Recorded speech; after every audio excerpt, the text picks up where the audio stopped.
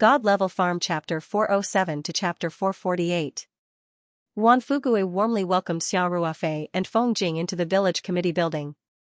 Then, he quickly instructed the village accountant to pour tea for them. Today, several leaders of the village were called to the village committee by Ruan Fugui.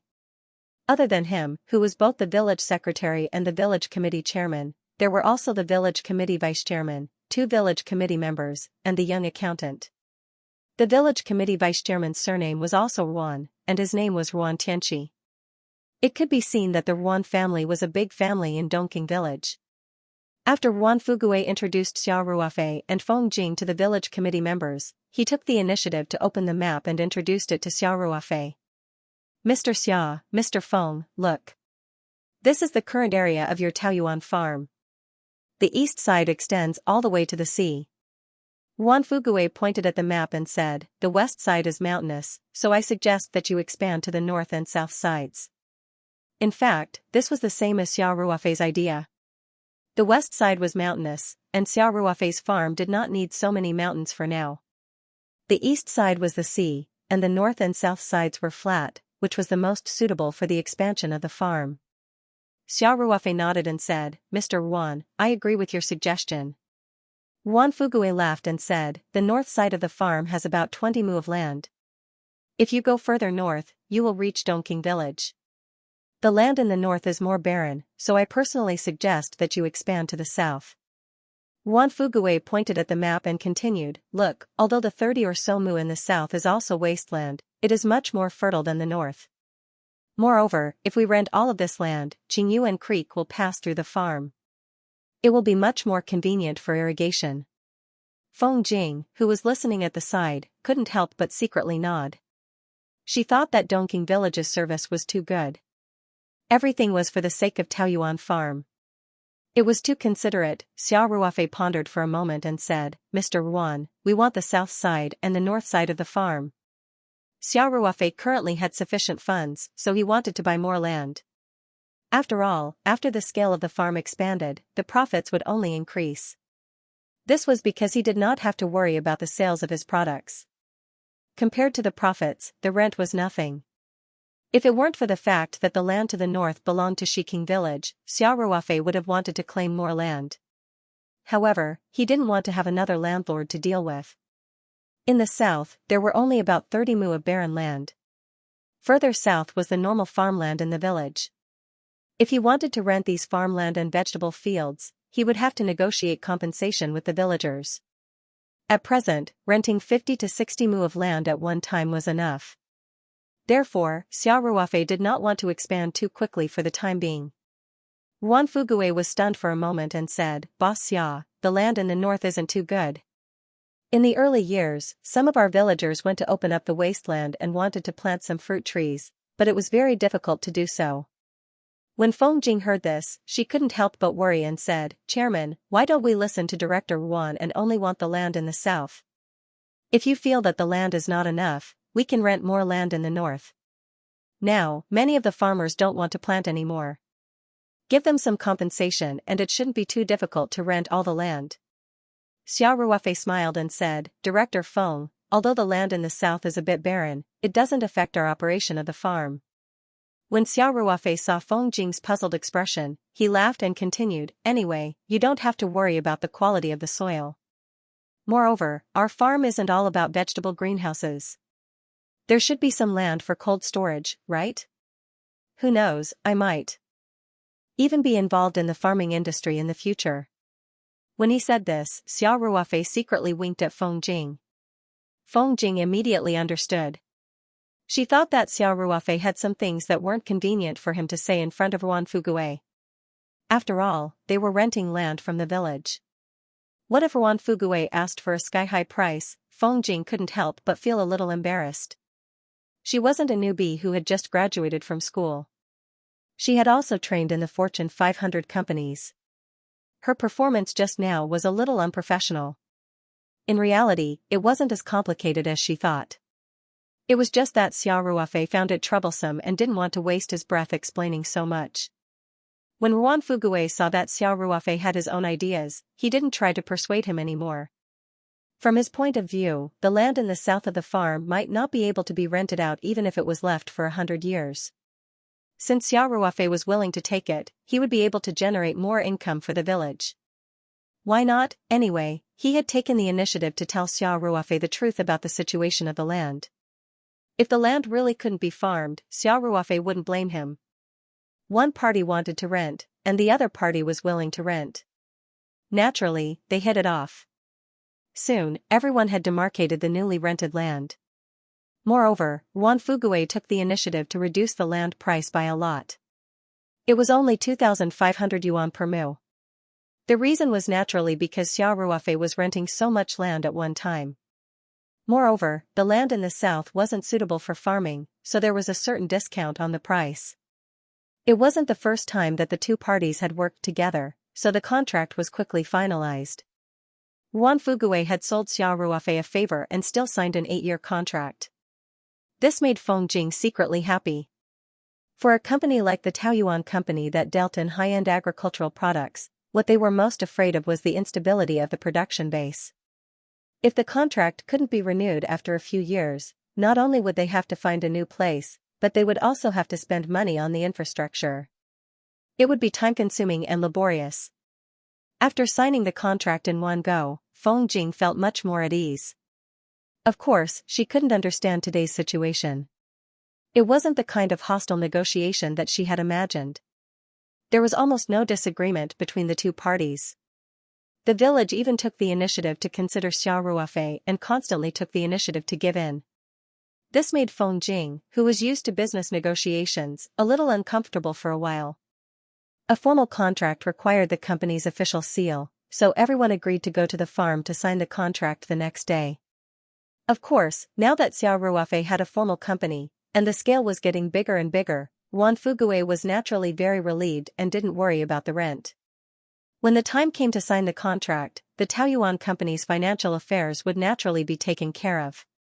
This kind of specific matter definitely didn't need Xiao Ruofei to worry about. After they finished talking about business, it was almost time for lunch. Yuan Fuguei warmly invited Xiao Ruofei, Feng Jing, and a few village committee members to his house for lunch. Xiao Ruofei didn't decline and brought Feng Jing to Yuan Fuguei's house. He also took a few bottles of Zui Ba Xian from the car. Of course, taking them from the car was just for show. In reality, he took them from the Ringtu space. During the meal, Xiao Ruofei, Yuan Fuguei, and the others toasted and drank happily. He was originally from the military, so he loved eating meat and drinking wine. Yuan Fuguei and the others were also uncouth people. Xiao Ruofei's forthright behavior was to their liking, so they all came over to toast. Now, if any man in Dongqing village worked in Taoyuan farm, he would be superior in the village. The villagers were all close, and everyone had a lot of relatives. Therefore, Yuan Fuguei also took advantage of the alcohol to ask Xiao Ruofei to take care of them the next time they recruited workers. Xiao Ruofei readily agreed. In any case, the people recruited in the village were all workers who did concrete work and didn't have much skill. As long as their character was good, it didn't matter who they recruited. Xiao Ruofei was just doing them a favor. He wasn't that pedantic. Moreover, Yuan Fuguei and the others were considered the leaders of Dongqing village. They were the standard local bullies. The Taoyuan company's vegetable farm was in Dongqing village. Being on good terms with them was naturally very beneficial. A county official was better than a local official. In many things in Dongqing village, Yuan Fuguei was even more useful than Wu Liqian. Xiao Ruofei drank freely, so Feng Jing naturally didn't touch a single drop. Yuan Fuguei and the other uncouth people couldn't persuade Feng Jing to drink, so they focused on Xiao Ruofei. This family banquet was a joyous one for both the host and the guests. Feng Jing supported Xiao Ruofei, whose footsteps were a little shaky, and said goodbye to Yuan Fuguei and the others. After helping Xiao Ruofei into the car, she drove the pickup truck and left Dongqing village. The car drove on the village road. In the distance, the lush Taoyuan farm could be seen. Feng Jing drove seriously. Suddenly, Xiao Ruofei, who was beside her, asked, "Director Feng, how was the job fair yesterday?" Feng Jing was startled by Xiao Ruofei's sudden words. Her hands couldn't help but tremble. She quickly steadied the steering wheel and turned her head to look at Xiao Ruofei. She saw that Xiao Ruofei was in high spirits, and his eyes were clear and spirited. There wasn't a trace of drunkenness. "Chairman, you're not drunk?"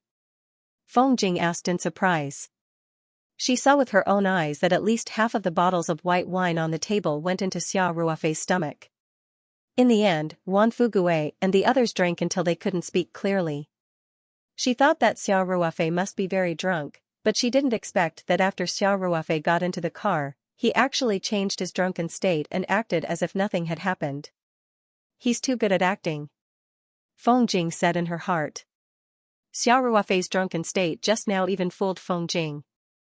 Xiao Ruofei smiled slightly and said, "I didn't drink much today. Maybe it's because I was a soldier and my alcohol tolerance is good." Feng Jing pursed her lips and smiled. "Chairman, your alcohol tolerance is so good. In the future, if there are any business gatherings, you have to take the lead." Xiao Ruofei waved his hand and said, "I hate business gatherings the most. A group of people who don't know each other, trying to get others drunk. It's not interesting at all." Feng Jing chuckled and said, "Huaxia's alcohol culture is like this. How can business be done without business gatherings?" Xiao Ruofei said calmly, "Then let's make our company a giant. In the business world, only others will beg us, and we won't have to beg others. Then we won't have to drink, right?" Feng Jing was stunned and said, "That makes sense. It seems that I have a long way to go." Xiao Ruofei laughed and said, "Think about the dividends I promised you. Then you'll be motivated." Feng Jing couldn't help but laugh and said, "Yes. In order to achieve my dream of becoming a rich woman, I have to work hard to earn money for you, the capitalist." Xiao Ruofei said cheerfully, "Although I didn't give you any shares, as long as you don't leave the company, you'll still get the dividends. So you can think of it as working for yourself. This way, you'll be more motivated." Boss, you're really good," Feng Jing joked. "Oh right, you haven't said anything about the job fair." "It's about the same as what we expected. I've already selected about 20 people yesterday and sent them an interview notice." Feng Jing said seriously, "I'm going to hire about 10 people first. Then I'll choose another 5 to 8 people from the people who submitted their resumes to us on the recruitment website. This way, the company's administrative team will be formed." Xiao Ruofei nodded approvingly and said, "I'm not worried about you. Manager Feng, we're still short of 2 directors. Don't forget to hurry up and find them." "I know. I've been trying to contact them recently," Feng Jing said and then asked, "Chairman, tomorrow's interview will be held in the company's meeting room. It'll start at 9 a.m. Can you come and check it out?" Xiao Ruofei waved his hand and said, "I'm not going to join in the fun. The administrative team is to serve you, the general manager. You have full authority over the candidates. I've said before that I'll give you the most autonomy." Feng Jing was very pleased with Xiao Ruofei's trust. She nodded and said, "Thank you, Chairman." Xiao Ruofei smiled and waved his hand and said, "When you interview the finance staff, remember to call Peng Hao. After all, you'll be his subordinate in the future." "Don't worry. I'll call him even if you don't say it," Feng Jing said with a smile. "Oh right, Director Wan will come over tomorrow to sign the contract. I might not be in the office, but I'll definitely be in the farm." Xiao Ruofei said, "Remember to receive them and inform me immediately." "Understood," Feng Jing said. After returning to the farm, Feng Jing went into her office to prepare for the interview. Now she was almost a general without an army. Except for some physical work such as setting up the venue, she could ask Lei Hu and the other security guards to help. She basically had to do everything herself, so she was quite busy. But when the staff was in place, she should be able to relax a little. Xiao Ruofei went straight back to the villa. Not long after he entered the house, Lei Hu took the initiative to come to the door. "Brother Xia, I'm reporting to you that I've safely sent sister-in-law to the company," Lei Hu said. Xiao Ruofei nodded and said, "Good, thank you for your hard work." "Oh, right. From today onwards, the alarm is lifted." Xiao Ruofei said, "Hong Tao doesn't have to work so hard to set up the surveillance. You can just keep working as usual." Lei Hu was a little surprised. "The alarm is lifted?" We're still holding back to catch a few people who don't have eyes and teach them a lesson. Xiao Ruofei laughed and scolded, nonsense. You're still looking forward to something happening on the farm every day? That's not it. Lei Hu laughed and scratched his head. Okay, go back to work. Xiao Ruofei waved and said. Yes. Lei Hu puffed out his chest and stepped out. Wait. Xiao Ruofei called again. Lei Hu stopped and turned back to ask, Brother Xia, do you have any other instructions? Huzi, the farm is going to be expanded soon. In the future, our farm may be 3 or 4 times bigger than it is now. Your burden will be heavier. Xiao Ruofei said, so, when you go back, tell Hong Tao, Xiao Jun, and the others to contact their former comrades. It's time for the company's security department to expand.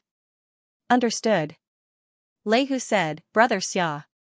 We'll hurry up and contact them. Don't worry. Lei Hu scratched his head and said, Brother Xia, I'm really not familiar with this. During the joint exercise, our mission was to defend the front command post.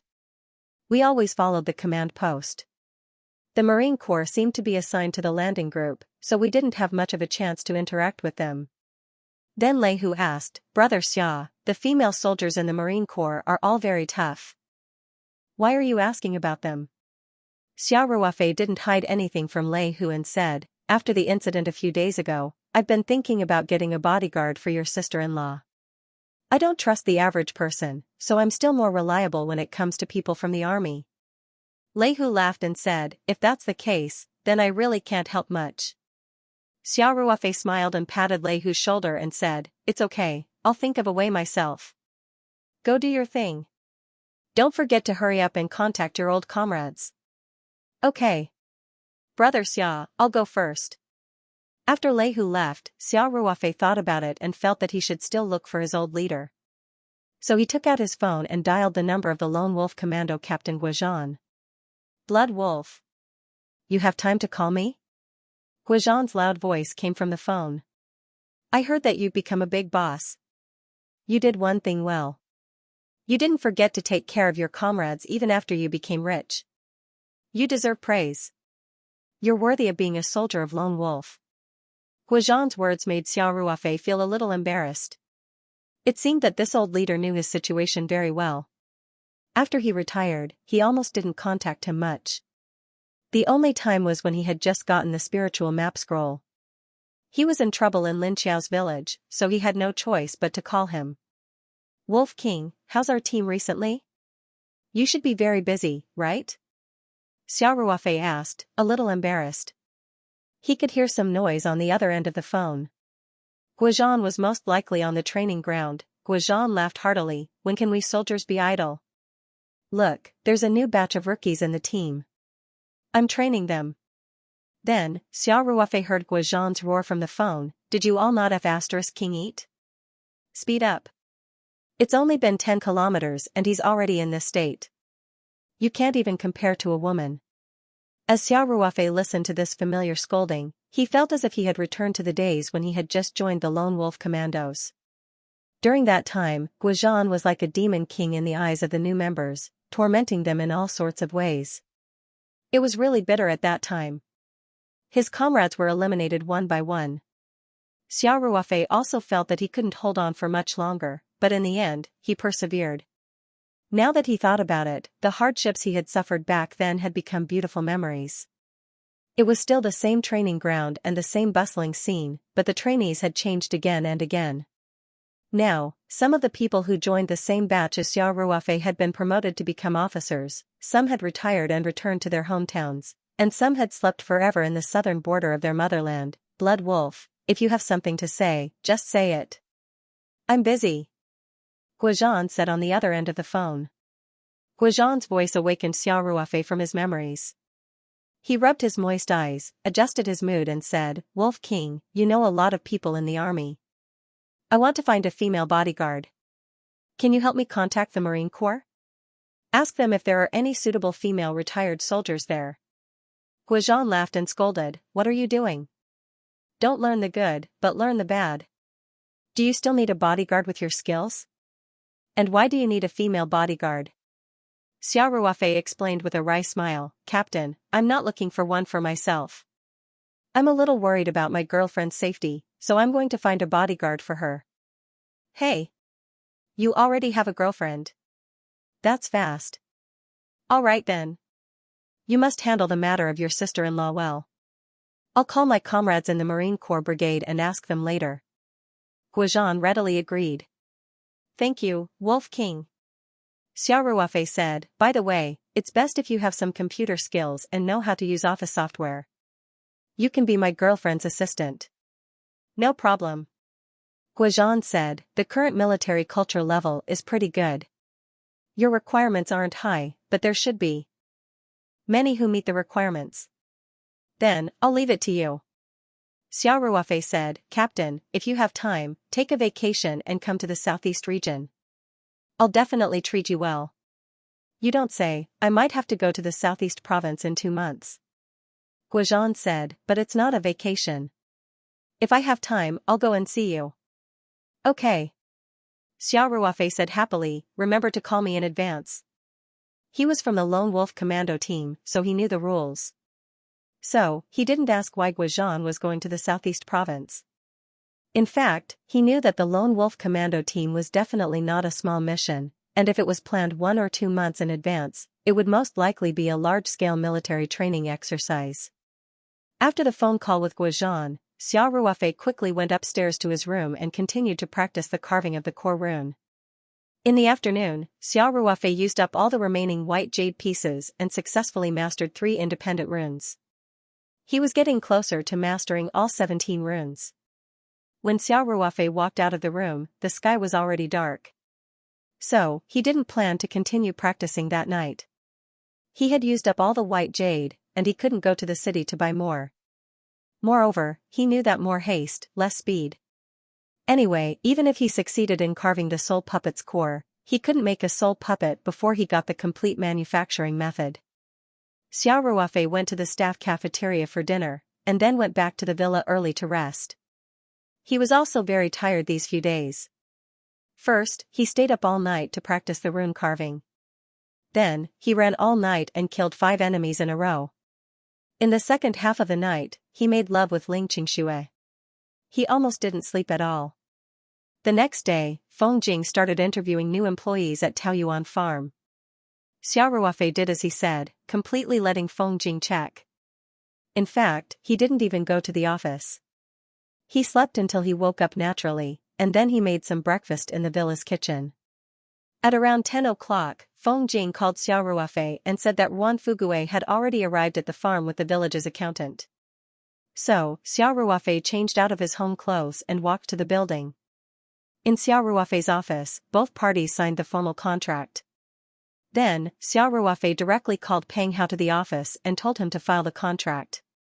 He also told him not to forget to transfer the rent to the village's account on time according to the contract. Ruan Fugue also took the initiative to say that he would organize the villagers to demarcate the boundaries of Taoyuan Farm's newly rented land and make some simple signs and fences. Originally, Xiao Ruofei wanted to invite Ruan Fugue and the village's accountant to eat at the farm. After all, they had treated him very well yesterday, and he wanted to return the favor. However, Ruan Fugue said that he had something to do at home, so he declined Xiao Ruofei's invitation. Xiao Ruofei saw that Ruan Fugue didn't seem to be polite, so he guessed that there really was something urgent at home. After all, the village leaders weren't official civil servants. They had to farm and fish like the villagers. At this time of the year, every family was very busy. So, Xiao Ruofei politely sent Ruan Fugue downstairs. After the lease contract was signed, the scope of Taoyuan Farm directly expanded to more than 3 times its original size. Now, there were dozens of acres of land in the north and south. The production capacity problem would soon be solved.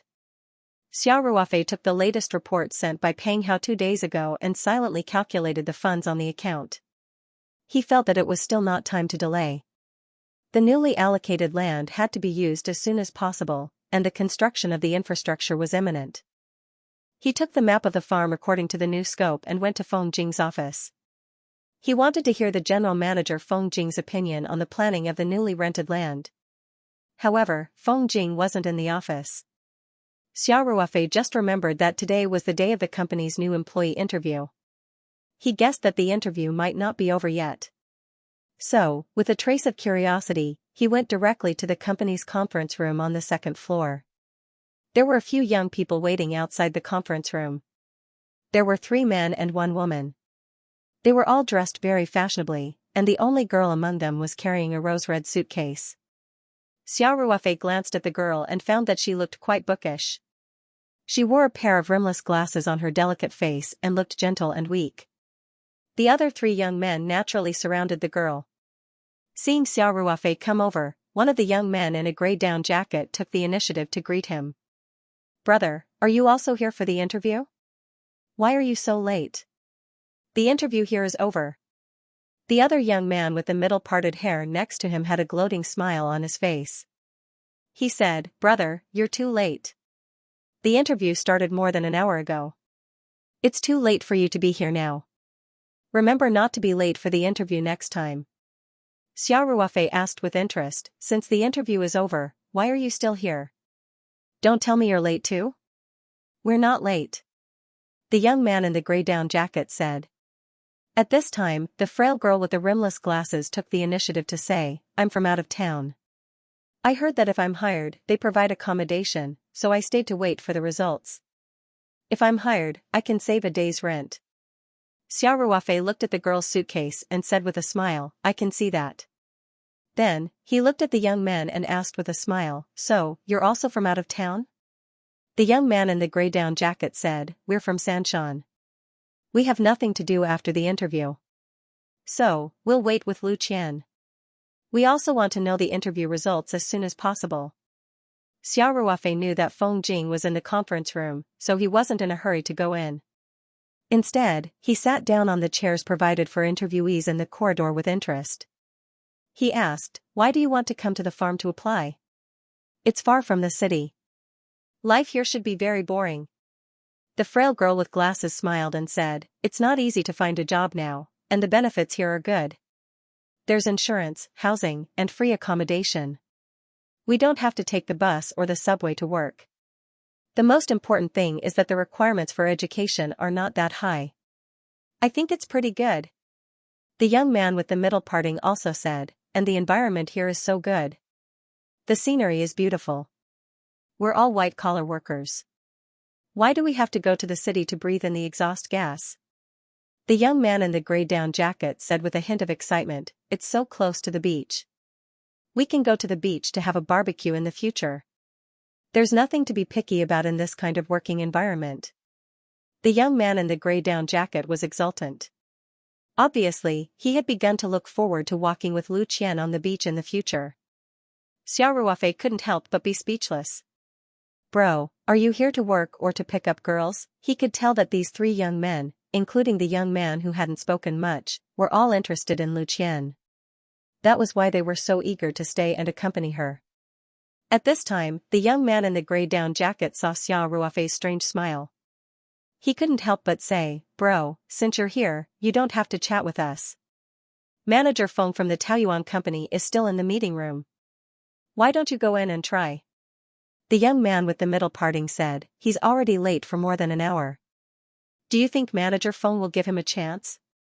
How do you know if you don't try?" Lu Qian also said enthusiastically, "You go in and talk to Manager Feng. Just say that you're lost or stuck in a traffic jam.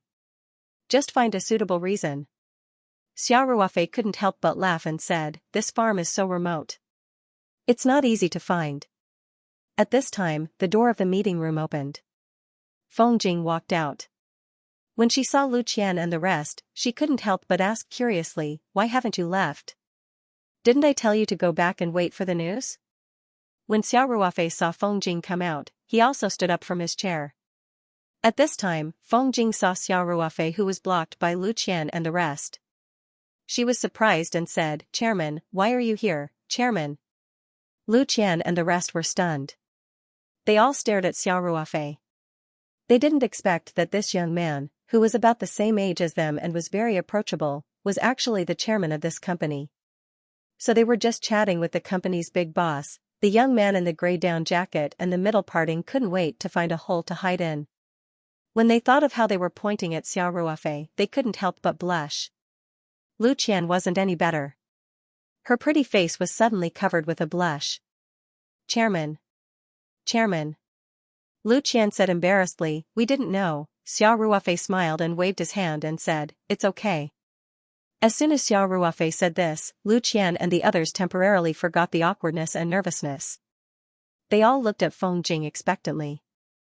Feng Jing looked at Lu Qian and the others faintly, and then said to Xiao Ruofei, Chairman, I have finished the preliminary admission list, but I haven't had time to report it to you, so, Xiao Ruofei smiled and waved his hand and said, you have full authority to decide on the recruitment. You can decide. Then Xiao Ruofei pointed at Lu Qian and said, she came from another city for the interview.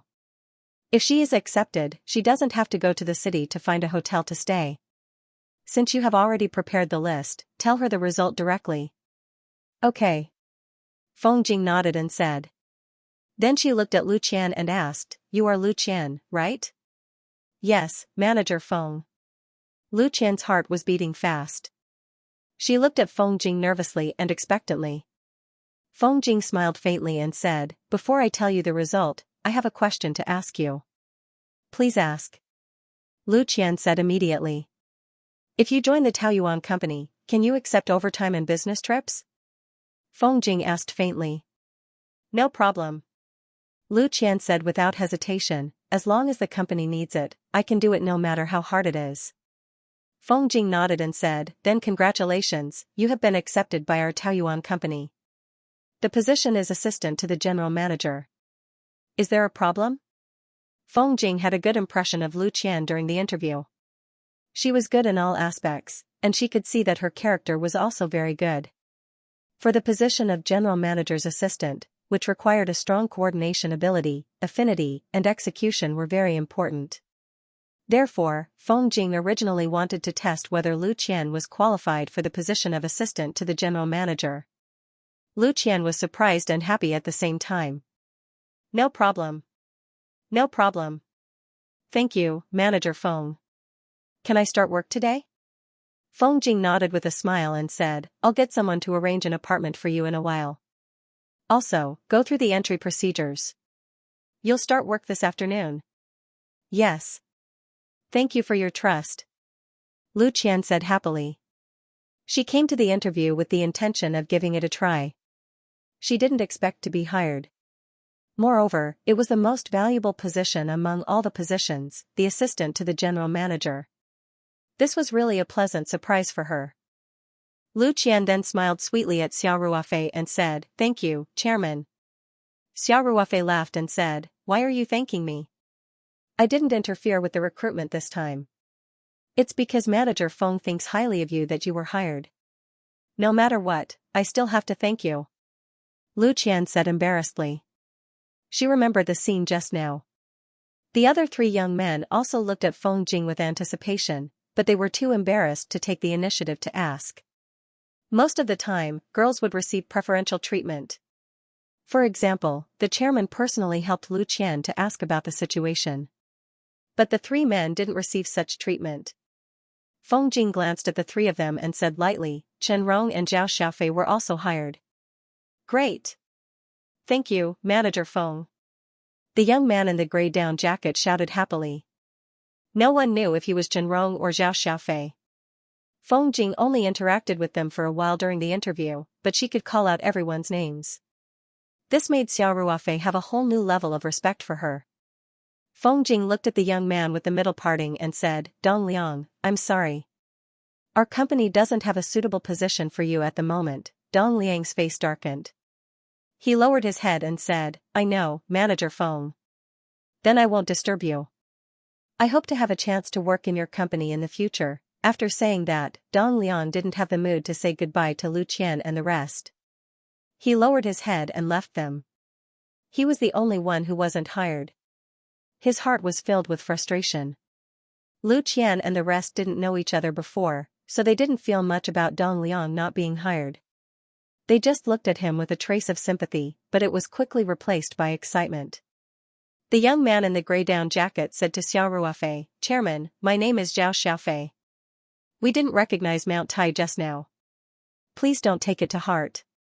Xiao Ruofei smiled gently and said, those who don't know can't be blamed. Besides, you didn't offend me in any way. Weren't you very enthusiastic to help me, the late interviewee, just now? Lu Qian and the rest laughed embarrassedly. Zhao Xiaofei hesitated for a while and asked, Chairman, can we also enjoy the company's apartments? Xiao Ruofei laughed and said, the company's regulations state that local employees can't enjoy a complete set of apartments. But we can provide a group dormitory for you to use during your lunch break. Of course, you can also stay over at night. Dormitory is fine too. Zhao Xiaofei said happily, otherwise, we will have to travel from the city to work every day. Not to mention wasting time on the road, we can't afford the fuel. Feng Jing knew that Xiao Ruofei must have something to talk to her about, so she said, you all can go to the finance office to look for Director Peng and ask him to arrange accommodation for you all. You can go through the paperwork in the afternoon. Yes, Manager Feng. Lu Qian and the rest happily went to look for Peng Hao. Feng Jing smiled at Xiao Ruofei and said, Chairman, do you have any instructions? Xiao Ruofei smiled and said, I want to talk to you about the next step of the farm's infrastructure. I want to hear your opinion. By the way, did the interview go well today?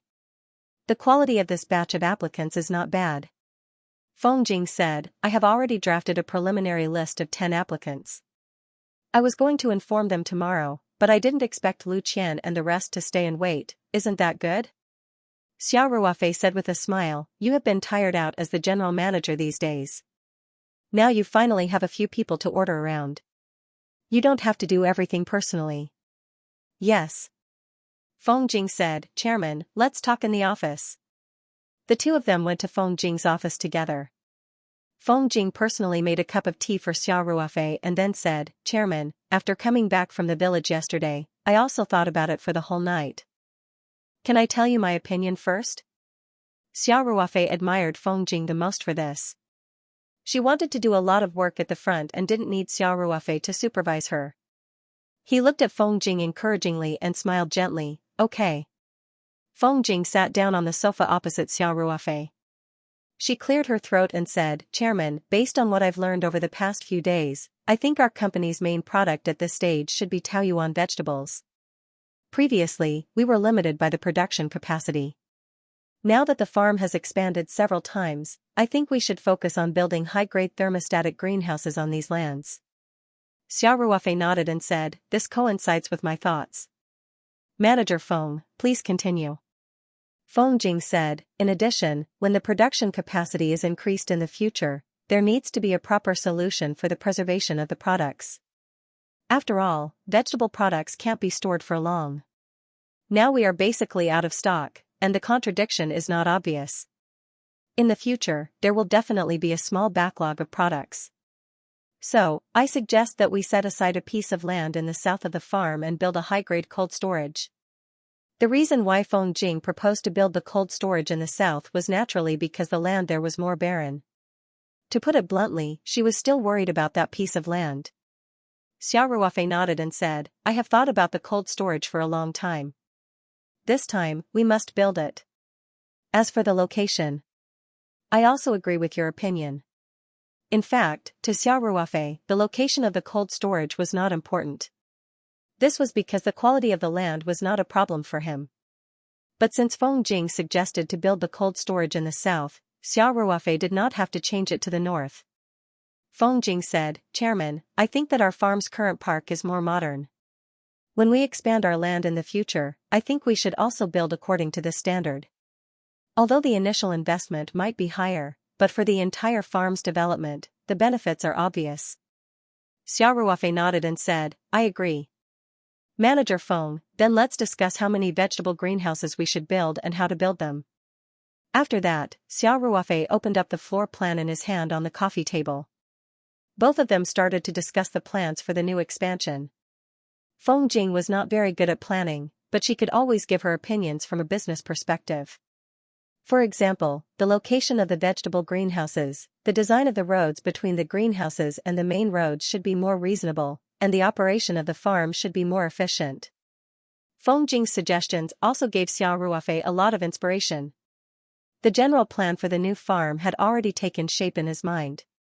Both of them chatted until lunchtime, and then they went to the staff cafeteria on the first floor for lunch. Xiao Ruofei met Lu Qian and the other two in the staff cafeteria. They had already applied for lunch cards with Peng Hao's help. Of course, lunch was free, and they did not need to pay. When the three new employees saw the two big bosses of the company, they quickly stood up and greeted them. Xiao Ruofei did not put on airs. He smiled and greeted the three of them. He even ordered lunch and sat at the same table as them. At the same time, he also asked them how they were settling in and if they had any difficulties. Lu Qian and the other two were very satisfied with the company's benefits, especially Lu Qian. She was assigned a brand new apartment with all kinds of facilities.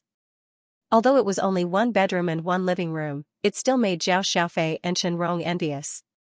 Of course, even Zhao Xiaofei and Chen Rong, who lived in a four-person dormitory, were also very satisfied with the company's conditions. Xiao Ruofei casually gave them a few words of encouragement.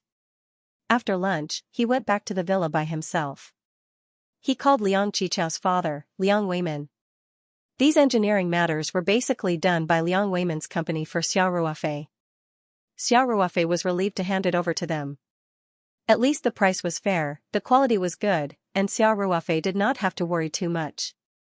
Hearing that Xiao Ruofei's farm had expanded several times, Liang Weimin naturally congratulated him again and again. As for Xiao Ruofei's request for infrastructure construction, Liang Weimin immediately agreed very readily. Liang Weimin also promised Xiao Ruofei that he would not make a single cent, and that he would complete the project with the fastest speed, the highest standards, and the best quality. Xiao Ruofei expressed his gratitude to Liang Weimin and also made an appointment with him to send someone to inspect the site tomorrow and try to come up with a design plan as soon as possible. Liang Weimin immediately said that he would send Manager Li, who was in charge of another project, over. Manager Li had already helped Xiao Ruofei with 2 projects. The cooperation between the two sides had been very pleasant. After the phone call, Xiao Ruofei drove back to the city to buy hundreds of pieces of inferior white jade. The owners of the jade market almost sold out all the low-end goods in their stores. Many of the jade materials that had been in the store for several years were all bought by Xiao Ruofei this time. Although the price was very low, the owners were still very happy. No matter how small a mosquito was, it was still meat. What's more, Xiao Ruofei had bought so much, and the transaction amount was more than a few tens of thousands. Xiao Ruofei felt that it might not be easy for him to find so much inferior white jade in the jade market. However, he estimated that after this batch of white jade was used up, he should be able to master all 17 independent runes. At that time, he wouldn't need it anymore. After buying back the white jade, Xiao Ruofei went back to his villa and prepared to continue practicing rune engraving. Just as he took out a bag full of white jade from the space, the phone in his pocket rang. Xiao Ruofei took out his phone and saw that it was his future father-in-law, Ling Xiaotian, calling.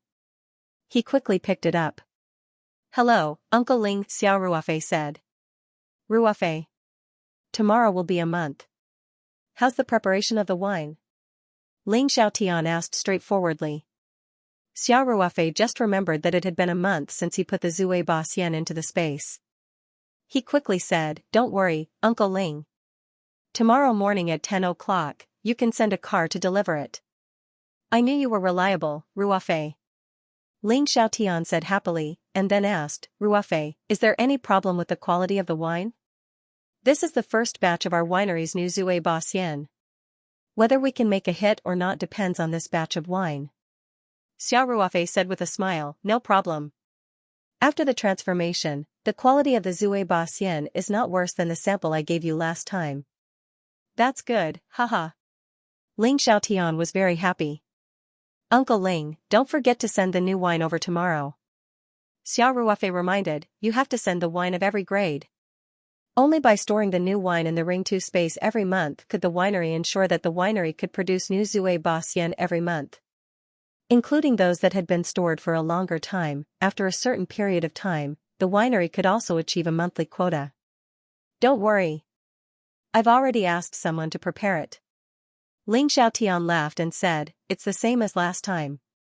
Different grades of wine use different wine jars, and there are date labels on them. You'll know when you see it." "Oh?" Ruofei, tell me. Ling Xiaotian said with great interest. Xia Ruofei said, Uncle Ling, I suggest that we print a batch number on the packaging of our new Drunken 8 Immortals. That way, we can clearly tell which batch a bottle of wine came from. Ling Xiaotian was a little puzzled and asked, Ruofei, is there a need to pay attention to this? Xia Ruofei smiled and said, Uncle Ling, the wine sent to me by the winery has been improved by us. Although the overall quality can be maintained at an average level, it's not from the production line. So, it's very likely that a batch or a few batches of wine are particularly good. Ling Xiaotian understood as soon as she heard this and quickly said, I understand. With the batch number, these wines are equivalent to having an ID card. In the future, it'll be like a certain year of Maotai. Who knows, it might even be sold at a sky-high price. Xia Ruofei laughed and said, this method is more similar to red wine. For example, almost everyone in Huaxia knows about the 1982 La Fight. The quality of red wine was largely affected by the grapes. The precipitation and light intensity were different from year to year, so objectively speaking, the wine produced in a certain year would taste better. Of course, the 1982 La Fight was definitely a very precious red wine. However, in Huaxia, it had become a tool for some nouveau riche to show off their wealth. In fact, many of the upper-class people who really knew about wine didn't necessarily like it. For example, Ma Xiong was particularly fond of the wine from the Gushirtu winery. He had no interest in the La Fight. Xia Ruofei continued, Uncle Ling, I suggest that we put a batch number on our white wine. It's not to make money. I just think that this is a very good gimmick. If a batch of wine is really excellent, there will definitely be speculators following it. This is free publicity for our winery. No amount of paid posters will have a better effect than this. Ling Xiaotian laughed happily and said, that makes sense. This is worth it. I'll immediately arrange for someone to redesign the wine label. Xia Ruofei reminded again, Uncle Ling, we have to pay attention to the anti-counterfeiting work now. Now, many well-known liquor use anti-counterfeiting QR codes, which can be used to track back the liquor's origin, batch, and other information. I think we can learn from this and get it done in one go. Ling Xiaotian pondered for a moment and said, okay, I'll ask the winery to understand the relevant technology. After this batch of liquor is brought back, we still need to fill it. If we have enough time, we'll change to a new liquor label with an anti-counterfeiting QR code. Yes. If we really can't make it in time, we can use the current packaging to distribute this batch. Xia Ruofei said. It's just one batch, so it shouldn't matter much. Xia Ruofei chatted with Ling Xiaotian about the winery for a while before hanging up. He switched his phone to silent mode, then took out a piece of white jade from his bag.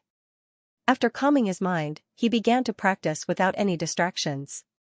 For the whole afternoon, Xia Ruofei locked himself in his room and practiced hard. He didn't go to the cafeteria for dinner. Instead, he made a bowl of noodles in his room and continued to practice with the white jade. It wasn't until 2 o'clock in the morning that Xia Ruofei showed a hint of fatigue and put down the carving knife and white jade in his hands. After practicing for half a day, he mastered the carving of 2 independent runes. These 17 independent runes became more complicated and more difficult as he progressed. Xia Ruofei was very satisfied that he could reach this level in such a short time. There were only 2 more complicated runes left. Although Xia Ruofei wanted to continue, he also knew that more haste, less speed. After practicing for so long today, he had been continuously using his spiritual power.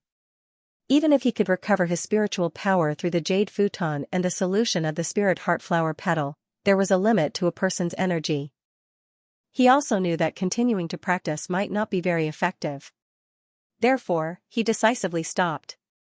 Anyway, there was still a lot of time. He just had to do it step by step. The effect would definitely be better if he practiced again after recuperating. Xia Ruofei went to the bathroom to wash up and then fell asleep. The next day, he was woken up by his phone's alarm clock. After retiring, the biological clock that he developed in the army slowly deteriorated. After all, life was not as regular as it was in the army. After staying up for the night, it was normal to sleep a little later in the morning. Of course, he still had something to do today, so he carefully set the alarm clock to prevent himself from oversleeping. When Xiao Ruofei arrived at the staff cafeteria, Feng Jing, Lu Qian, and the others were also having breakfast. Today was the first day of work for the 3 employees who arrived first. The 3 young people were very excited. When they saw Xiao Ruofei, they hurriedly greeted him. Xiao Ruofei was not arrogant, so he greeted them with a smile. He also ate the same simple porridge, steamed buns, and pickled vegetables as the other employees. He took the initiative to sit at the employees' table and chatted with them while eating. Feng Jing gradually understood Xiao Ruofei's character. She knew that Xiao Ruofei was most likely going to be a hands-off boss. It was not strange for him to not appear in the office for a few days. Therefore, she also made use of the breakfast time to briefly report to Xiao Ruofei about her work. Feng Jing already had 3 employees under her. Today, they would work under Feng Jing's leadership. First, they would send out the employment notice. Other than Lu Qian and the other 2, there were 7 other employees who were hired. These people would also come to report after receiving the notice. Feng Jing mainly focused on contacting her old friends, hoping to recruit the right administrative director and marketing director for the company. After Xiao Ruofei heard this, he nodded and said, "Manager Feng, you can work according to your own ideas. I will not interfere too much. Also, regarding the construction of the farm's infrastructure, I have already contacted the construction team. Today, the project manager will bring people to do the preliminary survey. When the time comes, you will come with me. I will introduce you to each other. In the future, the specific matters of the construction project will be handled by you." These tedious tasks were very annoying for Xiao Ruofei. Therefore, he took the opportunity to push the work to Feng Jing. Feng Jing did not reject it at all. On the contrary, she was very happy that Xiao Ruofei trusted her so much. She happily accepted it. Xiao Ruofei was almost done eating. He stood up and said, "I have to go to the city in the morning. If Manager Li comes, ask him to wait in my office for a while." "Oh. Okay," Feng Jing said with a strange expression. She subconsciously felt that it was not appropriate to leave the project manager aside. However, after this period of contact, she also knew that Xiao Ruofei's style of doing things was like this, including in Dongqing village. Many times, he could not be understood by common sense. Therefore, Feng Jing did not raise any questions. She only hesitated for a while before agreeing. Xiao Ruofei got up and left the staff cafeteria. He drove straight to the warehouse he rented in the city. When he arrived at the warehouse, there was still an hour before the appointed time between him and Ling Xiaotian. Xiao Ruofei was also worried that Ling Xiaotian would be in a hurry and ask someone to come early. Therefore, he deliberately left a lot of room. After he entered the warehouse, he immediately closed the doors and windows. Then, he sank his mind into the Ring 2 space. He accurately took out large wine jars from the space and neatly placed them in the warehouse. As for the wine jars that needed to be stored for a longer period of time, they remained in the space. After a while, the originally empty warehouse was filled with densely packed large wine jars. Although the jars were sealed tightly, it was inevitable that there was a faint smell of wine floating in the air. Because of the difference in the flow of time between the inside and outside, these wines had been stored in the space for almost 3 years. It should be known that the spiritual energy in the Ring 2 space was so dense that it had turned into a mist. After being stored in such a unique environment for 3 years, these wines must have been reborn. After preparing the wine, Xiao Ruofei had nothing else to do. The only thing left was to wait. He took out a recliner from the space and placed it near the warehouse door. Then, he lay on it and closed his eyes to rest. Xiao Ruofei and Ling Xiaotian had agreed to meet at 10 o'clock in the morning.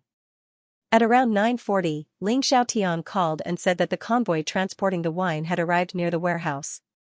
Xiao Ruofei stood up and put the recliner into the space. Then, he opened the warehouse door and walked out. After a while, the convoy led by Ling Xiaotian arrived. These trucks were loaded with a new batch of wine. After Xiao Ruofei's improvement, they could be directly filled with the new 8 drunken immortals. This was the first batch of the new 8 drunken immortals, so Ling Xiaotian attached great importance to it. It was estimated that she might not come in person in the future. However, Xiao Ruofei had to come in person every time. When he thought about it, he felt a little sad. He had to come once a month. Was this the legendary Aunt Flo? But on second thought, it was nothing more than once a month, and it could be done in a short time. Girls had to have their period for a few days every month. When the convoy stopped, the workers began to get busy. They had to unload the new wine from the trucks, load the wine from the warehouse, and finally move all the new wine into the warehouse. Xiao Ruofei and Ling Xiaotian stood on the side and talked. After a busy period, it was almost 12 o'clock. After sending off Ling Xiaotian and her convoy, Xiao Ruofei returned to the warehouse. Like a diligent worker ant, he put all the jars of wine into the ring 2 space. In addition to the 1-month batch of wine, there were also 3-month, 5-month, and 1-year batches. They were all packed with different styles of wine jars. Xiao Ruofei also arranged them in the ring 2 space according to the different years. After doing all this, Xiao Ruofei hurriedly locked the warehouse door and drove to Taoyuan Farm. When he was loading the trucks, Feng Jing called to say that Manager Li had already arrived at the farm. So, Xiao Ruofei also hurried back. After all, it was not good to let the manager wait for too long. When the car entered the city, Xiao Ruofei's phone rang. He picked it up and glanced at it quickly. It was an unfamiliar number. Xiao Ruofei frowned slightly and hung up. There were too many harassing phone calls these days, and he forgot to put on his Bluetooth headset when he went out today. It was not safe to answer the phone while driving on the highway. Xiao Ruofei threw the phone into the groove on the center console and continued to speed up to the farm. At this time, in the Criminal Investigation Branch of the city's Public Security Bureau, a beautiful policewoman with big breasts was so angry that she almost threw the phone in her hand. Qin Xiaoyu felt that ever since she met Xiao Ruofei, it had been an unlucky year. Even last time, because of Xiao Ruofei, Qin Xiaoyu had accidentally caught an A-level wanted criminal of the Ministry of Public Security, Zhao Zhishi, whose alias was Zhao He, but it didn't bring her much joy. On the contrary, it caused her a lot of anger. After Zhao He's identity was confirmed, Bureau Chief Chen Bo asked Qin Xiaoyu to contact the enthusiast who had helped to catch Zhao He, to honor the reward offered by the ministry. At that time, Qin Xiaoyu had contacted Xiao Ruofei through Lu Yu. She really didn't want to have too much contact with Xiao Ruofei, and Lu Yu had also replied to her that day, saying that she had already informed Xiao Ruofei. Qin Xiaoyu thought that this matter was over, and that she wouldn't have any interaction with Xiao Ruofei in the future. She didn't expect that Bureau Chief Chen Bo would call her to his office today and ask directly, "Captain Qin, why haven't you contacted the enthusiast who helped us catch Zhao Zhishi? The ministry's commendation order is about to come out, and the reward we promised hasn't been honored yet. How can this be?" Qin Xiaoyu was a little confused at that time and said, "I contacted him a few days ago. But he hasn't come to receive the reward yet. The publicity department has even arranged the award venue." Chen Bo's tone was a little dissatisfied. Qin Xiaoyu frowned slightly and said, "Bureau Chief, I told him a few days ago to contact the publicity department of the Public Security Bureau within 2 days. Otherwise, I won't wait for him. Since he hasn't come, maybe he doesn't care about the reward money. We don't have to send it to him." Chen Bo's face darkened and he said in a deep voice, "Nonsense. Is the reward promised by the Ministry of Public Security a joke? Little Qin, you're also a leading cadre, don't tell me you don't have a little political awareness. How can you ignore such a big matter with just a phone call? Maybe this comrade has noble character and unquestionable integrity, but the Public Security Bureau can't push the boat with the current. Otherwise, won't the courage of those brave people be disappointed? If we encounter similar things in the future, who will come forward bravely?" Chen Bo's face darkened and he talked a lot to Qin Xiaoyu. Qin Xiaoyu could only swallow her broken teeth and silently nodded. Chen Bo continued, "For this kind of thing, you should take the initiative to invite him. Also, we have to make it clear to that comrade that this is not only a matter of money, but also involves the credibility of the public security organ. I believe that as long as we are sincere enough and do our job well, that comrade will definitely understand."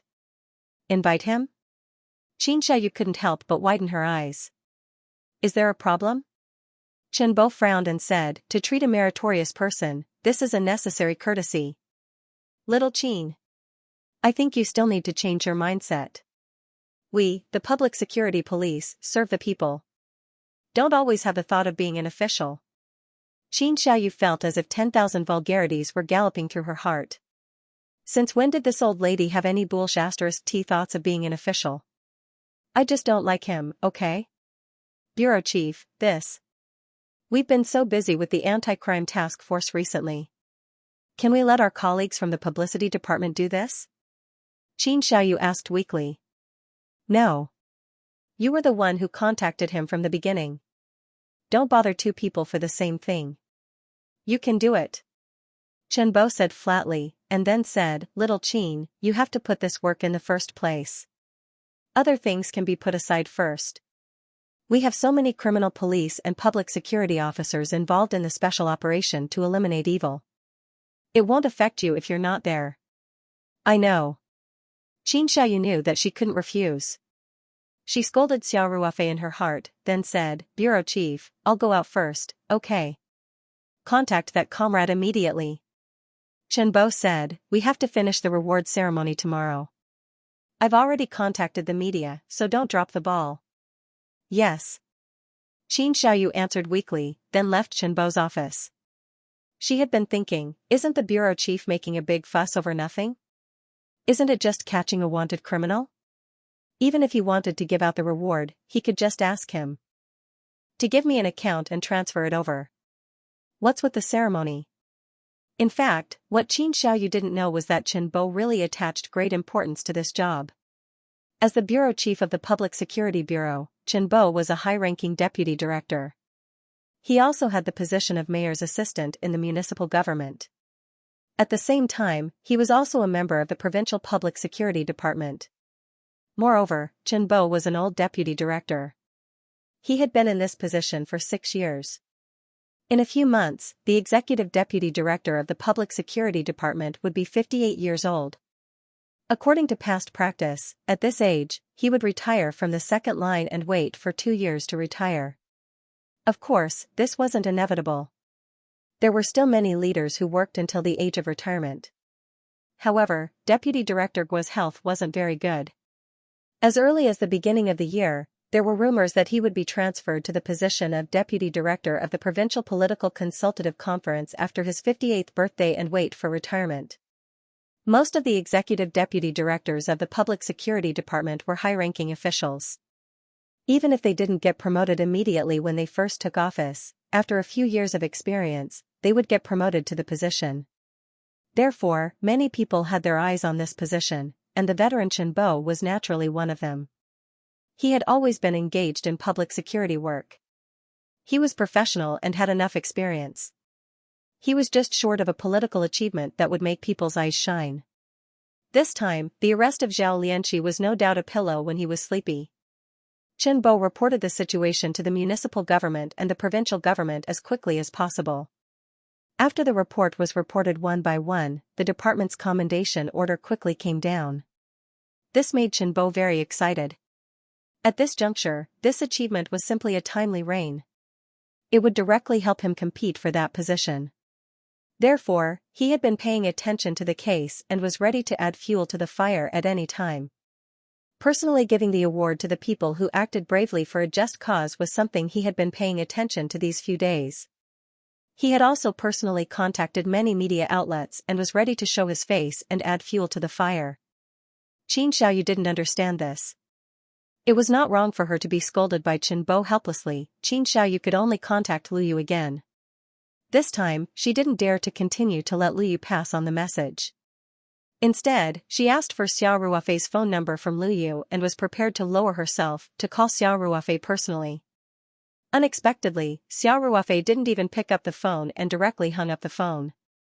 Xianxia had the urge to strangle Xiao Ruofei. However, Chenbo's words were still in her ears.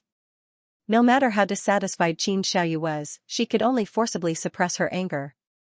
After taking a few deep breaths, she stabilized her emotions and called Xiao Ruofei again. Xiao Ruofei, who was driving, saw that it was the same number. Without thinking, he hung up and set this number to the blacklist. He also said to himself, the harassment calls nowadays are really persistent. After hanging up once, they still don't give up. Xianxia was going crazy. she said angrily, "I'll keep calling. I don't believe that you won't pick up the phone." After that, Xianxia pressed the redial button fiercely. "Sorry, the number you have dialed is turned off," a cold prompt came from the phone. In fact, this was the setting that Xiao Ruofei set on his phone. As long as the number that was blacklisted called, the voice response would always be turned off. There were many ways to set up the blacklist. His was not the most ruthless. One of the ways was that when the blacklisted number called, it would first connect and then quickly automatically hang up. Xianxia didn't know that her number had been blacklisted by Xiao Ruofei. She didn't believe it and called several times in a row. Every time, it was a turned-off prompt. She was so angry that she wanted to smash something. "Do I really have to personally go and ask him?" Xianxia said to herself. Chenbo's serious face appeared in her mind. Xianxia gloomily realized that she really had no other choice but to personally make a trip. The time limit set by Chenbo was too tight.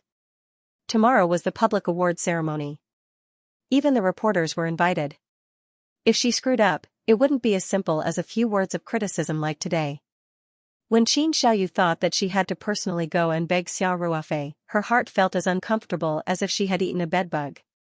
But there was no other way. She could only grit her teeth, grab her phone and handbag and walk out. She drove a police car and went straight to Taoyuan Farm. She had already cursed Xiao Ruofei's 18 generations of ancestors in her heart. Xiao Ruofei didn't know that he had inadvertently pulled up the hatred of the big-chest police flower. He hurried all the way back to Taoyuan Farm and repeatedly apologized to Manager Li. At this time, it was already noon, so they didn't immediately go to survey the site. Xiao Ruofei pulled Manager Li to the staff cafeteria to eat together. He also specially asked Chao Tieshu's wife to cook a few dishes. Then he took out a bottle of drunken Eight Immortals stored in the space and drank a few cups with Manager Li and Feng Jing. During the meal, Xiao Ruofei also formally introduced Manager Li and Feng Jing to let them communicate more about the construction of projects in the future. If it wasn't a particularly important matter, they didn't need to look for him. Feng Jing was afraid of not having anything to do. No matter how much work she had to do, she would gladly endure it. And Manager Li was very clear about the close relationship between Xiao Ruofei and his boss. So he wasn't the slightest bit dissatisfied with Xiao Ruofei's practice of being a hands-off shopkeeper. Everyone chatted happily during the meal. Xiao Ruofei also used the meal time to briefly introduce to Manager Li the construction plan that he and Feng Jing discussed. After hearing that Xiao Ruofei planned to build a lot of vegetable greenhouses, especially a cold storage, Manager Li immediately said that he would use his connections in the industry to find a professional company to be responsible for the technical design and guidance of the cold storage. Because after all, this was different from normal construction projects. Manager Li had his own specialization. He didn't dare to rashly do something that he wasn't familiar with. Especially for Xiao Ruofei's project, his boss specifically called him to the office and told him that he must ensure that the quality was top-notch. Manager Li didn't dare to take it lightly. After the meal, Feng Jing asked Lu Qian to make a copy of the farm's new floor plan and give it to Manager Li. Then the three of them prepared to go to the site of the new land on the north and south side of the farm. When Xiao Ruofei and the other two stepped out of the cafeteria, a Passat police car drove to the small square in front of the building. After the sharp screech of the brakes, the angry Qin Xiaoyu pushed open the door and got out of the car. When she saw the full Xiao Ruofei picking his teeth with a toothpick, she became even angrier. She was called over by the bureau chief when it was close to getting off work. Then she tried to contact Xiao Ruofei but to no avail. So she directly drove to Taoyuan Farm. At this moment, her stomach was rumbling with hunger, and that guy was eating while burping and picking his teeth. How could she tolerate this? Xiao Ruofei and Feng Jing were shocked by Qin Xiaoyu's attitude. Manager Li didn't know what was going on. Why was there such an aggressive policewoman? Feng Jing looked at Qin Xiaoyu strangely. Was this the chairman's girlfriend? Could it be that the two of them had a fight? Feng Jing didn't see Ling Qingxue when she came to the farm last time. She only knew that Xiao Ruofei sent his girlfriend in the farm's Mercedes-Benz. Today, seeing Qin Xiaoyu's angry look, she really looked like a wild girlfriend. She couldn't help but think. Xiao Ruofei didn't know about Feng Jing's messy thoughts. In fact, he didn't know what was going on either. Although Lu Yu had told him about the award that day, Xiao Ruofei's mind was completely focused on finding the best quality mutton fat white jade. After that, Liang Haiming had kidnapped Ling Qingxue and a series of other things. Xiao Ruofei had long forgotten about this small matter. Police Officer Qin, what's going on? Xiao Ruofei didn't understand. Did you call me? I called an hour ago. You hung up after a few rings. Then, you turned off your phone. Don't tell me you don't know. Qin Xiaoyu sneered. Xiao Ruofei remembered that he had received a call on the way back to the farm. Later, he seemed to have blocked it, but this didn't seem to be a big deal. It was just a misunderstanding. Why was Police Officer Qin so angry? She even came to the farm personally. Xiao Ruofei couldn't help but think. Oh. I thought it was a harassment call. Xiao Ruofei said faintly. Harassment your head. Who wants to harass you? Qin Xiaoyu was fuming. Feng Jing and Manager Li looked at each other and felt a little embarrassed. Feng Jing thought and said, Chairman, since you have something to do, why don't I take Manager Li to the construction site? Come back after you're done here. Xiao Ruofei pondered for a moment, then nodded and said, Okay, Manager Li, I'm sorry. Manager Li quickly said, It's fine. It's fine. Manager Feng can bring me along. After Feng Jing and Manager Li left, Xiao Ruofei asked calmly, Officer Qin, tell me. Why are you looking for me? It's not a crime to hang up on you, right? I'm sure you don't have to come here personally for such a small matter. After Xiao Ruofei hung up the phone, Qin Xiaoyu was already very unhappy. Now that she saw Xiao Ruofei's arrogant look, she was even angrier. She couldn't help but glare fiercely at Xiao Ruofei. However, she remembered Chen Bo's warning and could only forcefully control her emotions. Her silver teeth gently bit her lower lip, and then she stiffly asked, A few days ago, I informed you to contact the Public Security Bureau to receive the reward. Why didn't you contact me? Reward? Xiao Ruofei subconsciously repeated the sentence. Then he remembered that Lu Yu did mention this to him before, so he said, Oh, I remember now. You're talking about the reward for catching Zhao Zhishi? Qin Xiaoyu didn't say anything, but looked coldly at Xiao Ruofei. Xiao Ruofei shrugged and said, I've been quite busy these few days. I forgot. Qin Xiaoyu was so angry that she gritted her teeth. This guy is too hateful. It's a 100,000 renminbi reward. He actually forgot about it. He caused her to be criticized for no reason. It's simply an undeserved disaster. If it wasn't for Chen Bo's words in the morning, Qin Xiaoyu couldn't wait to raise her head and tell Xiao Ruofei that because he didn't take the initiative to contact the Public Security Bureau within the time limit, the reward was cancelled. I really want to see his heartbroken expression when he finds out that his forgetfulness caused him to lose 100,000 renminbi. Qin Xiaoyu said in her heart. She then thought, but this guy seems to be quite rich, and he didn't take this matter to heart at all. He probably won't be that heartbroken, right? While Qin Xiaoyu was letting her imagination run wild, Xiao Ruofei saw that she didn't speak, so he couldn't help but ask, Officer Qin, you came to the farm for this matter? I seem to have missed the deadline, right? So be it if the money is gone. I won't blame you. After all, it's my own fault for forgetting. Qin Xiaoyu couldn't help but widen her eyes. When she was about to open her mouth and say the real purpose of her visit, Xiao Ruofei continued, If there's nothing else, I'll excuse myself. As you can see, I'm really busy here, so I won't keep you. After that, Xiao Ruofei was about to leave. Qin Xiaoyu quickly shouted, Hey! Wait a minute. Is there anything else? Xiao Ruofei stopped and turned back to ask. Qin Xiaoyu gently clenched her teeth, thought for a moment and said, Xiao Ruofei, since you didn't mean it, we can give you a chance to make up for it. Come to our station tomorrow to get. Xiao Ruofei waved his hand and said, No, I can't let you break the rules. Besides, I didn't catch Zhao Zhishi that day for the reward money. Officer Qin, I don't want the money. Thank you for your kindness. After Xiao Ruofei finished speaking, he pretended to leave again. Qin Xiaoyu anxiously shouted, Xiao Ruofei, I haven't finished speaking. Don't go yet. Xiao Ruofei helplessly smiled bitterly and said, Officer Qin, then can you please tell me everything in one breath? I'm really busy. Xianxia made up her mind and said straightforwardly, our station will be holding a public award ceremony tomorrow to give you the reward money for your bravery. There will be a lot of news media coming to interview tomorrow. The director asked me to tell you that you must attend.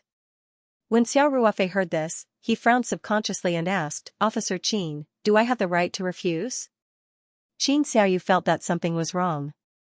She quickly said, of course we can't force you to attend, but it won't do you any harm. Not only will you get a 100,000 yuan bonus, but you will also be on TV and in the newspapers. Then you will be a hero. Xiao Ruofei thought to himself, I refuse because I don't want to be a hero. Zhao Zhishi, who used the alias Zhao He, was Liang Haiming's hired thug. The police are publicizing the arrest of Zhao Zhishi with great fanfare. If I attend, won't I embarrass the Liang family? Even if I don't attend, if the Liang family wants to investigate, they can still find out that it was Xiao Ruofei who arrested Zhao He. But now, Liang Haiming is dead, and he was killed by me without anyone knowing. At this time, how could Xiao Ruofei take the initiative to provoke the Liang family? Officer Qin, I don't like to show my face in public, so I'm sorry. Xiao Ruofei shrugged and said, I'll give up the 100,000 yuan bonus. Qin Xiaoyu frowned slightly and said, Xiao Ruofei, why are you like this? The director has already contacted the news media. If you, the protagonist, don't show up, how will the award ceremony be held tomorrow? Xiao Ruofei spread his hands and said, yes. It's your director Chen who contacted the media, not me. You should ask Director Chen this question. I even gave up the bonus. You can't force me to attend the award ceremony, right? Qin Xiaoyu was speechless. She didn't expect Xiao Ruofei's attitude to be so firm, and he didn't seem to have any respect for Chen Bo, the director of the Public Security Bureau. Qin Xiaoyu's mind raced. Finally, she clenched her teeth and said humbly, Xiao Ruofei, I know there may be some misunderstanding between us. A few days ago, when we were catching Zhao Zhishi, I purposely used that dagger to make things difficult for you. That was my fault. I apologize to you. As for the award ceremony, please reconsider. There's no need to be impulsive, right? After all, there's a 100,000 yuan bonus. Xiao Ruofei was slightly surprised when he heard this. In his opinion, Qin Xiaoyu was a proud woman, and he could see that her background was not simple. He didn't expect Qin Xiaoyu to take the initiative to admit defeat today. However, Xiao Ruofei still shook his head with a smile and said, Officer Qin, you've really misunderstood. My refusal to attend has nothing to do with you. In fact, what I said was from the bottom of my heart. I really don't want to show my face. It's that simple. As Xiao Ruofei said this, he saw Qin Xiaoyu's disappointed look. He remembered that she seemed to have a good relationship with Liu Yu, so he pondered for a moment and said, Officer Qin, how about this? I'll suggest a compromise. What do you think? Tomorrow, I'll ask someone to attend your award ceremony as my friend. This is the only thing I can do. Sorry, excuse me. After Xiao Ruofei finished speaking, he stepped out of the small square in front of the building and walked quickly in the direction that Feng Jing and manager Li had left. On the way, he took out his cell phone and played Qin Xiaoyu's phone number in the small dark room. He saved it so that there wouldn't be another misunderstanding. Qin Xiaoyu stood in front of the small square. Her mind was in a mess. Now that she was in an awkward situation, there was no point in staying. If she left, it would mean that the mission had failed. Finally, Qin Xiaoyu had no choice but to take out her cell phone and call Chen Bo. Director, I'm little Qin. Qin Xiaoyu said in a low voice. Little Qin. Did you get in touch with that enthusiastic person? Chen Bo asked immediately, how's the situation? Qin Xiaoyu said with some shame, Director, I'm sorry. I didn't complete the mission well. The other party refused. Refused? Chen Bo was also surprised. How could that be? Xiao Ruofei said that he didn't want to show his face in public. At the same time, he said that he would give up the reward, Qin Xiaoyu said. In the end, I discussed with him for a long time, but he didn't give in. In the end, he agreed to let a friend of his to attend the award ceremony on his behalf. Before Qin Xiaoyu finished speaking, Chen Bo interrupted her. Xiao Ruofei? The person who helped us catch Zhao Zhishi. Qin Xiaoyu said. Is it the Xiaoxia who runs the farm in Chongping County? Chen Bo asked. Yes. Qin Xiaoyu said, Director, do you know him? Why don't you talk to him personally? This is too outrageous. What's the point of arranging for a friend to come? If we want to arrange someone else, can't we arrange it ourselves? Agree with him. Chen Bo said firmly. What? Qin Xiaoyu froze and asked subconsciously. Agree to his terms. Let his friend attend on his behalf. Chen Bo said, and we will give him the reward as usual. In addition, 100,000 yuan is the department's reward. We will give him another 50,000 yuan in the name of the Sanshan City Public Security Bureau. Qin Xiaoyu suspected that there was something wrong with her ears. She couldn't help but cry out, Director Chen, are you kidding me? He doesn't want to attend and we have to give him another 50,000 yuan? What's the point of his friend attending? Isn't it the same if we just find someone else? Little comrade Qin. Chen Bo's tone became heavier. How can it be the same? If we find someone ourselves, it's called cheating. The news media will report it. Wouldn't a good thing turn into a bad thing? Xiaoxia is someone he arranged, so there's no problem. It's understandable that he doesn't want to show his face in public. After all, Zhao Zhishi is a bandit. He doesn't need to take the risk of being retaliated against to attend our award ceremony. Little Qin, go back now and settle the matter with Xiaoxia. Chen Bo finally said. Oh. I got it, Director. Qin Xiaoyu said, I'm still at the farm. That's even better. Do it right away. Chen Bo hung up after he finished speaking. Qin Xiaoyu put away her phone. Although Chen Bo's words made sense, she still felt that something was wrong. Chen Bo's attitude towards Xiao Ruofei was unexpectedly good. Especially when he gave out 50,000 yuan as a reward, Qin Xiaoyu was even more surprised.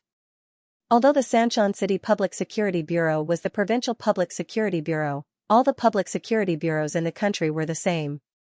The funds for handling cases were always tight. Giving out 50,000 yuan as a reward in one go was from the bureau's account. Although it wasn't against the rules to give rewards for catching a bandit, it wasn't right for Chen Bo to take the initiative to give out the reward when the department had already given out the reward. In fact, Qin Xiaoyu didn't know that Chen Bo had dealt with Xiao Ruofei before he became famous. At that time, Chen Bo saw with his own eyes that Tian Huilan called him, the director of the Public Security Bureau, to Chongping County overnight for Xiao Ruofei's matter. Chen Bo was clear about the importance of Xiao Ruofei in Tian Huilan's heart. He also only just found out that the enthusiastic public was Xiao Ruofei. Otherwise, he would have contacted him personally instead of asking Qin Xiaoyu to do it. Chen Bo was at the point of being promoted. Tian Huilan was not only his immediate superior, but also a member of the standing committee of the provincial party committee. If he could get the support of Tian Huilan, this matter would be much more likely to succeed. At this time, how could Chen Bo risk offending Tian Huilan for such a small matter? Wasn't the purpose of a press conference to gain reputation in front of the leaders? Moreover, Xiao Ruofei had let his friends participate. In fact, the effect was the same. The media wouldn't care about who the brave Good Samaritan was. Moreover, the media had already been informed. In the end, their focus would definitely fall on the Public Security Bureau. And the benefits of using this matter to get on the good side of Xiao Ruofei were obvious. Therefore, Chen Bo didn't hesitate to increase the reward amount. Xiao Ruofei, who was discussing infrastructure matters with manager Li and Feng Jing at the newly demarcated land in the south, couldn't help but feel a little surprised when she saw that Qin Xiaoyu hadn't left and had instead chased after her. He thought to himself, could it be that this girl still hasn't given up? Qin Xiaoyu got out of the car and walked in front of Xiao Ruofei. She said stiffly, we accept your proposal.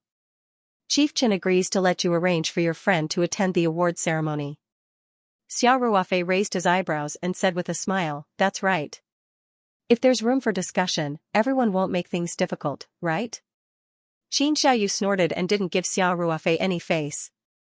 Since Xiao Ruofei had already promised Qin Xiaoyu, he naturally wouldn't make things difficult for her now. He didn't mind Qin Xiaoyu's attitude and said with a smile, I'll arrange it. I'll let him contact you in the afternoon. You better hurry up. Also, tell your friend about the situation at the time. There will be a lot of reporters tomorrow. Xianxia said. Xiao Ruofei shook his head and said, my friend will only attend the award ceremony and won't accept any interviews. You can introduce the case to the police. How can you be like this? Xianxia couldn't hold back her anger. Especially when she saw Xiao Ruofei still had a half smile on his face, as if he was sure that she would win. This made her even angrier. But she soon realized sadly that at least in this matter, Xiao Ruofei was sure that she would win. She didn't need to think to know that Chief Chen had already agreed to Xiao Ruofei's condition that he wouldn't personally attend.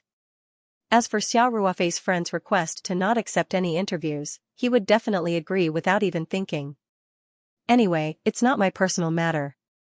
What's the point of fighting with him? Xianxia thought to herself dishearteningly. Alright then, you arrange for the person. Xianxia said dejectedly. Don't worry, I'll naturally do what I promised, Xiao Ruofei said plainly. Then asked, is there anything else, Police Officer Qin? Qin Xiaoyu shook her head coldly and turned to walk towards the police car. When Qin Xiaoyu opened the door of the police car, she thought of something else and said loudly, Xiao Ruofei, our Chief Chen said that we will give you the promised 100,000 yuan reward. In addition, we will reward you 50,000 yuan in the name of the Sanshan City Public Security Bureau. At this time, Xiao Ruofei had already turned around and walked towards Feng Jing and Manager Li. Hearing this, he stopped and waved his hand without looking back. He said loudly, got it. Please thank your director Chen for me. When Qin Xiaoyu saw that Xiao Ruofei didn't even turn his head, she couldn't help but mutter softly, seriously, what's with the arrogance? Although the outcome of this matter wasn't perfect, at least the mission was completed. Qin Xiaoyu didn't want to stay for a moment longer. As soon as she got in the car, she started the car and quickly left Peach Blossom Farm. On this side, Feng Jing and Manager Li were watching the show. However, since Xiao Ruofei didn't say anything to explain, they naturally didn't ask. The three of them continued to survey the construction site and discuss the construction of the infrastructure. Xiao Ruofei accompanied Manager Li to finish looking at the plots on both the north and south sides. Then, he personally walked him to the small plaza in front of the complex where the car was parked. He smiled and said, Manager Li, then I'll have to trouble you to design a plan for us first. In addition to the cold storage in the south side, we can also design a few vegetable greenhouses. The north side will mainly be the greenhouses. In addition, we can set aside a suitable part of the land to leave some space for future development. Okay, we'll come up with the plan as soon as possible, Manager Li said politely. Feng Jing added, Chairman, after the cold storage is built, our farm's electricity consumption will definitely increase by a lot. Also, the cold storage must ensure the supply of electricity. If there's a power outage, it will cause a lot of losses. So, I think it's necessary to contact the power supply company and apply for 2 dedicated power lines, 1 main and 1 backup. Xiao Ruofei couldn't help but feel the pinch when he heard this. The dedicated power lines were directly wired from the substation. Also, if 1 main and 1 backup power lines were to be wired from 2 different substations. Otherwise, there wouldn't be a backup effect. Calculating the cost like this, it was not a small sum. Also, after the cold storage was built, the maintenance and inspection of the 2 power lines would definitely be entrusted to the power supply company. This way, other than the monthly electricity bill, there would still be expenses. But Xiao Ruofei also knew that this money couldn't be saved. Otherwise, if the cold storage was used to store a lot of expensive peach blossom vegetables, and there was a long power outage, then the losses would be even more. Just when Xiao Ruofei was silently calculating in his heart, Manager Li took the initiative to say, Boss Xia, Manager Feng, we have a lot of dealings with the power supply company. I will go back and talk to Manager Liang, and we will help you to coordinate. The price will definitely be discounted. That's great. Xiao Ruofei said happily, Manager Li, then I'll leave it to you. Boss Xia, don't be so polite. Our Manager Liang had told us to do our best to serve you. Manager Li said with a smile. After sending Manager Li off, Feng Jing went back to her office to continue working. Xiao Ruofei stood in the small square in front of the building and pondered for a while. Then he called Lei Hu over. Lei Hu quickly drove the patrolling electric scooter to Xia Ruofei and said, "Brother Xia, you were looking for me?" "Yes, Huzi, I have something for you to do." Xia Ruofei nodded and said. Then Xia Ruofei briefly told Lei Hu about going to the Public Security Bureau to receive the award. He didn't tell Lei Hu too much about what happened at that time. He only told him that he was to attend the award ceremony as his friend and that he wouldn't accept any interviews from the reporters. This was a small matter for Lei Hu. He was also a veteran who had been on the battlefield for a long time. Naturally, he wouldn't have any stage fright. Xia Ruofei also told Lei Hu to put on a simple disguise before attending the event and try not to appear in front of the media with his original appearance. Disguise was a compulsory course for the special forces, so naturally, it wasn't a problem for Lei Hu. Finally, Xia Ruofei sent Qin Xiaoyu's phone number to Lei Hu and said, "Huzi, this is the phone number of the Municipal Public Security Bureau's officer Qin. Take the initiative to contact her later. She will tell you the details of the event. Remember, other than what I said, reject all other unreasonable requests." Lei Hu grinned and said, "Understood. Brother Xia, I'm just going to be a mascot and cooperate with the leaders to give out awards and take photos for the reporters." "I understand." "Understood correctly." Xia Ruofei laughed and said, "Oh right, I'll send you my personal account number later. You can ask the Public Security Bureau to transfer the after-tax bonus directly to my account." "Okay. Don't worry. If I can't even complete such a simple task, I really don't have the face to work in the company." Lei Hu laughed and said. Xia Ruofei patted Lei Hu's shoulder and said, "Then I'll leave it to you. Go do your work." After Xia Ruofei finished arranging, he didn't go back to the office. Instead, he went straight back to the villa. There were only 2 core runes left that were difficult to chew. Xia Ruofei was ready to continue practicing and try to master them as soon as possible. After returning to the villa, Xia Ruofei closed the doors and windows tightly. He took out the low-quality white jade pieces, picked up the carving knife and started practicing without any distractions. In the evening, Xia Ruofei was already able to carve the penultimate independent rune. However, the success rate wasn't high. He was still a bit away from mastering it.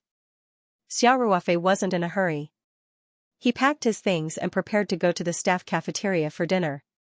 After he put away the white jade pieces and the carving knife, he reached out and picked up the phone that was beside him. In order to avoid interference, although Xia Ruofei didn't turn off the phone, he set it to silent mode and even turned off the vibration. He picked up the phone and saw that there were 2 missed calls. Both calls were from Old Master Tang He in the United States. So, Xia Ruofei walked out and called back. "Little Xia." Elder Tang's hearty voice came from the phone. Xia Ruofei said with a trace of guilt, "Elder Tang, I'm really sorry. I set my phone to silent mode and didn't receive your call." It's okay. Tang He laughed and said, "I'm not looking for you for some urgent matter." "Oh? Then you're looking for me because..." "Little Xia, I just want to ask you, can you spare some time in the next few days?" Tang He asked gently, "If you're free, I'm going to invite you to Australia to inspect the farm that we're working on together." Xia Ruofei also guessed that Tang He was looking for him because of the farm. Although the money invested in the farm was nothing to Tang He, it was still bought with money. He couldn't just leave it empty, right? Since the farm was going to start planting crops, it couldn't do without his technical support. Xia Ruofei was already a little surprised that Tang He only looked for him after such a long time. He guessed that Tang He was entangled with official business in the United States and didn't have time to spare. Then, he sent his subordinates to accompany him to Australia, which seemed a little unimportant, so he kept delaying it.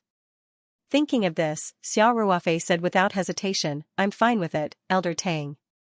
Your time is of the essence." Tang He said happily, "That's great. Little Xia, let's set it for 3 days later. I'll ask Zhou Qing to send someone to the farm to find you and help you with some procedures to go abroad. 3 days is enough." Zhou Qing was the president of Xingbang Group in Greater China. Last time, when the Taoyuan farm building was completed, he was entrusted by Tang He to bring a brand new Mercedes-Benz as a congratulatory gift.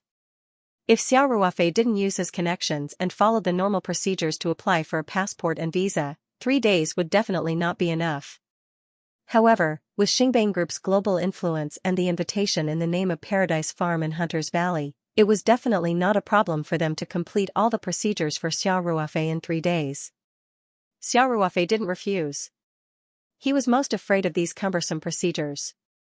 He naturally couldn't ask Tang He's people to help him run errands. Okay, then I'll have to trouble you. Xiao Ruofei said with a smile. It's just a small matter. Tang He laughed and said, Little Xia, it's a deal. 3 days later, I'll fly to Huaxia first, and then you'll take a private jet with me to Australia. Xiao Ruofei couldn't help but be stunned. The straight-line distance from the United States to Australia and Huaxia was about the same, but one was in the southern hemisphere and the other was in the northern hemisphere. If Tang He went to Huaxia first and then went to Australia together, it would be equivalent to taking a big detour. This old man is too polite to me. Xiao Ruofei said in his heart. Mr. Tang, I don't think it's so troublesome. Xiao Ruofei declined. You can fly directly to Australia. It's also very convenient for me to take a civil flight here. How can that be? Tang He said, anyway, it's my plane. It's just a few more hours of flight. You're my guest. I can't neglect you. Xiao Ruofei said with a smile, Old man, I'm not a guest. Don't forget that I also have shares in the farm, and I'm a major shareholder. Tang He was slightly stunned, and then he immediately laughed. Xiao Ruofei then said, Mr. Tang, I'm really not being polite to you. Your time is precious, and there's no need to waste it on flying. Just do as I say. You can fly directly to Australia from the United States, and I'll take a flight from Huaxia. I'll book the ticket first in a while. Tang He saw that Xiao Ruofei was firm, so he didn't insist. According to Xiao Ruofei's plan, he could stay in the United States for more than half a day to deal with the complicated official business. So Tang He said, okay. I'll do as you say. But when you come back from the United States, you can't refuse my private plane. It's a deal. Xiao Ruofei laughed. Tang He then said, Xiao Xia, you don't have to worry about booking the ticket. I'll let Zhou Qing do it. Okay. Then we'll see you in Australia. Xiao Ruofei said with a smile. See you in Australia.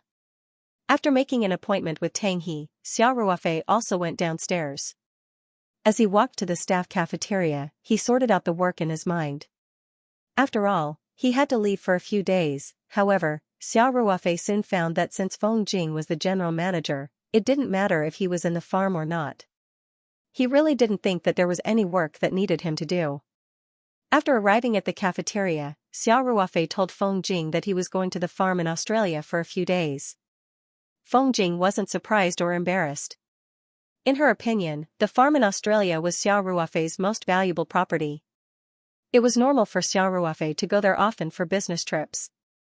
For a professional manager, whether the chairman was in office or not didn't affect much. Except for the construction plan of the new land, which had to be approved by Xiao Ruofei, Feng Jing could carry out the other work on her own. She didn't need Xiao Ruofei to stay behind. The construction plan was actually not urgent. Even if Xiao Ruofei wasn't in office and couldn't be finalized, it wouldn't delay much.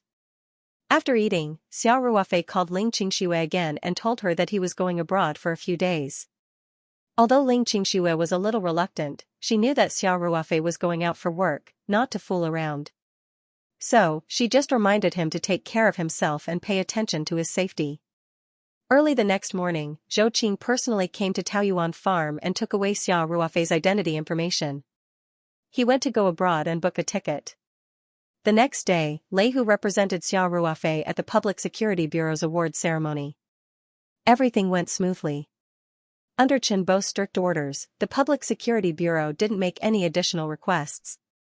Lei Hu, in disguise, was really like a mascot. At the award ceremony, he received the prize money personally given by Chen Bo, an enlarged symbolic check. Then, he was photographed by the media with Chen Bo. He didn't say a word during the whole process. The Public Security Bureau was also very efficient. On the same day, the 150,000 yuan prize money was transferred to the personal account provided by Xiao Ruofei. In the next few days, Xiao Ruofei also seized all the time and concentrated on practicing the rune carving. Only the day before he went abroad, he went on a date with Xianxia. Since they were about to part, the two were naturally a little reluctant to part. Xiao Ruofei also worked harder in bed, making Xianxia moan and beg for mercy. The next day, Xianxia reluctantly went back to work in the company. Xiao Ruofei closed the door and continued to practice the rune carving. There was only one direct flight from Xianxia to Australia every day, and it took off at 9:30 in the evening. Therefore, Xiao Ruofei still had a whole day, and he naturally didn't want to waste it. Now, the practice of drawing individual runes had entered the final stage. Only the most complicated and difficult rune had yet to be mastered. Xiao Ruofei locked himself in the villa for a whole day. In the evening, he finally felt that he had completely mastered the rune carving of the 17 runes. However, he didn't rush to officially start the rune carving on the top-grade mutton fat white jade. After all, after 3 days of practice, his spiritual power had been in a semi-dispirited state, and he had consumed a lot of energy. He had to ensure that he was in the best state before he started the carving, so as not to waste this precious material. He packed up his things and went to the staff cafeteria for dinner. At 8 o'clock in the evening, Zhou Qing personally drove a Mercedes-Benz commercial car to Taoyuan Farm. Xiao Ruofei dragged his simple luggage into Zhou Qing's car. He had already handed over the work that he needed to do. He didn't say goodbye to anyone and directly left the farm. The Mercedes-Benz commercial car sped in the direction of the airport. Xiao Ruofei sat in the car and closed his eyes to rest. He couldn't help but look forward to this trip to Australia. Although the farm wasn't wholly owned by him, it was his first overseas business after all. Moreover, Xiao Ruofei was also concerned about one thing, and that was whether Liang Qichao really went to work at Fairyland Farm as he wished. He didn't ask Tang He over the phone, nor did he try to contact Liang Qichao. Anyway, all the answers would be revealed during this trip to Australia. Taoyuan Farm and Sanshan Airport were both located in Chongqing County. The car arrived at the airport in about half an hour. Zhou Qing had booked the most expensive first-class ticket for Xiao Ruofei, with a special VIP passage. His assistant quickly processed the boarding pass for Xiao Ruofei. Then, under the guidance of a special VIP customer service officer, the group arrived at the VIP security passage. Xiao Ruofei took the small boarding box from Zhou Qing's assistant, then smiled and said to Zhou Qing, "Mr. Zhou, I'm sorry to trouble you to come here in the middle of the night." "Mr. Xia, you're too polite," Zhou Qing said modestly. "The chairman personally ordered me to do a good job of service for you." Zhou Qing naturally didn't dare to neglect the task that Tang He had personally given him. In particular, he knew very well that the relationship between Xiao Ruofei and Tang He seemed to be far more than ordinary business partners. Last time, when Xiao Ruofei built a small building on his farm, Tang He had asked him to send a Mercedes-Benz as a congratulatory gift. The value of this car was almost equal to half of the building. Originally, Zhou Qing wanted to arrange for someone to accompany Xiao Ruofei to Australia, but Xiao Ruofei firmly refused. He wasn't a child anymore. Did he need someone to take care of him all the time when he went abroad? He didn't know about others, but he wasn't used to it. Xiao Ruofei shook hands with Zhou Qing and said, "Mr. Zhou, I'll go in then. You guys should go back and rest." Zhou Qing smiled and said, "You go through the security first. If there's anything that you're not allowed to bring, I can help you bring it back. When you arrive in Australia, our colleagues will pick you up. If you need anything, just tell them directly." "Thank you," Xiao Ruofei said. Then, he dragged his small suitcase and smoothly passed through the security passage under the guidance of the VIP customer service officer. Xiao Ruofei turned around and waved at Zhou Qing, then followed the VIP customer service officer to the VIP lounge set up by Egret Island Airlines at Sanshan City Airport. As a local airline in Southeast Province, Egret Island Airlines VIP lounge at Sanshan City Airport was very good. In the 400 square meter VIP room, there were dozens of single-seat leather sofas scattered in picturesque disorder. There was also a dedicated wine tasting area, tea art area, business area, and so on, providing a variety of meals. However, Xiao Ruofei, who had just had dinner, wasn't in the mood to enjoy the delicious snacks. He found a secluded corner and sat down. He took out his tablet and chose a movie to pass the time. At around 9 p.m., a waiter came over to remind Xiao Ruofei that it was time to board the plane. So Xiao Ruofei put away the tablet and dragged the small suitcase to the boarding gate. A huge Boeing 787 wide-body passenger plane was quietly parked in front of the terminal. The boarding passage for first-class passengers was different from that for ordinary passengers. After Xiao Ruofei passed through the boarding gate, he was led by a special staff member through a door and walked down the tarmac. He then used a special gangway to board the plane. Although the first-class cabin of Egret Island Boeing 787 was not as luxurious as the A380 Super first-class cabin, the comfort was also quite good. For a long-distance flight, the experience was many times better than the tiger seat of the economy class. After waiting for more than 20 minutes on the plane, the door closed. Soon, the plane trembled slightly and began to slowly retreat under the push of the ground trolley. Then the engine started and the plane glided smoothly to the runway.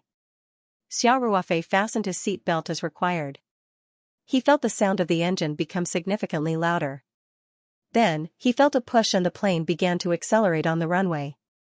The plane leaped lightly into the night sky of Xianxia City. The lights outside the porthole gradually became farther and farther away. Long-distance flights were very boring, so Xiao Ruofei specifically chose this direct flight. It could save 4 to 5 hours in the air. The total flight time was about 9.5 hours. If everything went well, he could arrive at around 10 a.m. local time in Sydney. Because it was a night flight, after the plane entered a horizontal state, a beautiful first-class stewardess came over and asked Xiao Ruofei softly if he needed to flatten the seat and turn it into a comfortable single bed. One of the important reasons Xiao Ruofei chose a night flight was that he could sleep on the plane and then arrive at his destination. So, he gave an affirmative answer. With the help of the stewardess, the comfortable leather seats were quickly flattened, forming a single bed about 2 meters long. The only drawback was that the armrests on both sides of the seats could not be flattened. Sleeping on it was somewhat cramped. However, it was very good to have a bed on a flight. Xiao Ruofei naturally would not ask for so much. After the stewardess brought a blanket, she politely asked Xiao Ruofei if there was anything else he needed. Xiao Ruofei smiled and shook his head to express his gratitude. Then, he took off his coat and lay directly on the bed. The lights in the first-class cabin were dimmed and soothing music flowed in the cabin. Xiao Ruofei soon fell asleep in such an environment. When he woke up again, it was already very bright outside the porthole. He called the stewardess over and put the seat back. Then, he checked the LCD screen and found that the plane would land in Sydney's Kingsford Smith Airport in about an hour. Xiao Ruofei got up and went to the bathroom. He washed his face and then sat back in his seat, fastened his seat belt and waited for the landing. After the plane entered the landing stage, the stewardess came to Xiao Ruofei with the entry card and asked him to fill in the items he brought into the country. Australia's customs inspection was very strict. Every passenger entering the country must fill in a customs declaration without any concealment. In the most serious cases, carrying prohibited items could even lead to a sentence and no guarantee. Xiao Ruofei only had a few changes of clothes in his suitcase. If it was not for the sake of pretending, he did not need to bring any luggage. With the Ring 2 space, even if he wanted to transport an arsenal to Australia, no one would be able to detect it. So, Xiao Ruofei simply glanced at the items listed on the entry card and filled in no. Soon, the plane landed smoothly at Kingsford Smith Airport. After a short wait, the cabin door opened and Xiao Ruofei got off the plane. Entering Australia from Xianxia did not require quarantine procedures. Xiao Ruofei followed the flow of people directly to the customs counter. A fat white immigration officer carefully checked Xiao Ruofei's passport, entry card, and so on. He verbally asked a few questions, all of which were the purpose of coming to Australia and the duration of your stay. Although Xiao Ruofei's English was not very fluent, he had no problem with simple conversations and was quickly passed. He did not have any luggage, so he directly dragged his suitcase and walked through the green-marked passage with the entry card in his hand. The baggage inspection was still done by a white customs officer, who was very fat. The two white passengers in front quickly passed the inspection. Xiao Ruofei stepped forward and handed his entry card to him. The customs officer glanced at the entry card and asked, "Anything to do? Do you have anything to declare?" Xiao Ruofei said without hesitation, no. There was a trace of suspicion in the customs officer's eyes. He motioned for Xiao Ruofei to open the suitcase for inspection. Xiao Ruofei's eyes showed a trace of anger. The two white passengers in front also went through the green passage. The customs officer only verbally asked a few questions and directly let them go. It was his turn to only bring a small piece of luggage, but he was asked to open the suitcase for inspection. Although racial discrimination was severely condemned everywhere, in fact, discrimination was everywhere. When Huaxia people went abroad for travel or business, it was not uncommon for them to be harassed at the airport customs. Although Xiao Ruofei was a little annoyed, the other party's request was completely in line with the regulations. He could only frown and open the suitcase. The customs officer curled his lips and began to inspect. There were only 2 sets of clothes in Xiao Ruofei's suitcase, but he checked for more than 10 minutes. He almost cut all the clothes and all the layers of the suitcase. In the end, naturally, nothing was found. The customs officer, with a trace of unwillingness, let Xiao Ruofei go. Xiao Ruofei's expression was cold as he tidied up the messy suitcase. Then, he coldly looked at the pig-like customs officer and dragged the suitcase out. Xiao Ruofei glanced at the crowd at the airport and did not see his name on the raised signs. Just when he felt a little confused, he heard an excited voice. "Ruofei, over here." Xiao Ruofei looked in the direction of the voice and finally saw a familiar figure in the crowd.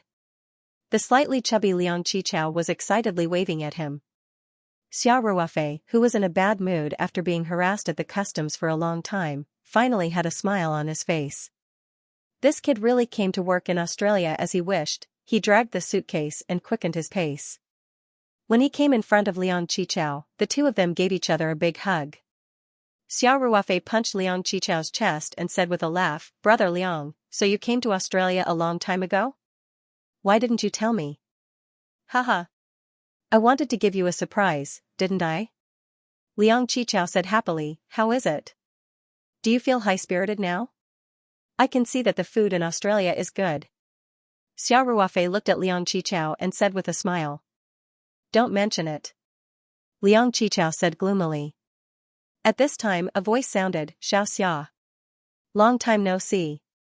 Xiao Ruofei saw that the old man Tang he was standing not far behind Liang Qichao, looking at him with a smile.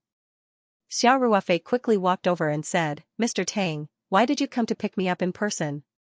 I really don't deserve this." Tang he laughed and said, "My plane just landed. I was the one who asked Captain Johnson to plan the itinerary according to your flight. My plane will land 10 minutes after yours." Xiao Ruofei couldn't help but feel flattered when he heard this. This old man Tang really valued him, which could be seen from this detail. "Old man, you are so considerate," Xiao Ruofei said sincerely. Tang he smiled and said, "Xiaoxia, was the flight smooth? Why did it take you so long to come out?" It would have been better if Tang he didn't mention it, but when he did, Xiao Ruofei's face couldn't help but show a trace of anger. Tang he was also experienced, so the subtle change in Xiao Ruofei's expression naturally couldn't escape his eyes. He frowned slightly and asked, "What's wrong?" "Xiaoxia, what happened?" Xiao Ruofei smiled helplessly and said, "Mr. Tang, I used to only see the rumors on the internet.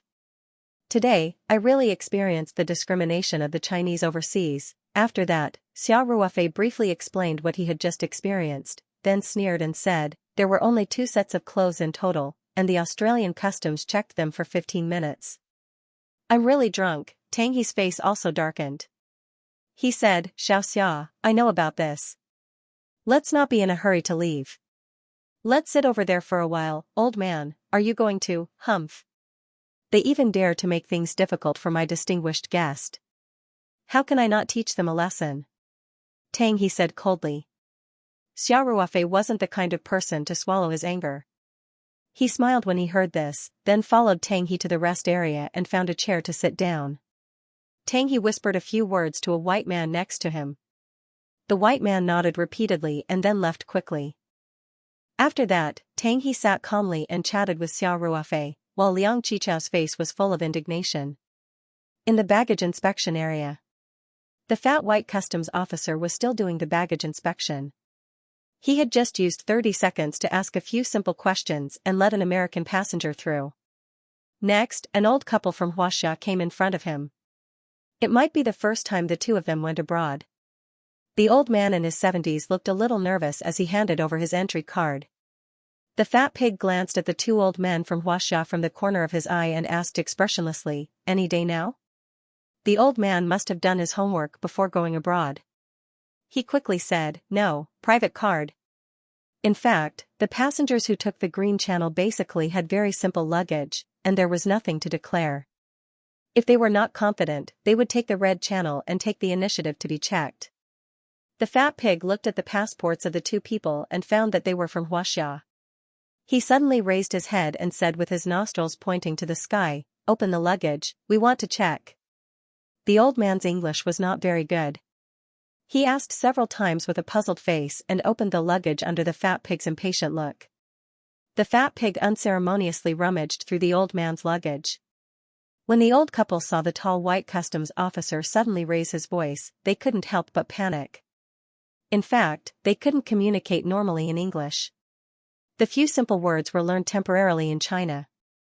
They could deal with simple customs checks, but if there were some special situations, they didn't know how to deal with it.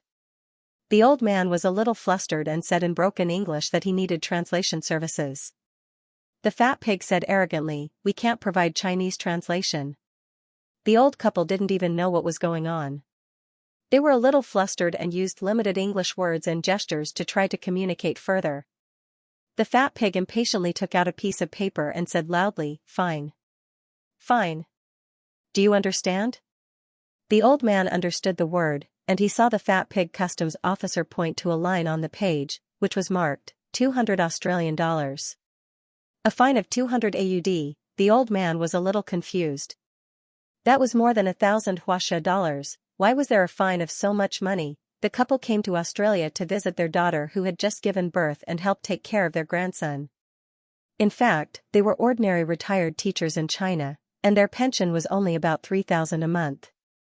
The fine was equivalent to 1/3 of their monthly pension. Why? Why is there a fine? The old man asked angrily. You violated the immigration rules. Pay the fine immediately, or I will detain you. The fat pig said arrogantly. The two old men couldn't understand the rapid flow of English, and they looked very helpless. At this time, a Chinese girl behind the two old men came up and said to the fat pig in English, "What happened? I can provide translation services for them." The fat pig glanced at the Chinese girl and said, "How troublesome. Tell them that because they were involved in concealing, they will be fined 200 Australian dollars. What did they conceal? These 2 pieces of cake." The fat pig pointed to 2 very small pieces of cake and said, "On the entry card, they filled in the food category, but they brought food into the country. This is a serious violation of the rules." The Chinese girl's face changed slightly. She quickly turned around and repeated the customs officer's words to the old couple in Chinese. The old man quickly said, "We didn't bring this cake from our country.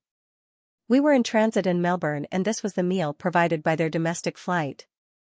The 2 of us couldn't finish it and felt that it would be a pity to throw it away, so we packed it in lunch boxes. This is the food provided by their domestic flight." In order to save money, the 2 elderly people did not choose a direct flight to Sydney. Instead, they chose a relatively inexpensive transit itinerary. After flying from Xianxia to Melbourne, they would transfer to an Australian domestic flight. These 2 pieces of cake were the meal provided on the flight from Melbourne to Sydney. It should be Australian food. However, they did not enter the country in Melbourne, so when they arrived in Sydney, the picky pig caught them and insisted on imposing a high fine on them. A fine of 200 Australian dollars was definitely a heavy punishment. Even if the behavior of the 2 old men was against the rules, generally in the case of first-time offenders, especially foreigners who did not understand the relevant policies, they would generally be given a verbal warning and would not be fined. Moreover, whether or not the cake they brought was against the rules was still debatable. This fat pig's rough treatment was obviously discriminatory. The Chinese girl immediately communicated the situation provided by the old man to the fat pig in English. The fat pig had an arrogant look on his face. He shook his head unmoved and said, "No, you must be fined. The old man came over and said, then we don't want these 2 pieces of cake, okay? After the Chinese girl translated, the fat pig still only said one word, no. The old man was a little angry. He raised his voice and said, then we can eat this cake, right? After listening to the Chinese girl's translation, the fat pig sneered and said, no. It's too late. If I hadn't found out, these 2 pieces of cake would have been brought into the country illegally. You have violated the rules and must pay the fine. With a trace of sympathy, the Chinese girl translated the fat pig's words to the old man. Then she whispered, sir, in this case, you can only admit that you are unlucky. If you don't pay the fine, it may lead to more serious punishment. The old man shouted angrily, why? They are discriminating. Just now, those Americans had a lot of luggage, and he just asked a few questions and let them go. When it comes to Xianxia people, they are deliberately nitpicking. The Chinese girl said empathetically, isn't that so? I've been studying here for a few years, and every time I go through customs, I'm scared. At this time, the fat white pig looked at the Chinese girl and the old couple with disdain and muttered, you want to get through me? Dream on. You Xianxia people are all liars. The products you produce are all fake and inferior garbage. Your athletes rely on doping to cheat gold medals. When the Chinese girl heard this, she suddenly showed an angry expression, and her body trembled slightly. The old man asked, Miss, what did he say? The Chinese girl took a few deep breaths and slowly calmed down. She said, Sir, don't ask. It's not anything good anyway. The old man looked at the fat pig behind the counter and found that he was whispering to a colleague. He looked at him mockingly from time to time, and the 2 of them were laughing secretly. The old man asked, Miss, did he just insult our country? What did he say? The Chinese girl said helplessly, Sir, don't ask. If you know, you will be even angrier. You'd better think about how to get through this first. At this time, the fat pig saw a few Xianxia people whispering to each other. He couldn't help but show a look of disdain and said loudly, Hey! On. Hurry up and pay the fine. This time even the Chinese girl couldn't help but show anger. This was because the fat pig used a very discriminatory title, Aman, which was also Chinese. There was no need to explain what this title meant to the people of Xianxia. The Chinese girl immediately protested and said, Sir, you are discriminating against Xianxia. Please give me your name, I need to complain to your superior. The fat pig sneered and threw a complaint form to the Chinese girl. He curled his lips and said, Go ahead. Then, intentionally or unintentionally, he glanced at the Chinese girl's luggage and asked, You haven't completed the customs check yet, right? Are you sure you want to complain? The threat in his words was very obvious. The Chinese girl's face showed a trace of hesitation. She knew very well that if she insisted on complaining, the fat pig would definitely do his best to make things difficult for her in the following inspection. Was it really worth it to cause such trouble for an old couple who didn't know each other? The hesitation in the Chinese girl's heart only existed for a very short time. When she thought of the insulting title the fat pig used, and the disdainful and even malicious sneers of the Xianxia people, the words country and nation made her fear disappear without a trace. She secretly gritted her teeth, grabbed the money on the counter and began to fill out the complaint form. The fat pig's eyes flashed with a trace of ruthlessness. He had already made up his mind to make things difficult for this ignorant Xianxia woman in the following inspection. At this time, a middle-aged white man in a suit and leather shoes hurried over with the white assistant beside Tang He. The middle-aged white man's face was full of anxiety and even panic. He quickly arrived at the counter and called out, Horton. The man named Horton was the fat white customs officer. He turned his head, and when he saw that it was his superior, he hurriedly called out respectfully, Mr. Smith, is there anything I can help you with? The middle-aged white man's face was very ugly. He frowned and said, We received a complaint from a customer against you. A Xianxia passenger claimed that she was treated unfairly during the inspection. Horton had inspected a lot of passengers today. As long as they came from Xianxia, he basically made things difficult for them. In the past, there were countless of such cases, but he didn't take it seriously. He couldn't even think of who would be so bold as to complain about him. Based on his experience, many Xianxia passengers were angry but didn't dare to say anything even though he made things difficult for them. This Huasha girl who was filling out the complaint form in front of him was basically an exception. "Mr. Smith, I've always been strictly following the rules. I don't discriminate against passengers from specific areas," Horton said righteously. "Save those words for the VIP." Smith looked at Horton with some disgust. As Horton's superior, he naturally knew what kind of person Horton was. In fact, Smith didn't have a good impression of Huasha people. He had always turned a blind eye to Horton's actions, but he didn't expect this fat pig to be so blind as to offend a big shot that he absolutely couldn't afford to offend. "VIP?" Horton was a little confused. "Mr. Smith, did I hear wrongly? You actually called a Huasha person a VIP?" At this time, the Huasha girl who was filling out the complaint form also heard their conversation. She immediately raised her head and said, "Sir, are you his superior? I was just about to complain to you about this Mr. Horton.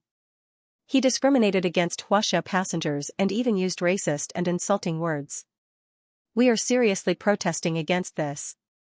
Smith heard this and felt a headache coming on. He couldn't help but look at the white man next to him with a guilty conscience. The white assistant brought by Tang he wasn't someone to be trifled with either. He immediately asked, "Ma'am, what happened to you? Please tell me everything. Mr. Tang will definitely seek justice for you." The Huasha girl didn't know who Mr. Tang was, but when she heard the way he addressed her, she guessed that he was Chinese and seemed to have a lot of power. So she didn't hesitate to tell him everything that had just happened, including the unfair treatment that the old couple had suffered and the amount that fat pig Horton had just said. The old couple hadn't paid the fine yet, and the 2 cakes that Horton had used as a pretext to make a fuss were still on the counter. Smith's face became even uglier after hearing this. If the white assistant's complaint just now was considered trivial, then the 2 incidents that followed were basically blatant discrimination. This would be a big scandal for the entire customs. Not to mention, there was also the support of that gentleman behind the scenes. It was very likely that this matter would be blown out of proportion. The white assistant directly turned on the recording function of his mobile phone and recorded everything that the girl said. Then he said, "Ma'am, I have recorded everything you said. Can you and these 2 old people please leave me your contact information? The court may need your testimony in the future." The Chinese girl took out a piece of paper and wrote down her phone number without saying anything. At the same time, she translated the white assistant's words to the 2 old people. The 2 old people were also filled with righteous indignation, so they didn't hesitate to write down their daughter's contact information as well. They still had to live in Australia for a few months. If necessary, they would be very happy to testify in court. Smith saw that things were getting out of control, so he quickly said, "Mr. Jorgensen, we at the customs are very sorry for what happened today. We will definitely conduct a thorough investigation. If Horton is involved in racial discrimination, we will definitely deal with him severely." You see, Horton's brain was a little overwhelmed at this time.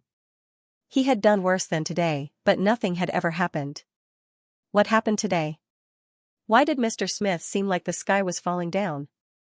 Who was this person? Tang He's white assistant, Jorgensen, said coldly, "Mr. Smith, I'm just following orders.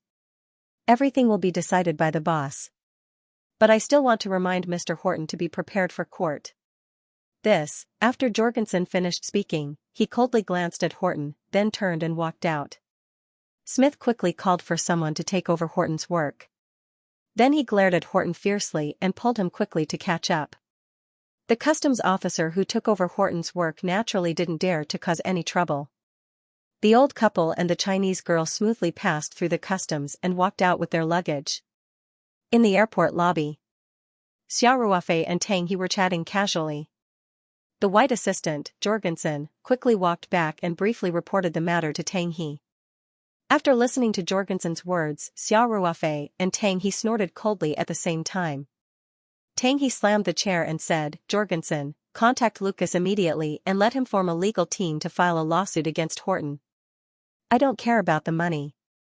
I only want the result, which is to ruin this villain's reputation and make him bankrupt." "Yes, Mr. Tang," Jorgensen said. He couldn't help but mourn for Horton in his heart. Lucas was one of the most famous lawyers in Australia. His law firm was also one of the top 5 in Australia. He had a strong team of lawyers working for him. For such a god in the legal field to personally file a lawsuit against Horton was like using a cannon to kill a mosquito, or using a sledgehammer to kill a chicken. Not to mention that there was conclusive evidence of Horton's racial discrimination. Even if there was no evidence at all, Lucas's strong team could win the lawsuit in various ways. At the very least, they could drag Horton into a long and drawn-out lawsuit, causing him to bear great pressure every day and finally be exhausted. Xia Ruofei grinned and said, "Mr. Tang, I'll pay half of the lawsuit costs." Tang He was stunned for a moment, then said with a smile, "Little Xia, there's no need for that. Lucas and I are old friends, and he's also the chief legal consultant of Xingbang Group in Australia. His legal fees will be settled with our company on time." Xia Ruofei shook his head and said, "Since this matter started because of me, then I have to do my part. Mr. Tang, I hope that this lawsuit will be as big as possible. It's best if it affects the whole of Australia and even the whole world. This way, those who discriminate against Huaxia will be afraid and know that Huaxia people are not to be trifled with. At least they won't dare to be so unscrupulous when facing our compatriots in the future." Tang He nodded in agreement and said, "I have the same intention." Although Tang He had long been an American citizen, he had always thought of himself as a Huaxia person. His patriotism had not changed because of the change of nationality. Just as everyone was talking about the lawsuit, Smith and Horton quickly caught up with them. At the exit, the old couple and the Chinese girl also came out with their luggage. Xia Ruofei had already seen Horton from the corner of his eyes. There was no other way. Horton's pig-like figure was too big of a target. Xia Ruofei stood up and said lightly, "Mr. Tang, since the lawsuit has been arranged, let's go. There's nothing else to do at the airport." "Okay." Tang He said with a smile. His original intention was just to teach a small lesson to the blind customs official, but after Jorgensen came back and reported what had happened, he had changed his mind. This kind of villain must lose his reputation and become a street rat that everyone wanted to beat. The two men got up and walked out of the airport. Liang Qichao also quickly followed. Seeing that the main character was about to leave, Smith hurriedly trotted to catch up and shouted, "Mr. Tang, please wait a moment." Two burly bodyguards blocked their way. Their expressions were cold, and their thick arms stretched out to tightly block the two men. Smith quickly shouted, "Mr. Tang, I'm very sorry about what happened today. Please give us a chance to explain." Tang He's footsteps paused slightly. He looked sideways at Xia Ruofei and said with a smile, "Little Xia, do you want to hear what they have to say?" Xia Ruofei shrugged and said, "Not at all." Tang He looked up and laughed. "Let's go." After that, the two men walked to the exit without looking back. Smith quickly called out, "Mr. Jorgensen, please help us, okay? Today's matter is a misunderstanding. We will severely punish Horton." Jorgensen stopped, turned back and said with an expressionless face, "Mr. Smith, I've already asked Mr. Tang. He's very indignant about what happened today. We've decided to entrust Lucas Law Firm to file a lawsuit against Mr. Horton for his racist words and deeds. At the same time, we will also file a solemn protest to your superior department in the name of Xingbang Group regarding the work of the Sydney Customs. There's no room for discussion on this matter. You're on your own now." When Smith and Horton heard it, it was as if they were struck by lightning. They were completely stunned. Lucas Law Firm was really famous and had a thunderous reputation. The rich and powerful Xingbang Group was a super consortium with great influence in the world. Horton was really courting death today. He had directly kicked a titanium plate, Horton's face was ashen, and the fat on his face kept trembling. He asked helplessly, "Mr. Smith, what should we do?" Smith glared at Horton and said angrily, "God knows what to do. Horton, you'd better think about how to deal with the lawsuit. Oh right, from today onwards, you don't have to come to work anymore. I'll write down your actions in the report. Your dismissal notice will be sent to your home in 3 days at the earliest." When Huadun heard this, he felt as if the sky was about to collapse. In Australia, federal civil servants were almost lifelong. Unless they made a major mistake, they would not be fired. But today, not only was he caught in the act of racial discrimination and was about to be sued, but he also provoked the Xingbang Group, a super consortium that even the federal government had to treat with respect.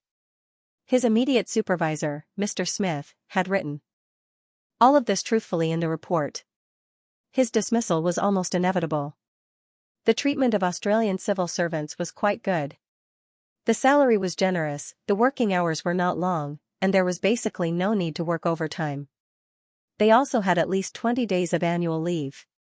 After working for 10 years, they could enjoy a long vacation with full pay for up to half a year. The working hours were free, and many departments could choose their own working hours, such as 8 to 15 or 9 to 16. Even if they worked for more than a year, they could apply for part-time, which was to work part-time for 3 to 4 days a week. Of course, the corresponding treatment would be reduced. It could be said that in the world, apart from Xianxia, which country's civil servant position would attract countless young people to sign up for it? Australia was definitely one of them. In Australia, to be a civil servant, whether it was a federal civil servant or a state civil servant, one had to go through all kinds of difficulties. The opportunity was definitely not easy to come by. Now that he was about to lose this well-paid job, how could Horton accept this reality? He begged, "Mr. Smith, you can't do this. I'm just performing my duties. If the standards for Xiaxia's passengers are relatively harsh, you can't fire me because of that." Smith sneered, "Horton, is it also because of the harsh standards to call Xiaxia's passengers Hindumen?" Horton was suddenly at a loss for words. He struggled in his heart for a long time, and as if he was grasping at straws, he shouted, "Mr. Smith, they have no evidence." At that time only Jones and I were at the customs counter. At most, the Xiaxia woman heard it. But this is not absolute evidence. She didn't record it. Smith looked at Horton with disgust and said, "Do you think that if Mr. Lucas were to appear in court personally, your words would have any hope of winning? Also, do you mean that you want Jones to commit perjury?" "That's not what I meant, Mr. Smith. I don't want to talk to you anymore, Mr. Horton," Smith said impatiently. "From this moment on, you are suspended. Now I have to go back and think about how to deal with that damn complaint. As for you..." Smith shrugged and spread out his hands. "Good luck to you, Mr. Smith." Smith ignored Horton's pleas and turned to leave the airport hall quickly. Horton felt as if his bones had been pulled out, and he almost collapsed to the ground. He stood in the airport hall in a daze. The feeling of falling from the clouds straight into hell was too unbearable. Moreover, when he thought about the fact that he was about to lose his job, face a court case, and face a super-legal expert like Lucas, he felt as if a huge mountain was pressing down on his heart. It was like an ant standing in front of an elephant. There was a deep sense of powerlessness. In the past, he was the one who wantonly made things difficult for Xiaxia's people. His white supremacy made him feel even more superior when facing Xiaxia's passengers. This time, he finally kicked an iron plate. If Horton were a Xiaxia citizen, he would definitely lament in his heart, "What goes around comes around." When the Xiaxia girl and the old couple saw this scene, their hearts were filled with a sense of joy. Especially when the black-haired, yellow-skinned Tang He and Xia Ruofei completely ignored Smith and turned around to leave, the Chinese people at the scene spontaneously felt a sense of exaltation. They chased out of the airport hall in unison. In addition to the Xiaxia girl and the old couple, there was also a young woman in her late 20s. She was the old couple's daughter. The old couple originally wanted to attend to their daughter's postpartum confinement, but the application to go abroad was delayed again and again. By the time they left, their grandson was already 1 month old. Today, their daughter, who had just finished her postpartum confinement, also came to pick them up in person. Just now, she also heard the Xiaxia girl's account of what happened during the customs inspection, and she was also filled with righteous indignation. A strictly modified extended version of the Bentley was quietly parked on the side of the road at the airport exit. When Tang He and Xia Ruofei walked to the front of the car, a bodyguard had already opened the door in advance. Just as the two were about to get in the car, a voice came from behind. "Sirs, please wait a moment." Tang He's bodyguard immediately took a few steps forward, ready to stop the uninvited guests. When Jorgensen saw the visitors, he immediately whispered a few words in Tang He's ear. Tang He smiled and said, "Don't stop them." After hearing this, the bodyguard immediately stepped aside. The Xiaxia girl walked over quickly. She was still a little out of breath after chasing all the way, and her delicate little face was a little flushed. Behind her, there were 3 people coming this way. It was the old couple's family. The old man's physical strength was not as good as the young man's, so he fell behind. The Huaxia girl came to Tang He and Xiao Ruofei, bowed, and said, "Thank you for today's matter." The Huaxia girl did not know Tang He's background, but their behavior today made her feel sincere respect. In a foreign country where Chinese people were generally treated differently, this kind of support from compatriots was more touching to the hearts of these overseas travelers. Tang He said with a smile, "If you want to thank someone, thank Xia. My original intention was just to stand up for him." The Chinese girl looked up and down at Xiao Ruofei with some curiosity, then thanked him with a blush on her pretty face. Xiao Ruofei said with a smile, "You're welcome. The Chinese people in the world are one family. Overseas, we Chinese people have to be more united." "Young man, that's great." The old couple had also come over. It was the old man who had just spoken. He walked up to Xiao Ruofei and said, "When that Australian man was making things difficult for you just now, we all saw it in the back line. We were very angry, but we didn't expect that when it was our turn, he would be even worse. Brother, if you want to win the respect of others, you have to have a bigger fist." Tang He suddenly said with emotion, "Today, our fist is bigger than theirs, so they gave in. But if we want to change this situation, we need the strength of our country. Our motherland is the strongest backing for each of us." Tang He had been working hard in Chinatown since he was young and had earned a huge family business. He had tasted all the joys and sorrows of life, as well as all kinds of discrimination and supercilious looks. Therefore, he was particularly emotional. Xiao Ruofei was the same. He had once represented the Huaxia army to participate in an international scout competition. At that time, the tall and strong Western Special Forces were disdainful of the Huaxia army. But in the competition, Xiao Ruofei and his comrades taught them how to behave with great strength. In the end, the Huaxia military team won many gold medals and won the sincere respect of the participating teams of various countries. Xiao Ruofei thought of this and said with a smile, "Mr. Tang, our national strength is getting stronger and stronger. I believe that in the near future, the situation of the overseas Chinese people will be greatly improved." Although Huaxia did not write on the passport like the United States, no matter where you are, the U.S. government and military are your strong backing, Huaxia's protection of the overseas Chinese people was solid.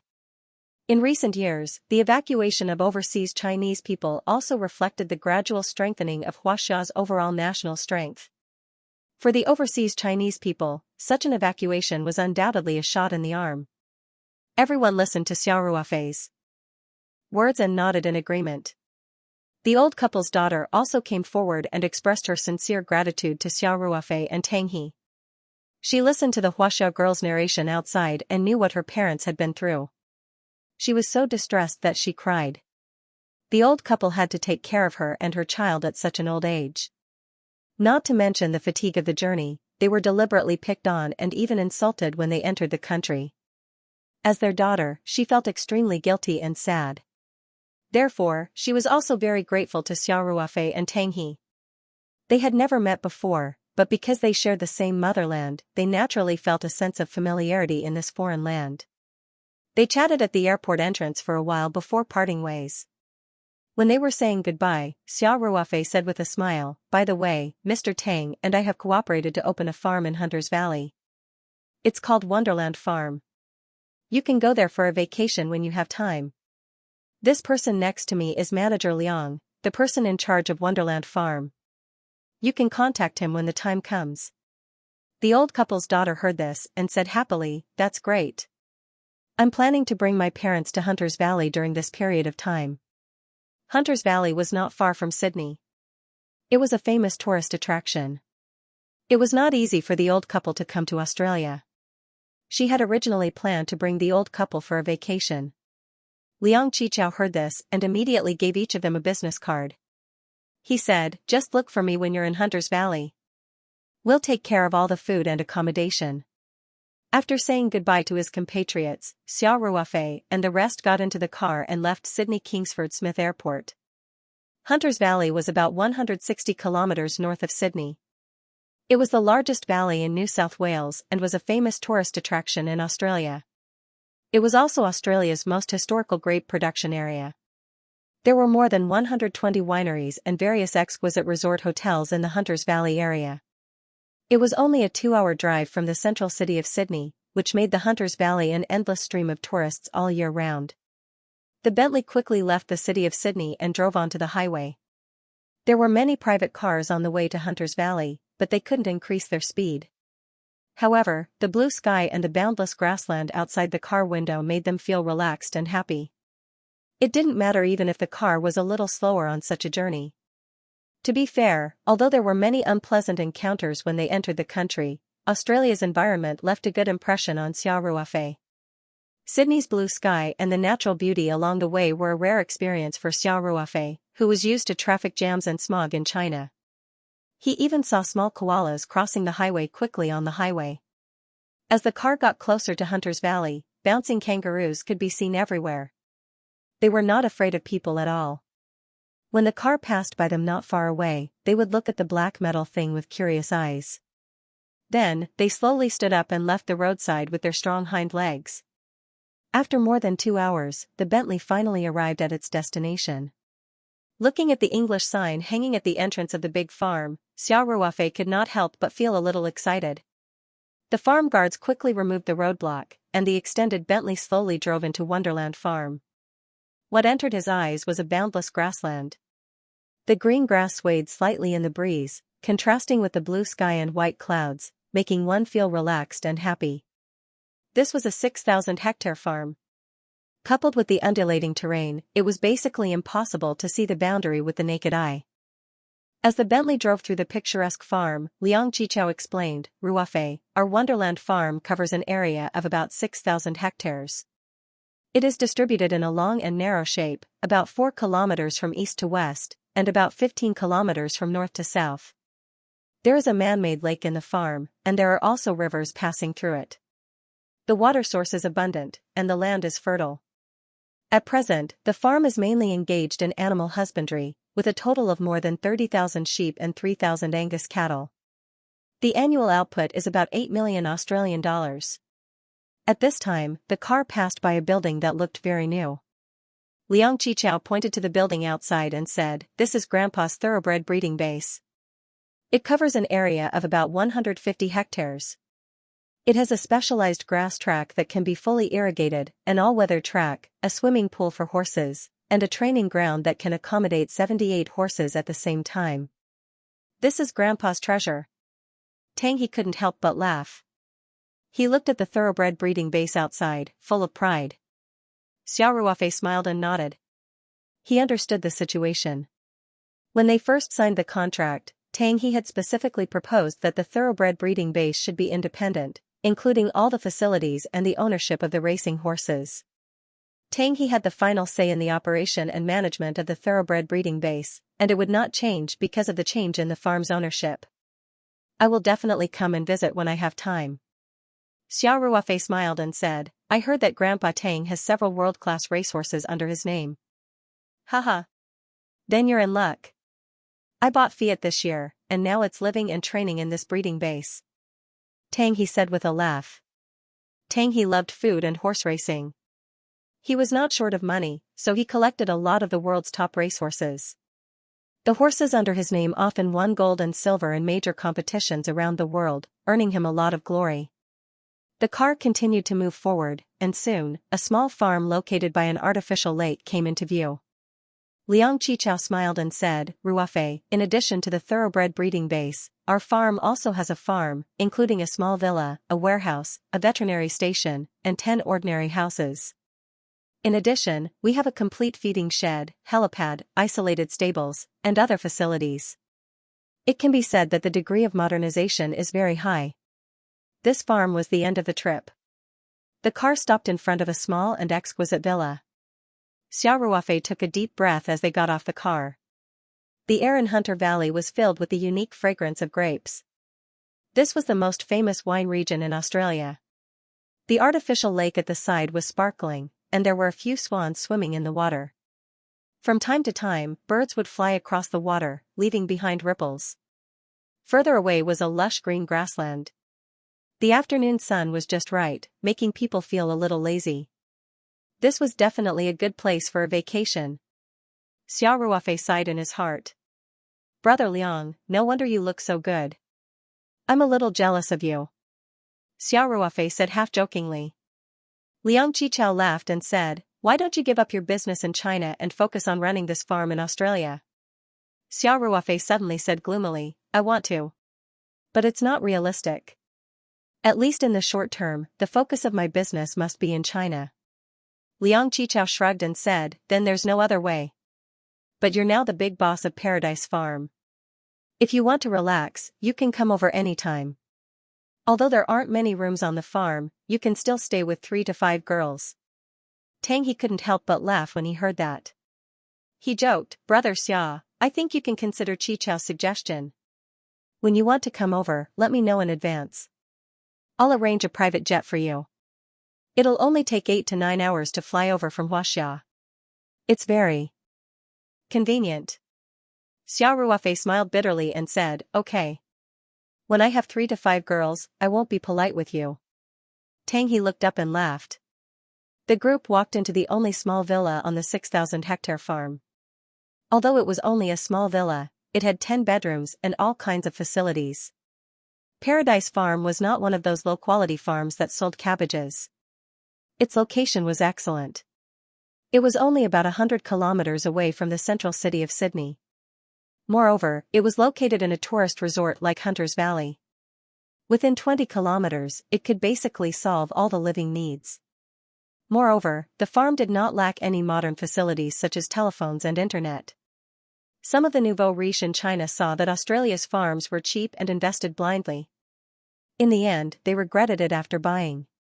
Some farms did not even have a water certificate, so they could not use the designated amount of water for irrigation. Some farms had a very low carrying capacity, so they could only raise a few animals.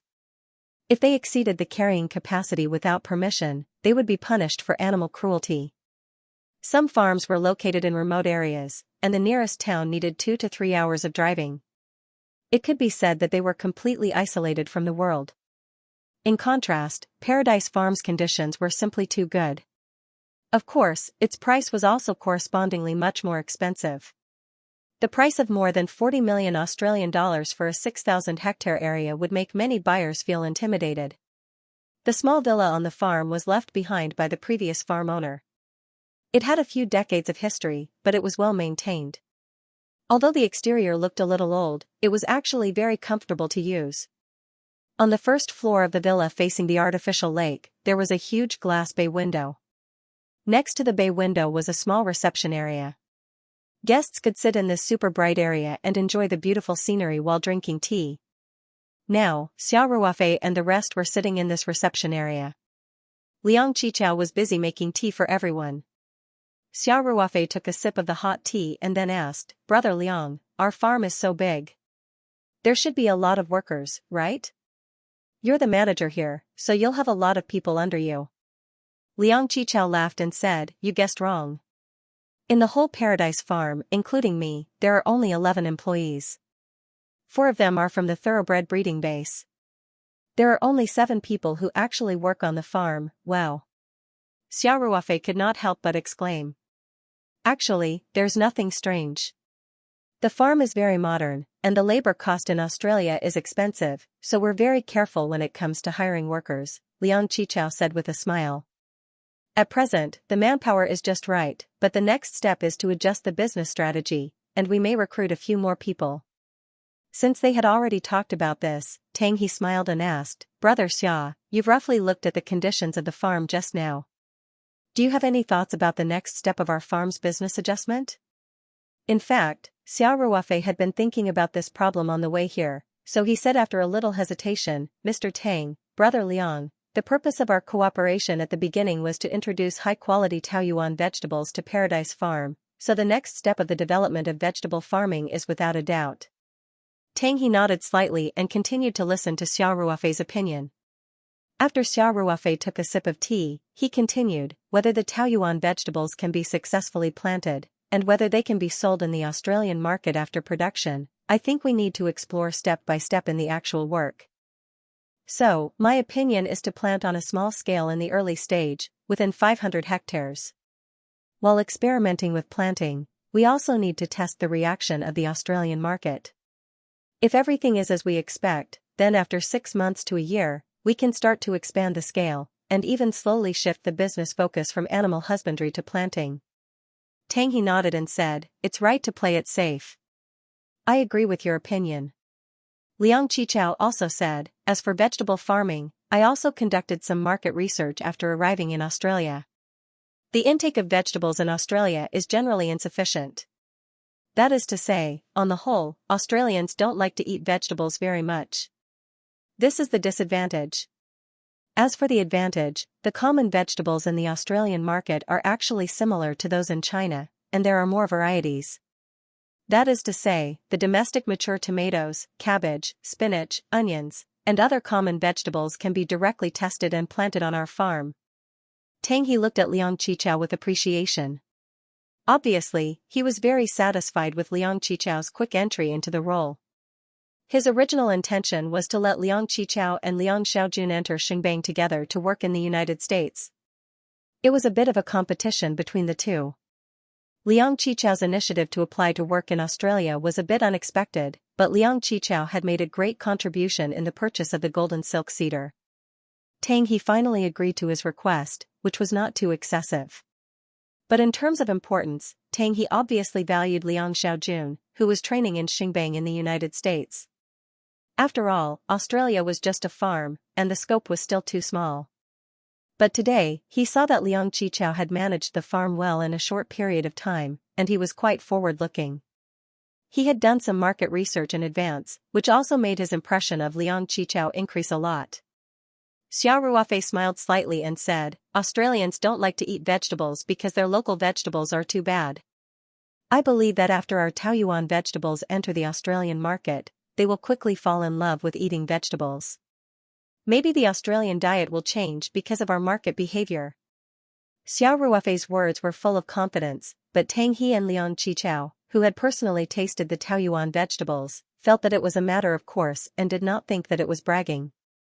Of course, the premise was that the quality of the Taoyuan vegetables in Paradise Farm was not inferior to the domestic ones. Tang He was most concerned about this issue, so he immediately asked, "Brother Xia, now it seems that the key is to successfully grow the Taoyuan vegetables in Australia that are not inferior to the domestic ones. Do you have any ideas about this?" Xiao Ruofei said, "Mr. Tang, I have been thinking about this issue for a long time. I think the best solution is to import vegetable seeds from the Taoyuan company under the name of Paradise Farm. Our Taoyuan vegetables are an improved variety.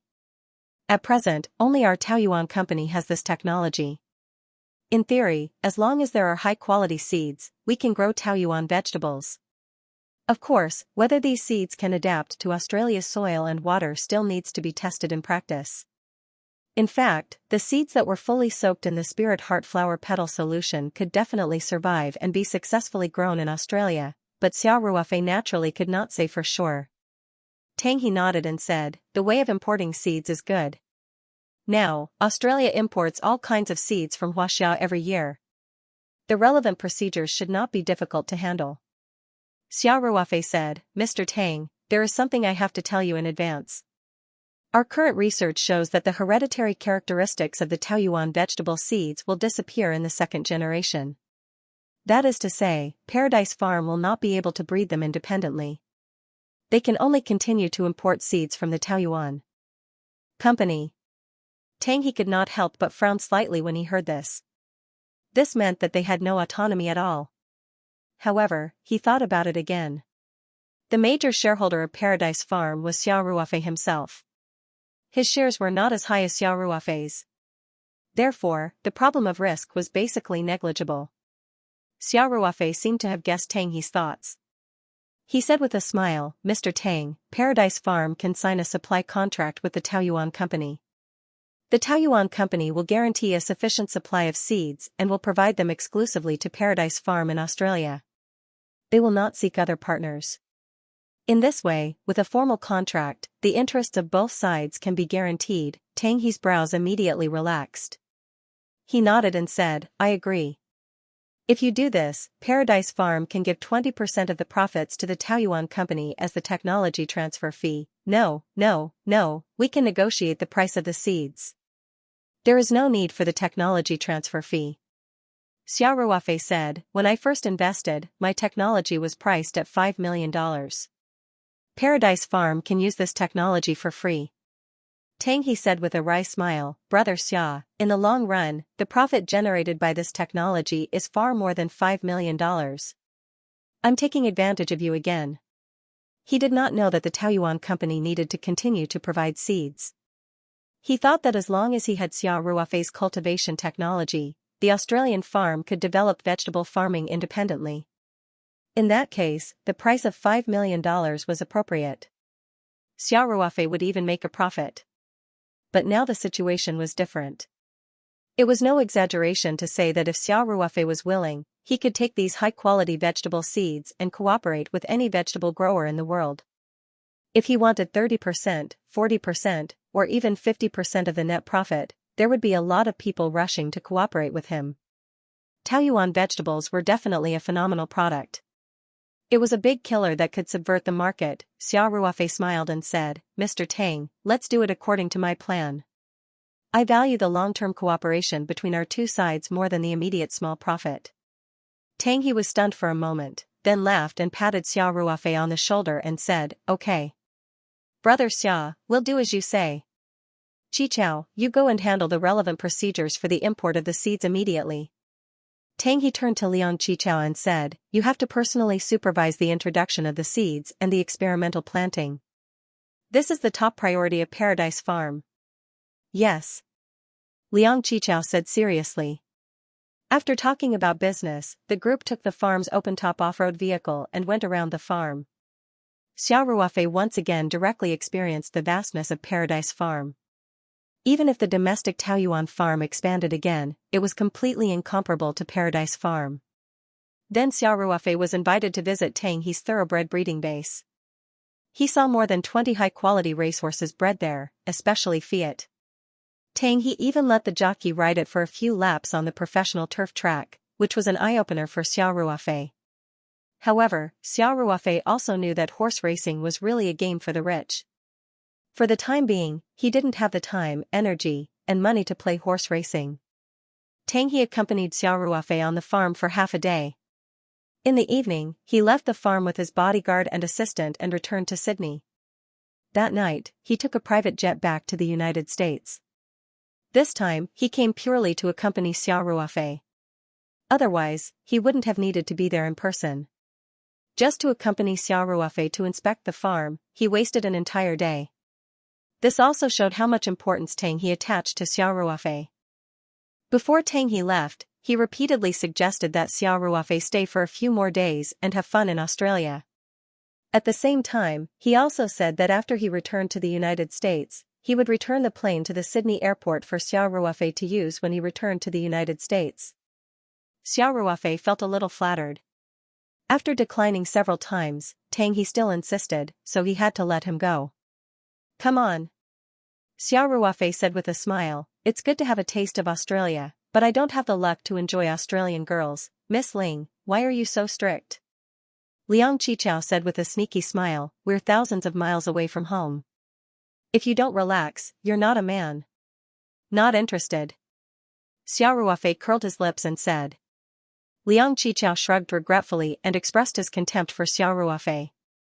The room that Xiao Ruofei entered was the master bedroom of this small villa.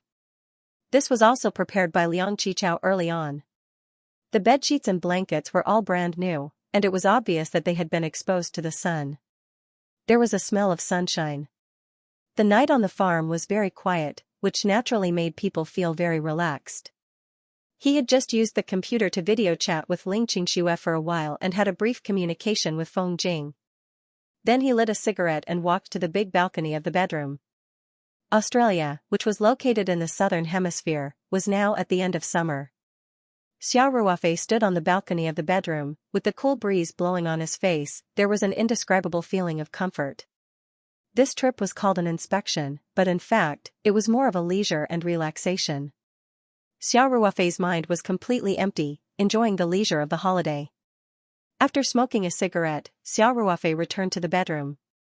After locking the doors and windows, he took out the white jade piece and the carving knife from the ring 2 space. He wanted to continue to practice the carving of the core runes to maintain his touch. The rest of the white jade pieces were relatively large. Xiao Ruofei had now mastered the 17 individual runes. Next, he would try to carve the combined core runes as a whole in one go. Xiao Ruofei planned to practice for a few more days. After returning to China, he would officially start to carve the runes on the top-quality mutton fat white jade. Xiao Ruofei held the white jade piece in one hand and the carving knife in the other. After taking a deep breath, he slightly released his spiritual power. The carving knife steadily cut down, leaving an arc on the white jade piece.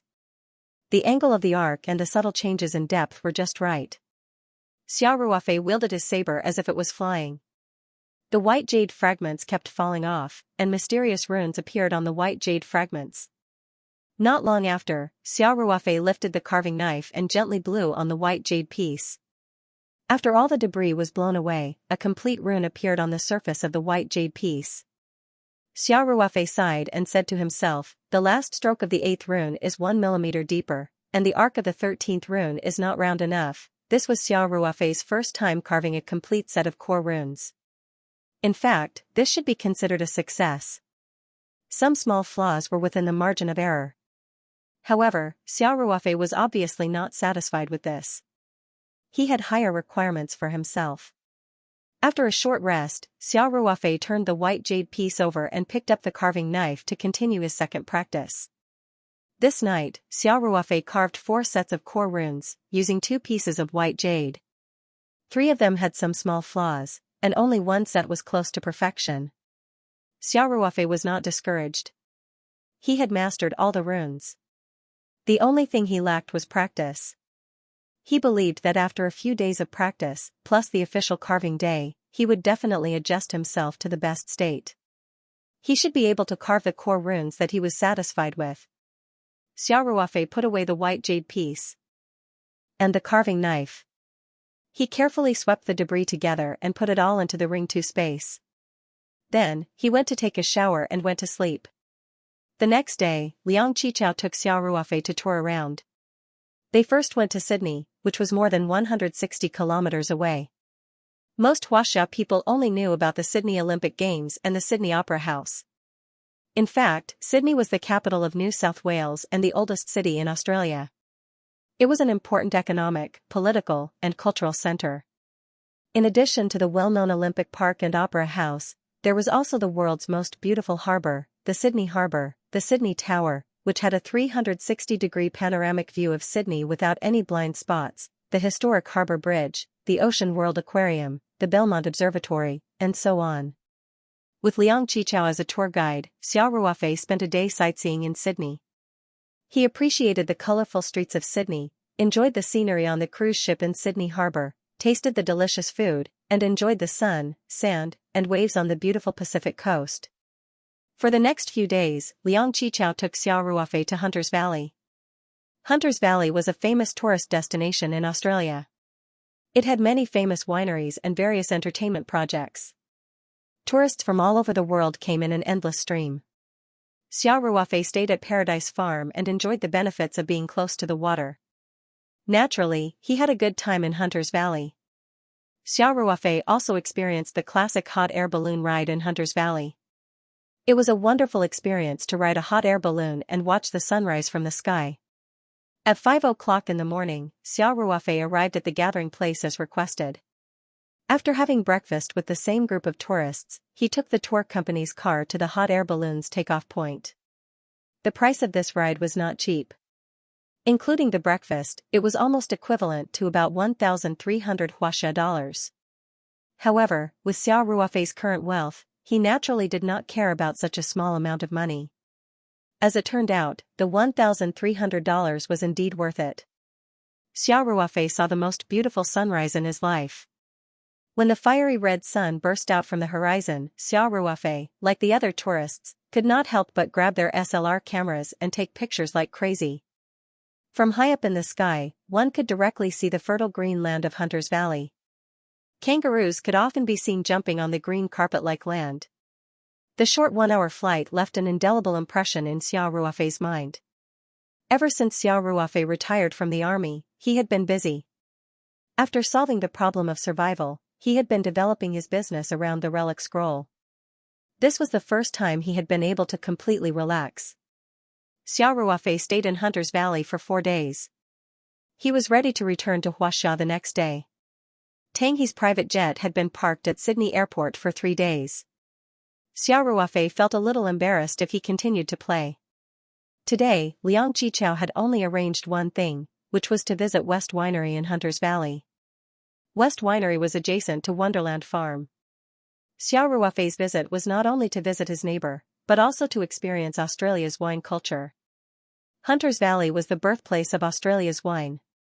It was also a world-renowned wine production area. The wine production here was less than 2% of Australia's wine production, but it was quite famous. Xiao Ruofei and Liang Qichao drove the farm's convertible off-road vehicle to West Winery. From the outside, the winery looked like a simple warehouse. However, Xiao Ruofei did not dare to underestimate it. On the way, Liang Qichao introduced Xiao Ruofei to this famous winery with a long history in Hunter's Valley. West Winery was built in 1866. It was a family-owned winery with a history of more than 150 years. It was also famous for its lush lawn. The current owner of West Winery was called Carter West. He was a little old man in his 50s. He was standing at the entrance of the winery to welcome his neighbor. Carter had the enthusiasm of a Westerner. He greeted Liang Qichao with a smile before the car came to a stop. He gave Liang Qichao a warm hug as soon as he got out of the car. "Liang, welcome to my winery." "Thank you." Liang Qichao smiled and said, "Mr. West, let me introduce you. This is my friend Xiao Ruofei. He's also a major shareholder of Wonderland Farm." Carter revealed a hint of surprise and exclaimed, "Wow. Mr. Xiao already owns such a high-quality farm at such a young age. I'm so envious." Over the years, Carter had heard a lot of rumors about Chinese people being rich. Today, he saw with his own eyes that Xiao Ruofei, who was so young, owned a large farm worth tens of millions of dollars. He suddenly had a feeling of as expected. Xiao Ruofei was also looking at Carter. The little old man was not tall, but he was very stocky. He was wearing a red and black checkered shirt, a pair of jeans, and a leather apron. His hair was messy, and his big nose was a little red. He did not look like the owner of a winery at all. He looked more like a worker in a slaughterhouse. "Mr. Carter, nice to meet you," Xiao Ruofei said in fluent English. "I only own a certain amount of shares in the farm. Your winery, on the other hand, has a long history and rich accumulation." "Ha ha ha. Xia, I like what you said." Carter laughed happily. "West Winery was built by my grandfather's grandfather. It's been passed down for 6 generations. Come in. Let me show you around." "Thank you." Carter led Liang Qichao and Xiao Ruofei into the winery. The winery looked like a big warehouse from the outside, but it was a different world inside. The fireplace was burning brightly, and there were exquisite glass murals. The large space could accommodate 300 people at the same time. It felt warm and simple. Several walls were full of floor-to-ceiling wine cabinets filled with all kinds of fine wines. The wine tasting area was also very luxurious. It had to be said that wine lovers would feel like they were in heaven. The deep and seductive wine aroma, the stronger the products, and the faint smell of wine from before, made them feel good. There was also a wine museum in the winery, displaying the winemaking equipment from more than 100 years ago. It clearly described the history of the winery. Every day, tourists from all over the world came to Hunter's Valley. Wine tasting was a must for everyone, so most wineries were open to tourists. West Winery was no exception. There were many tourists visiting the winery and tasting the wine. Carter first brought Xiao Ruofei and Liang Qichao to visit his vineyard. The vineyards of the West Winery were built on top of a few rolling hills. Looking from above, one could see the continuous rolling hills. The vineyards were arranged in a picturesque disorder. The grape leaves were lush and green, weaving into dark and light green patches. There were also beautiful jacaranda and roses in the surroundings. Wild kangaroos were jumping around the grape trellis, looking very lively. Carter briefly introduced the vineyards, and then said proudly, "Xia, high-quality vineyards are usually located on hills. This is to make it easier to drain water after the rain. If the vineyard is planted on flat ground, if the soil drainage is not good, and if the rain stagnates when it rains heavily, the grape juice will be diluted, and the quality of the wine won't be good. That's why the wine produced by our West winery is of the highest quality." Xia Ruofei smiled and said, "Mr. West, this trip is really worth it. I didn't know there was so much knowledge about wine. I've learned a lot." Carter laughed and said, "Xia, let's go back to the winery. My wife has prepared delicious food and wine for our distinguished guests." "That's great. My stomach is growling now that you mention it," Xia Ruofei said with a smile. Carter's wife, Carberry, was an Australian woman in her 50s. She was so fat that she was a little out of shape. Her chubby face looked very friendly. Carberry was very hospitable. She had prepared exquisite snacks for Xia Ruofei and Liang Qichao. There were fresh local soft cheeses and Italian sun-dried tomatoes. She even paired them with a refreshing, low-alcohol rose wine, Vito. Xia Ruofei was full of praise for the exotic snacks and refreshing sparkling wine. Carberry was also smiling from ear to ear when she received praise from the guests. Then, she served Xia Ruofei and Liang Qichao 2 bottles of West Winery's signature wine, La Lyon. Liang Qichao had been in Hunter's Valley for some time. When he saw the La Lyon, he could not help but show off. He said, "Ruofei, Hunter's Valley's La Lyon is also known as the Hunter's Valley Riesling. It's famous for its high acidity and refreshing taste. It's something that no other wine region in the world can replicate. You must taste it properly." Carter did not understand Chinese, so he introduced it with a smile. "Xia, this is West Winery's main wine, La Lyon. Unlike other wines, Hunter's Valley's La Lyon is usually harvested in advance to maintain its acidity and lower alcohol content after fermentation. Also, we use low-temperature fermentation and do not use oak barrels. After brewing, we bottle it immediately." Carter pointed at the 2 bottles of wine and said, "The young La Lyon has a light color. The aroma is mostly citrus fruits, herbs, grass, minerals, and so on. The acidity is crisp. As the wine ages, the La Lyon will develop a complex aroma of lemon sauce, toast, vanilla, honey, and so on. The aroma is rich, the taste is round, and the aftertaste is long. Of these 2 bottles of wine, one of them has been aged for 15 years and is in its best condition to drink. The other bottle is just brewed. You can compare them." "Wow. That's amazing." Xia Ruofei could not help but exclaim. "It actually matured in the bottle for more than 10 years. Then I'll have to taste it properly." Carter personally poured the 2 opened bottles of wine into different wine glasses. Then, he made an inviting gesture to Xia Ruofei and Liang Qichao. He looked at the 2 of them expectantly. Xia Ruofei smiled. He picked up one of the wine glasses and took a small sip. Then, he closed his eyes and savored the taste. After a while, he tasted the other glass. After a long time, Xia Ruofei opened his eyes and exclaimed, "It really is a completely different taste. If I'm not wrong, the wine glass on the right should be the 15-year-old La Lyon, right? I can feel the taste of time." Carter smiled happily and gave Xia Ruofei a thumbs up. Aunt Cabelli also clapped softly. Obviously, Xia Ruofei's judgment was accurate. At this time, Xia Ruofei's heart skipped a beat. He said, "Mr. West, can I buy a batch of La Lyon from you?" Carter laughed heartily. "Of course. West Winery has a complete network of sales channels. Many Huaxia customers order wine from us through the internet. I will definitely choose the most suitable La Lyon for you." No, Mr. West, I want to buy the new wine that you have just brewed," Xia Ruofei quickly said. "New wine? This?" Carter was very surprised. The taste of the newly brewed La Lyon is not that good. Under normal circumstances, they would not sell the newly brewed La Lyon unless they were specifically used to compare the taste of the new wine with that of the old wine. Most of the new wine would be stored properly and sold 10 years later. Xia Ruofei laughed and said, "It's like this. I have my own wine cellar in Xianxia. I hope to collect some top-notch La Lyon and wait for them to mature quietly. I think that 10 years later, I will be able to personally taste this batch of La Lyon. Carter was slightly moved. Xia, I can see that you are a wine lover. In fact, Xia Ruofei just felt that the La Lyon had a special taste, so he wanted to buy some and store them in the spiritual painting scroll. He wanted to see if the famous wine would change under the nourishment of the rich spiritual energy of heaven and earth.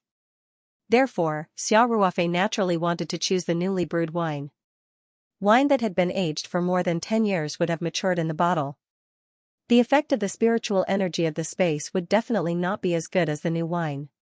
As for the time, if the wine was stored in the original space, 10 days would be equivalent to a year. Therefore, time was not a problem for Xia Ruofei at all. Xia Ruofei's explanation convinced Carter. He agreed readily. Xia, how many do you want to buy? I will prepare them for you right away. Xia Ruofei thought for a moment and said, give me 30 boxes. There were 6 bottles of wine in each box, so 30 boxes would be 180 bottles. Xia Ruofei was not going to resell the wine for profit, so that was enough. Carter was very surprised. Originally, he just wanted to entertain the visiting neighbors. He did not expect to make such a big deal. Carter generously gave Xia Ruofei a discount as the highest VIP treatment. Each bottle of La Lyon was $30 Australian. After the discount, it was $26 Australian. 30 boxes totaled $4,680 Australian, which was less than $25,000 in Xianxia dollars. Xia Ruofei paid directly with his Visa credit card. Carter would be responsible for loading the wine and transporting it to Wonderland Farm. As for transporting the wine from the farm to the country, it could only be imported from Wonderland Farm under the name of the Taoyuan Company. Direct consignment was absolutely impossible. Liang Qichao also saw that Xia Ruofei had bought so much wine today. He could not use the Ring 2 space to store it, so he could only be a little more troublesome. Xia Ruofei was more interested in the Wine Museum of Wester Winery. After tasting the La Lyon, he walked around with Liang Qichao. As for Carter, he had to receive other visitors, so he did not accompany them the whole time.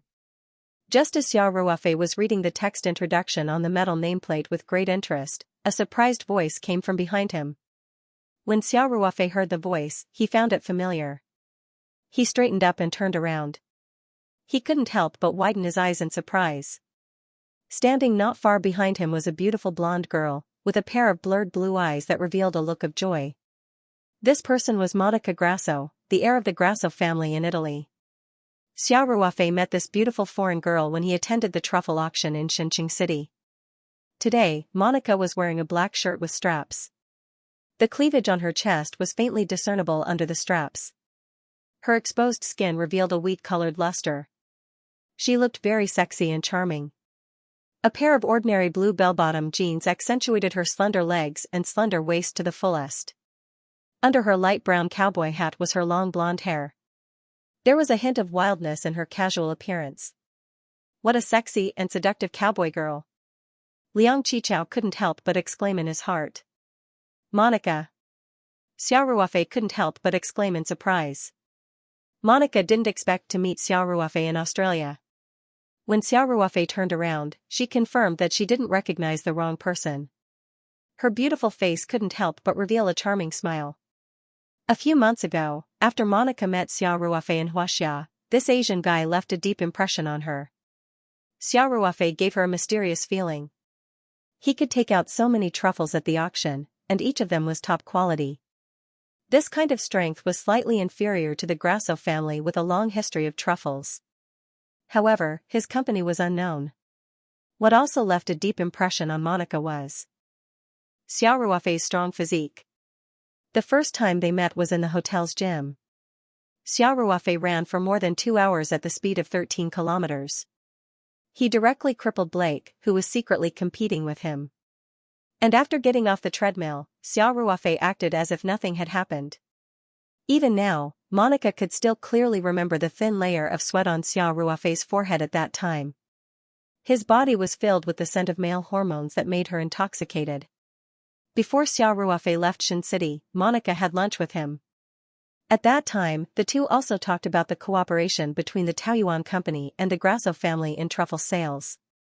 However, this year's truffle season had not yet arrived, and there had been some resistance from the family regarding this cooperation. Therefore, Monica had not contacted Xiao Ruofei for a long time. But he didn't expect to meet her in Australia. Was this what the Huaxia people called fate? Monica said in her heart. Xia, it's really you.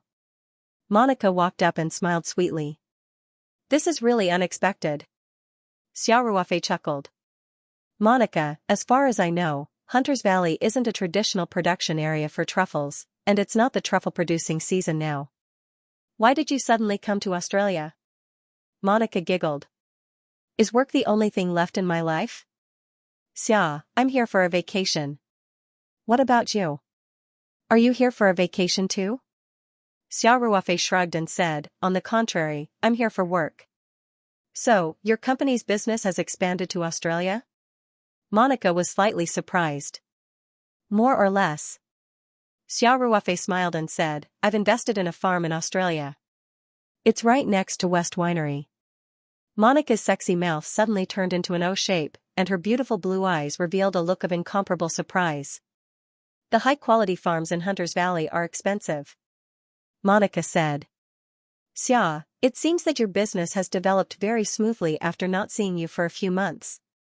I'm somewhat lucky. Xiao Ruofei said lightly, and then smiled. I have to thank you. Monica, if it weren't for the truffle auction that gave me a large sum of development funds, my company wouldn't have expanded so quickly. Xia, can I visit your farm? Monica asked. Of course, it's my pleasure. Xiao Ruofei said, oh right, I almost forgot to introduce you. This is my good friend, the manager of Paradise Farm, Liang Qichao. Then, Xiao Ruofei said to Liang Qichao in Chinese, Brother Liang, this is the heir of the Italian Glasso family, Ms. Monica Glasso. Liang Qichao quickly went forward to greet her. Monica smiled elegantly and shook hands with Liang Qichao. Manager Liang, nice to meet you. Ms. Glasso, welcome to our Paradise Farm. Liang Qichao said. Thank you. Monica, when are you free? Xiao Ruofei asked with a smile. Anytime. Monica said. The moment I met you, my visit at West Winery had already ended. Liang Qichao immediately winked at Xiao Ruofei and revealed a vague smile. We've seen enough. Let's go. Xiao Ruofei said awkwardly. Xiao Ruofei and the other two walked out of the winery's wine museum.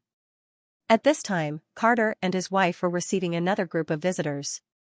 Coincidentally, these visitors were all yellow-skinned and black-haired, and they all spoke Chinese. Obviously, they were tourists from Huaxia. Huaxia's economy had been developing well in recent years, and there were more and more rich people. Traveling abroad was nothing new. Basically, the probability of meeting people from Huaxia in the world's famous tourist attractions was quite high. After all, Huaxia's population base was there. Therefore, Xiao Ruofei wasn't too surprised. Uncle Carter, thank you for your hospitality. We're ready to leave. Xiao Ruofei said loudly.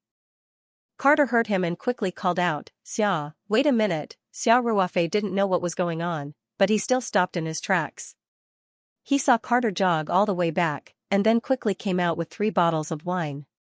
He smiled and handed the wine to Xiao Ruofei and said, Xia, this is a 20-year-old wine. It's my gift to you. This is too precious. Thank you. Xiao Ruofei said happily. Uncle Carter, I'm so lucky to be your neighbor.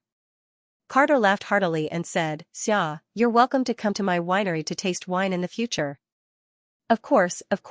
After saying goodbye to Uncle Carter, Xiao Ruofei and the other two went to the parking lot outside the winery to get a car and went straight to Wonderland Farm. Liang Qichao drove in the front while Xiao Ruofei and Monica sat in the back of the convertible off-road vehicle. The wind whistled in their ears. Monica's long blonde hair danced in the wind, and the ends of her hair brushed past Xiao Ruofei's cheeks from time to time. It felt a little itchy, and Xiao Ruofei's heart couldn't help but become restless. After arriving at the farm, Monica directly took the car to tour. She was full of praise for the unique environment of Wonderland Farm. When they were at the winery, Monica thought that Xiao Ruofei's farm wouldn't be very big. After all, farms in Hunter Valley were very expensive. Her impression of Xiao Ruofei was still that of the owner of a small company in Huaxia a few months ago. In the end, after visiting, she realized that Wonderland Farm was actually so big. A farm like this would cost at least tens of millions of dollars, right? Monica couldn't help but estimate the value in her heart. Although tens of millions of dollars were nothing to the Grasso family, one had to know that Xiao Ruofei was just the owner of a small unknown company in Huaxia a few months ago. Wasn't this step a little too big? After driving around with Monica, Liang Qichao casually found an excuse and tactfully said goodbye to the two. Before leaving, he winked at Xiao Ruofei with a wretched expression. Xiao Ruofei blocked Monica's view with his body and didn't hesitate to give Liang Qichao the middle finger. After Liang Qichao left, at Monica's request, Xiao Ruofei accompanied her to walk around the farm. They walked around the artificial lake for a long time until the golden sunset stretched their shadows by the lake. Only then did the two return to the small villa. Liang Qichao had already sent a text to Xiao Ruofei. He found an empty room in the workers' dormitory and left the entire villa to Xiao Ruofei. Although Xiao Ruofei immediately replied to Liang Qichao with a disdainful expression, he couldn't help but have a little bit of expectation in his heart. Any normal man wouldn't be able to help but feel a rush of excitement when they saw a sexy stunner like Monica. What's more, Monica had already made it clear that she wanted to stay at the farm. She was originally staying at a resort hotel 20 kilometers away. Xiao Ruofei used the ingredients on the spot and cooked a Chinese and Western dinner with Monica. There were kung pao chicken, shredded pork with green pepper, French foie gras, and pan-fried steak. Although it looked a little out of place, the two ate with relish. Moreover, the two chatted as they ate and were very congenial. There was no sense of estrangement because they hadn't contacted each other for a few months. The two people's life backgrounds were completely different, but they could find a lot to talk about. This was indeed a small miracle. Especially when Xiao Ruofei talked about some interesting things from his childhood, Monica would often be amused to the point of giggling. Compared to Xiao Ruofei's grassroots experience, Monica's childhood was much more boring. She had received all kinds of elite education since she was young. Although she had cultivated a great beauty with both looks and temperament, the price was that she had sacrificed her beautiful childhood. By the time the two finished eating, the sky was already dark. They cleaned up the table together and sat in the living room to chat for a long time. Xiao Ruofei felt a little incredulous that he could have so many topics to talk about with an Italian beauty. Xiao Ruofei even felt that his spoken English had improved a lot today, because he had spoken too much today. It wasn't until 10 o'clock in the evening that Xiao Ruofei saw a trace of fatigue on Monica's face. He said with a trace of reluctance, "Monica, it's getting late. Go back to your room and rest. The guest room has been prepared." Monica smiled sweetly and said, "Okay, Xia. You're going to take a plane tomorrow, so you should rest early today." So the two went upstairs together. Xiao Ruofei first sent Monica to the door of the guest room, opened the door for her, and then said, "Good night, Monica." "Good night." Monica glanced at Xiao Ruofei flirtatiously, revealed a trace of a charming smile, and then walked into the room. The moment Monica's door closed, Xiao Ruofei felt an inexplicable sense of loss in his heart. However, he quickly adjusted his state of mind and kept reminding himself that he had a girlfriend. Although he was out, he must control himself, Xiao Ruofei muttered in his heart as he walked back to his room. After returning to his room, Xiao Ruofei didn't feel sleepy. He turned on the TV and absent-mindedly held the remote control and changed the channel over and over again. God knows how long had passed when there was a sudden knock on the door. Xiao Ruofei, who was leaning on the bed, jumped up and ran over to open the door. His eyes suddenly stared blankly. Monica was standing at the door wearing a pink bathrobe. Her hair was wet, and it was obvious that she had just taken a shower. "Xia, I guessed that you weren't asleep," Monica said with a smile. Xiao Ruofei felt his heart beating a little faster. His mouth was dry as he asked, Monica, it's so late. Is there anything you need from me?" Monica, who had just taken a shower, still had a trace of redness on her cheeks. She revealed a charming smile and said, "Xia, I suddenly remembered that Uncle Carter gave you a few bottles of good wine. Are you willing to share the neighbor's gift with me? Xiao Ruofei was stunned for a moment, then said, of course. Please come in. Xiao Ruofei moved aside, and Monica walked past him, bringing with her a burst of fragrance. Please sit. Xiao Ruofei said. Then, he found 2 wine glasses in a fluster, opened the one that Carter gave him, and poured some wine into the 2 glasses. The 2 of them sat on both sides of the small coffee table in front of the floor-to-ceiling window, raised their glasses, and lightly clinked them. Xiao Ruofei took a light sip, but Monica drank it all in one gulp. She even showed the bottom of the glass to Xiao Ruofei like how the people of Huaxia drank. Xiao Ruofei saw this and smiled bitterly, then picked up his glass and drank it all in one gulp. Monica instantly giggled and gave Xiao Ruofei a thumbs up. They continued to pour wine, and the 2 of them drank and chatted, continuing the topic from the day. Most of the time, it was still Xiao Ruofei talking, and Monica listened very seriously. She was amused by Xiao Ruofei's words from time to time, and she didn't even notice that the bottom of her bathrobe was pulled up quite a bit, revealing her snow-white thighs. Although the alcohol content was very low when it was first brewed, it was completely different after 20 years in the bottle. The 2 of them couldn't help but feel a little tipsy as they drank. Xiao Ruofei also didn't notice that Monica, who often laughed cheerfully, had a hint of sadness and hesitation in her eyes from time to time. Unknowingly, the 3 bottles that Carter gave to Xiao Ruofei had all been opened, and the 3rd bottle was more than half drunk. Although Xiao Ruofei's alcohol tolerance was amazing, he drank more white wine, and the after effects of 20 years in the bottle were still very strong, so even his face began to blush, and his head felt a little dizzy. Monica, who was next to Xiao Ruofei, had a peach blossom cheeks, and her beautiful blue eyes became even more blurred. After Xiao Ruofei finished a glass of wine with Monica, he lowered his head to pick up the bottle and was about to pour more wine when he suddenly smelled a fragrance. By the time he reacted, Monica was already sitting on his lap, with a hint of blush on her delicate face, and her eyes staring straight at Xiao Ruofei. Xiao Ruofei suddenly felt a boom in his head, as if his whole body was blown up. To be honest, ever since Xiao Ruofei continuously consumed the body-tempering soup, he became more and more energetic in the relationship between men and women, and his combat strength increased day by day.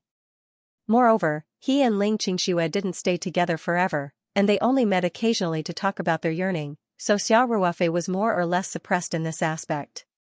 In addition, he drank a lot today, and Monica's obviously teasing action was like a ladle of hot oil being poured into a raging fire, making Xiao Ruofei's remaining rationality disappear without a trace. Monica reached out her finger and gently hooked Xiao Ruofei's chin, threw a flirtatious glance at Xiao Ruofei, and leaned over to kiss him without saying anything. Xiao Ruofei's last bit of rationality disappeared. It shouldn't be a problem to indulge once in a while, right? Xiao Ruofei thought to herself in a self-deceiving manner. Westerners should be very open-minded in this regard. With the excuse he found, Xiao Ruofei's thoughts seemed to be clear all of a sudden, and his big hands unceremoniously pressed on Monica's perky butt. Monica seemed to have an even more intense reaction than Xiao Ruofei. After the 2 stood up, she directly pushed Xiao Ruofei onto the bed, and then eagerly sat on it. Brother, are you showing off your country's prestige? There were many foreign horses in Paradise Farm's thoroughbred breeding base, but Xiao Ruofei had not ridden any of them in the past few days. However, on the night before he left Australia, he rode a foreign horse in another way. Xiao Ruofei, who was immersed in the raging fire, did not notice that when Monica straddled him, her beautiful brows were slightly furrowed. There was even a hint of pain on her face. Of course, this was only the beginning. Soon, Monica's painful expression disappeared without a trace and was replaced by endless joy. The night in Hunter's Valley was very quiet. Paradise Farm had long fallen into a deep sleep. In the quiet and peaceful small villa, the fierce battle was in full swing. Monica was not as shy as Ling Xianxia. She was very active in bed most of the time. Under Xiao Ruofei's request, she tried various positions. Although she was a little shaky at first, she soon became very engrossed. Moreover, compared to Ling Xianxia, Monica's physical fitness was indeed much better. Xiao Ruofei finally felt free and unrestrained. He more or less found the feeling of meeting his match. It was a crazy night. Xiao Ruofei used the alcohol as an excuse. Monica was still able to take some initiative in the beginning, but it did not take long before she could only enjoy herself under him. Xiao Ruofei was finally able to release himself to his heart's content. The two were so tired that they did not even take a shower. They hugged each other and fell into a deep sleep. In the early morning, the crisp sound of birds chirping outside the small villa woke Xiao Ruofei up. He felt that his neck was a little itchy. He twisted it slightly, and only then did he realize that Monica was sleeping next to him.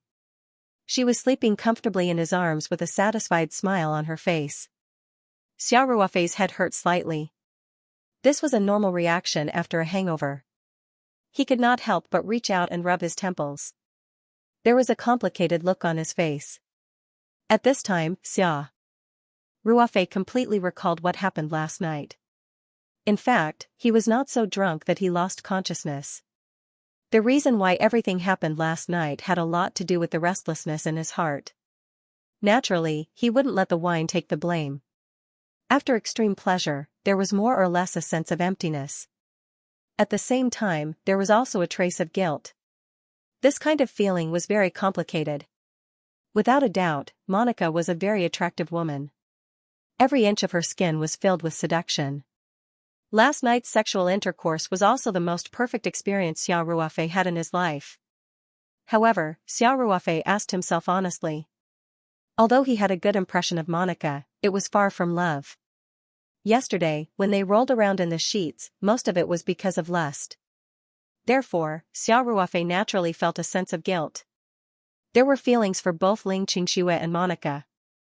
Just as Xiao Ruofei was letting his imagination run wild, Monica moved slightly and slowly opened her eyes. The two of them looked at each other. A faint blush appeared on Monica's beautiful face. Then, her gaze moved down and landed on Xiao Ruofei's firm chest muscles. She could not help but have a strange look on her face. Monica's slender fingers landed gently on Xiao Ruofei's chest. Then, she revealed a charming smile and said lazily, "Good morning, Xiao." Xiao Ruofei looked a little embarrassed as he said, Good morning." When Monica had just woken up, there was still a trace of shyness. However, it had completely disappeared now. She giggled and said, "Xiao, you really didn't lie to me. Your performance in bed made me look at you in a different light." Xiao Ruofei immediately complained in his heart. A foreign chick is a foreign chick. She's too open-minded. In that case, not only did I not show off my Huaxiao's national prestige last night, I was even pushed down by her. Seeing Xiao Ruofei's embarrassed expression, Monica could not help but burst into laughter again. Xiao Ruofei felt that he could not back down now. He could not embarrass the men of Huaxia. Thus, he sat up and leaned against the headboard. He reached out and hugged Monica's shoulder. As he gently rubbed it, he said with a smile, "Beauty, I hope that last night's experience will give you a new understanding of the men of Huaxia." Monica playfully rubbed her head against Xiao Ruofei's chest. Then, she snuggled up to Xiao Ruofei and stuck out her tongue to lick Xiao Ruofei's chest. Then, she said, "Of course, the men of Huaxia must be the strongest men in the world. If every man of Huaxia is the same." After Monica finished speaking, she did not hear Xiao Ruofei speak for a long time. She could not help but look up curiously. She saw that Xiao Ruofei was staring straight ahead. His mouth formed an O shape. Monica followed Xiao Ruofei's gaze and looked over. Her pretty face suddenly blushed slightly. At the same time, a hint of disappointment appeared on her face. At the end of Xiao Ruofei's gaze, there was a red bloodstain on the clean white bedsheet. It was like a blooming flower, beautiful and dazzling. Xiao Ruofei's heart could not be any more shaken. Before seeing this blood-red flower, he had always thought of last night's experience as a beautiful encounter. A man and a woman, empty and lonely, found each other pleasing to the eye. A man and a woman alone in the long night. Naturally, everything that should have happened had happened. That was all. However, this bloodstain was like a heavy hammer that hit Xiao Ruofei's heart. It made him feel a little dazed. Things seemed to be different from what he had imagined. After a long while, Xiao Ruofei stuttered, "Monica, this, last night, was your first time?" Monica's fleeting look of disappointment had already disappeared. She still had a faint smile on her face. She nodded as if she did not care and said, "Yes." Her tone was as relaxed and casual as if she had drunk a cup of milk for breakfast. Monica straightened up. Her proud bosom was exposed to the air and trembled slightly with her movements. However, Xiao Ruofei was not in the mood to appreciate this boundless spring scenery. He sensed Alessandra. Monica giggled and said, "Xia, are you wondering why I was still a virgin before last night?" Xiao Ruofei nodded heavily. Monica was 2 or 3 years older than him. Among Western girls, it was really rare to not have any sexual experience at this age. At least in Xiao Ruofei's impression, Western girls were not conservative when it came to sex. It was quite common for girls to fall in love in high school and offer their first night. Therefore, this was something that he had not thought of before. Otherwise, he would not have been so impulsive. It was not that he did not want to take responsibility, but he already had Ling Qingxue. It was still fine to have a short-lived marriage of "you give me love, I'll give you a one-night stand." But if he found another girlfriend, wouldn't it be a mess? Monica said casually. "The reason is very simple. I've never met a man that moved my heart before. I'm not a casual woman." Xiao Ruofei's expression was a little strange. Monica was so proactive last night that he thought that Monica was very open-minded in this aspect. He did not expect the truth to be the opposite. "Xia, what are you thinking about?" Monica's pink arms circled around the back of Xiao Ruofei's neck as she asked. Xiao Ruofei hesitated and said, "Monica, you know, I already have a girlfriend."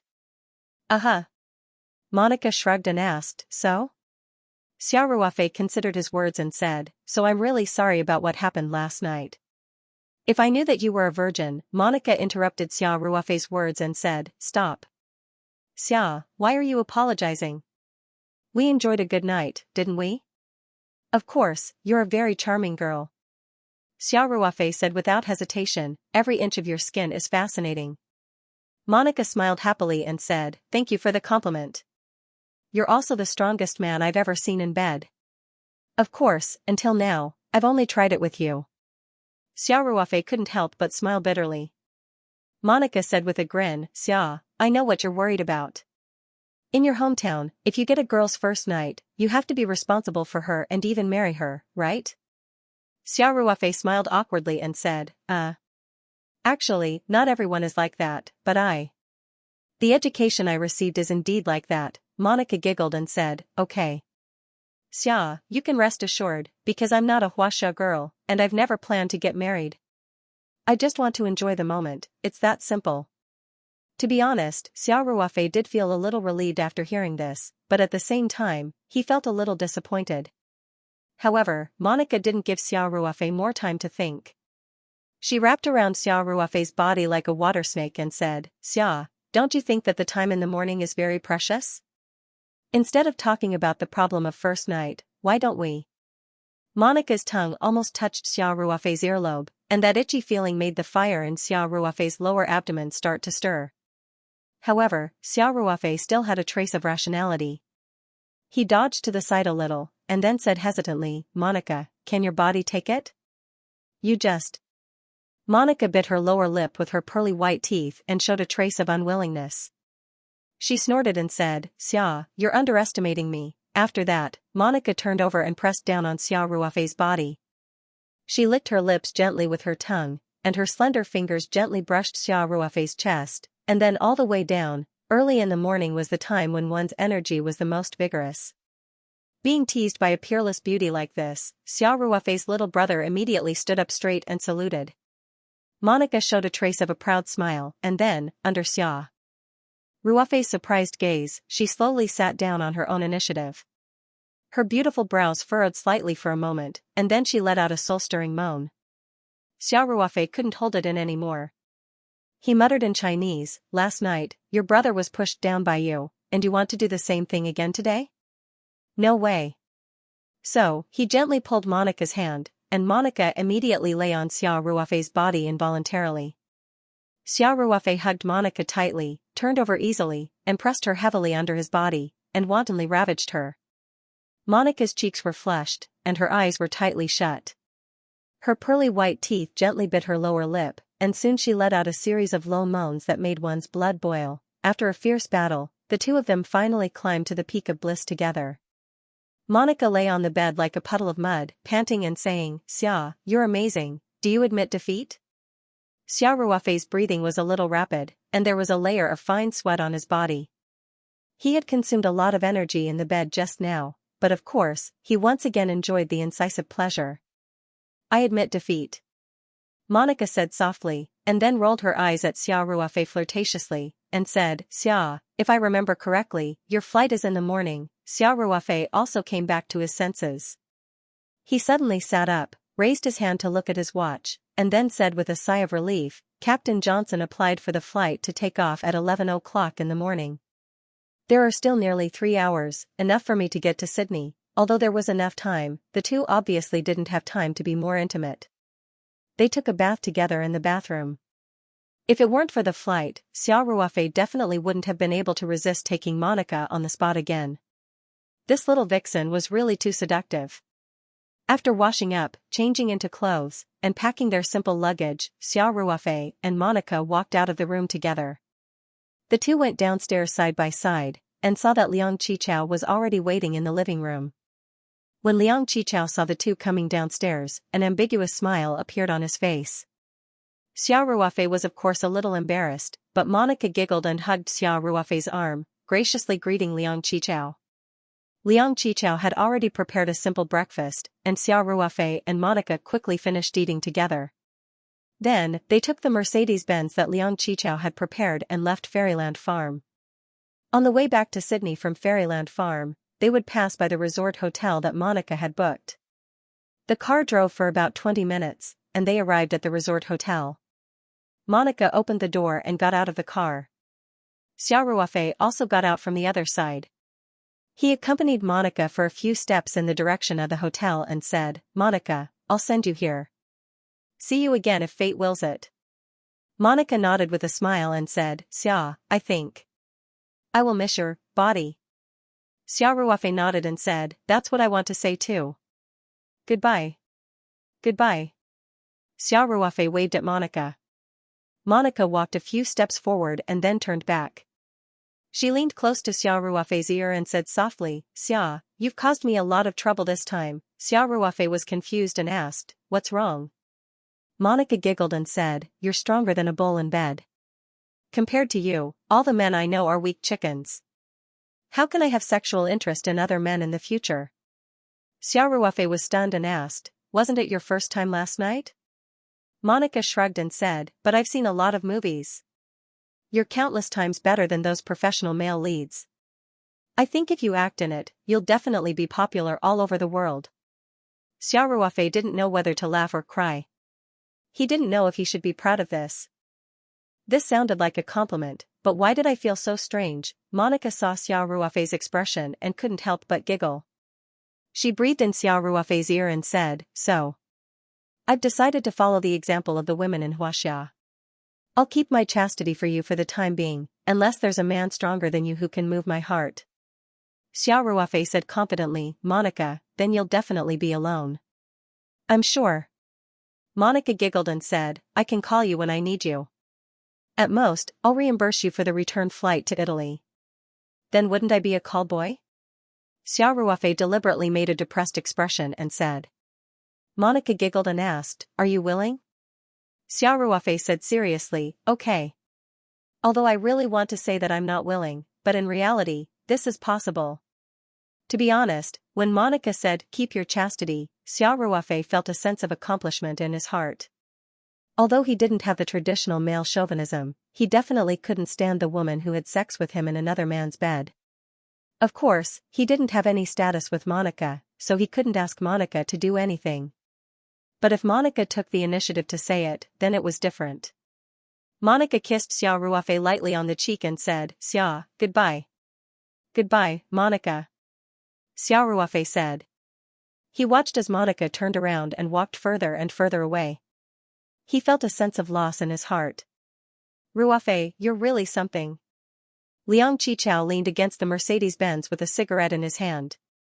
He smiled and said, I was wondering why you weren't interested in Australian girls. So you have something even better. Xiao Ruofei said without changing his expression, what are you talking about? Why can't I understand a word of it? Liang Qichao pointed his middle finger at him and said, pretend. Why are you acting dumb in front of me? Although I'm quite close with Xianxia, although I used to have feelings for Xianxia. Huh? Xiao Ruofei's eyes widened. Liang Qichao quickly said, used to. Used to be beautiful, understand? Ever since you got together with Xianxia, I've never had any improper thoughts. Besides, I've been sent thousands of miles away. How would I dare to have any thoughts? So you think you've been sent away? Xiao Ruofei said with a faint smile, then I'll talk to Mr. Tang and ask him to send you back to America? No, no, no. You're my brother, okay? Liang Qichao quickly smiled and said, I think the farm is pretty good, really good. Hunter's Valley had beautiful scenery and pleasant climate. Liang Qichao was the leader here, so he had the final say. Plus, he was full of confidence in Xiao Ruofei's Taoyuan vegetables. He believed that he could produce a good result here, so unless he was crazy, he wouldn't be willing to go back to America to compete with Liang Xiaojun. Xiao Ruofei then said, that's more like it. Brother Liang, you don't have to worry. When the time comes, our Wonderland farm will definitely amaze the world, and your status will naturally rise. Of course, of course. I have absolute confidence in you. Now we're just waiting for the seeds in China. Liang Qichao said with a smile. Then Liang Qichao suddenly came to his senses and shouted, hey! That's not right. Weren't we talking about you? Why are you dragging me into this mess? You're too cunning, aren't you? Xiao Ruofei held back his laughter and said, what are you talking about? I don't remember. Brother Liang, have you finished your cigarettes? If we don't leave now, we'll miss the flight. After that, Xiao Ruofei opened the front passenger door and got in. Liang Qichao stamped out the cigarette butt and threw it into the trash can on the side of the road. Then, he sat in the car and said while fastening his seat belt, Ruofei, you're too sneaky. Is there any point in hiding it from your buddies?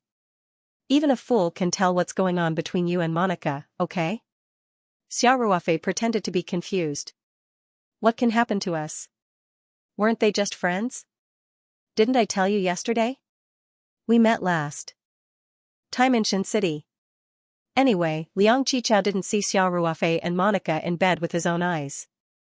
Even if it was highly suspected, Xiao Ruofei wouldn't admit it personally. Liang Qichao could only scratch his head. Liang Qichao started the car and said, Ruofei, don't worry. I'm definitely not the kind of person who would betray his friends. You definitely don't have to worry about Xianxia. Xiao Ruofei smiled and didn't say anything. He simply leaned back in the seat and closed his eyes to rest. Liang Qichao saw that Xiao Ruofei didn't answer at all. He had no choice but to glance at Xiao Ruofei contemptuously and drive seriously. After 4 days, Xiao Ruofei returned to Kingsford Smith Airport in Sydney. Tang He's private jet was already waiting at the airport, and the crew was ready to take off in advance. After Xiao Ruofei passed through the special security channel, he waved goodbye to Liang Qichao. Then, under the guidance of the flight attendants sent by the crew, he walked directly to the tarmac. Tang He's private jet was also a Gulfstream G650, the same model as Ma Xiong's jet in Hong Kong. In fact, many world-class tycoons preferred the Gulfstream business jet. The maximum cruising speed of this jet reached Mach 0.925, which was higher than the average commercial airliner. At Mach 0.85, the maximum range was 13,000 kilometers. It could fly from the east coast of the United States to the capital of Huaxia without stopping. For the super-rich, they pursued the best ride comfort, the shortest flight time, and the highest efficiency. Therefore, the Gulfstream G650 naturally became the choice of many of them. The Gulfstream G650 was quietly parked on the tarmac. Captain Johansson, the co-pilot, the flight mechanic, and another flight attendant stood next to the jet waiting for Xiao Ruofei. Mr. Xia, it's an honor to serve you, Captain Johansson said as he stepped forward. Thank you for your hard work, Xiao Ruofei said with a smile. How have you been in Sydney these past few days? It's great. Captain Johansson smiled. The sun, the beach, and the beautiful girls here have left a deep impression on me. After Johansson's crew sent Tang He back to the United States, they immediately returned to Australia and waited in Sydney to serve Xiao Ruofei. In between, they stayed in Sydney for 2 or 3 days, so they naturally went sightseeing. Johansson was willing to give up his position as a captain of a major airline company to serve Tang He, a super-rich tycoon, by flying business jets. This also showed that the treatment provided by Tang He was quite generous, and even difficult to refuse. In fact, Johansson's salary was far higher than that of an ordinary airline captain, and when they had to wait in a different place, they would also receive considerable subsidies. Even the cost of staying in a 5-star hotel, sightseeing, and so on could be reimbursed. Xiao Ruofei laughed and said, "Mr. Captain, how about I go back for a few more days? I'll let you enjoy the sunshine and beaches of Australia, and of course, the beauties." Of course, Captain Johansson knew that Xiao Ruofei was joking. He laughed heartily and said, "Mr. Xia, thank you for your generosity, but now I'm looking forward to seeing the beautiful scenery of Huaxia." "Haha, then let's go." Xiao Ruofei laughed. "Mr. Xia, please board the plane." Captain Johansson made an inviting gesture and said, "I hope you can enjoy today's trip." Xiao Ruofei boarded the plane through the gangway. Every Gulfstream plane would have a space layout and interior matching according to the preferences of the guests. Tang He's plane was slightly different from Ma Xiong's private plane that Xiao Ruofei had ridden before, but it was just as luxurious. Spacious handmade single leather seats, expensive wool carpets, and a variety of modern electronic equipment. Taking such a plane was definitely an ultimate enjoyment. Compared to it, the most luxurious Airbus A380 first-class cabin was like a youth hostel compared to a super 5-star hotel. Xiao Ruofei's net worth was far from this level, but he was able to enjoy the luxury experience of the world's richest people in advance. Xiao Ruofei was the only passenger today. After he boarded the plane, the flight crew quickly got into position. The flight attendants retracted the gangway and closed the cabin door. Captain Johansson brought the co-pilot and the flight mechanic to the cockpit to do the pre-takeoff checks again. After a while, the flight attendants came over and whispered to Xiao Ruofei to fasten his seat belt. The plane trembled slightly and began to glide slowly on the taxiway. Because they had already applied for the flight route in advance, the Gulfstream G650 was allowed to take off after waiting for a minute or two at the runway. The Gulfstream G650 glided onto the runway and turned around at the end of the runway. The nose of the plane was aimed in the direction of takeoff. Then the engine was turned on to the takeoff thrust, and the plane began to accelerate rapidly on the runway. Xiao Ruofei almost didn't feel any vibration. The plane rose from the ground in a light posture. Under the noon sun, the fluid fuselage drew a beautiful arc and quickly climbed toward the cruising altitude. The entire process was quite smooth, and there were no bumps due to the small size of the fuselage. The climbing process was also faster than ordinary commercial airliners. After a while, the seatbelt warning light went off. The flight attendants came over and served Xiao Ruofei a carefully cooked lunch. The main dish was Angus steak, and the ingredients were produced from high-quality ranches in Australia's Hunter Valley. Of course, there was also the red wine produced by the Hunter Valley Winery. After Xiao Ruofei enjoyed his lunch, the flight attendants quickly cleared the table and asked Xiao Ruofei if he needed to take a nap in the lounge. There was a lounge at the rear of the fuselage. After sacrificing some seating space, a real soft bed was placed in this lounge, instead of the relatively narrow sofa bed that was commonly seen in the first-class cabin of the plane. Xiao Ruofei had rolled in the sheets a number of times last night and this morning. Even with his amazing stamina, he still felt tired. Therefore, he gladly accepted the flight attendant's suggestion and got up to walk to the lounge at the rear of the cabin. Xiao Ruofei told the flight attendant to wake him up when the plane entered the descent stage. Then, he walked into the lounge and locked the cabin door. This lounge could be completely locked, providing a very private space for the user.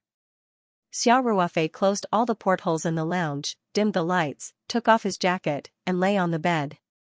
The experience of the past 2 days made Xiao Ruofei feel like he was in a dream.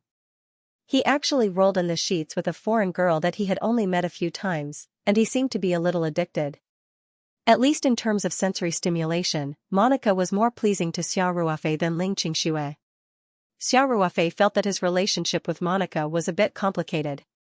Obviously, the two had long gone beyond the relationship of ordinary friends, and it didn't seem like they were just friends.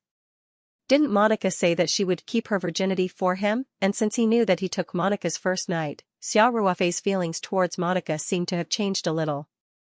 As for how to define the relationship between Monica and herself, Xiao Ruofei also felt a little troubled. While his thoughts were running wild, Xiao Ruofei's breathing gradually stabilized, and he fell asleep. What did it feel like to sleep at tens of thousands of feet in the air? If this question was asked to Xiao Ruofei, he definitely wouldn't be able to answer. Because he felt that it was no different from sleeping at home. He was trained in the army, and no matter what environment he was in, he could quickly fall into a deep sleep. This time was no exception. Xiao Ruofei was woken up by the soft beeping sound of the bedside intercom. He took off the intercom in a daze and heard the flight attendant politely remind him that the plane would depart from its cruising altitude in 10 minutes and begin to descend. So Xiao Ruofei got up, put on his clothes, returned to his seat, and fastened his seat belt. It was already dark outside the porthole, and it was already night time. Xiao Ruofei looked at the time. He slept for about 8 hours, and it was already 7 o'clock in the evening in Huaxia. The plane quickly began to descend and finally landed smoothly at Chongping International Airport in Sanshan City. After the plane taxied to the special tarmac, Xiao Ruofei picked up his suitcase and thanked Captain Johnson and the other crew members who walked out of the cockpit. Then he got off the plane and went through the immigration procedures through the special channel.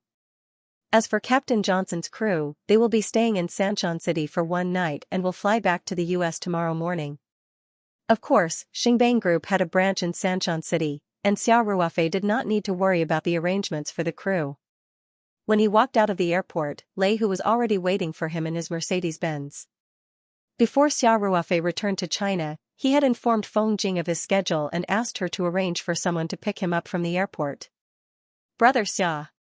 Lei Hu ran up to Xiao Ruofei's luggage and said, "You must be tired from the journey." He put the luggage into the trunk and then quickly opened the back door for Xiao Ruofei. The Mercedes-Benz started slowly, and Xiao Ruofei leaned back in his seat and asked, "Huzi, is there any problem with the company these few days?" "Everything is normal." Lei Hu said. Manager Feng had recruited a new batch of people, and the district is more lively now. "That's good." Xiao Ruofei said, and then asked, "Oh yes, I asked you to contact your comrades. How's it going?" "Brother Xia, the 4 of us and squad leader Yi, who is far away in Wui Mountain, have contacted all our comrades. After they heard about the situation here from us, there are quite a lot of people who are interested." Lei Hu said excitedly, "I did a preliminary count, and there are at least a dozen people who are willing to come over. There are also 6 or 7 people who are very interested." "That's great." Xiao Ruofei said happily. "Brother Xia, do you think we should organize an interview or something?" Lei Hu asked.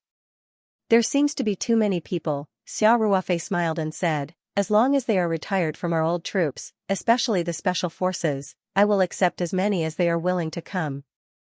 I don't mind having too many. Huzi, when you go back, contact your comrades and ask them to come over as soon as possible." Now that Xiao Ruofei's farm had expanded several times, the winery was about to start generating a steady stream of income. In addition, Australia's Wonderland farm was about to be launched.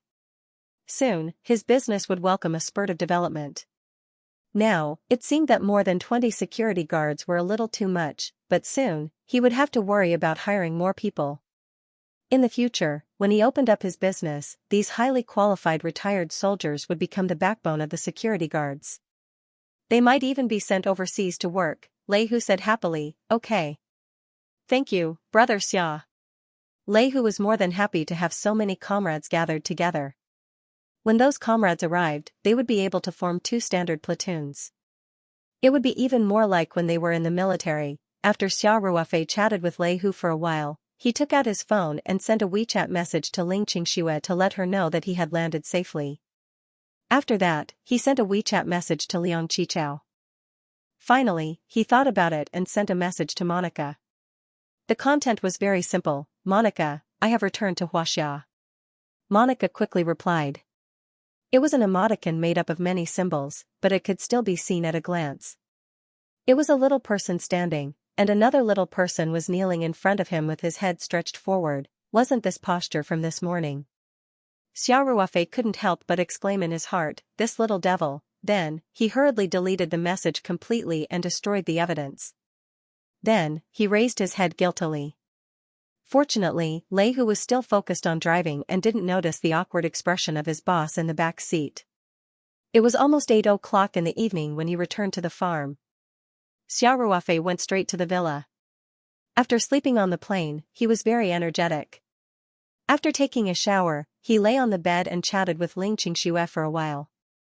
After hanging up the phone, Xiao Ruofei still didn't feel sleepy at all. He took out the scroll and entered the stone room in the new dimension. He drank a small bottle of spirit heart flower petal solution, then sat on the jade futon and adjusted his mental strength and overall condition to the best. Then, he left the dimension and took out the best quality mutton fat white jade that Liu gave him. Xiao Ruofei had been in Australia for the past few days. Other than the night he had had sex with Monica last night, he had been practicing rune engraving with ordinary low-quality white jade every night. His proficiency had reached a level that he was satisfied with, and he felt that he was in good shape today. Therefore, he decided to start the rune engraving today. Xiao Ruofei held the mutton fat white jade firmly in his hand, and with a flip of his other hand, the carving knife that he stored in the dimension appeared in his hand. Although this piece of white jade was extremely precious, and although this was the first time Xiao Ruofei officially engraved a core rune, he had already forgotten to be nervous. Xiao Ruofei's mind was highly concentrated. He had practiced engraving the core rune on ordinary white jade pieces countless times, and each rune was deeply imprinted in his mind. The carving knife in Xiao Ruofei's hand did not tremble at all.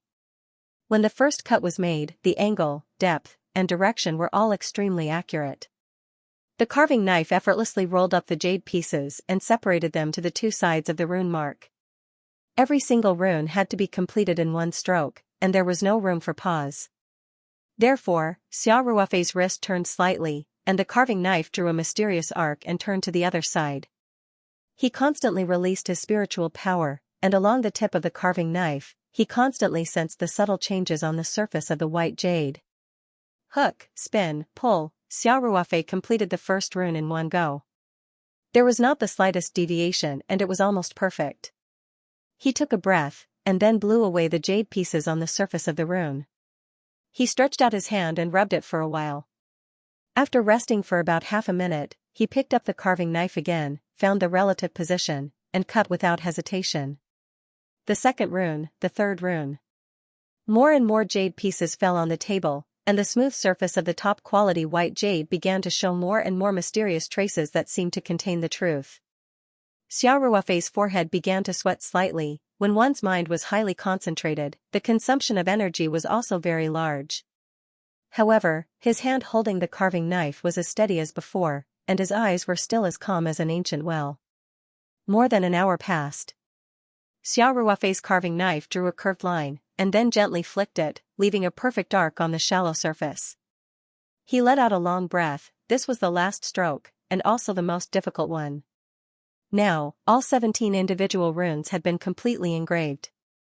With a thought, Xiao Ruofei took out a rag from the ring to space and wiped off all the jade shavings on the surface of the top-grade mutton fat white jade. Even the jade shavings inside the rune marks were cleaned up. Then, he picked up the piece of mutton fat white jade and looked at it carefully with a slightly nervous heart. During the process of engraving, every time he finished an independent rune, Xiao Ruofei would take a short break. However, in order not to be interrupted, Xiao Ruofei would not rest for too long. Therefore, although the process of engraving this time was very good, Xiao Ruofei was not sure about the final result. Starting from the first rune, Xiao Ruofei examined every detail with rapt attention. Especially the small flaws that often appeared in his previous practice, he carefully checked them again and again. It wasn't until the last rune was checked that Xiao Ruofei revealed a relieved smile. Close to perfection, it could be said that this rune engraving was Xiao Ruofei's best performance in the past few days. He could hardly find any flaws, not even the slightest. It was almost a perfect realization of the ideal state described in the booklet. It should be said that Xiao Ruofei had reached the limit of what a human could achieve. Unless he could improve himself further, perhaps he could engrave even more perfect runes. Of course, Xiao Ruofei's good performance was probably related to the quality of the jade. In the past, when he practiced, he used inferior jade materials. Most of these jade materials had many impurities, which would cause some interference to the rune engraving. But this time, he engraved the top-grade mutton fat white jade. The texture was softer and there were no impurities. This also allowed Xiao Ruofei to complete the whole process of engraving without distraction. Therefore, it was reasonable that the rune engraved was of the highest quality. Xiao Ruofei held this piece of mutton fat white jade in his hand. To be precise, this was already a qualified soul puppet core. He followed the booklet's description and slowly injected his mental strength into the rune. He immediately felt a slight suction force, which absorbed all the mental strength he injected. Moreover, during the process, Xiao Ruofei could also feel every stroke and every detail of these runes. These runes were like roads, and his mental strength was like a car driving on the road. The driver would naturally feel how the road was being repaired the most directly. Now, Xiao Ruofei felt like he was driving on the highway. His mental strength passed through the independent yet interconnected runes and finally gathered at the 17th rune, which was also the last rune. This rune was like a reservoir, continuously storing Xiao Ruofei's mental strength. Xiao Ruofei had a general understanding of how the soul puppet worked. His mental strength should be the reason why the soul puppet could carry out the master's orders and work according to the master's instructions. However, where did the soul puppet's power come from? Xiao Ruofei still couldn't figure it out. Mental strength shouldn't be able to make the soul puppet move, right? The things recorded in this booklet were actually beyond the scope of scientific explanation. In fact, the existence of the Ring 2 space was a huge bug. Of course, Xiao Ruofei wouldn't waste his brain cells to delve into these things. He also didn't continue to inject his mental strength. Because he hadn't unlocked the content of the next page, he couldn't create a soul puppet for the time being. Moreover, after more than an hour of engraving, his mental strength was a little sluggish. There was no need to continue overdrawing. Xiao Ruofei quickly withdrew his mental strength. He put the freshly made soul puppet core into the stone room in the Ring 2 space. Then, he cleaned up the table and floor covered with jade shavings and went to take a shower again. When he came out again, it was already past 11 at night. Xiao Ruofei went straight to bed. He had used up a lot of his mental strength just now. After a while, he started snoring softly. The next day, Xiao Ruofei went to his office early in the morning for the first time. After leaving for so many days, he didn't want to continue being a hands-off boss. Moreover, after going abroad, he still had a lot of work to arrange. He definitely wouldn't do it himself, but at least he had to arrange the tasks well. Not long after Xiao Ruofei arrived at his office, Feng Jing knocked on the door and walked in. "Good morning, Manager Feng," Xiao Ruofei said with a smile. "Good morning." Feng Jing walked to Xiao Ruofei's desk and said with a smile, "Chairman, it seems that you have gained a lot from this trip. I see that your face is glowing." Xiao Ruofei couldn't help but touch his nose. He thought to himself, indeed, I have gained a lot this time. I have conquered a foreign horse. But, is it really that obvious? Manager Feng, I was away for a few days. How is the company? Xiao Ruofei cleared his throat and asked. Everything is going well. Feng Jing said, I am here to report to you about the company's operations for the past few days. Xiao Ruofei nodded and said, okay, tell me about it. Feng Jing opened a folder and reported the company's operations to Xiao Ruofei in an orderly manner. Feng Jing's report was very organized, including the output of vegetables, sales, the company's income and expenditure, and some of the more important daily management matters, such as the progress of recruitment, etc. Xiao Ruofei didn't leave for a long time, so Feng Jing reported for 6 to 7 minutes. Then she closed the folder and looked at Xiao Ruofei and said, Chairman, the general situation is like this. The company's operations continue to be good, and I am very optimistic about our future development. Xiao Ruofei laughed and said, this shows that you have a good eye. Choosing our company is definitely the best decision you have made in your life. Feng Jing pursed her lips into a smile. Xiao Ruofei's words sounded like she was selling melons for nothing, but thinking about it carefully, it seemed to be true. At least Feng Jing herself was becoming more and more confident in the company.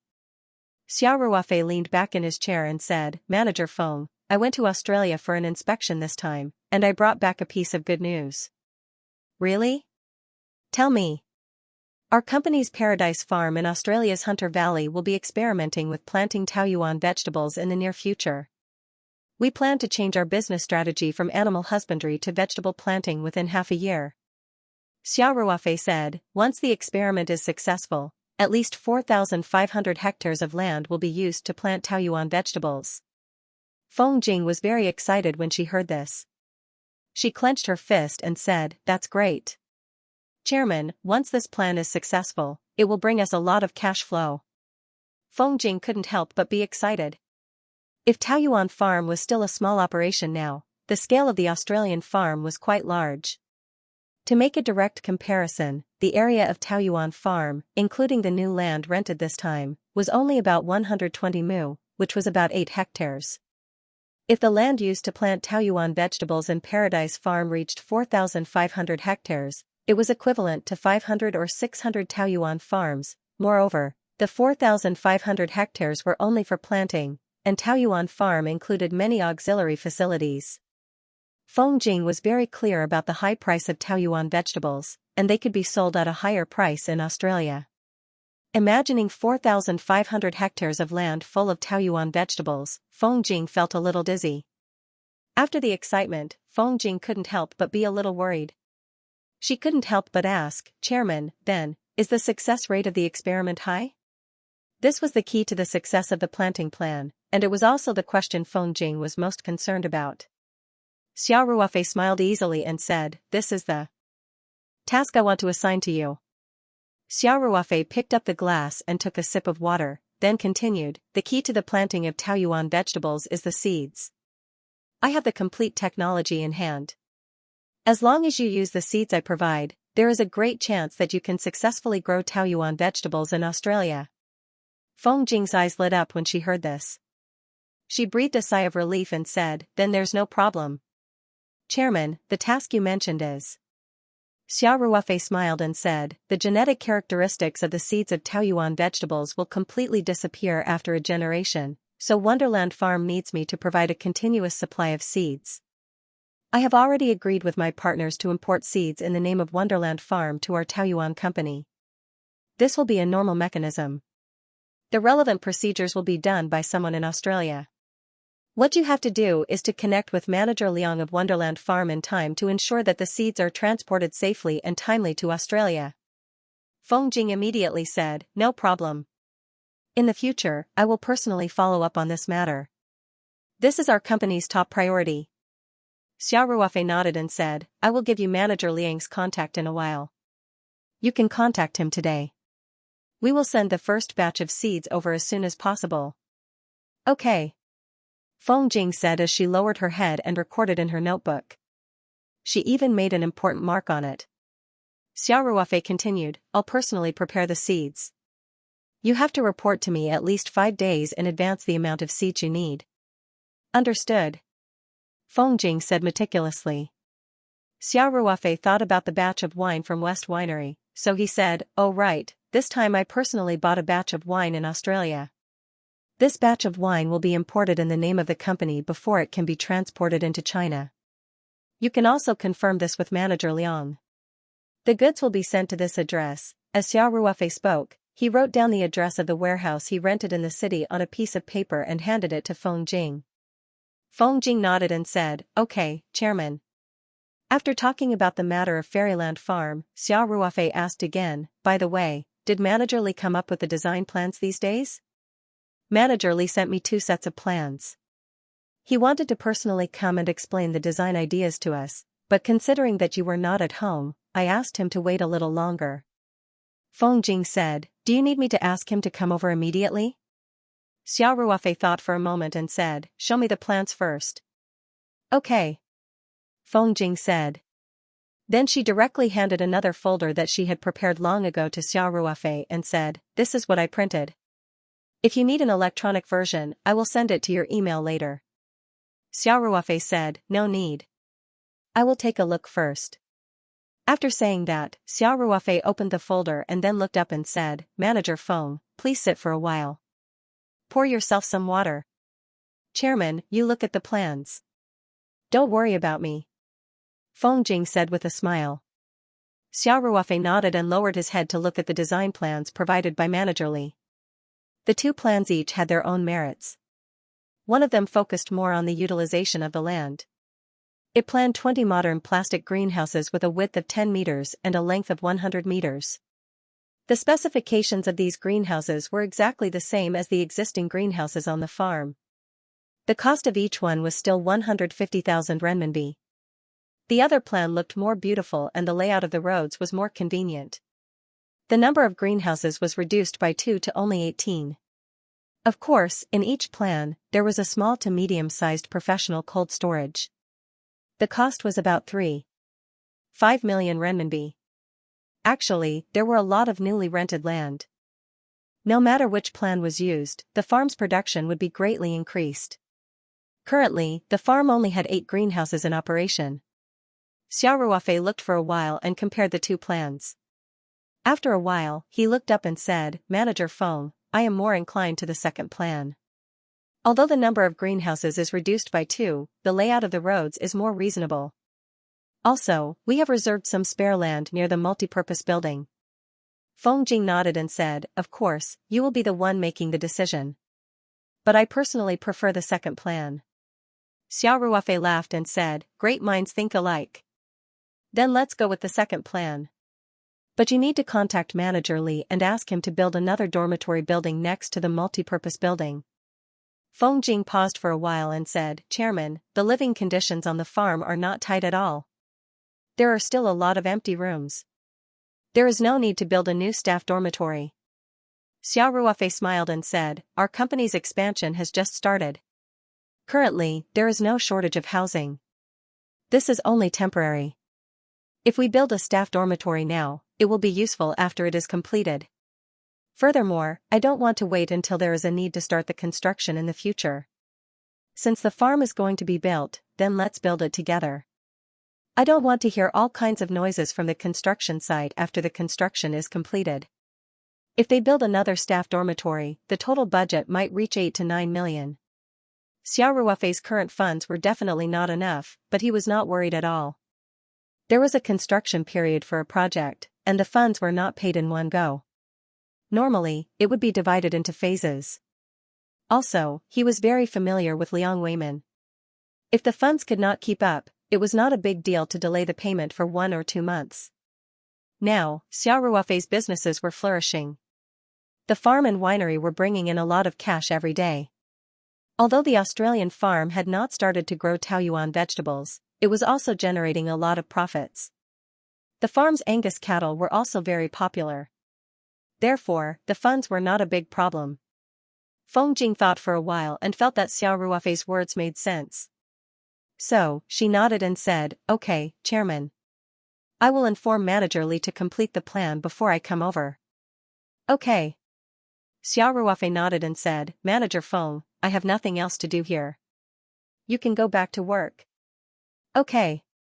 Feng Jing immediately stood up and left.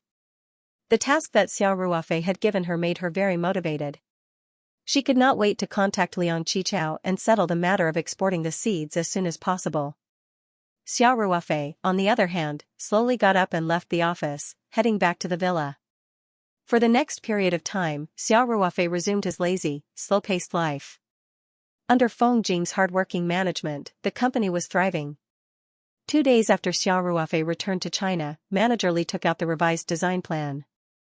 Xiao Ruofei did not let Manager Li run back and forth. He directly looked at the revised plan through email and made the decision.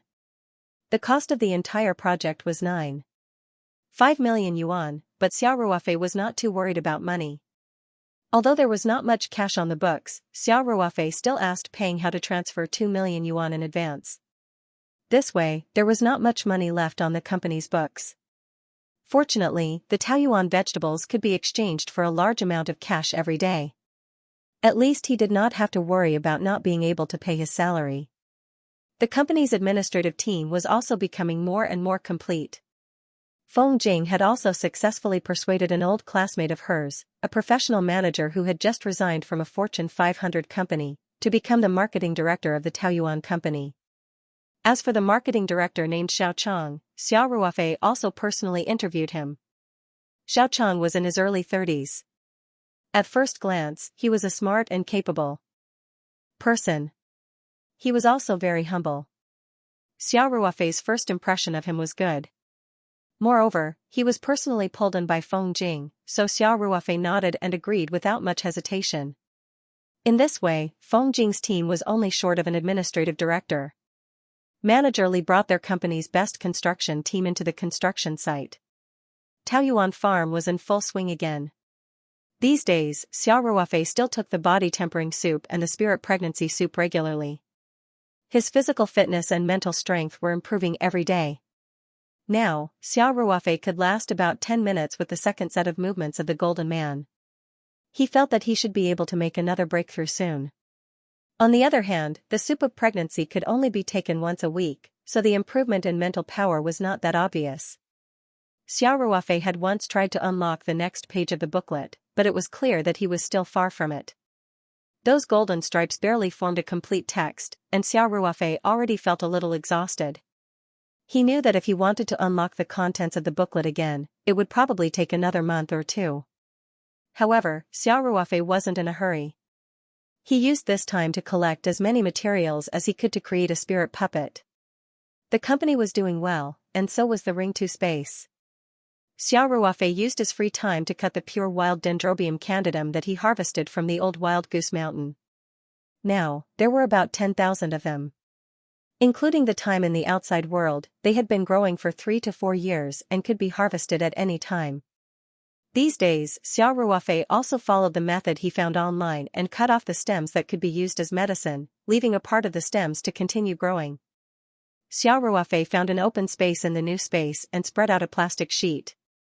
He moved all the fresh Dendrobium candidum strips into the new space and spread them out on the plastic sheet to let them dry naturally. Xiao Ruofei didn't know the process of processing Dendrobium candidum into iron maple bucket, but the Ring 2 space's freshness preservation function was better than the world's most powerful refrigerator, so it didn't matter if the fresh Dendrobium candidum strips were temporarily placed in the space. After 3 to 4 years in the outside world, the 12 branches of the Dahongpo mother tree in the Wui Mountain's 9 Dragons' Nest had grown into 12 thick tea trees under the nourishment of the rich spiritual energy in the space every day. Xiao Ruofei also found a small piece of land next to the tea trees and used the branches cut from the 12 tea trees to cut more than 100 tea trees. Of course, strictly speaking, these tea trees could only be regarded as the grandchildren of the mother tree, but because they were asexual reproduction, the tea leaves they produced should be very good. Of course, under the nourishment of the space's spiritual energy, it would be difficult not to produce the best tea leaves. However, Xiao Ruofei still strictly distinguished the 12 tea trees cut with the branches of the first-generation mother tree. These 12 tea trees would definitely produce the best tea leaves in the future. Xiao Ruofei planned to keep these tea leaves for himself to drink. When needed, it would be good to take out a small part to give to others. As for the more than 100 third-generation Dahongpo tea trees, Xiao Ruofei planned to wait for them to grow a little before moving them to a wider new space. The flow of time in the new space was the same as in the outside world. When the time came, they would be harvested once a year. Maybe they could become another brand product of the Taoyuan company. Of course, Yi Linyun would definitely help with the tea production in the future. As for the tea harvesting, Xiao Ruofei hoped that the puppet could complete the task. However, tea harvesting was a relatively delicate job. Whether the puppet could do the job or not, Xiao Ruofei was not sure. He could only wait for time to verify it. As for Jinan and wild ginseng, they naturally grew quite well in the original space. Now, in the land where ginseng was planted, precious wild ginseng could be seen almost everywhere. Any one of them was at the level of 100-year-old ginseng. Jinan had become a forest, and each of them was quite thick. Every time he came in, he could see that they had grown a circle. If Tang He saw this scene, his jaw would probably drop. Was this still the Jinan that grew so slowly? In the space's fish pond, the red arowana seedlings had now grown into adult fish. The fish pond now looked a little crowded. Xiao Ruofei simply spent half a day using his spiritual power to clean up the fish pond that was used to raise ordinary edible fish. All the grass carp and silver carp were lifted out by him with the invisible power of the space. Then he moved the red arowana to the big fish pond, so that they had more space to live. As for the ordinary edible fish, Xiao Ruofei directly packed most of them in a finishing box. Then he put a small part of them in the small fish pond where the red arowana originally lived, so that when he wanted to eat fish, he could have the ingredients at any time. Of course, Xiao Ruofei had to spend a lot of time eating all the fish in the container. Not long after they came out of the water, they all died from lack of oxygen. However, the space had a super fresh keeping function, so they wouldn't go bad even if they were placed in the container. As for the truffles, Xiao Ruofei had transplanted the oak trees to the new space in order to optimize the space's order. They grew in the new space with the same time ratio as the outside world. Now it was not the truffle harvest season, so truffles were not produced yet. However, the oak trees were growing very well. Xiao Ruofei was very confident about the truffle production in the second half of the year. In the new space, Little Black and the other 6 puppies were growing stronger and stronger. Xiao Ruofei decided to take them to the outside world after the farm's infrastructure was completed. Although the Ring 2 space was rich in spiritual energy, there was no one except for Xiao Ruofei. It was quite quiet. These puppies must be very lonely. And living in such a quiet environment all year round, Xiao Ruofei was worried that the wildness of the puppies would gradually disappear. When the time came, the farm would expand so much. With Little Black, Lightning, and the other 6 dogs, the safety of the farm would be greater. These days, Xiao Ruofei spent his days leisurely in such a slow pace. He basically didn't need to manage the farm by himself. When he had time, he would occasionally take care of the animals and plants in the Ring 2 space. He would also regularly add some spirit heart flower petal solution to the water reservoir to ensure that the vegetables and fruit trees would be irrigated by the solution. The relevant procedures for Wonderland Farm to import vegetable seeds from the Taoyuan Company were quickly completed. Because it was only a small-scale experiment, the first batch of seeds required about 100 kilograms. Xiao Ruofei also found time to go out and visit several cities near the 3 mountains. He bought some seeds from various seed companies and collected all the seeds needed for export. In fact, 100 kilograms of seeds could be bought by the seed companies in the 3 mountains. However, Xiao Ruofei was thinking about the future. Wonderland Farm's estimated planting scale was 4,500 hectares. Every year, they would need tons of seeds. If he only bought from the 3 mountains, on one hand, the supply might not be able to keep up. On the other hand, it would be easy to arouse suspicion. Therefore, Xiao Ruofei, in addition to buying seeds, also made connections with the managers of the seed companies. In the future, when he needed seeds, he would have a lot of choices. Moreover, he could directly contact them through the phone and transfer the money to buy. After Xiao Ruofei returned to the farm, he soaked and dried the 100 kilograms of seeds in the original space.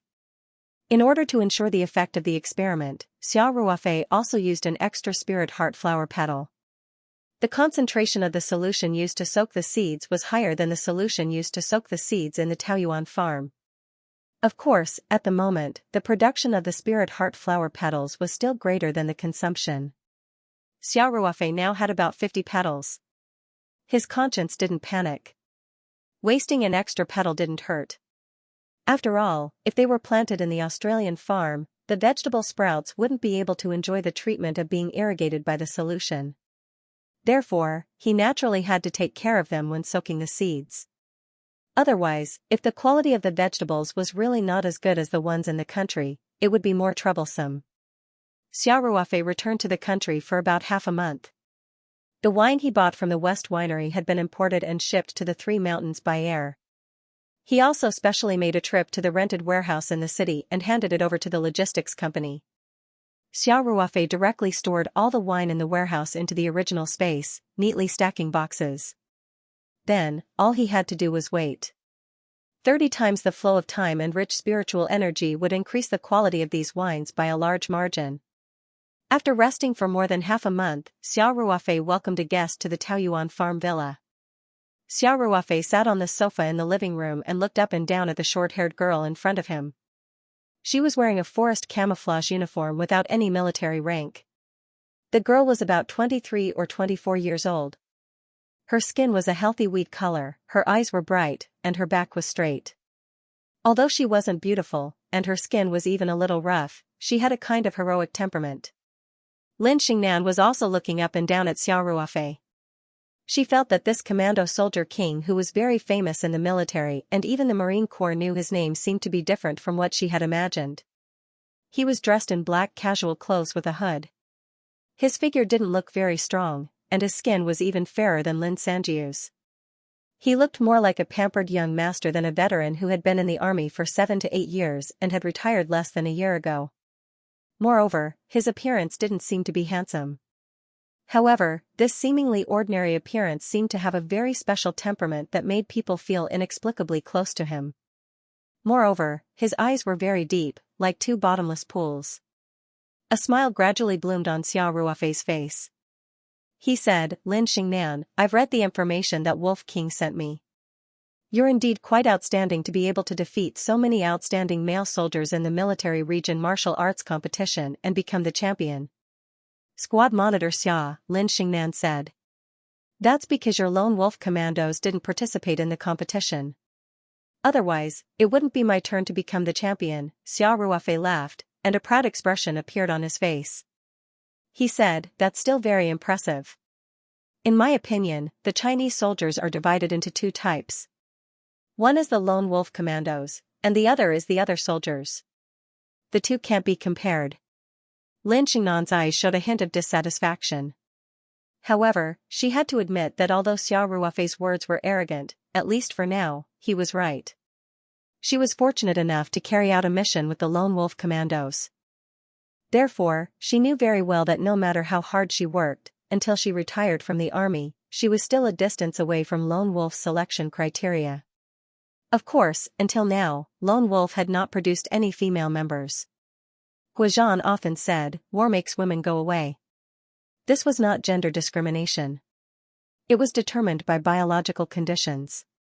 At least, there were currently no female soldiers in Lone Wolf's commandos who carried out special missions. Xiao Ruofei's eyes showed a hint of loneliness again. He laughed self-deprecatingly and said, "We're all people who have left the army. What's the point of talking about this? By the way, Lin Xingnan, don't call me Squad Monitor Xia. I'm just an ordinary person without my military uniform. You can call me Mr. Xia, or like Lei Hu and the others, call me Brother Xia." Lin Xingnan hesitated for a moment and said, "Okay, Mr. Xia." Obviously, Lin Xingnan thought that she was not that close to Xiao Ruofei yet. She was more or less a little distant from him. Xiao Ruofei did not mind. After all, she was a girl. Moreover, the army that she served in was not the same as him. Naturally, she was different from Lei Hu and the others. Xiao Ruofei asked, "Xingnan, logically speaking, you should have a high chance of being promoted since you're so outstanding, right? Why did you choose to retire at this time?" Lin Xingnan's face became a little gloomy. She said, "Mr. Xia, I retired from the army because of some personal reasons." "Can I not say it?" "Of course. That's your freedom," Xiao Ruofei said with a smile. Lin Xingnan gently bit her lower lip and asked, "Then, will it affect the results of my application?" There was a hint of joy in Lin Xingnan's eyes. She straightened her back and said, "Thank you, Class Monitor Xia." With a gentle smile on his face, Xiao Ruofei pointed to the sofa and said, "You don't have to be so restrained. Sit down and talk." "Yes." Lin Xingnan sat down on the sofa opposite Xiao Ruofei. Her sitting posture was quite correct. Her back was straight, and her hands were flat on her knees. This was the standard sitting posture in the army.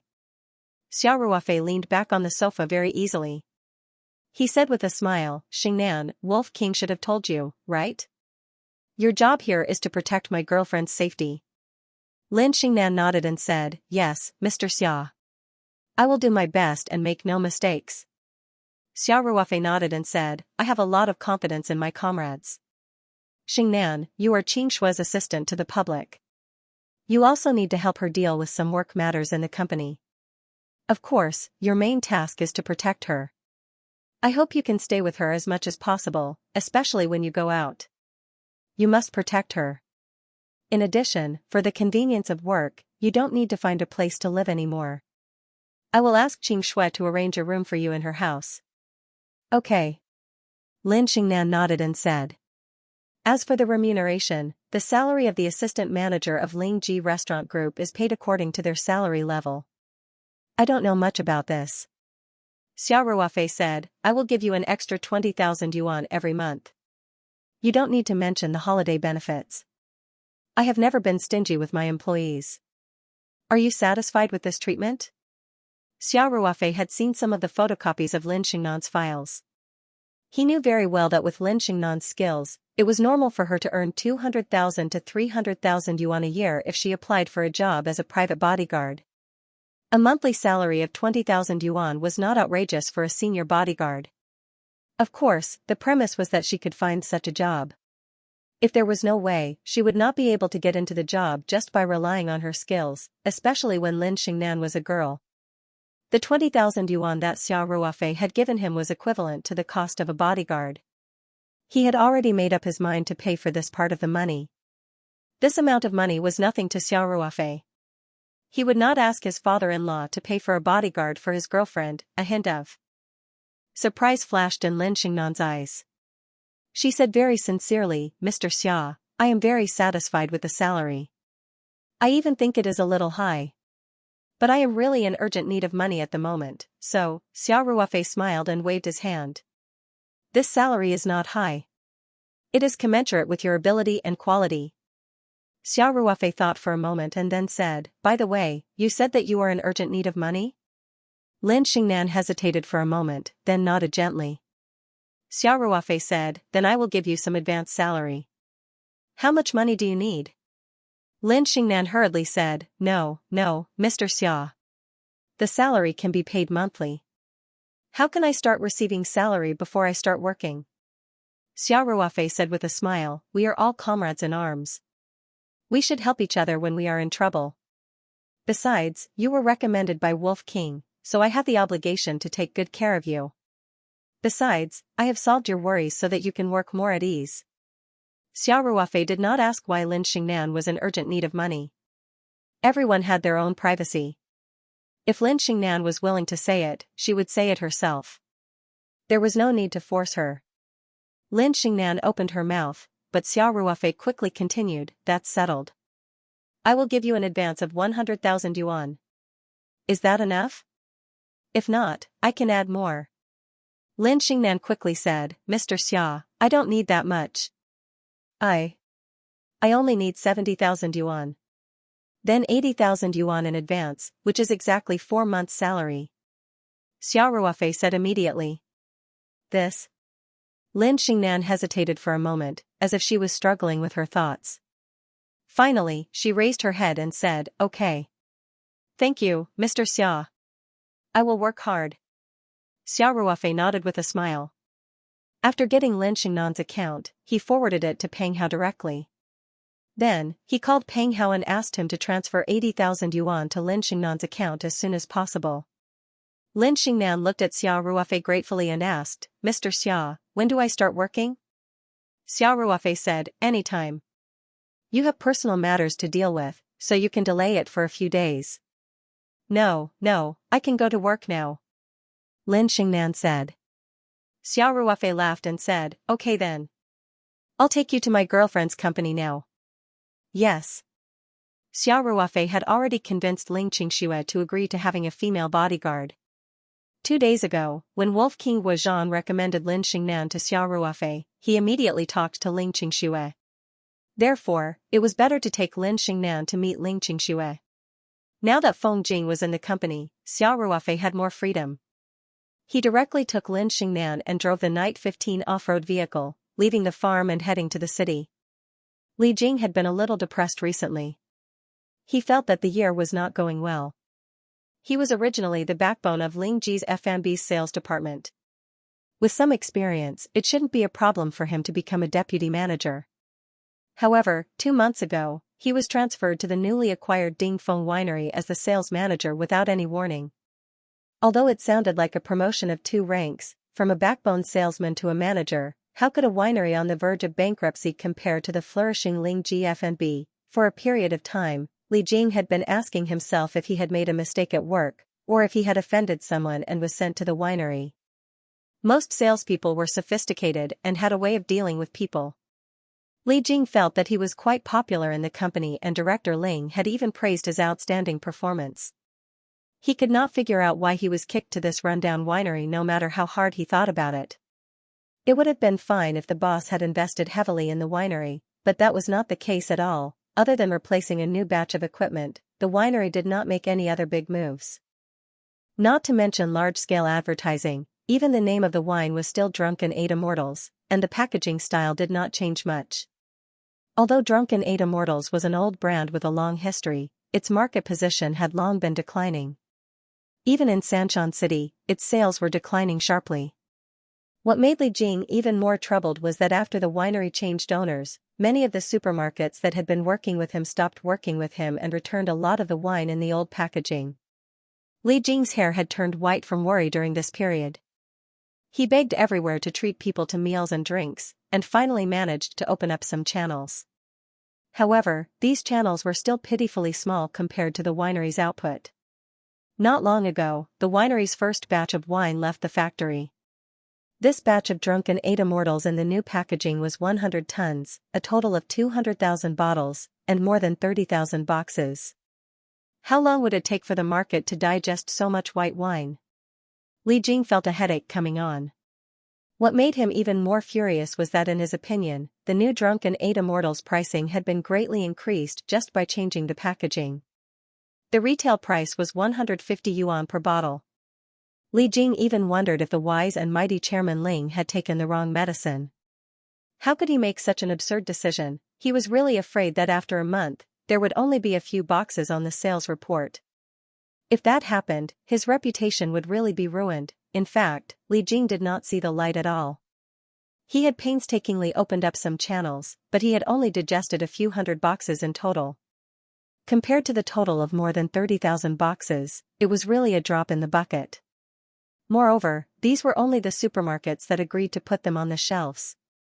Li Jing had no idea whether these wines could be sold or how much they could be sold. These days, Li Jing was restless in the office and did not have the mood to go out and do business.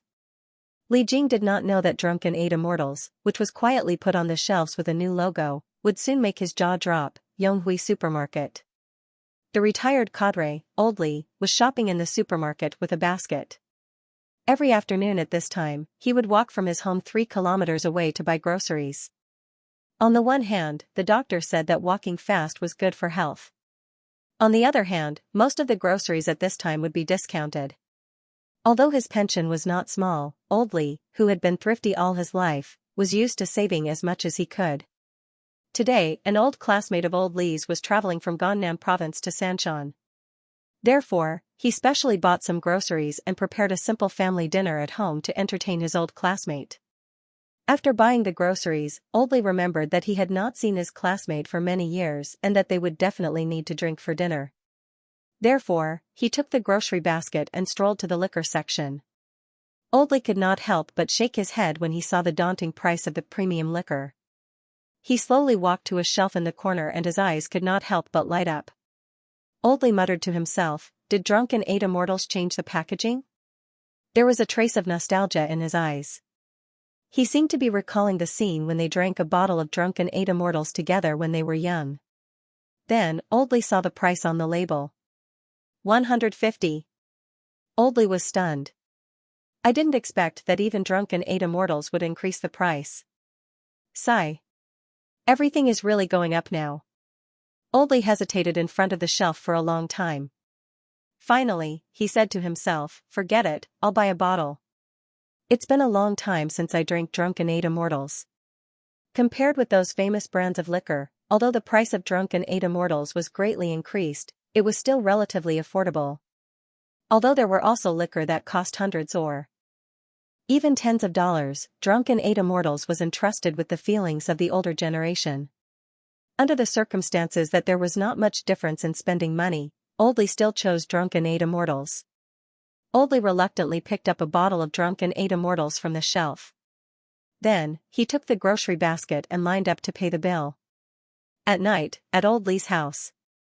Old Li's old classmate came home with his wife. Old Li personally cooked a table of food. He brought his son and daughter-in-law, sat around the table with his classmate and old couple, and began the family dinner with the theme of reminiscing. "Guoli, open the wine," Old Li said happily. Xianxia, do you remember when we drank together? Why wouldn't I remember? Old Li's old classmate said with a smile. Drunken 8 immortals.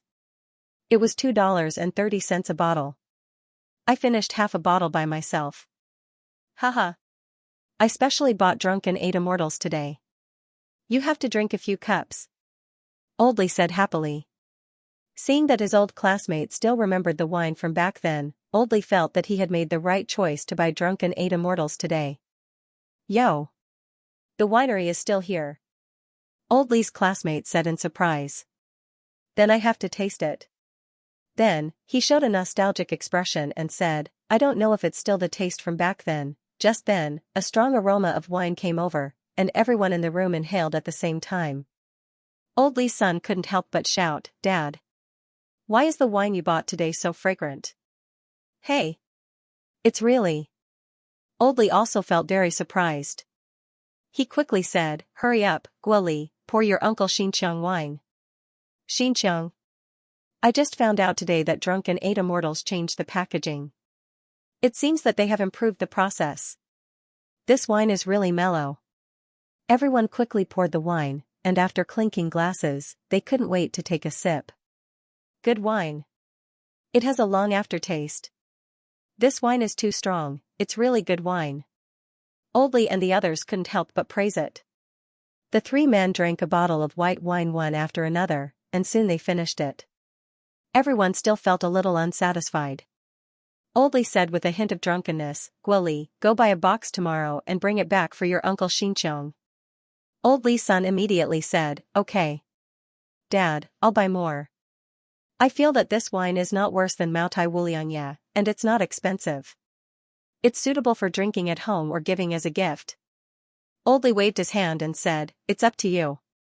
He was a little addicted to drinking. This wine was really good. Although Old Li was thrifty, his family was not short of money. His son worked in a foreign company, and his monthly salary was 20,000 to 30,000. He could still afford a bottle of wine that cost 150 yuan. Similar scenes were happening in many places in Sanshan City. Of course, most of the people who bought Drunken 8 immortals were old men over 50 years old, so the sales of Drunken 8 immortals did not soar. However, things were absolute. Drunken 8 immortals was like an all in a bag, and its sharpness could not be hidden. Just like that, on the 3rd day after the newly packaged Drunken 8 immortals was placed on the shelves, Inspector Wu of the Provincial Department of Culture married his daughter. This old cadre, who enjoyed the treatment of the main hall, chose the hotel for his daughter's wedding, which happened to be Lingji Restaurant. In other channels, whether it was a supermarket, a store, or a restaurant, the new Drunken 8 immortals would definitely not be valued. It was often displayed in inconspicuous places. However, in Lingji Restaurant, it was exactly the opposite. All consumers would be strongly recommended to choose Drunken 8 immortals. And this Inspector Wu happened to be a Sanshan man. This was also an important reason why he chose Lingji Restaurant, which had the most authentic Sanshan cuisine, as the venue for his daughter's wedding. Inspector Wu also had a good memory of Drunken 8 immortals, so he couldn't stand the glib tongue of the hotel manager. In the end, the wine used in the wedding was the new version of Drunken 8 immortals. Although Inspector Wu had retired from his position as a leader, he had a wide circle of friends, especially in the officialdom. There were a total of more than 50 tables at the banquet. Of course, under the current strict rules, Inspector Wu indicated on every invitation that gifts were not accepted. This way, no matter how many guests he invited, it would not be a problem. There were more than 500 people at the banquet, and a considerable number of them were leaders with a certain amount of real power. These veterans of the alcohol test had drunk countless white wine, red wine, foreign wine, and beer, so they could almost tell the quality of the wine by tasting it. Not long after the banquet began, the new version of Drunken 8 immortals became the most popular wine at the banquet. Almost everyone who drank it was full of praise. Some people even privately asked the waiter for the price of Drunken 8 immortals. When they learned that a bottle was only sold for 150 renminbi, these people were even more amazed. Many people decided on the spot to change the reception wine to Drunken 8 immortals. In comparison, those XX great songs and XX classics that easily cost 200 to 300 renminbi were nothing. Even compared to Maotai Wuliangya, which cost 600 to 700 renminbi, or even 1,000 renminbi per bottle, drunken Ada Mortals was not inferior. It was simply a model of cheap and good quality. There was a hint of joy in Lin Xingnan's eyes. She straightened her back and said, "Squad leader Xia, thank you." With a gentle smile on his face, Xia Ruofei pointed to the sofa and said, "Don't be so restrained. Sit down and talk." "Yes, sir." Lin Xingnan sat down on the sofa opposite Xia Ruofei. Her sitting posture was quite upright, with her hands flat on her knees. This was the standard sitting posture in the army. Xia Ruofei leaned back on the sofa very easily. He smiled and said, "Xingnan, Wolf King should have told you, right? Your job here is to protect my girlfriend's safety." Lin Xingnan nodded and said, "Yes, Mr. Xia. I will do my best. There will be no mistakes." Xia Ruofei nodded and said, "I have confidence in my comrades." "Xingnan, to the public, you are Qingshua's assistant. You also need to help her with some work matters in the company. Of course, your main task is to protect her. I hope you can stay by her side as much as possible, especially when she goes out. You must protect her well. Also, for the convenience of work, you don't have to look for a place to live. I will ask Qingxua to arrange a room for you in her house." "Okay," Lin Xingnan nodded and said. "As for the salary, I don't know how much the assistant manager of Lingji Restaurant Group earns. I will be paid according to their salary grade." Xia Ruofei said, "I will give you an extra 20,000 yuan every month. You don't have to mention the benefits during the holidays. I have never been stingy with my employees. Are you satisfied with this treatment?" Xia Ruofei had seen some copies of Lin Xingnan's file. He knew very well that with Lin Xingnan's skills, it was normal for her to earn 200,000 to 300,000 yuan a year if she applied for a job as a private bodyguard. A monthly salary of 20,000 yuan was not too outrageous for a senior bodyguard. Of course, the premise was that she could find such a job.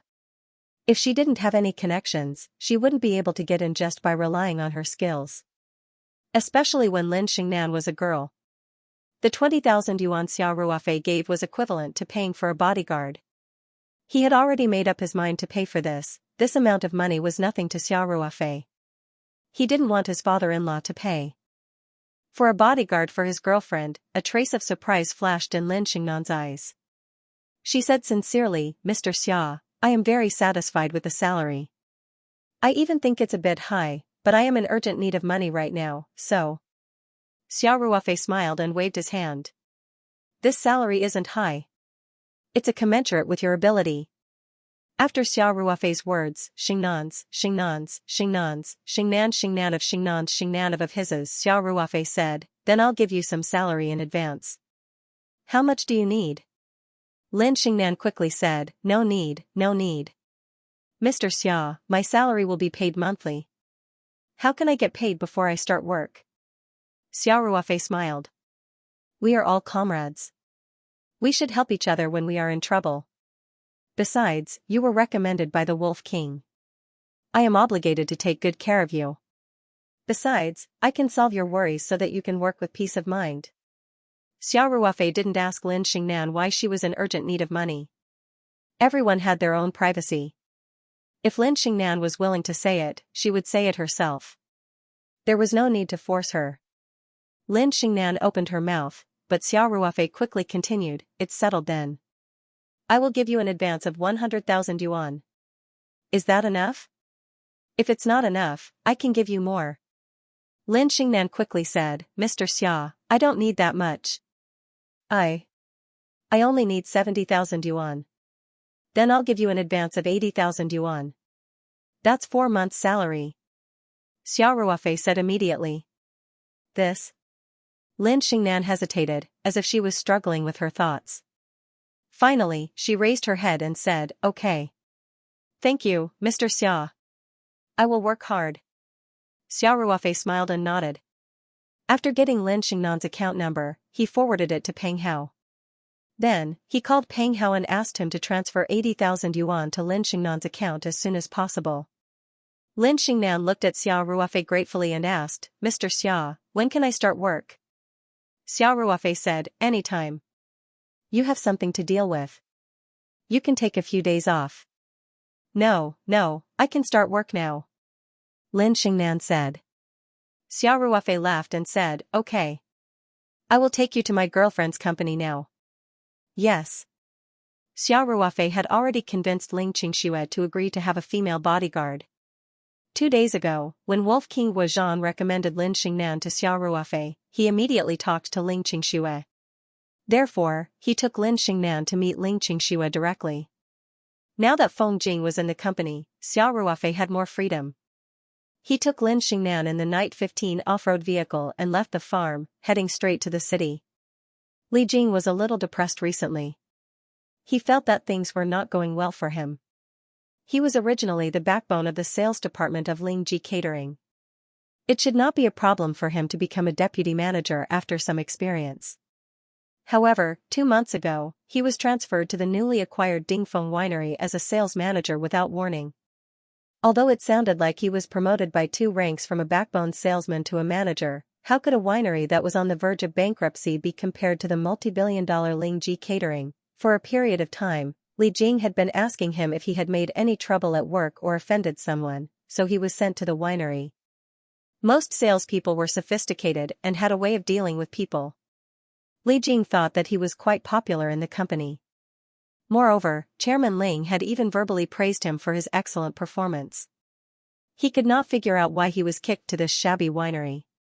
If the boss invested heavily in this winery, it would be fine. However, it was not like this at all. Other than changing a batch of new equipment, the winery did not do anything else. Not to mention the large-scale advertising, even the name of the wine was still Zue Ba Xian. The packaging style did not change much either. Although Zue Ba Xian was an old brand with a long history, its situation in the market had long deteriorated. Even in Sanshan City, the sales had declined greatly.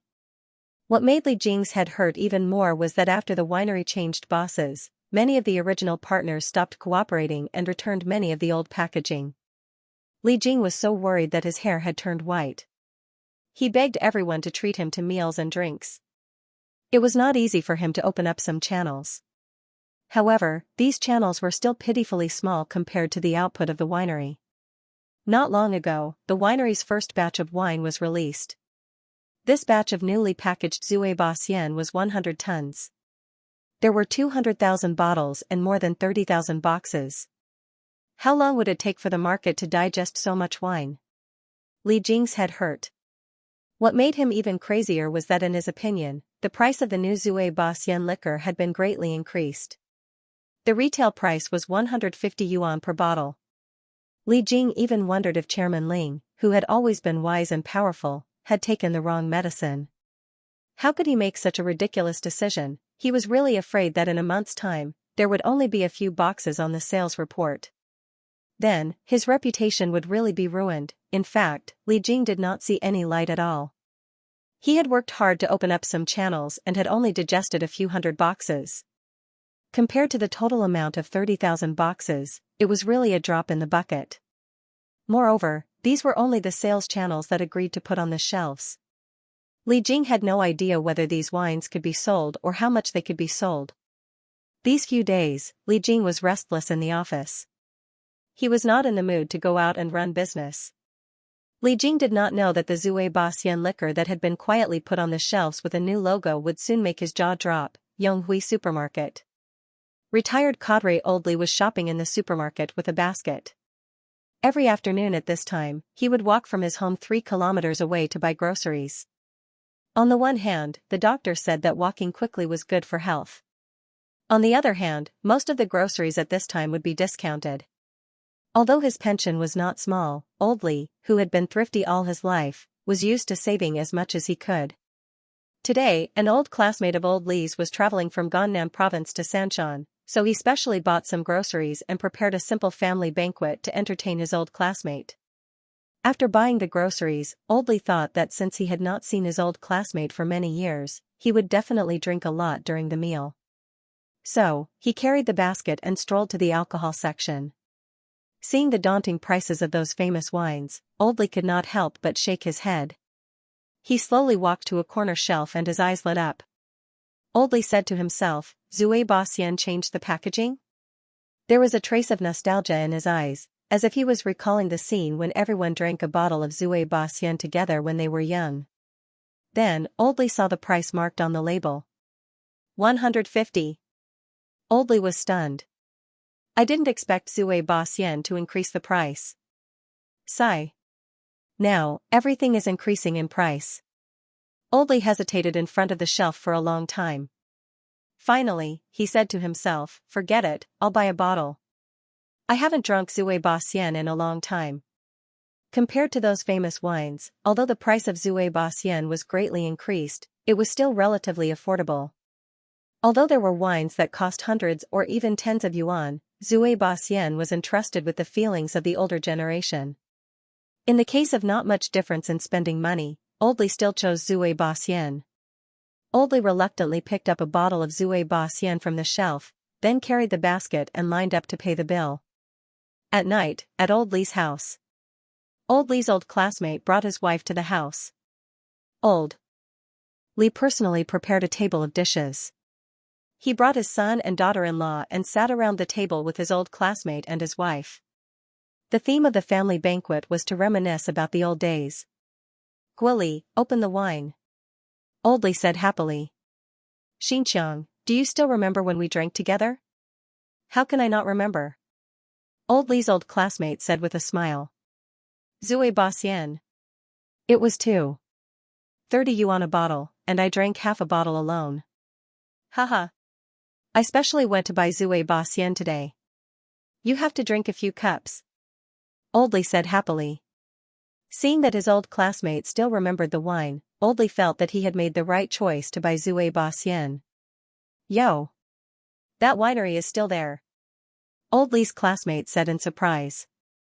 Then I have to taste it.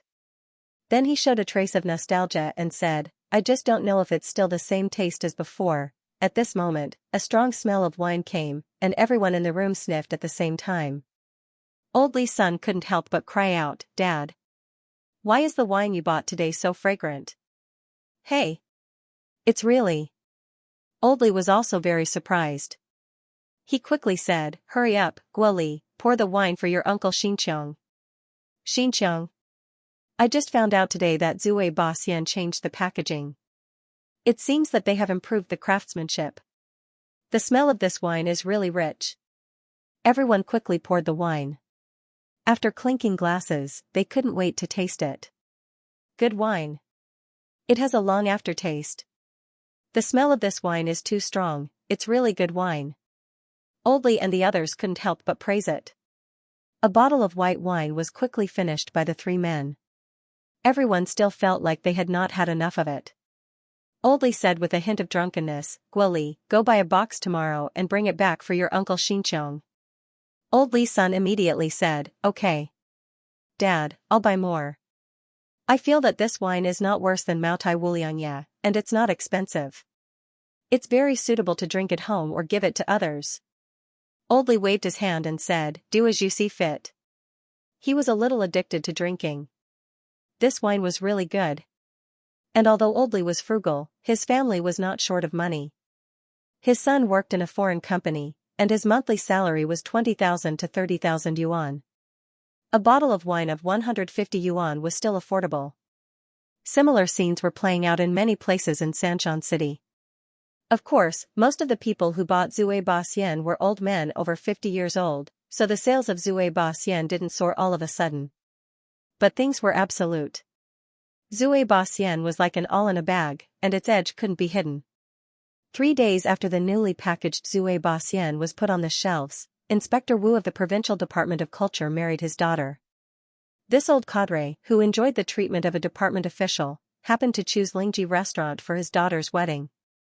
In other channels, whether it was supermarkets, stores, or restaurants, the new Zui Baxian would definitely not be valued.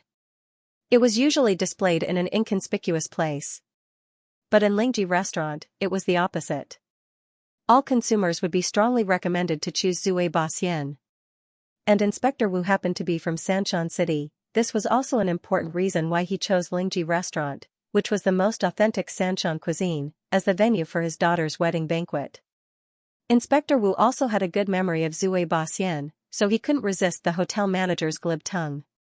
In the end, the liquor used at the wedding was this new Zui Baxian. Although Inspector Wu had already retired from his position as a leader, he still had a wide circle of friends, especially in the officialdom. This banquet had a total of more than 50 tables. Of course, under the current strict regulations, Inspector Wu had clearly stated on every invitation that he did not accept gifts. This way, no matter how many guests he invited, it would not be a problem for others to gossip about. There were more than 500 people at the banquet, and a considerable number of them were leaders with a certain amount of power.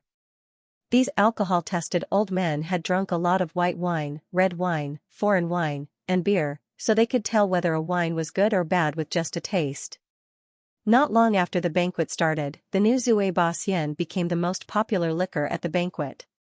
Almost everyone who drank it was full of praise. There were even people who privately asked the waiter about the price of this Zui Baxian. When they learned that a bottle was only 150 yuan, these people felt even more incredulous. Many people decided on the spot that in the future, they would change the liquor used for reception to Zui Baxian. In comparison, those XX de Chu and XX Classic that cost 200, 300, or 400 yuan were simply too weak.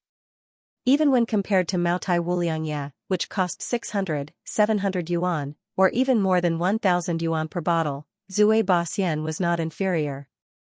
This was simply a model of good quality at a low price. Li Jing sat in his office, smoking a cigarette with a worried expression. The small office was filled with smoke and a pungent smell. In the past few days since the new Drunken 8 Immortals went on sale, the feedback from various channels was not very optimistic. It was a bit of an exaggeration to say that the performance was mediocre. In fact, compared to the declining sales of the original Drunken 8 Immortals, the sales of the new Drunken 8 Immortals were even more pitiful. Almost no one cared about it. Li Jing had long expected this situation. After all, the price of the new Drunken 8 Immortals was much higher. Moreover, the channels were not good at promoting it. It would be strange if it could perform well. Li Jing sighed and worried about how to write this month's report. At this time, a young man rushed into Li Jing's office and said breathlessly, "Li. Manager Li. Yonghui Supermarket." Li Jing frowned and said, "Little Zheng, why are you so careless? You're not a newcomer. Have you forgotten the basic rules? Why didn't you knock?" Little Zheng scratched his head and said embarrassedly, "Manager, I forgot in a hurry. How about I go out and do it again?" Li Jing said snappily, "Forget it. Are you panting? What made you lose your composure? Did you just say Yonghui Supermarket? Could it be that Yonghui Supermarket wants to take our goods off the shelves? How many days has it been? Even if the sales are not good, it shouldn't be that bad, right?" As he said that, he cursed a few times. The fat pig manager of the food department of Yonghui Supermarket had a big appetite. He was filial to him several times and even treated him to food, drink, and entertainment. In the end, he reluctantly agreed to give him an inconspicuous shelf position. Could it be that the fat pig wanted to eat the rich again? Li Jing had a bad feeling in his heart. Little Zheng quickly shook his head and said, No, manager, it's a good thing. A very good thing. Yonghui's 100 boxes of wine have been sold out. Just now, manager who called and asked us to send another 500 boxes over. What? Li Jing could not believe his ears. He asked suspiciously, "Did you hear wrongly? How would I dare to make such a big mistake?" Little Zheng said, "I've confirmed it repeatedly. It's true. Yonghui's side is quite anxious. They said that many customers are waiting to buy wine. They want us to send the goods over as soon as possible." Li Jing jumped up. "Then what are we waiting for? Hurry up and inform the warehouse to prepare the goods. Take the car there personally and find out what's going on." "All right."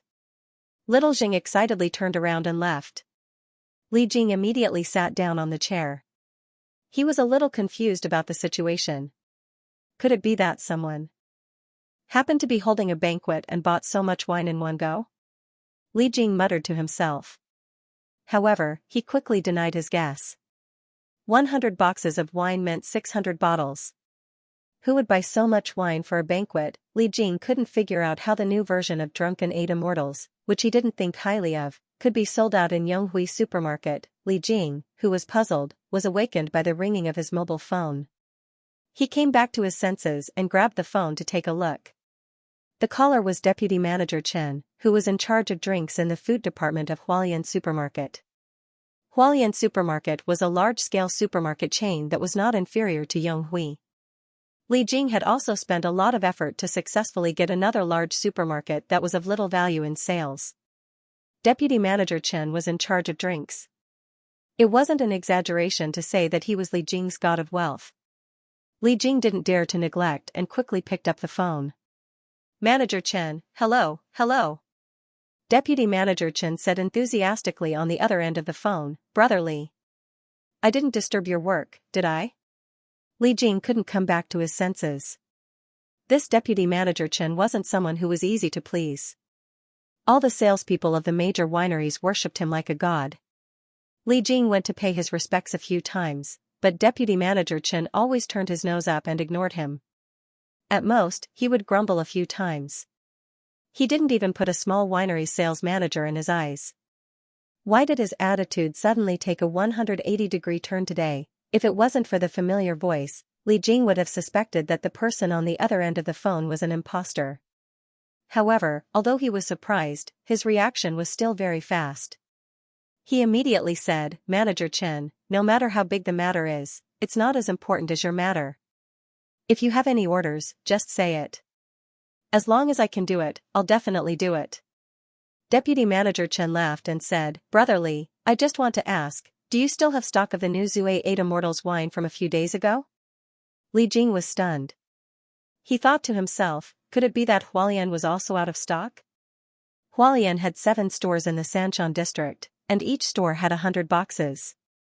This was more than Yonghui, because Yonghui was a local company and had many stores in the Sanchon district. The corresponding competition was more intense. Li Jing only took down one of the stores. However, Hualien had sent 100 boxes to each store. Even if a store was out of stock, it was still very convenient for them to transfer goods between each other. In fact, Li Jing didn't even dare to think in this direction.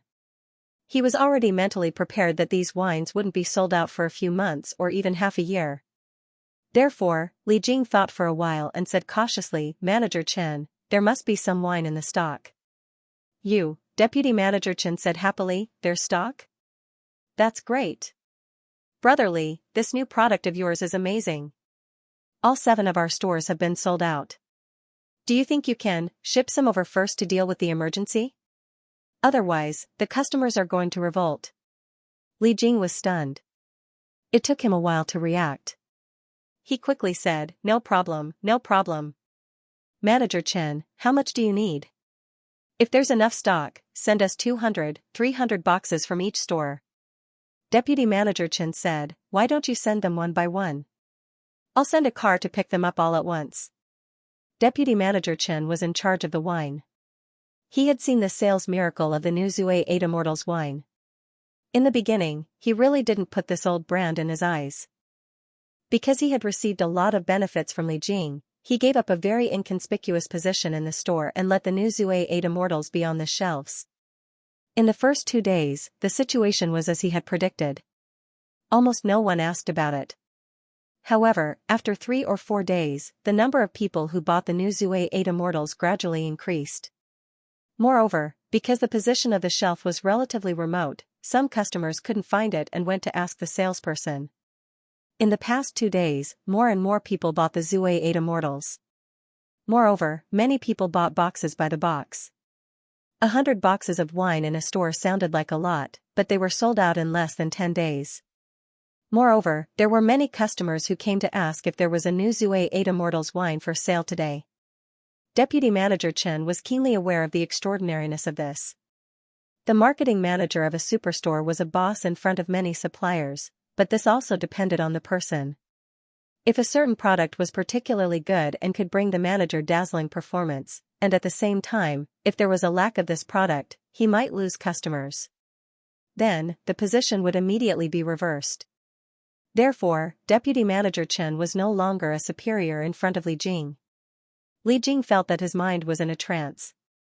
He couldn't remember how he agreed. After hanging up the phone, he was still in a state of confusion. He felt that the world was too crazy.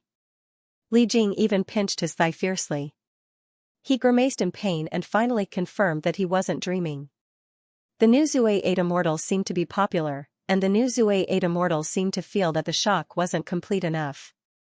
In the following days, Li Jing kept receiving phone calls. Some of the marketing managers of the channels he contacted before, and some of the restaurant managers, all requested to increase the supply. Even the beverage managers of large superstores such as Walmart, which he couldn't reach even after begging his grandparents, personally called him. Everyone's attitude took a 180-degree turn. Various chain restaurants, including Ling's restaurant, also requested to increase the supply. Manager Li, who had been rejected everywhere and received a lot of cold shoulders, suddenly became a hot commodity. In half a day, the inventory of more than 30,000 boxes was abruptly reduced by 5,000 boxes. Although the 5,000 boxes wouldn't be sold out immediately, many channels saw that the new Zue 8 Immortals was selling well, so they asked for more. It would definitely take time for all of them to be digested by the market. Even so, Li Jing was already shocked to the point of dizziness. This result was completely beyond his imagination. Even in his dreams, he didn't dare to imagine that the new Zue 8 Immortals would suddenly become so popular, and that he, the sales manager, would have such a proud moment. And this dreamy state reached its peak when Li Jing received a phone call. To be honest, Li Jing was a little numb from answering phone calls for half a day. He kept answering the phone, and then used the office's landline to arrange the shipment. In short, he was busy. So, when the office's landline suddenly rang, Li Jing didn't even have time to look at the number, and directly picked up the phone. "Hello, Dingfeng Winery Sales Department," Li Jing said with full energy. The changes in this situation over the past half a day gave him a little more confidence. The person on the other end of the phone said faintly, "Hello, I'm from the Municipal Governmental Affairs Bureau. My surname is Wang." Li Jing was stunned for a moment, and then quickly said, "Hello, hello. Director Wang, I'm Li Jing, the sales manager of Dingfeng Winery. What can I do for you?" Although he didn't know the other party's position, it was right for people in the system to call him director. Director Wang said gently, "So it's Manager Li. It's like this, the new Zue 8 Immortals liquor in your winery recently tastes good. We're going to buy a batch for official reception." Li Jing was overjoyed and quickly said, "That's great. Thank you, Director Wang, for taking care of our business. For a big customer like you, we can sign a special supply agreement. Not only will we have priority in supplying, but we can also give a more favorable price. For the new Zue 8 Immortals liquor that we're currently launching, with my authority, I can give you a discount of 138 yuan per bottle." This was the Municipal Governmental Affairs Bureau. This unit was responsible for the management, security, and service of the municipal government's affairs. Naturally, it also included some matters such as conferences, designated reception, and so on. It could be said that it was the manager of the government's affairs. Although the liquor that the bureau bought couldn't be compared to the sales of those large-scale superstores, their brands were strong. As long as the supply agreement was signed, the new Zue 8 Immortals liquor would be the designated reception wine of the city. This was more convincing than any advertisement, Director Wang said with a smile. "Thank you, Manager Li. Send me a copy of the contract, and we can sign the contract after we report it to the leader for approval." Okay. Li Jing said excitedly, "Director Wang, our factory will also launch a high-end series of Zue 8 Immortals liquor in the future. The estimated retail price is 388, 588, and 888 yuan. If you need it, you can contact me directly. I'll definitely give you the biggest discount." Director Wang said with a smile, Of course. After ending the call with Director Wang, Li Jing immediately sent a sample contract with the agreed price to the email provided by Director Wang. Then, his hand trembled as he picked up a cigarette. The sales of Zue 8 Immortals had suddenly skyrocketed. Li Jing felt that it was necessary to report to Ling Xiaotian immediately. He picked up the landline on his desk, thought for a while, and put it back. Li Jing felt that it was best to report such a big matter in person.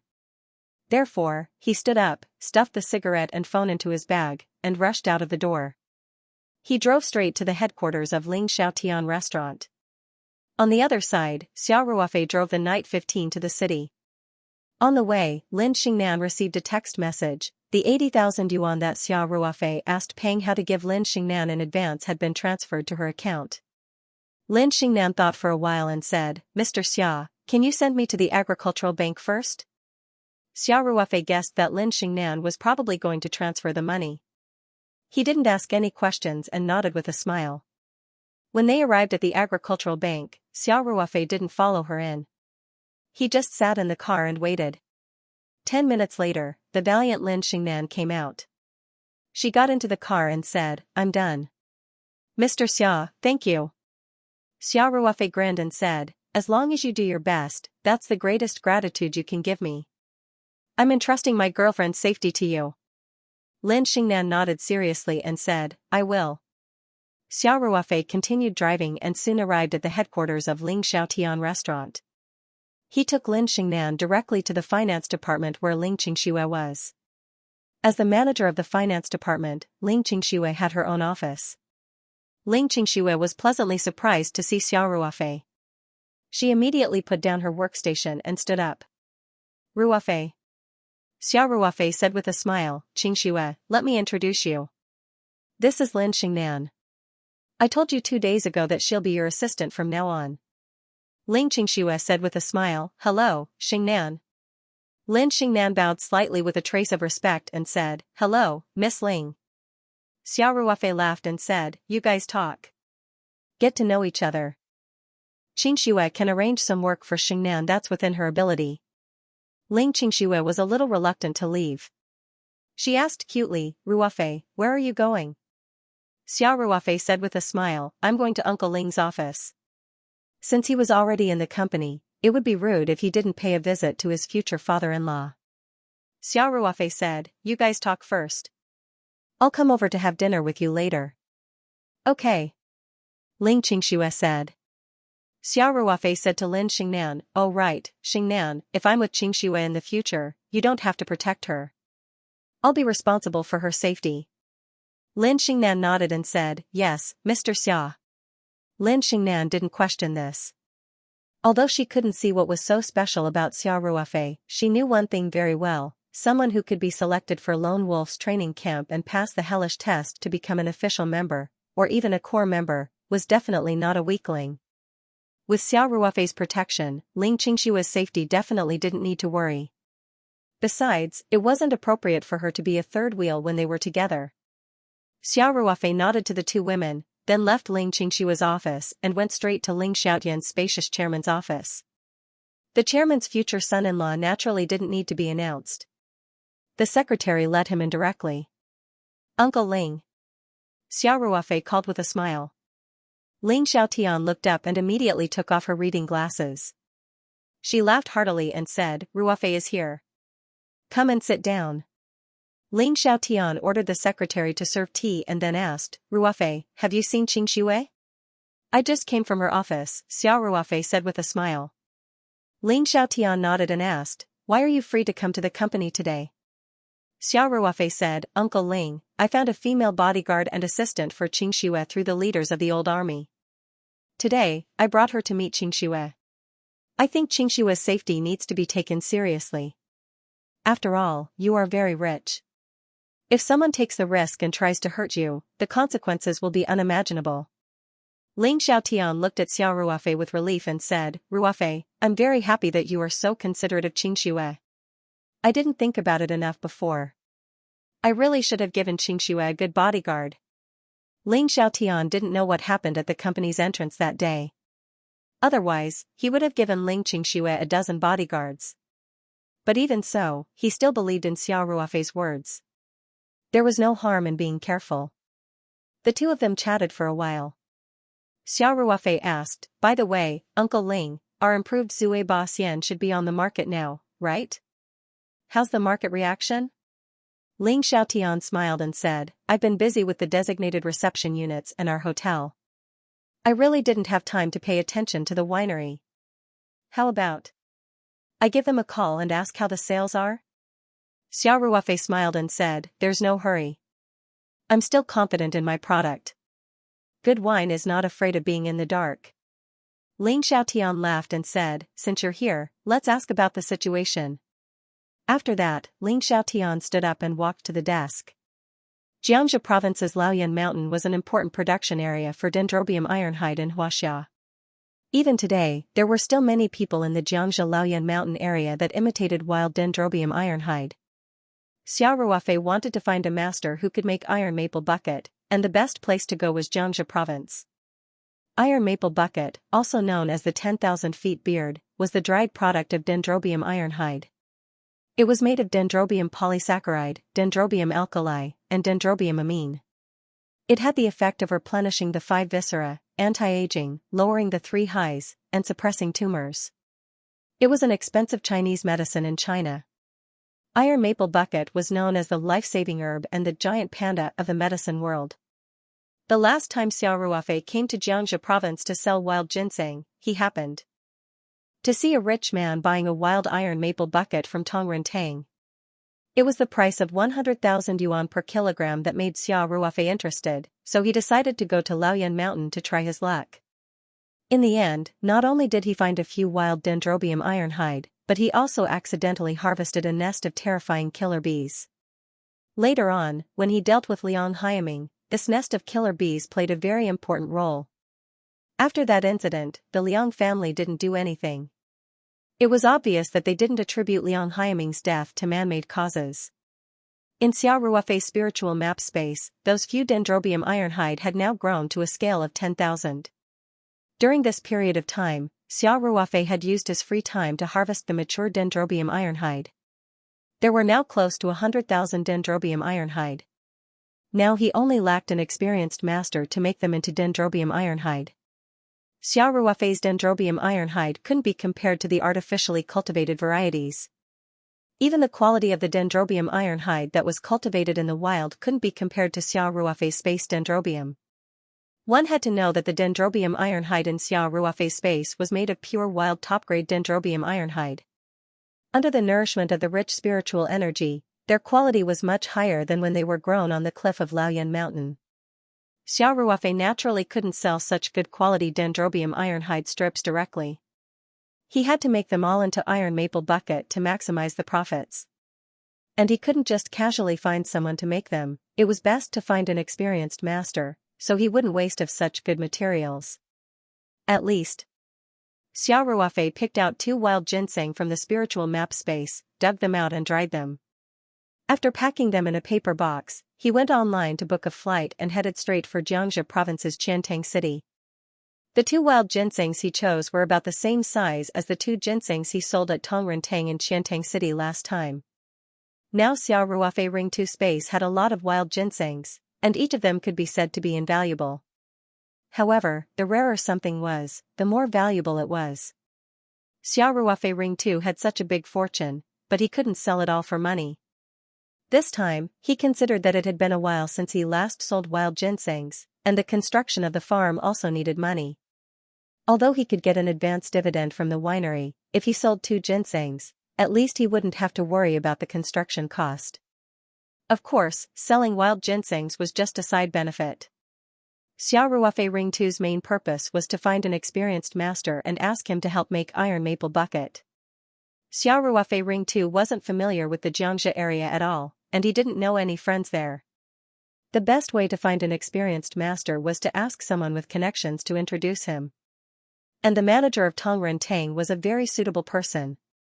Tongrentang had been buying precious Chinese medicinal materials such as iron maple bucket all year round, and they had connections with companies that planted high-quality dendrobium ironhide. They definitely had connections. And last time when Xiao Ruofei Ring 2 sold wild ginsengs, the manager of Tongrentang in Qiantang city was very enthusiastic and left his contact information to Xiao Ruofei Ring 2. This time, it happened to be useful. As for the 2 wild ginsengs, Xiao Ruofei Ring 2 used them as money and also as 2 stepping stones. It could be said that he killed 2 birds with 1 stone. It turned out that Xiao Ruofei Ring 2's decision was correct. Before he left, he contacted Boss Lin of Tongrentang in Qiantang city. When Boss Lin heard that Xiao Ruofei Ring 2 had 2 wild ginsengs of the same quality as last time, he was overjoyed and very enthusiastic.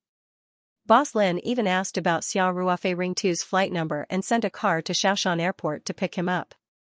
Xiao Ruofei Ring 2 took the MPV sent by Boss Lin and went directly to the Tongren Tang shop last time. Boss Lin had been anxiously waiting in the shop for a long time. When Xiao Ruofei Ring 2 took out the 2 wild ginsengs, Boss Lin Ring 2 immediately asked the appraiser to check them.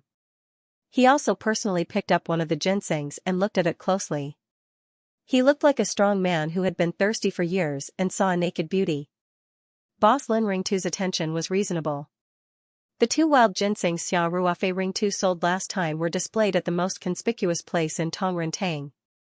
A big boss took a fancy to them and bought them at a high price. In a short time, Tongren Tang made a total of 1 million yuan. Not to mention the business commission, this performance was enough to make one's eyes shine. During that time, Boss Lin Ring 2 went to the headquarters in Beijing for a meeting and straightened his back a lot. After that, many rich people who heard the news from the big boss also came. Unfortunately, the shop didn't sell such good wild ginsengs anymore. Boss Lin Ring 2 thought that this kind of opportunity was hard to come by. Wild ginsengs that were more than 100 years old were not white radishes. How could they be easily found, unexpectedly? Something that even Boss Lin Ring 2 himself didn't dare to hope for actually happened. Therefore, Boss Lin Ring 2 was really wild with joy. The result of the appraisal was without a doubt. These 2 wild ginsengs should be the next generation of the 2 wild ginsengs from last time. They looked a little bigger than last time, but the quality was better. After all, the spiritual energy in the Ring 2 space was much denser than before. Boss Lin Ring 2 was very straightforward. The 2 wild ginsengs were sold at a high price of 5 million Huaxia dollars. Xiao Ruofei Ring 2 didn't sell these 2 wild ginsengs purely for money. Moreover, the price was quite reasonable. Tongren Tang would definitely make a profit. If he met a rich person like last time, he could even make a lot of money. However, people who did business naturally needed to make a profit. Otherwise, why would they bother? Therefore, Xiao Ruofei Ring 2 agreed to the price directly. Both parties signed the transfer contract with ease. Then, Boss Lin Ring 2 went to arrange the finance department to transfer the money immediately. While waiting for the 5 million to be transferred, Boss Lin Ring 2 warmly invited Xiao Ruofei Ring 2 to his office at the back of the lobby for tea. Xiao Ruofei Ring 2 had something to ask of him, so of course, he agreed readily. When they came to Boss Lin Ring 2's luxurious office, he personally made tea for Xiao Ruofei Ring 2 and said, "Boss Xia, if you have such good goods in the future, don't forget me. I promise you the price won't be a loss." Xiao Ruofei Ring 2 smiled faintly and said, "Brother Lin Ring 2, I also think that you are a good person. Therefore, even if the journey is tiring, I still have to send these 2 wild ginsengs to Qiantang City." Boss Lin Ring 2 nodded and said, "Boss Xia, you are a righteous man." Xiao Ruofei Ring 2 smiled and said, "Brother Lin Ring 2, I still have some connections when it comes to wild ginsengs. If I have such high-quality goods in the future, I will definitely inform you immediately." Boss Lin Ring 2 quickly said, "Thank you, Brother Xia. Next time, you don't have to go through the trouble of making a trip. I will bring people directly to the 3 mountains and buy them from them." Haha. Xiao Ruofei Ring 2 smiled and nodded. Boss Lin Ring 2 immediately said, "Brother Xia, if there is anything I can help with in Xianxia province, just let me know. I will do my best to help you." Xiao Ruofei Ring 2 was about to get down to business. When he heard this, he seized the opportunity and said with a smile, "Brother Lin Ring 2, to be honest, I came to Xianxia province this time not only to send you these 2 wild ginsengs, but also to do something. Maybe I will have to trouble you." Boss Lin Ring 2 said straightforwardly, "Go ahead. Brother, if you have the conditions, you must do it. If you don't have the conditions, I will create the conditions to do it for you."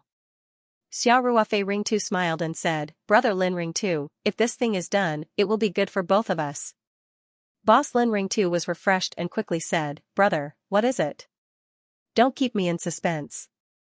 Xiao Ruofei Ring 2 laughed and said, "Brother Lin Ring 2, to be honest, I have a way to get very good dendrobium ironhide fresh strips, but I lack a processing master."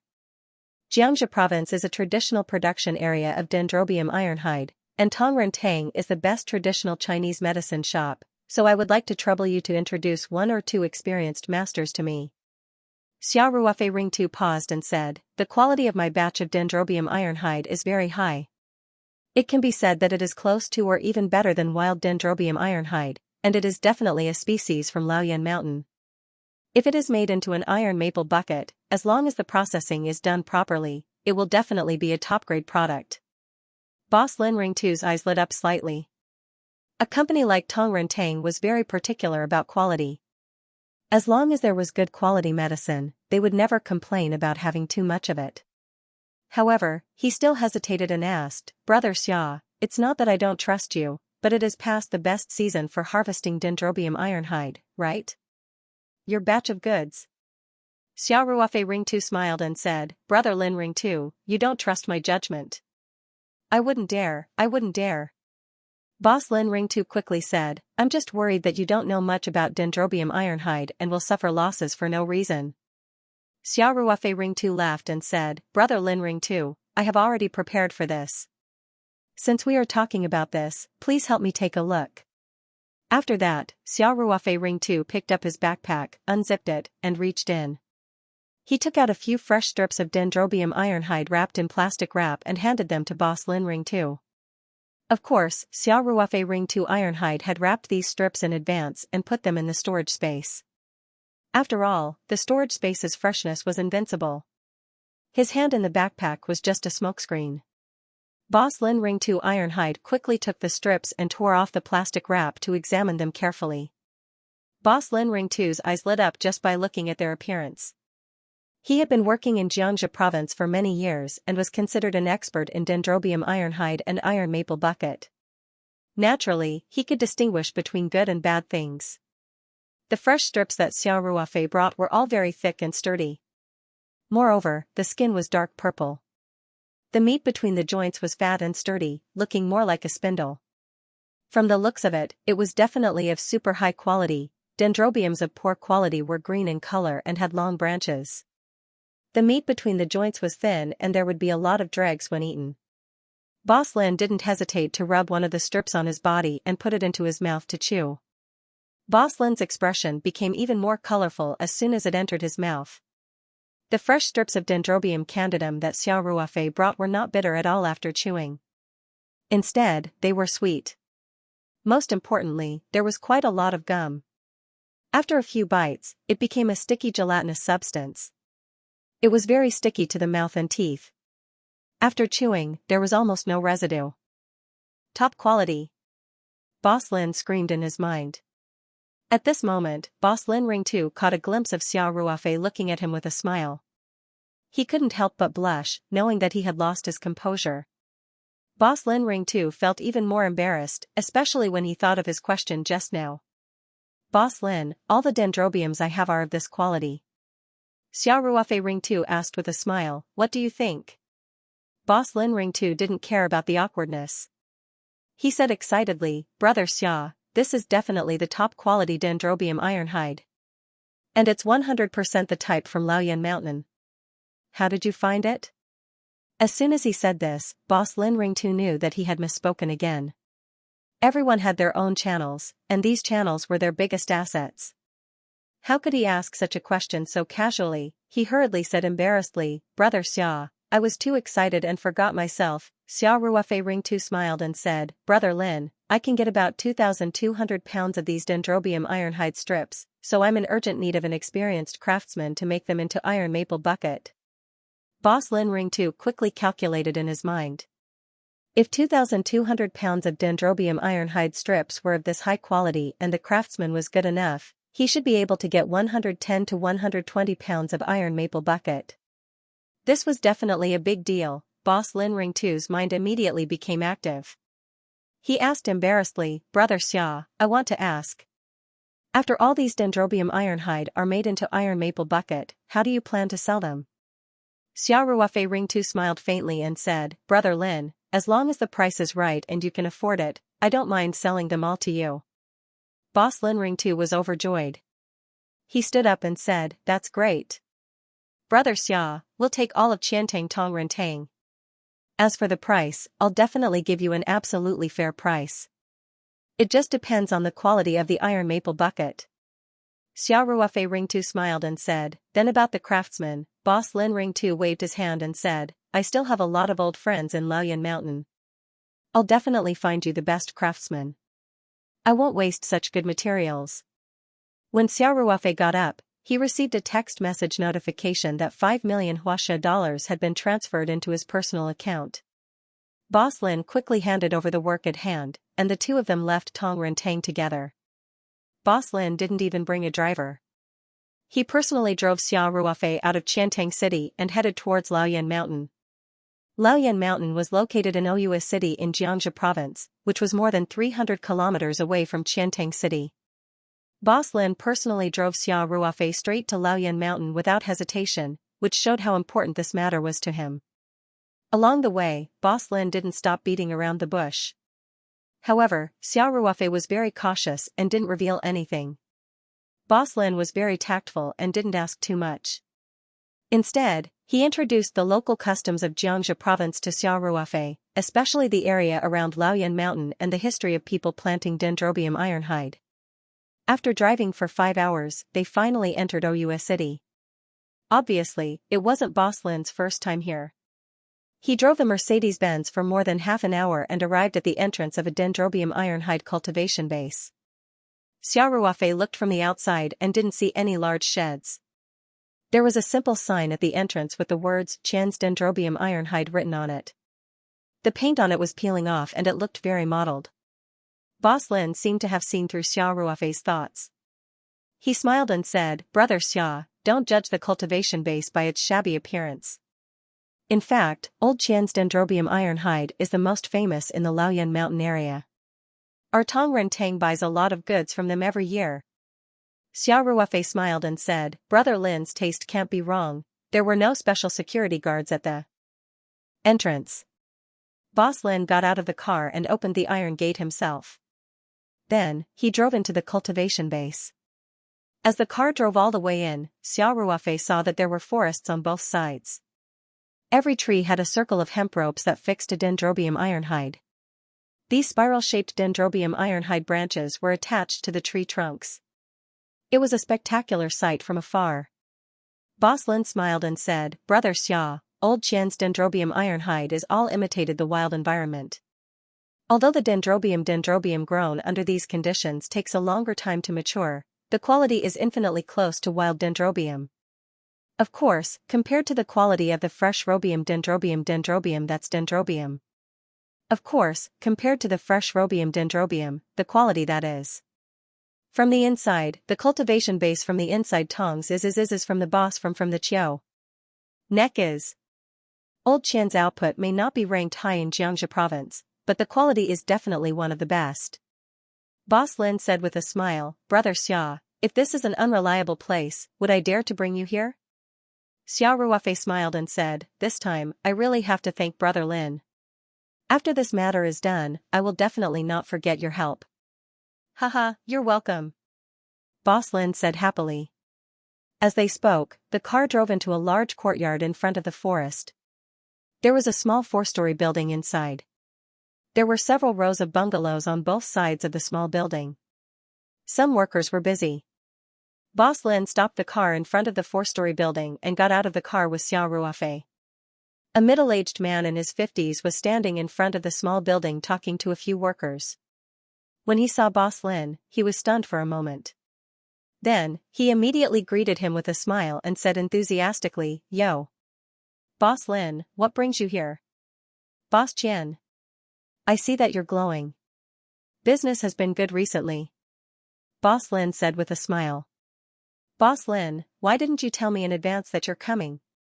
So I can prepare myself and do my duty as a host. Boss Qian said and looked at Xiao Ruofei. He asked, Boss Lin, who is this? Boss Lin quickly said, Boss Qian, this is Boss Xia from Southeast Province. Boss Xia may be young, but his business is very big. Xiao Ruofei came forward and said with a smile, Hello, Boss Qian.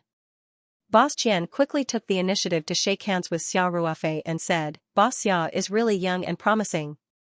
Then, Boss Qian said to Boss Lin, did you bring Boss Xia here to buy the iron maple bucket? Tell me, why did you have to make such a long trip? I've kept the best stock for you. Why don't you give me a call and I'll have someone send it over? Boss Lin said with a smile, Boss Qian, you've misunderstood. I'm not here to buy the maple dough. I'm actually just a middleman. Boss Xia has some business that he wants to discuss with you. Boss Qian was stunned for a moment, then he smiled and said, Oh? What kind of business does Boss Xia want to discuss? I don't have any other business besides cultivating the dendrobium ironhide for the past few years. Boss Qian's words had a hint of loneliness. Boss Lin said with a smile, Boss Qian, this is your ancestral craft. Look at how good it is now. The dendrobium ironhide business is booming. Isn't it better than your previous businesses? I think so. You used to be lazy, but now you're on the right track. Boss Qian smiled bitterly and said, My Boss Lin. I'm not used to you not teasing me every time we meet. Boss Lin raised his head and laughed. It was obvious that the two of them were very familiar with each other. They didn't have any scruples when joking with each other. Boss Qian was interrupted by Boss Lin and ignored Xia Ruofei. He came back to his senses and said with an apologetic smile, Boss Xia, I'm old and my brain gets muddled easily. I'm sorry. Boss Lin said that you wanted to discuss business with me. What kind of business is it? Xia Ruofei smiled and said, Boss Qian, it's like this. I have a batch of good quality dendrobium ironhide. I want to process them into iron maple bucket, but our company doesn't have any talents in this field. Boss Lin said that you have the best technical skills and a lot of experienced masters, so I wanted to come here to seek cooperation and technical support. Boss Qian was stunned for a moment and said, As far as I know, the southeast province isn't suitable for the growth of dendrobium ironhide. Also, it's past the best time to harvest dendrobium ironhide. Boss Xia, the dendrobium ironhide you have. Xia Ruofei smiled faintly and said, I have my own ways, but I can't talk about it.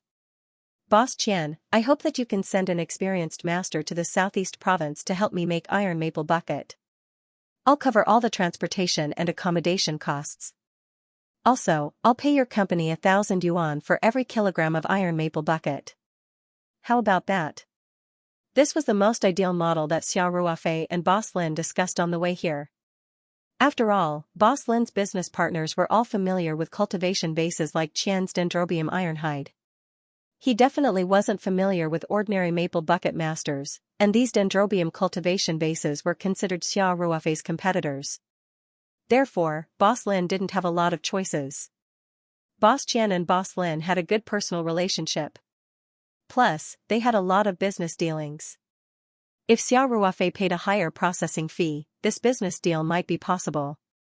However, after Boss Qian heard Xia Ruofei's words, he didn't show much interest. Instead, he frowned slightly.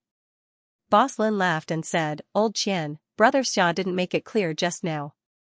Let me add a few more points. First of all, they only need you to send an experienced master. The other workers don't need you to send them. The master only needs to be responsible for directing the workers and personally helping in a few key steps. Second, Brother Xia has quite a lot of dendrobium ironhide strips. Conservatively speaking, he can make 120 kilograms of maple bucket. Boss Qian finally showed a hint of interest. 120 kilograms of maple bucket, the processing fee would be 120,000 yuan.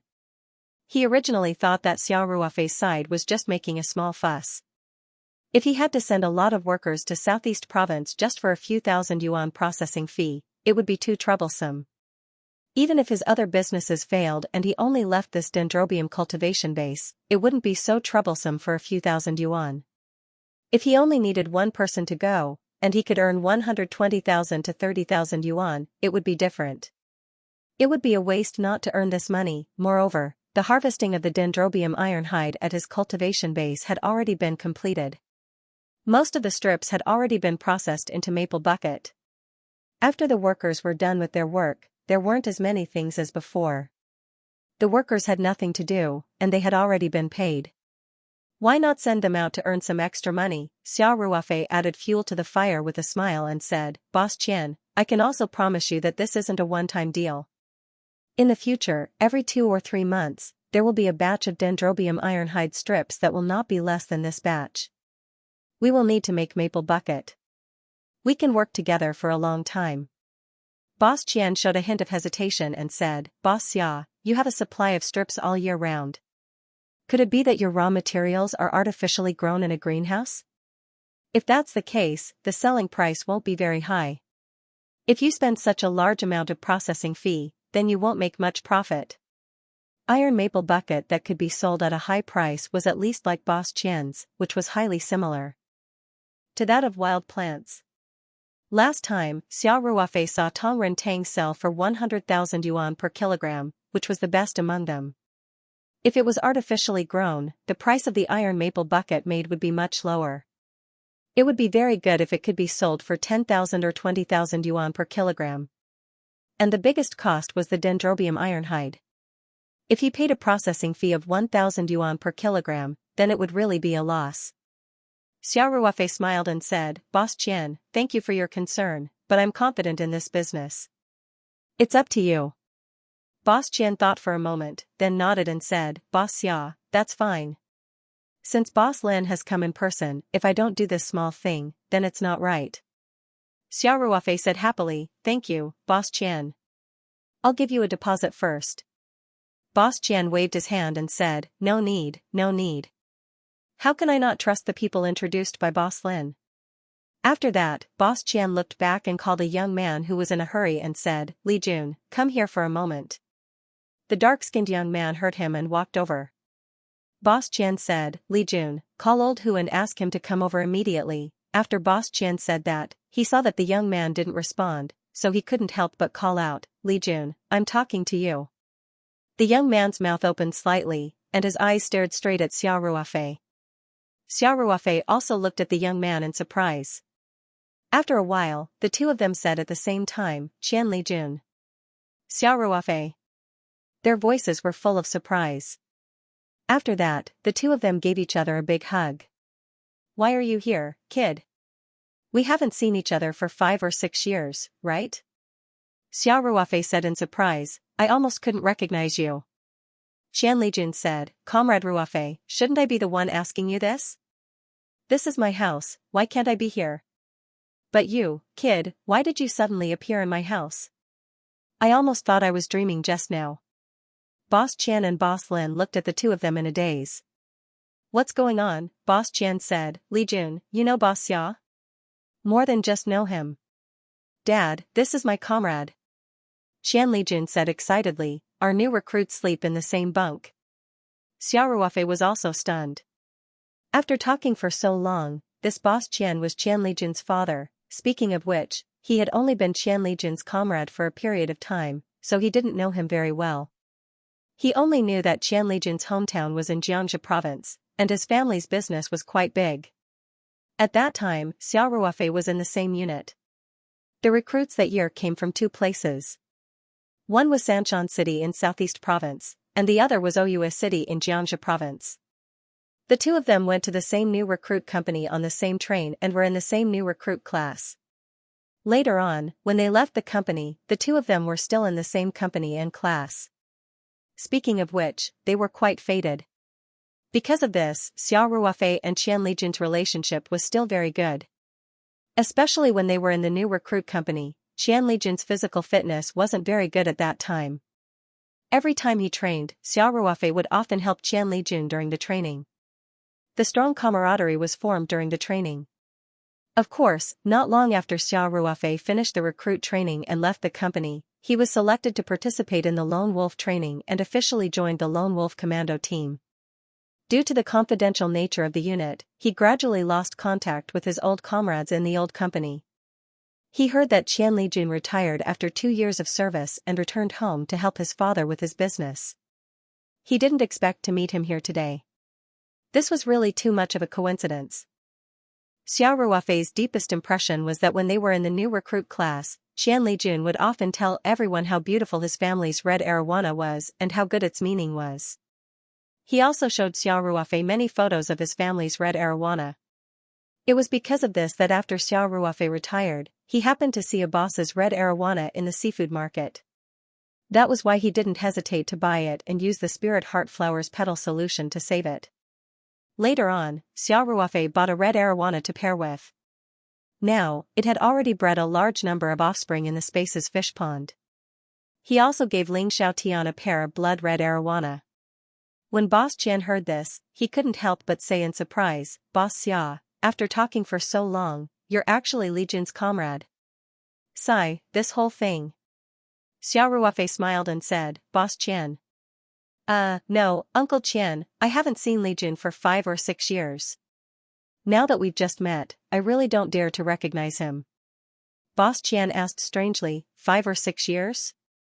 Our Li Jun has only been out of the army for 4 years.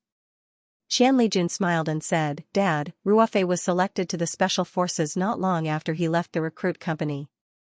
Sigh. You won't understand even if I tell you this. Anyway, Ruofei was a big star in our company back then. When he was transferred, the company instructor personally organized a grand farewell ceremony. Xiao Ruofei smiled and waved his hand and said, "That's all in the past." Qian Li Jun said again, "I remember it clearly. Out of all the new recruits in our batch, you are the most promising one. I heard from the platoon leader that you would be promoted in a few years." Speaking of this, Qian Li Jun also showed a strange expression and asked, "Yeah, Ruofei, why did you leave the army? Back then, everyone said that you would definitely be promoted. Maybe our company could even have a general." Xiao Ruofei smiled bitterly and said, "It's a long story.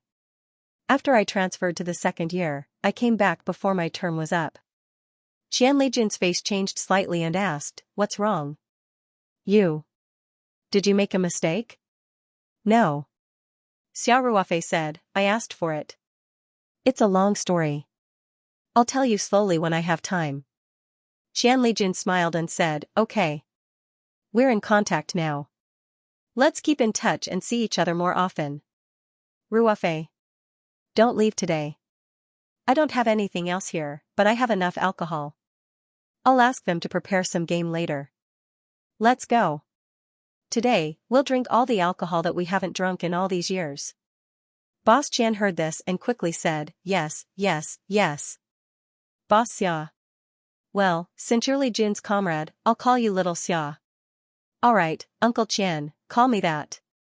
"Alright, Little Xia, and Boss Lin, since you're here today, and Little Xia is a good comrade of our Li Jun, you should let me do my part as a host, right?" Boss Qian said with a laugh. Boss Lin thought about it and said, "Okay. Let's have a good chat today." Xiao Ruofei and Qian Li Jun were reunited and had a lot to talk about. Naturally, he had no objections. Qian Li Jun said excitedly, Come, Boss Lin, Ruofei, let's talk inside." The group of people followed Boss Qian and his son into the small building and took their seats in the large living room on the first floor. Qian Li Jun was busy making tea for everyone as he asked with a smile, "Oh right, Ruofei, what business are you here to discuss with my dad today?" Xiao Ruofei said, "Aren't I here to ask Uncle Qian for technical support?" Boss Qian briefly told Qian Li Jun about what they had just discussed and then said to Xiao Ruofei, "Little Xia, since you're Li Jun's comrade, we can't charge you for the processing fee. Anyway, we have enough manpower here. We'll send you an experienced master to help you tomorrow. Don't talk about money anymore." Xiao Ruofei quickly said, "That won't do. Uncle Qian, this is another matter. People say that there are no fathers and sons in business. This is normal business behavior. You don't have to do this." Qian Li Jun put the teacup in front of Xiao Ruofei and pretended to be angry. "Ruofei, aren't you slapping your brother's face? It's not a big deal. Isn't it just supporting a technician? How can our family ask you for money?" Although Qian Li Jun and Xiao Ruofei had only been in the same unit for about half a year, and this included the 3 months in the recruit company, Xiao Ruofei had always taken care of him. After so many years, Qian Li Jun's heart was still full of gratitude. Xiao Ruofei said with a smile, "Li Jun, you can't say that. Since it's business, then follow the rules of business. Besides, don't your family's technicians have to be paid too?" Qian Li Jun said, "Ruofei, Don't be stubborn with me on this matter. We're old comrades in arms. Do you still need to be so clear about it? If it's the dendrobium harvesting season, it's fine if we don't have enough manpower. Now that our family's dendrobium harvesting season has basically been finished, the technicians in the factory are idle. It's fine to support you. Xiao Ruofei said, I know this. How about this? Uncle Qian, Li Jun, this time we'll follow what we just said and settle the processing fee normally. Didn't I also say that? From now on, there will be a lot of dendrobium ironhide that needs to be processed into maple chalice. After your master goes over, please help me train a few skilled workers. When our people are able to take charge of things on their own, we won't need to trouble you anymore. Before that, whether it's processing fee or technical consulting fee, it'll be settled normally. What do you think? No. Ruofei, if your people want to learn the technology, send them directly to my factory. Qian Lijun said, I'll definitely arrange for the best masters to teach them. Making maple scoops isn't difficult. The key is the technique and heat control. As long as there's nothing wrong with their brains, they can definitely learn it. Boss Qian also smiled and nodded. Yeah. Ruofei, if that's the case, you can just send people over to learn. Xiao Ruofei thought for a while and said, that's fine too. After this batch of maple scoops is finished, I'll choose a few people to come back with your masters and let them learn from you. Then, Xiao Ruofei said, but before our people leave the apprenticeship, we'll still settle the fees as we should. This is my bottom line. If you still don't agree, I'd rather find someone else for help. Qian Lijun and his father looked at each other, then shook their heads helplessly and said, okay. You're still the same as when you were in the army, a donkey. Xiao Ruofei grinned and said, this is called sticking to the principle. After they finished talking about business, dinner was ready, so Boss Qian and his father invited everyone to the table to eat together. Naturally, there was no lack of toasting during the meal, especially since Xiao Ruofei and Qian Lijun hadn't seen each other for many years. Their friendship was reflected in the wine glasses. Back then, Qian Lijun's small body was relatively weak, and his alcohol tolerance was average. Xiao Ruofei's alcohol tolerance was quite good back then, and now that he had taken so much body-tempering soup, he was even more ferocious. Soon, Qian Lijun slipped under the table as he drank. Boss Qian and Boss Lin also drank a lot, so everyone enjoyed themselves. Boss Qian asked people to clean up 2 guest rooms. That night, Xiao Ruofei and Boss Lin stayed at Boss Qian's dendrobium ironhide cultivation base. Early the next morning, Boss Qian arranged for their most experienced master, Old Luo, to go back to Southeast Province with Xiao Ruofei. Qian Lijun originally wanted to leave Xiao Ruofei to play for a few days, but considering that the fresh strips of dendrobium ironhide had to be made into maple scoops as soon as possible, he didn't dare to delay Xiao Ruofei's time. Before leaving, Qian Lijun repeatedly exhorted, Ruofei, time is too tight this time, and I didn't have time to contact my comrades in Oua City. You must come back after you're done here. Don't you have to send workers for training? I'll take you to the Laoyan mountain area to have fun. Let's call a few more comrades and have a good gathering. Okay. Xiao Ruofei said with a smile, you contact Pan Chong and Wang Zhihai first. After I finish processing the maple scoops, I'll come back. Pan Chong and Wang Zhihai were comrades who joined the army in the same year as Xiao Ruofei. In this batch of Oua soldiers, except for Qian Lijun, these two had the best relationship with Xiao Ruofei. Qian Lijun said, okay. Be careful on the road. If you need anything, just let me know. Don't be shy with your brothers. It was still Boss Lin who drove personally. Xiao Ruofei took Old Luo's ID card and booked 2 tickets to fly to Sanshan City in the afternoon through the internet on the way. Because the time was relatively close, Boss Lin directly drove Xiao Ruofei and Old Luo to Shaoshan Airport. Everyone had lunch near the airport. Xiao Ruofei expressed his gratitude to Boss Lin again. This time, it was really thanks to this warm-hearted Boss Lin.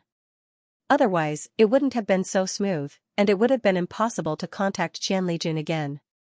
Even if Boss Lin did this for his own performance, Xiao Ruofei still thanked him sincerely. As for occasionally getting some wild ginseng for him in the future, or selling the iron maple bucket to him, it was not a problem.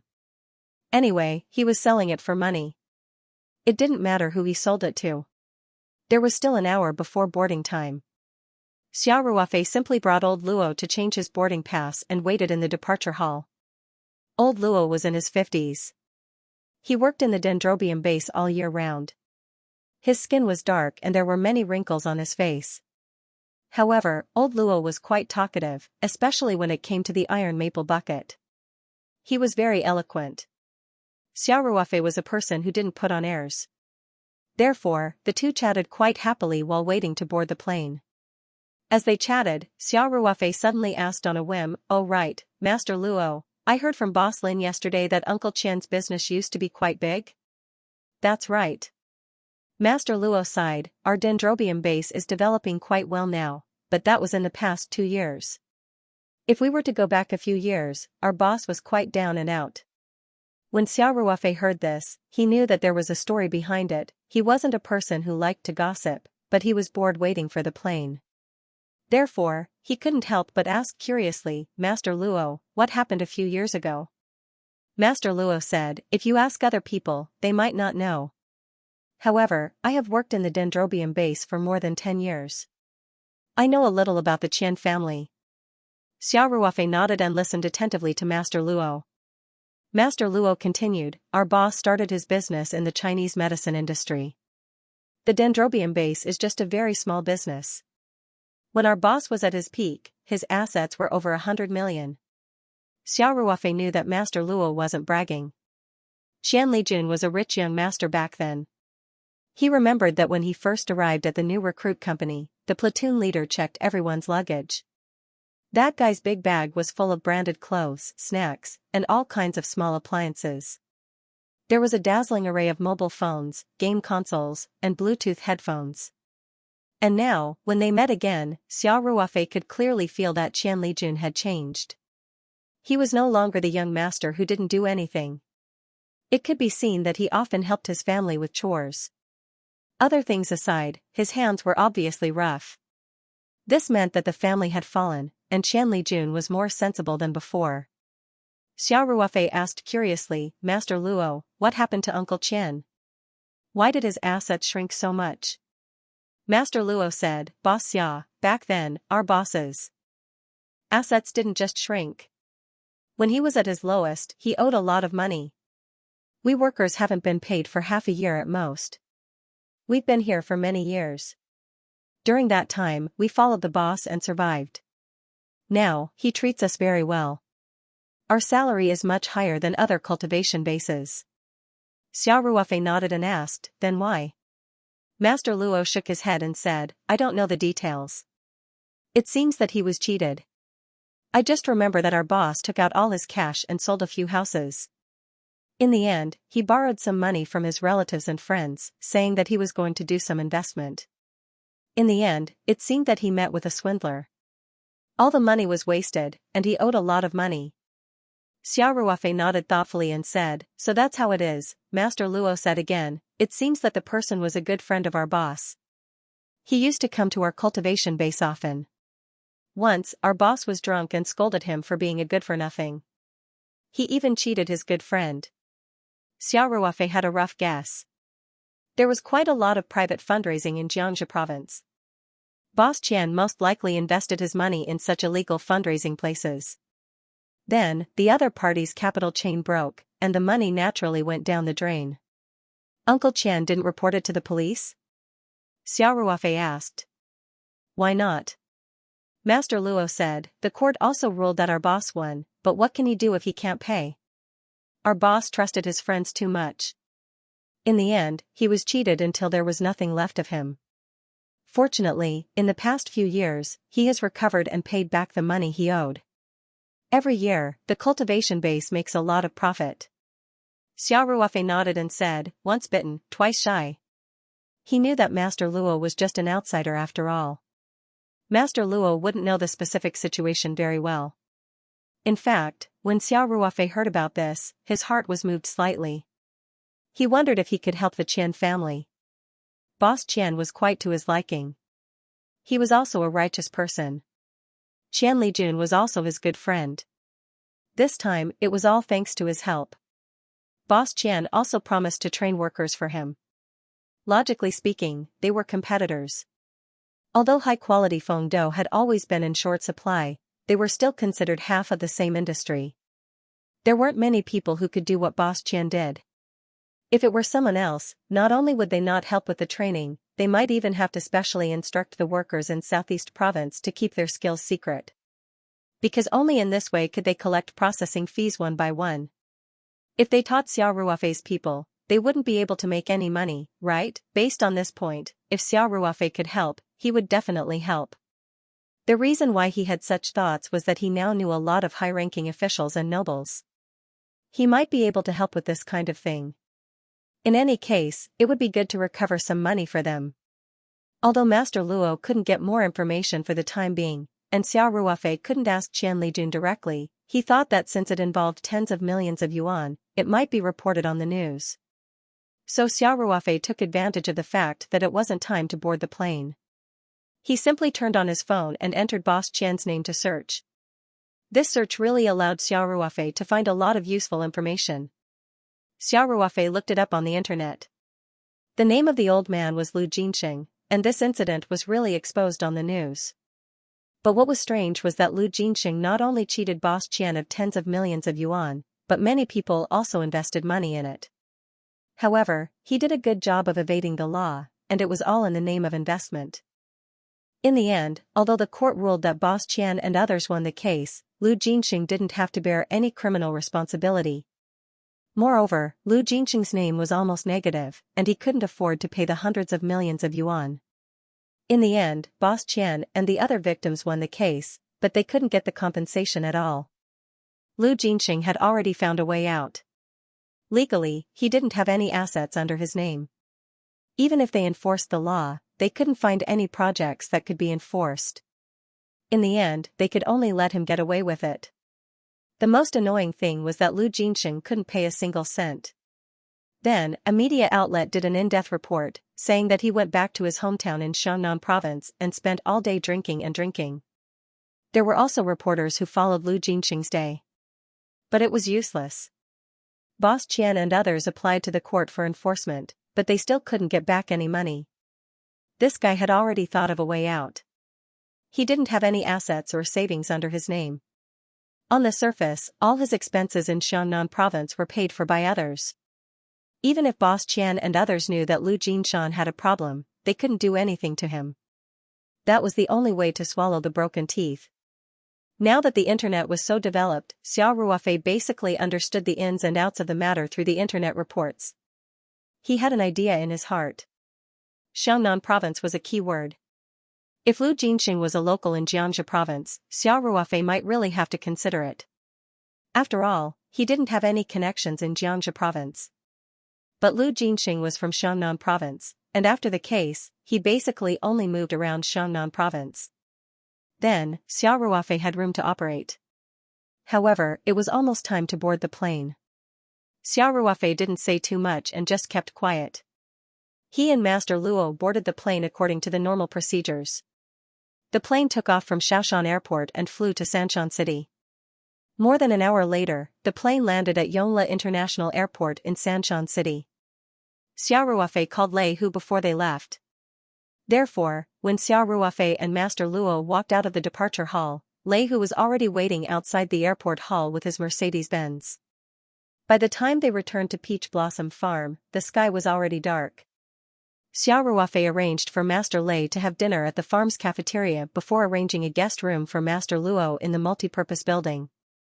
Xiao Ruofei specifically instructed Lei Hu to follow the highest standards for Master Luo's accommodations during his stay in the Three Mountains. After returning to the villa, Xiao Ruofei called Ling Qingxue to tell her that he was safe. The two of them chatted on the phone for a long time. After a day of traveling, Xiao Ruofei also felt a little tired. He did not enter the Ring 2 space again. Instead, he lay down and fell asleep. The next day, Xiao Ruofei called Master Luo over for breakfast at the farm's cafeteria. Master Luo was also instructed by Boss Qian. He was also in a hurry. After breakfast, he said impatiently, "Boss Xia, please take me to see the dendrobium ironhide strips. This can't be delayed." Xiao Ruofei smiled and said, "The dendrobium ironhide strips are still with my friend. Master Luo, don't worry. I'll take you around the farm first. You have the most experience in making the iron maple bucket. Tell me what you need first. I'll bring the strips over when I'm done. Boss Xia, making the iron maple bucket actually doesn't require any special preparation. Master Luo said, as long as there's enough space and some equipment, it'll be enough. Okay. Xia Ruofei laughed and said, Master Luo, I'll ask Lei Hu to take you around the farm first. I'll contact the dendrobium ironhide strips. If you need anything, just tell Lei Hu directly. I'll ask him to cooperate with you. Okay. Master Luo said. So Xia Ruofei called Lei Hu over and said, Huzi, show Master Luo around the farm first. If he needs anything, just cooperate with him. If you can't, ask Manager Li's construction team to cooperate with you. Anyway, you have to do your best to satisfy Master Luo's request. Do you understand? Let's go, Brother Xia. I know what to do. Lei Hu said. Xia Ruofei went back to the villa after he finished talking. He didn't rush to prepare the dendrobium ironhide strips. Instead, he slept soundly in the villa for half a day. At noon, he called Lei Hu to ask about the situation. Master Luo's requirements weren't very high. He wanted a special space, some pots and stoves to make the base, and other equipment. Lei Hu had already followed Master Luo's request and asked Manager Li to organize people to build a row of prefab houses. He also arranged for the masons to build the stoves under Master Luo's guidance. As for the space, there was a lot of empty space on the farm. As long as the construction team followed the requirements and made some racks to dry the dendrobium ironhide, it would be enough. All of this was done in an orderly manner under Lei Hu's coordination. Xia Ruofei asked and found out that it was a simple task. He estimated that everything would be ready by noon the next day. So Xia Ruofei simply waited until the next morning to contact a truck and some movers. Then he drove to the warehouse he rented in the city. After he took out the dendrobium ironhide strips that he had prepared in the Ring 2 space, the truck and movers he contacted had basically arrived. Xia Ruofei arranged for the movers to move the dendrobium ironhide strips onto the truck and then transported them to Taoyuan Farm. Xia Ruofei drove his pickup truck and led the way, smoothly driving all the way to Taoyuan Farm. Xia Ruofei's pickup truck drove directly to the open space next to the complex building. A row of prefab houses had been set up there. Xia Ruofei knew that this was where Master Luo would make the iron maple bucket in the future. Xia Ruofei jumped out of the truck and Master Luo also came out of the prefab house. Xia Ruofei asked with a smile, Master Luo, how are the conditions on our side? If there's anything that doesn't meet your requirements, just tell me and I'll ask them to rectify it. Master Luo said, Boss Xia, your farm's execution is really good. It's only been a day and it's basically all ready.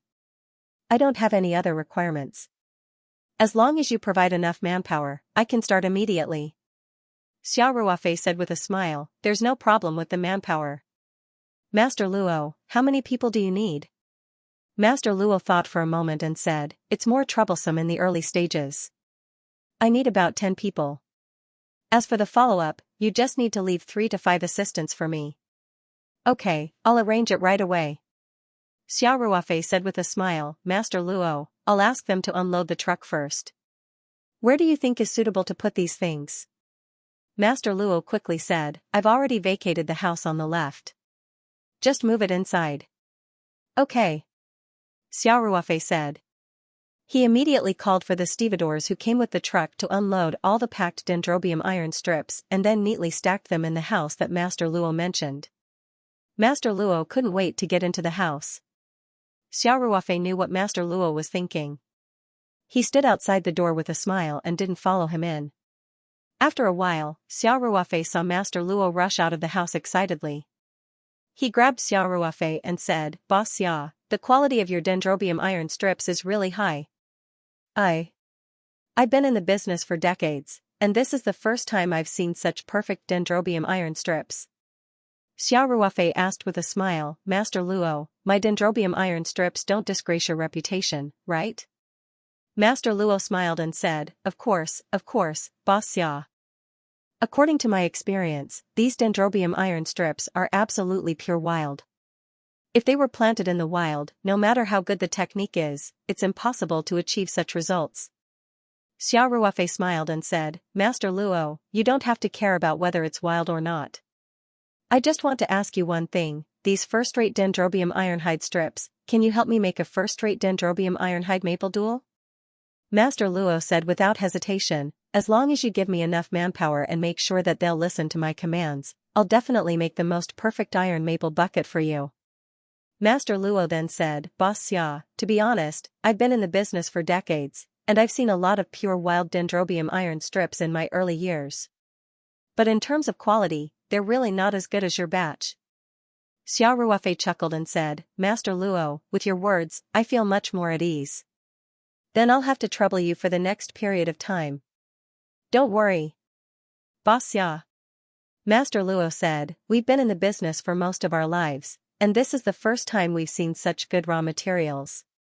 Even if I have to sacrifice my life, I'll definitely help you make this batch of goods.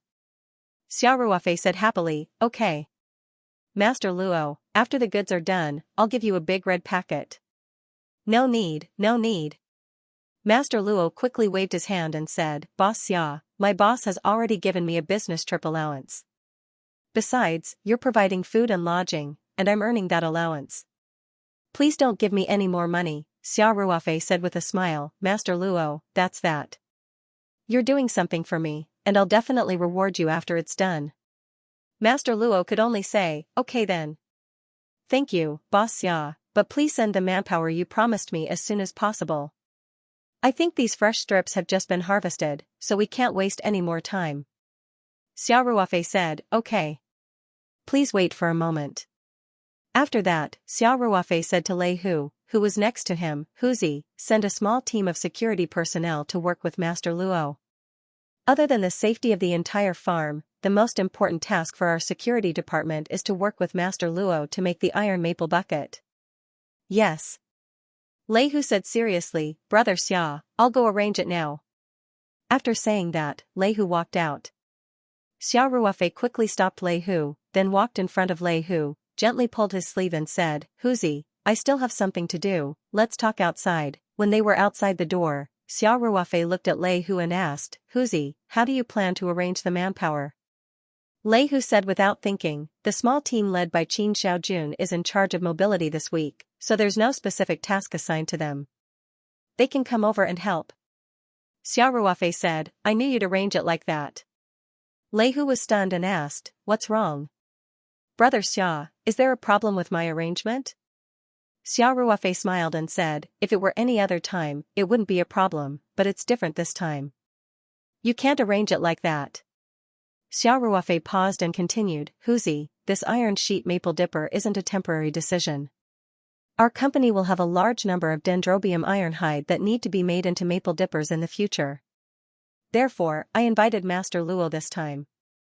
On one hand, it's to help us. On the other hand, it's also to send capable employees to learn how to make iron sheet maple dipper from Master Luo. In the near future, we don't need to ask others to make iron sheet maple dipper, and the quality is quite high. Lei Hu was puzzled and asked, Brother Xia, how should I arrange it? Xiao Ruofei pondered for a moment and said, Huzi, how about this? Go and find out what our brothers and Chao Taishu and the other workers think. If anyone is interested in learning how to make an iron sheet maple duel, they can volunteer to sign up. We'll arrange for these people to learn from Master Luo. In the future, I'll send them to Xianxia province to learn from Master Luo and other experienced masters until the day they learn. Lei Hu said, yes. Brother Xia, I'll go now. Xiao Ruofei quickly stopped Lei Hu and said, don't rush. First, transfer Xiaojuan's small team over. If Master Luo has any orders, let them cooperate fully. You'll be in charge of organizing the manpower and gathering the interested workers. Tomorrow, you'll start learning from Master Luo. Okay.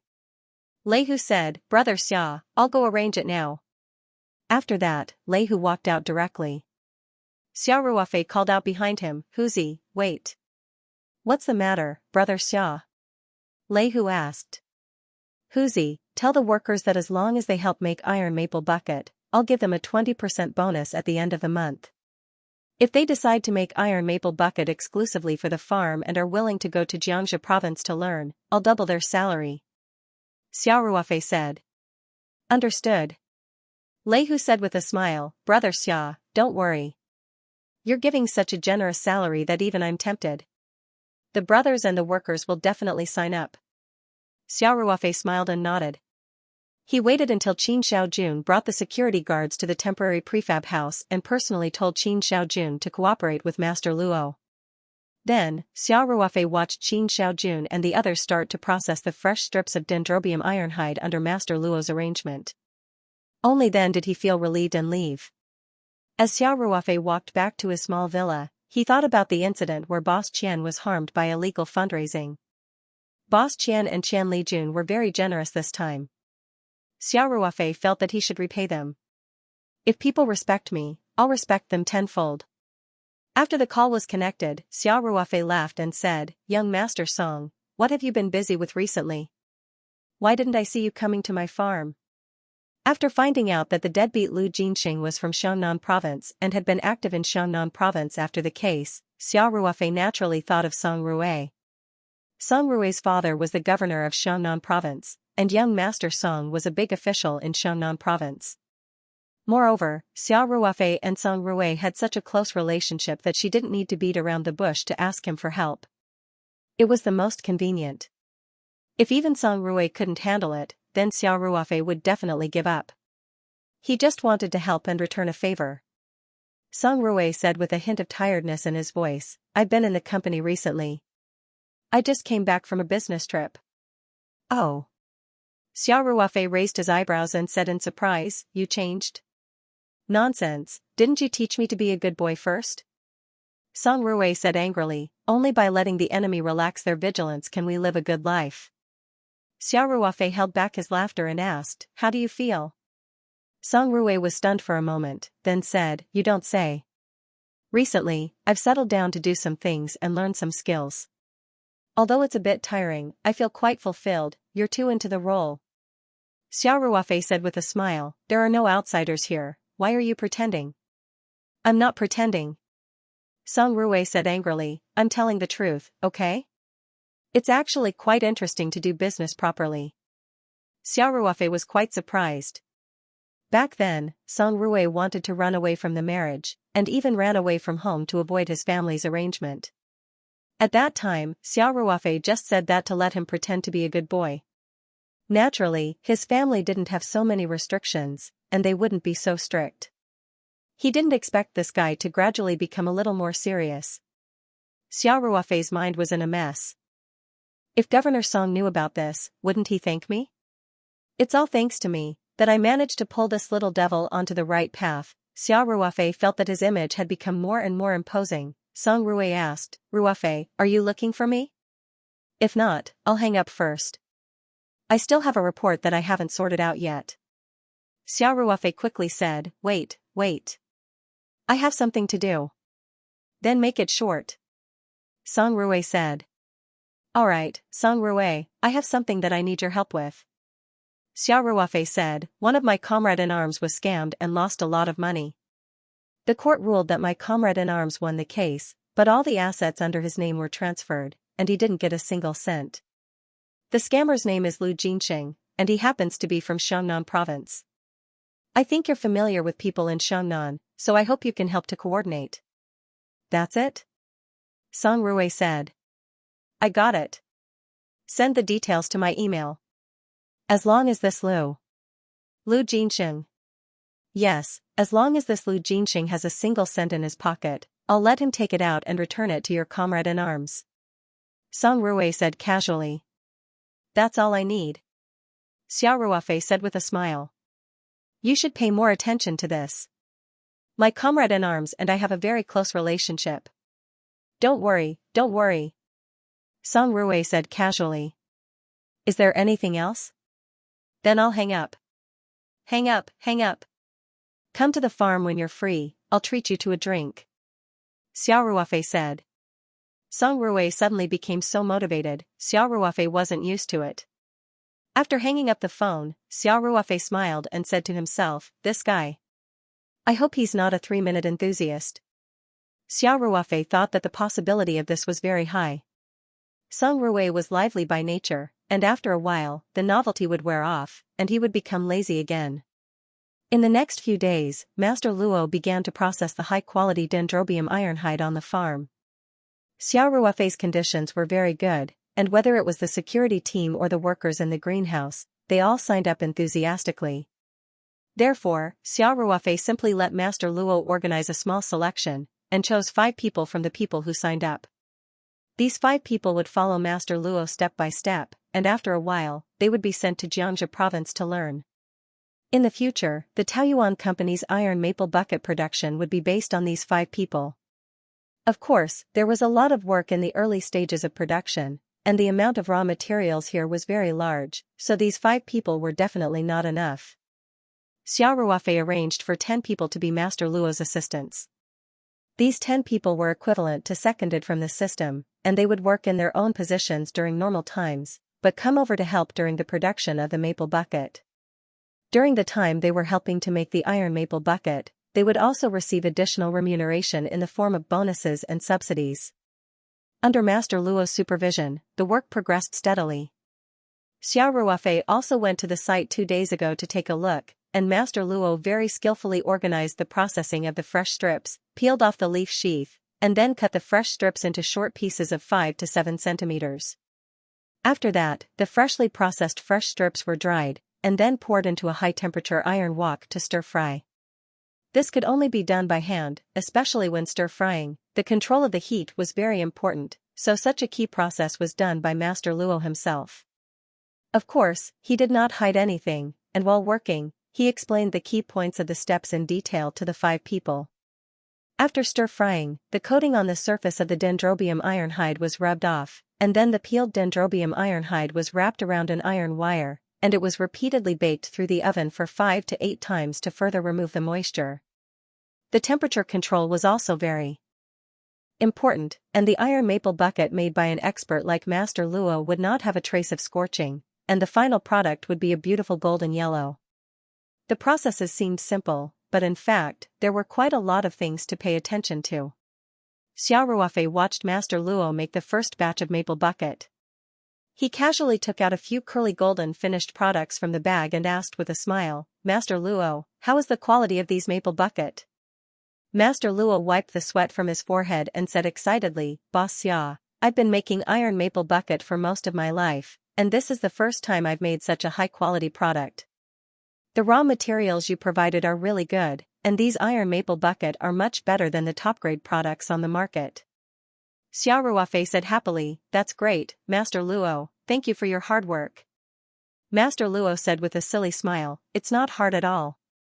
Boss Xia, you may not know, but for us in this line of work, it's a pleasure to be able to come across such good raw materials and personally process them into the best iron maple bucket." Then, Master Luo pointed at the iron maple bucket in the bag and said, "These iron maple bucket are golden, and it's comfortable to look at. Boss Xia, nowadays, some illegal businesses burn old newspapers to add color to the maple bucket, but even so, the color of the maple bucket can't be compared to ours. Look at how pure the color is. The taste is so natural." Xiao Ruofei could see that Master Luo was really full of a sense of accomplishment, so he said with a smile, "Master Luo, then I'll leave this batch of dendrobium to you, and we'll try to finish processing it as soon as possible." "Okay." Master Luo grinned. "Also, please teach our employees more," Xiao Ruofei said. "Don't worry, Boss Xia. This isn't some kind of unique skill." Master Luo said with a smile, "As long as they're willing to learn, I'll teach them all my skills." Xiao Ruofei looked at the 5 employees who were learning from Master Luo and said, "Did you hear that? You've seen Master Luo's skills, and with such a good teacher to teach you, don't waste this opportunity. In the future, only if you pass Master Luo's test, then I'll let you officially work here." "Yes, boss. We'll definitely learn well." The 5 people quickly nodded in agreement. After they learned, their salary would be doubled, and it would be better than many white-collar workers. Moreover, with a skill, they wouldn't go hungry anywhere, so they naturally cherished this opportunity very much. Xiao Ruofei encouraged Master Luo with a few more words, then let them continue with their work.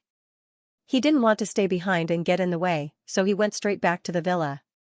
After Xiao Ruofei went back to his house, he remembered that he and Ling Xiaotian had agreed on the online promotion of Drunken 8 Immortals a few days ago.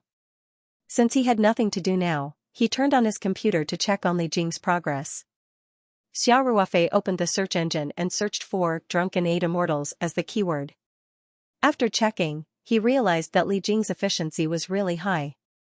At least at a glance, there were already 7 or 8 versions of the advertisement, and some of them were quite popular on major forums. The youthful memories of 3 mountains people, Drunken 8 Immortals in my eyes. The newly packaged Drunken 8 Immortals creates a miracle, and it's out of stock as soon as it's launched. What's so magical about Drunken 8 Immortals? The old liquor bug interprets it for you. Do you know how popular this liquor is recently? Let me tell you the 5 sets of data. Conscientious price, craftsman spirit, the century-old Phoenix Nirvana. Where can I buy Drunken 8 Immortals now? Waiting online is urgent. Jia Junpeng, your mom wants you to go to the supermarket to buy Drunken 8 Immortals. Xiao Ruofei browsed through them one by one, and he couldn't help but admire the creativity of the internet water army. These advertisements weren't obvious, and they hyped up the sales miracle of Drunken 8 Immortals from various angles. In addition to the advertisements, Xiao Ruofei even found a whole set of emoticons, such as set a small goal first, buy a box of Drunken 8 Immortals after work, mantis shrimp, let's go and buy Drunken 8 Immortals together. I didn't buy Drunken 8 Immortals after 3 trips, I suspect I went to a fake supermarket. Now, in addition to the major mainstream forums, there were also many topics about Drunken 8 Immortals on Sina Weibo. Although it hadn't reached the hot search list yet, the number of views and discussions were rising steadily. Of course, negative voices were unavoidable. People nowadays weren't fools, and people who often surfed the internet still had basic judgment. Therefore, many people sneered at Drunken 8 Immortals, and believed that this was a complete hype. There were also many voices that looked down on Drunken 8 Immortals. There were even some people who, in order to expose Drunken 8 Immortals' low-level hype, deliberately found ways to line up and personally buy Drunken 8 Immortals to test the poison, and even recorded a video. The result was naturally without suspense. After this anti-fraud fighter drank Drunken 8 Immortals, he immediately became a fan, and was not stingy with all kinds of praise. Of course, this person was also accused by many people of being an internet water army hired by Drunken 8 Immortals, and all kinds of mockery came at him. In short, there were supporters, opponents, and neutrals, and there were all kinds of camps. Everyone had their own opinions, and quarreled happily. Xiao Ruofei couldn't help but be amused when he saw this. He didn't care if there were people who didn't like Drunken 8 Immortals. The effect he wanted was to attract everyone's attention. Judging from the current situation, this was obviously very successful. Xiao Ruofei was full of confidence in the quality of Drunken 8 Immortals. He believed that as long as those people really drank Drunken 8 Immortals, they would definitely become fans, or even anti-fans. Xiao Ruofei was very satisfied with Li Jing's work. He specially called him to give him a few words of encouragement, and also learned about the current sales volume. The results also surprised Xiao Ruofei. In just a few days, the sales volume of Drunken 8 Immortals soared again.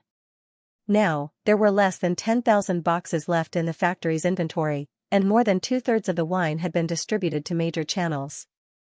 And according to Li Jing's statistics, at least half of the more than 20,000 boxes of wine had been sold. This was because some channels had taken measures to limit the purchase to ensure the supply. Otherwise, it might have been sold out. Moreover, large supermarket chains such as Walmart and Hualien took the initiative to contact the winery, hoping to establish a long-term partnership. Li Jing had already received instructions from Xiao Ruofei and Ling Xiaotian. He knew that due to limited production capacity, the winery's goal was to mainly cooperate with these large channels. Therefore, he was very active in the negotiations. These channels had already analyzed the potential of Drunken 8 Immortals, so they took the initiative to make a lot of concessions in terms of entry fees, rebates, commissions, and so on. The negotiations went very smoothly. Xiao Ruofei was very happy and gave full recognition to Li Jing's work. At the same time, he also told him to speed up the construction of e-commerce channels and strive to open the Tmall flagship store as soon as possible. Both sides were working together. In the next half a month or so, Xiao Ruofei mainly stayed on the farm. Every day, he patrolled the infrastructure construction site, or went to see Master Luo. Then, he dealt with some of the company's daily affairs. Occasionally, he went back to the city to spend time with Ling Qingxue. His days were very leisurely. Soon, Master Luo finished processing the last batch of dendrobium iron. Originally, the iron maple bucket had to be sorted according to its grade. However, the raw materials this time were so good that almost all of the iron maple bucket products were of the highest quality. Therefore, there was no need to sort them at all. They were all packed in a big bag. Xiao Ruofei organized people to weigh the iron maple bucket. In the end, he harvested 136 kilograms of finished products, which slightly exceeded the expected output. Xiao Ruofei gave Master Luo a big red packet of 20,000 yuan and asked Peng how to give extra bonuses to all the workers who participated in the production of the iron maple bucket. Master Luo declined several times, saying that Boss Qian had already paid him his salary and travel allowance. He could not take Xiao Ruofei's money anymore. However, Xiao Ruofei was very firm. He said that Boss Qian paid him his salary, and the red packet was his appreciation. Naturally, the two could not be mixed together. Master Luo could not refuse. In the end, he could only accept Xiao Ruofei's red packet with gratitude. After the first production of the iron maple bucket came to an end, Xiao Ruofei called Boss Lin of Qiantang Tong Rentang. After Boss Lin heard about it, he immediately said that he would personally bring people to Sanshan to purchase all of the iron maple bucket. Xiao Ruofei considered that he still had to send the 5 employees to Boss Qian's place to learn. He also promised Qian Lijun that he would go over and meet up with his comrades. Therefore, he did not ask Boss Lin to come over. He said that he would send them to Qiantang. Among the 5 employees who were finally selected to learn how to make iron maple bucket, 2 of them were security guards and 3 of them were greenhouse workers. Among the veterans, Qin Xiaojun, who was the first batch to come to the farm, also signed up and passed the selection. Qin Xiaojun majored in explosives in the army. He fiddled with all kinds of explosives, timers, mines, and so on all day long. After working on the farm, the things that the other 3 learned could still be used in local work, but his specialty was basically useless. It was the least practical. Therefore, although Xiao Ruofei promoted Qin Xiaojun to be a small squad leader, he still decided to sign up after thinking about it. Even if he learned how to make iron maple bucket, his salary wouldn't be much better. Xiao Ruofei, Lei Hu, and the other veterans naturally wouldn't object. Anyway, they were all working on the farm, and it was good for Qin Xiaojun to learn one more skill. Xiao Ruofei always trusted his old comrades in the army more, so he also appointed Qin Xiaojun as the person in charge. The group of 5 people going to Xianxia province was led by Qin Xiaojun. Qin Xiaojun and the others naturally took the bullet train faster than Xiao Ruofei. Therefore, Xiao Ruofei asked Qin Xiaojun and the others to find a hotel to stay in after arriving at Qiantang. Of course, all expenses would be reimbursed by the company. He sped all the way with Master Luo. At noon, they had a simple meal in the high-speed service area, and finally arrived at Qiantang City after 3 o'clock in the afternoon. Xiao Ruofei directly took Master Luo with him and drove to Qiantang Tong Rentang Pharmacy under the guidance of the GPS. Tong Rentang's boss Lin had been waiting in the store for a long time. As soon as Xiao Ruofei got out of the car, Boss Lin, who had been eagerly waiting, greeted him warmly. "Brother Xia, you've had a hard journey." When he saw Xiao Ruofei's car, his eyes couldn't help but light up and say, "Brother Xia, this car is really good. If I'm not wrong, it should be a limited edition Night 15, right?" Xiao Ruofei smiled faintly and said, "It seems so. I don't know much about cars." Hearing this, the enthusiasm on President Lin's face became even more intense. Although it was a little tacky to judge a person's identity by their house, car, and clothing, the fact that Xiao Ruofei was able to drive a limited edition Night 15 that cost tens of millions still shocked Boss Lin greatly. At least, Xiao Ruofei's financial strength was once again proven, and it also greatly increased Boss Lin's confidence in further cooperation. "Boss Lin, I didn't keep even a single ounce of the iron maple bucket this time. It's all in the car," Xiao Ruofei said with a smile. Thank you," Boss Lin said happily. "Thank you, Brother Xia." After saying this, Boss Lin quickly called the shop assistant over and removed the large bag of iron maple bucket from the trunk of the Night 15. Boss Lin personally led Xia Ruofei and Master Luo into the back of the pharmacy. Boss Lin, let's take a look at this first. Xia Ruofei said with a smile. If the quality of the herbs isn't up to your standards, just tell me directly. I'll bring it back. After all, I'm mainly here for the party. Boss Lin quickly said, Brother Xia, don't joke around. When have you ever sold anything that wasn't high quality? How could it not be up to standard? Although he said this, Boss Lin quickly signaled the appraiser beside him to open the bag and check the iron maple bucket that Xia Ruofei brought. The appraiser was also an old acquaintance. When Xia Ruofei first came here to sell wild ginseng, old Dr. Huang was in charge of appraising it. Old Dr. Huang smiled at Xia Ruofei in a friendly manner. He then opened the bag and grabbed a handful of iron maple bucket. When the iron maple bucket was presented to Boss Lin and old Dr. Huang, both of them opened their eyes wide at the same time. Old Dr. Huang immediately moved the iron maple bucket closer to take a look. Boss Lin immediately squatted down and grabbed another handful from the bag to take a closer look. Xia Ruofei and Master Luo looked at each other and smiled. They then looked at the two of them calmly. Boss Lin and old Dr. Huang looked at it repeatedly for a long time. Old Dr. Huang's eyes lit up. He brought the iron maple bucket closer to his face and took a deep sniff. Suddenly, a look of enjoyment appeared on his face. Then, he carefully tore off a piece and put it into his mouth to chew. After a while, Boss Lin and old Dr. Huang exchanged a look. Old Dr. Huang nodded slightly and said, Boss Lin, Boss Xia's maple bucket is undoubtedly the best. It's even better than the special grade ones we sell. Boss Lin was in charge of the branch in Xianxia province. Iron maple bucket was a specialty of Xianxia province, so naturally, he knew a lot about it. After pondering for a moment, Chief Lin opened his mouth and said, Brother Xia, you've given me a difficult problem. Xia Ruofei was stunned. He smiled and asked, Big Brother Lin, why do you say that? Is it because of the store's funds? Boss Lin quickly said, No, we have plenty of funds. Brother Xia, I'm troubled by how to price this batch of maple bucket for you. Xia Ruofei smiled and said, That's easy. Big Brother Lin, you've seen this batch of maple bucket too. You can price it however you want. I'm sure you won't let me suffer a loss. Boss Lin smiled bitterly and said, I'm worried that you'll suffer a loss, so. Brother Xia, I'll tell you the truth. The quality of this batch of iron maple bucket is beyond our expectations. We've never bought such high-quality maple bucket before. We don't even have a reference price. Master Luo couldn't help but smile when he heard this. Although he knew that this batch of maple bucket was of high quality, he still felt a sense of accomplishment as the creator of this batch of maple bucket after hearing it from the mouth of Tongren Tang's Boss Lin. Boss Lin thought for a while and said, Brother Xia, how about this? I'll take up a little more of your time.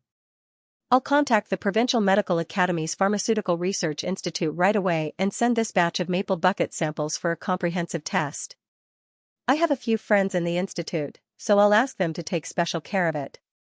The results should be out by today. With the test report, we'll have enough basis to set the price. Xia Ruofei thought for a while and nodded. That works too. Big Brother Lin, if you don't mind, we'll do as you say. Boss Lin said happily, Okay, Brother Xia, I'll arrange for someone to do it right away. You and this master can have some tea in my office first. Boss Lin arranged for someone to get a few samples, then called his friends who worked at the Pharmaceutical Research Institute. After all the arrangements were made, Boss Lin personally went to the office to wait with Xia Ruofei and Master Luo while making tea. Even though Boss Lin had a lot of connections and the Pharmaceutical Research Institute was willing to take special care of it for him, it still took time to turn on the equipment, warm it up, test it, and produce a report. The three of them waited until evening, but the results still hadn't arrived. So, Boss Lin simply ordered the staff to go to a nearby hotel to pack some food and wine. He then had dinner with Xia Ruofei and Master Luo in his office. At around 7 o'clock in the evening, Boss Lin's phone rang. He looked at the caller ID, immediately put down his wine glass, stood up, and picked up the phone. Hello, Huang. That's great, that's great. I've really troubled you this time. Hey, okay. I'm in the office. Okay. Thank you. Thank you. Boss Lin hung up the phone and said to Xia Ruofei happily, Brother Xia, the results from the Pharmaceutical Research Institute are out. The report will be faxed over right away. After saying that, Chief Lin opened the office door, stuck his head out, and called old Dr. Huang over. Boss Lin came to the desk.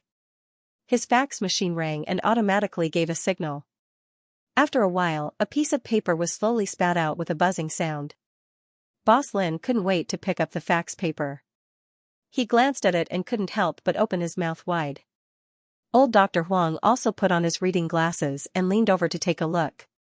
His whole body suddenly turned to stone as he muttered, This index is too abnormal. Xia Ruofei smiled and asked curiously, What's wrong?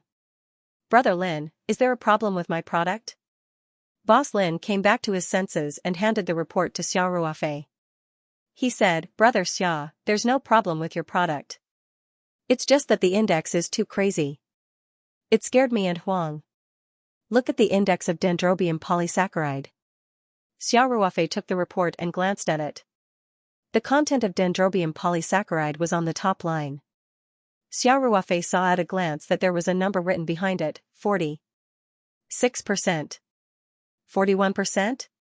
Xia Ruofei smiled and asked, Brother Lin, I don't know much about this. Is this number very high? Master Luo was shocked when he heard this. He quickly came over to take a look. Then, he couldn't help but rub his eyes. After confirming that he wasn't mistaken, he exclaimed, Oh my God. Master Luo, you're shocked too, right? Boss Lin said with a smile, If it's just a sample, it's fine. Look at the bottom half of the report. The 5 samples we sent over all had similar results. The difference was no more than 3%. Master Luo scratched his head and said, Boss Xia, the raw materials of this batch of dendrobium iron bark are indeed very high quality, but I didn't expect the final product to have such a high index. This is really, Xia Ruofei was confused. He smiled bitterly and said, Brother Lin, Master Luo, don't keep me in suspense. I'm the only outsider here. Are you guys trying to play riddles with me? Boss Lin laughed and said, Brother Xia, the content of dendrobium polysaccharide is an important indicator to verify the quality of an iron maple bucket. The national standard is that the polysaccharide content must be at least 25%. Currently, the best iron maple bucket on the market has about 30% polysaccharide content. There are only a few special grade products in our shop, and the best one can reach 35%. This is already the best quality in recent years. Boss Lin glanced at the report in Xia Ruofei's hand and continued, After the polysaccharide content reaches 35%, it's already amazing if it doesn't increase by 0.1%. You actually increased it by 5%. To be honest, in all my years in the industry, I've never seen a dendrobium maple bucket with a polysaccharide content above 40%. Master Luo nodded heavily and agreed with Boss Lin's point of view. Dr. Huang also added, Boss Xia, not only is the polysaccharide content of your batch of maple bucket high, but the other components, such as dendrobium alkali and dendrobium amine, are also far better than our special grade products. This is really an eye-opener for me. Hearing this, Xia Ruofei finally showed a relaxed smile and said, In layman's terms, the quality of my iron maple bucket is very good, right? It's not just very good. Boss Lin immediately said, It's the best of the best. Then I'm relieved. You guys are making me nervous. Xia Ruofei laughed and said half-jokingly. Boss Lin also smiled a little embarrassedly, then asked with a hint of nervousness, Brother Xia, this batch of iron maple bucket, you promised to sell it to us, right? Xia Ruofei laughed and said, Big Brother Lin, don't worry about it. I've already shipped it here, I can't take it away, can I? Boss Lin let out a long sigh of relief and said, That's great. Brother Xia, this batch of maple bucket. Xiantang Tong Rentang is willing to buy it all. The price is 150,000 huaxia dollars per kilogram. What do you think?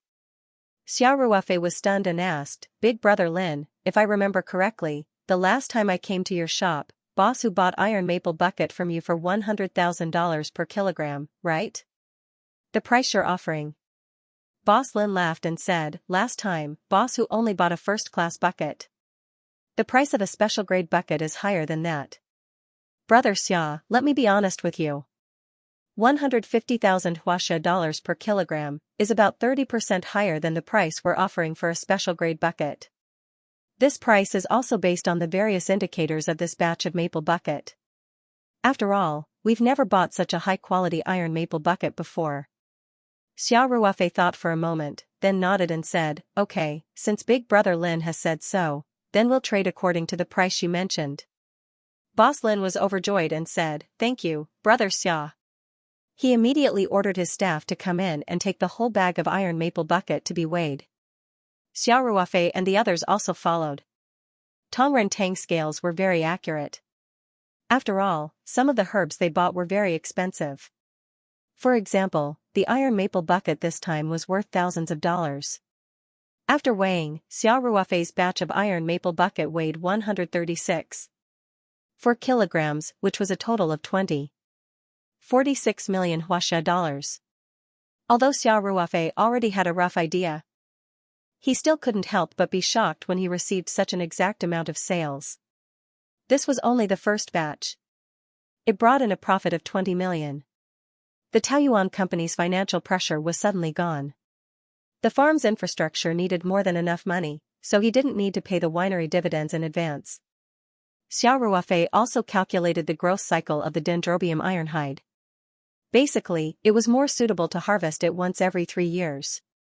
Therefore, taking into account the difference in the flow of time, it was about a month to a month and a half. After this batch of dendrobium ironhide was planted in the space, Xiao Ruofei basically had zero costs. The only thing he needed to pay was the workers' wages. Compared to the profits from selling the iron maple bucket, this was simply a drop in the ocean. It was basically negligible. To be able to earn more than 20 million in just over a month, it was too easy to earn money. It was comparable to a money printing machine. Xiao Ruofei had a clear understanding of the preciousness of the Ring 2 space once again. After both parties confirmed the weight of the iron maple bucket, Boss Lin said to Xiao Ruofei, Brother Xia, let's sign the purchase contract first. This is a big sum, so I have to ask the head shop tomorrow before I can transfer the money. Is that okay? Xiao Ruofei smiled and said, of course, no problem. How can I not trust Big Brother Lin? In fact, Xiao Ruofei wasn't worried that Boss Lin would cheat him of his money. With his current means, even if Boss Lin went back on his word, he had countless ways to get his things back and teach Boss Lin a lesson that would leave a lasting impression. Thank you, Brother Xia. Boss Lin rubbed his hands and said with a smile, Brother Xia, I still have something to ask of you. Don't mention it, go ahead, Xiao Ruofei said with a gentle smile. I remember you said last time that you could purchase a batch of this quality of dendrobium ironhide every 2 to 3 months, right? Boss Lin's eyes were filled with anticipation as he asked, Brother Xia, do you think? Can we establish a long-term cooperation mechanism? In the future, all the dendrobium ironhide produced by your company will be purchased by Qiantang Tong Rentang? Xiao Ruofei smiled and asked, Big Brother Lin, can you guys handle so many iron maple bucket? Boss Lin quickly said, you don't have to worry about that.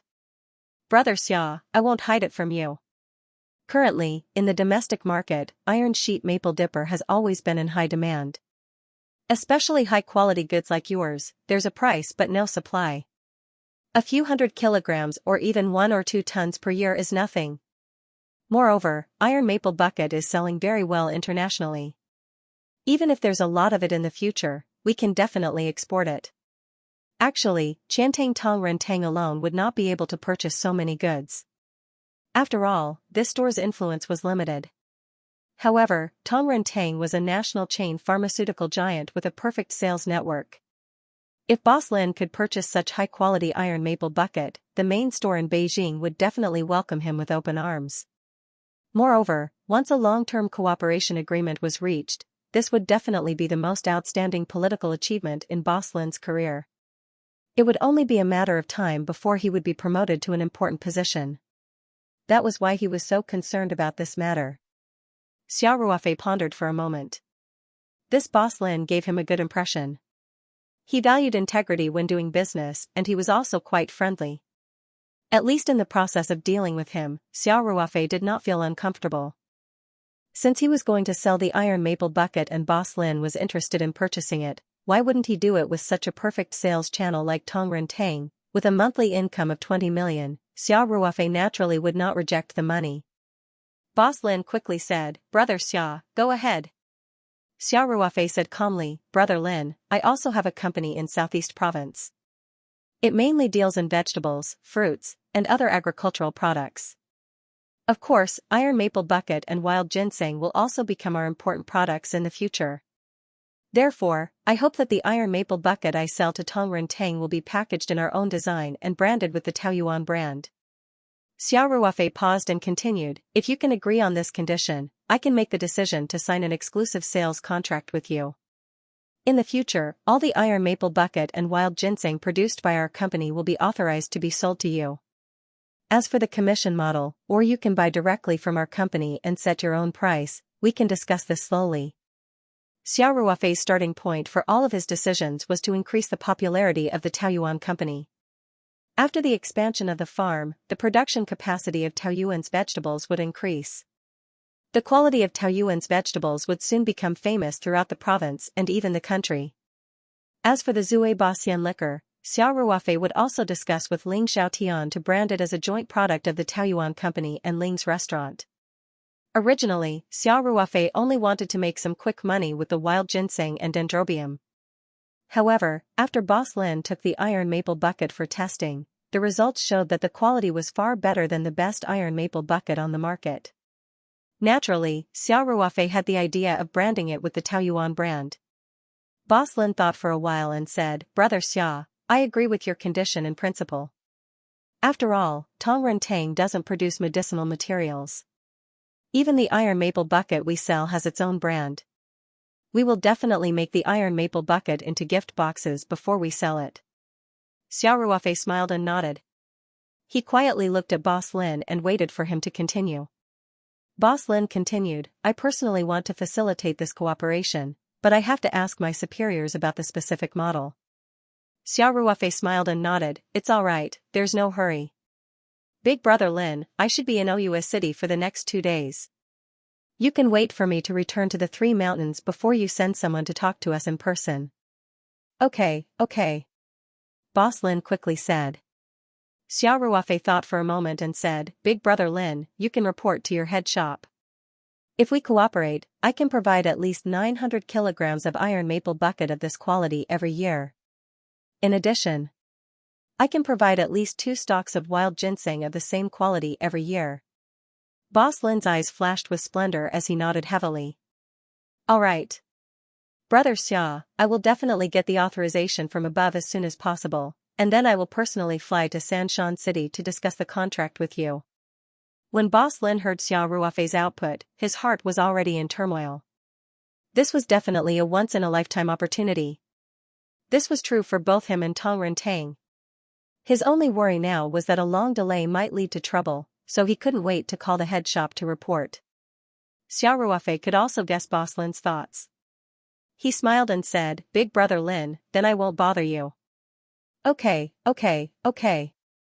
Brother Xia, the payment for this batch of iron maple bucket should be transferred to your account tomorrow morning, Boss Lin said. "I'll arrange for you to stay in Qiantang first." Xiao Ruofei smiled and waved his hand, No need. Li Jun has already prepared a place for me to stay. I'm going to Oua City tonight. Big Brother Lin, you can do your thing. Don't worry about me." "Okay then." Boss Lin said, "Brother Xia, when you return from Oua, I'll treat you to a drink. Big Brother Lin, I'll go straight back to Sanshan after I finish my business there." Xiao Ruofei said with a smile, "When you go to Sanshan in a few days, let's have a good gathering." Oua City was geographically located between Sanshan and Qiantang City. Xiao Ruofei took a plane last time, so he went back and forth. This time, if he drove himself, he would definitely go south to Southeast Province from Oua City. It was impossible to drive north to Qiantang City. Boss Lin showed a trace of regret and said, "That's the only way. Brother Xia, please drive slowly on the road." Okay. Xiao Ruofei said goodbye to Boss Lin, took the night 15 with Master Luo, and rushed to Ouyue City overnight. At this time, the 5 people led by Qin Xiaojun had already found a hotel to stay in Ouyue City. Xiao Ruofei took Master Luo with him. Originally, he was thinking about selling the iron maple bucket on this trip. He could help answer some professional questions. After all, he made it himself. He didn't expect the iron maple bucket to be of such high quality. Boss Lin and the others directly sent a sample to the Pharmaceutical Research Institute for testing. Speaking of which, Master Luo's trip was in vain. If he had known this would happen, he would have bought a ticket directly and let him go with Qin Xiaojun and the others. Xiao Ruofei also expressed her apologies on the way. Master Luo, on the other hand, was happy and did not mind.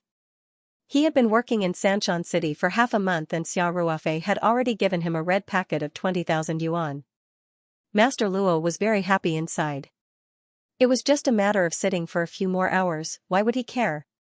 Besides, this night 15 was worth tens of millions. Other people couldn't even sit in it. At around 11 p.m., Xiao Ruofei drove to Qian's Dendrobium Ironhide Cultivation Base in Ouyue City. Although it was already late at night, Qian Lijun was still waiting in front of the Dendrobium Ironhide Cultivation Base. There were also 2 lights in the open space in front of the small building. Qian Lijun had probably been waiting for a while. He was smoking out of boredom. When the night XV's lights shone over, his eyes lit up. He threw away the cigarette butt and quickly walked over. When the car was under the lights, Qian Lijun could see the monster-like black monster clearly. Wow! Ruofei, your car is too awesome. Qian Lijun's eyes showed undisguised envy. Any man who had served in the military would have absolutely no resistance to this wild monster SUV. Xiao Ruofei smiled and opened the door, jumped out of the car and said, "Awesome, right?" "Awesome." Qian Lijun said enviously, "Ruofei, can you let me drive it for a few days?" "No problem. These 2 days in Ouyue City, you can be the driver." Xiao Ruofei said with a smile. Okay. Qian Lijun said happily. At this time, Master Luo also got out of the car. Xiao Ruofei went over and said, "Master Luo, thank you for your hard work. Go back and rest. A few of my employees will come over tomorrow, I'll have to trouble you to teach them." "Boss Xia, don't worry. As long as they're willing to learn, I won't hide anything," Master Luo said with a simple smile. Then he said goodbye to Xiao Ruofei and Qian Lijun and left. Qian Lijun put his arm around Xiao Ruofei's shoulder and walked into the small building. He had arranged for Xiao Ruofei to stay in the Dendrobium Ironhide Cultivation Base. There was a ready-made guest room upstairs. "Lijun, have you contacted Pan Chong and Wang Zhihai?" Xiao Ruofei asked. "Don't worry. We're all waiting for you to come over," Qian Lijun said as he walked. "Just listen to my arrangements for the next few days. Tomorrow, our comrades in Ouyue will come out together and get together. The day after tomorrow, we'll take Pan Chong and Wang Zhihai to Yendang Mountain to play for a day. How about that?" "Okay, I'll listen to your arrangements," Xiao Ruofei said. "By the way, did your iron maple bucket production go well?" Qian Lijun asked again. "It went quite well. I've sold all of them to Chantang Tong Rentang. This time, it's really thanks to you." Xiao Ruofei said, "My employees will be studying here with you. Please take care of them." "Do I need you to tell me?" Qian Lijun said, "You can rest assured." Because it was already very late, Qian Lijun went back to sleep after sending Xiao Ruofei to his room. After Xiao Ruofei went back to his room, he simply washed up and quickly went to bed. The next morning, Xiao Ruofei didn't get up until 8 o'clock. He had driven hundreds of kilometers the day before and slept a little late. He took advantage of the fact that he didn't have any special arrangements today to make up for it. Qian Lijun had already prepared breakfast. When Xiao Ruofei saw Boss Qian, he expressed his gratitude again. The time of the comrades' gathering was at night. Pan Chong and Wang Zhihai were in the county below. They would arrive at Qian Lijun's place before noon. So, there was nothing to do in the morning. Xiao Ruofei sent the location to Qin Xiaojun via WeChat and asked them to take a taxi. After Qin Xiaojun and others arrived at the Dendrobium Ironhide cultivation base, Qian Lijun personally arranged accommodation for them. At the same time, he also asked Master Luo to take them to familiarize themselves with the environment. After that, Master Luo and the others would help to arrange their learning. Xiao Ruofei didn't have anything to do. He simply let Qian Lijun take him to tour the Dendrobium Ironhide cultivation base. Although Xiao Ruofei also planted tens of thousands of Dendrobium Ironhide plants in the Ring 2 space, the space was extremely rich in spirit energy. The Dendrobium Ironhide didn't need to be taken care of at all. He only did some work when he was cutting and this time when he was harvesting. So, Xiao Ruofei basically didn't know anything about the cultivation of Dendrobium Ironhide. While touring, he asked Qian Lijun. In the small building, Boss Qian leisurely held a teapot and admired the red arowana in the big fish tank. Xiao Ruofei first heard of this precious species of red arowana through Qian Lijun. He didn't know if the pair of red arowana in the fish tank was the pair in the photo that Qian Lijun showed Xiao Ruofei. Just then, a taxi arrived in front of the small building. A fat middle-aged man squeezed out of the taxi and said to the driver, "Sir, wait for me here for a while. I have something to do. I'll be right out." The middle-aged man had already paid the deposit, and he also promised to pay an extra 50 yuan. So, the taxi driver nodded happily and said, "Okay. Boss, hurry up." I know. Pull over first." The fat middle-aged man waved his hand and said. Then, he walked into the small building. The fat middle-aged man was full of fat. When he walked, his fat jiggled. His hair was slicked back, and he wore a thick gold chain around his neck. He had a jade ring on his thumb and a big string of beeswax on his wrist. He looked like a nouveau riche. The fat middle-aged man climbed a few steps and came to the door of the small building. When he saw Boss Qian in the living room, his eyes showed a bit of fear. He took a deep breath and said, "Old Qian." The fat middle-aged man's voice was full of flattery. Boss Qian heard the voice and turned his head. When he saw the fat middle-aged man, he couldn't help but raise his eyebrows and stare. He shouted angrily, "Lu Jinsheng. You still have the face to see me?" It turned out that the fat middle-aged man was Boss Qian's former good friend, the one who later cheated Boss Qian of tens of millions of yuan, Lu Jinsheng. After Boss Qian finished speaking, he quickly walked up and grabbed Lu Jinsheng's collar. He shouted with fire in his eyes, "You bastard! Give me back my money!" Lu Jinsheng quickly tried to break away from Boss Qian's hand and said, "Old Qian, calm down.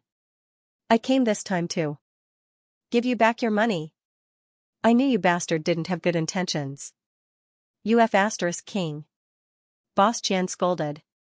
After he spoke halfway, he came back to his senses and asked, "What did you say? Give me back my money?" He subconsciously let go of his hand and dug his ears. Boss Qian really suspected that he had an auditory hallucination. In the past few years, he had been to Xiangnan province to collect debts. The court had ruled in his favor, but there was nothing he could do about Lu Jinsheng. From a legal point of view, Lu Jinsheng didn't have any assets under his name. Even if he enforced the law, he couldn't get a penny back. The reality was so ironic. Boss Qian knew that Lu Jinsheng spent every day drinking and living a luxurious life, but he spent other people's money, lived in other people's villas, and drove other people's cars. Even the court couldn't do anything about him. After a long time, Boss Qian gave up. The money could only be regarded as paying for his careless friend's tuition and buying a lesson. It was just that this lesson was too profound.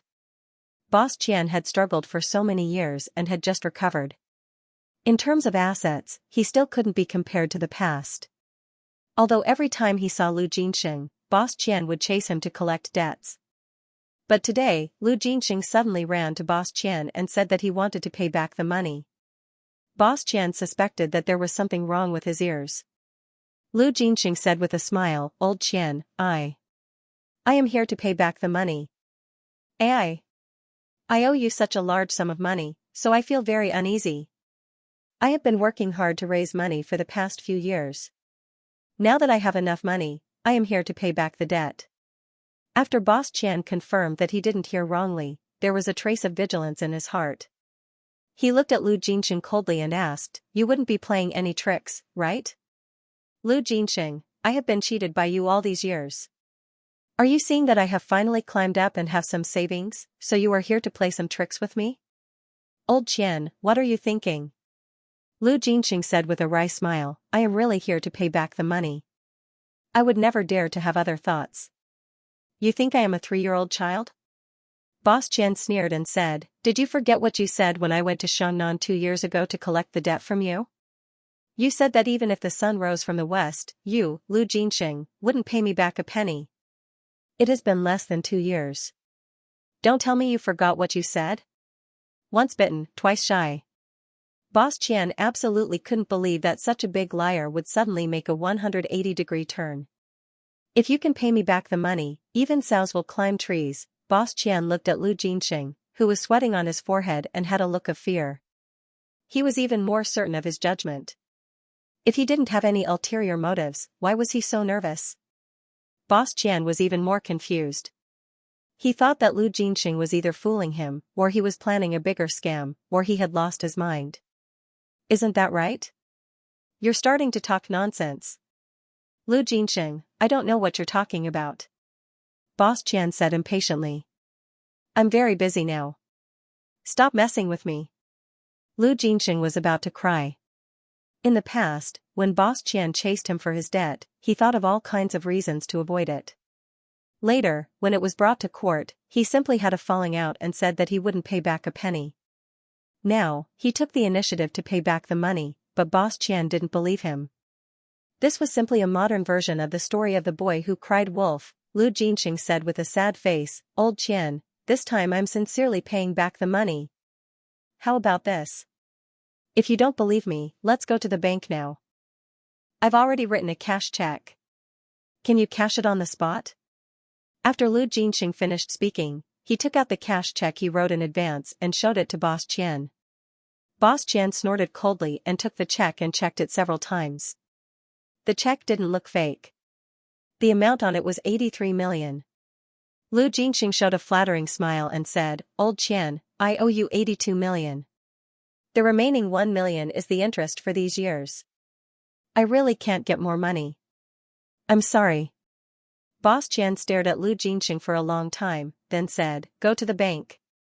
Okay. Lu Jinxing said quickly. Boss Qian said coldly, "If you dare to fool me again, I'll break your dog legs even if I have to go to jail for a few years." "I wouldn't dare, humph." Boss Qian took the lead and walked out of the small building with the check. When he opened the door, he saw Lu Jinxing walking towards the taxi. He frowned and said, "Take my car." Boss Qian was worried that Lu Jinxing would play some tricks again. Lu Jinxing quickly nodded and took out 100 yuan to send the taxi away. Then, he bowed and opened the door to get in the car. Boss Qian started the car and drove outside. When they were about to drive out of the gate, Boss Qian stopped the car. He stuck his head out of the car window and called out. 2 burly workers immediately ran over. "Get in the car," Boss Qian said, "Follow me to the city." "Yes, boss." Although the 2 workers didn't know why Boss Qian suddenly called them over, they just had to carry out the boss's orders. Lu Jinxing, who was sitting in the passenger seat, saw this and his face turned slightly pale. He asked, "Old Qian, what are you?" Boss Qian restarted the car and said coldly, "If you're lying to me again, the 2 of them will teach you a lesson." Lu Jinxing suddenly trembled and said with a smile, No, Old Qian, what are you thinking? I don't dare to lie to you again." Boss Qian snorted and didn't say anything. After listening to the conversation between Qian Laobang and Lu Jinxing, the 2 workers in the back seat looked at Lu Jinxing with an unfriendly expression, making Lu Jinxing feel a chill on his back. The car soon arrived at the downtown area of Ouyue. Lu Jinxing's cash check was from the Industrial and Commercial Bank. Boss Qian found the nearest industrial and commercial bank and walked in first. The 2 workers walked into the bank, one on the left and one on the right, holding Lu Jinxing. The bank in the suburbs wasn't very busy. There was a free counter directly. After Boss Qian walked over, he handed the cash check through the window, and then took out a bank card and handed it in together. "Comrade, I want to cash this check and deposit it into my card," said Boss Qian. Okay, wait a moment, said the bank teller. She picked up the check and glanced at it. She was shocked by the huge amount on it. She quickly pressed the call button to call the manager over. The two of them carefully checked the cash check together. When Boss Qian saw this, his heart couldn't help but thump. He thought, Lu Jinxing, this bastard, won't fool me with a fake check. This is a sum of more than 80 million yuan. If the check is fake, will I be arrested? Boss Qian thought about it and suddenly remembered that there was a webcam installed in the living room of his house. If there was really a problem with this check and the bank called the police, he wasn't afraid. At most, he could use the evidence. This check was given to him by Lu Jinxing. He was also a victim. Thinking of this, Boss Qian's heart was relieved. However, it was obvious that he was overthinking. There was no problem with the check. Because the amount was huge and Boss Qian directly deposited it into his ICBC account, the bank manager was quite enthusiastic. He directly invited them to the VIP room next door and personally handled it for him. More than 80 million yuan was definitely a large amount. Even if Boss Qian's ICBC card didn't have a penny, it was enough to become a VIP customer of the bank. Therefore, the bank's efficiency was also very high. They cashed the check quickly and transferred the money into Boss Qian's ICBC account. Boss Qian's mind was still blank as he held the business report.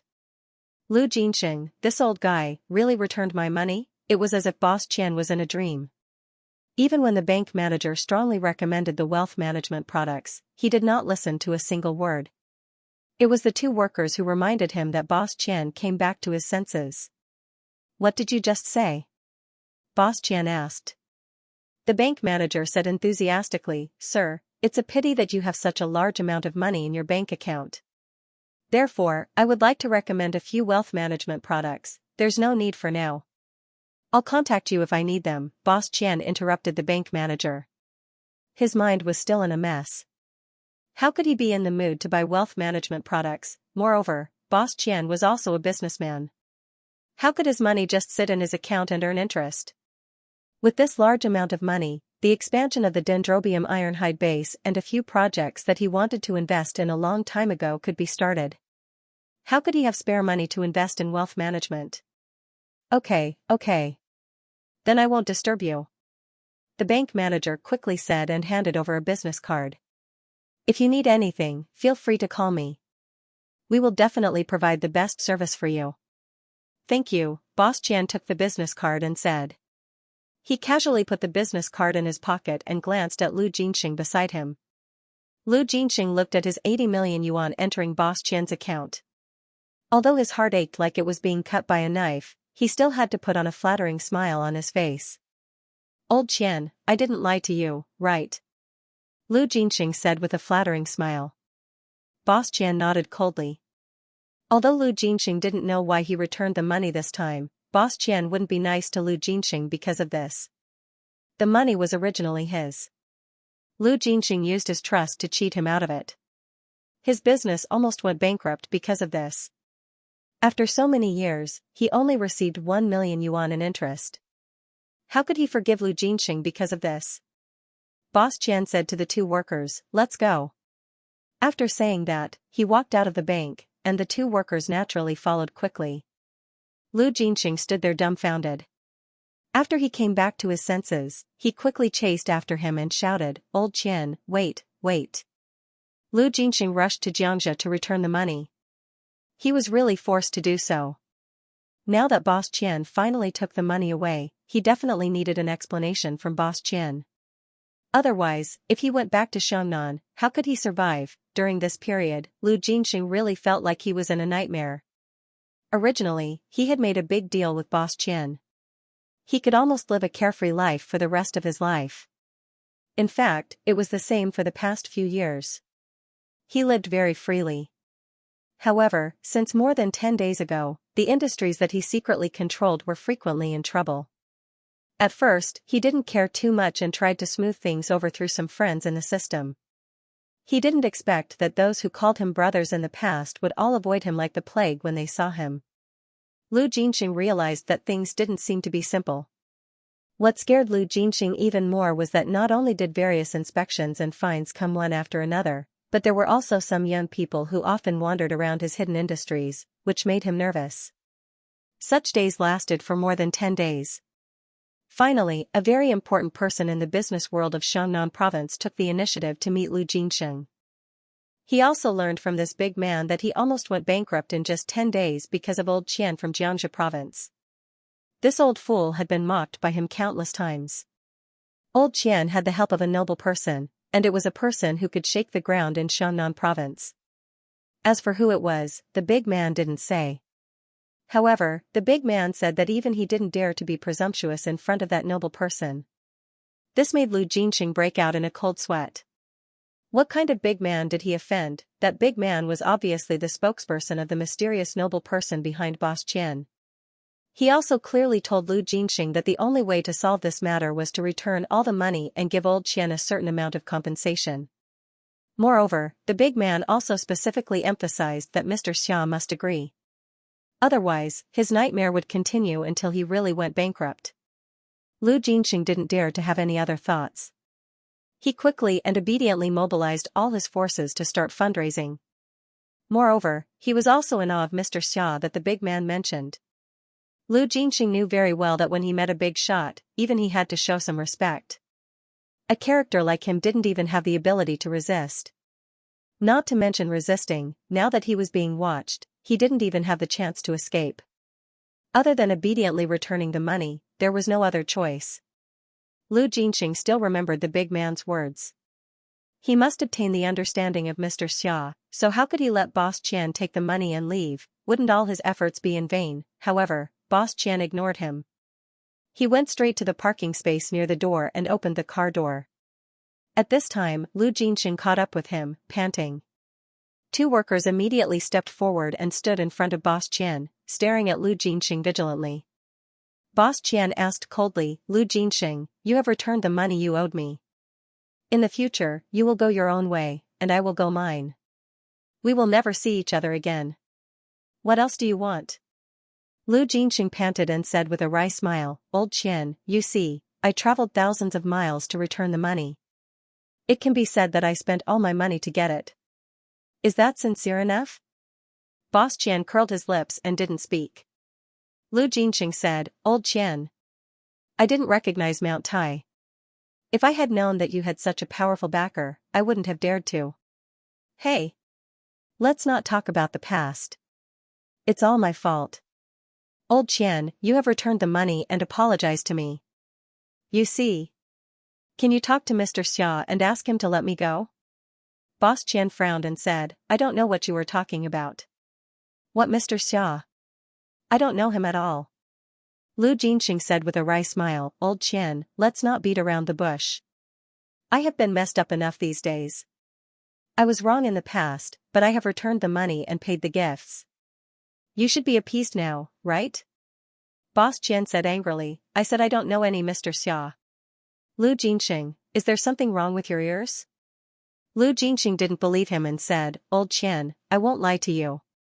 The reason why I came here with everything I had to return the money was because there was a benefactor helping you." "Are you talking about Mr. Xia?" Boss Qian asked.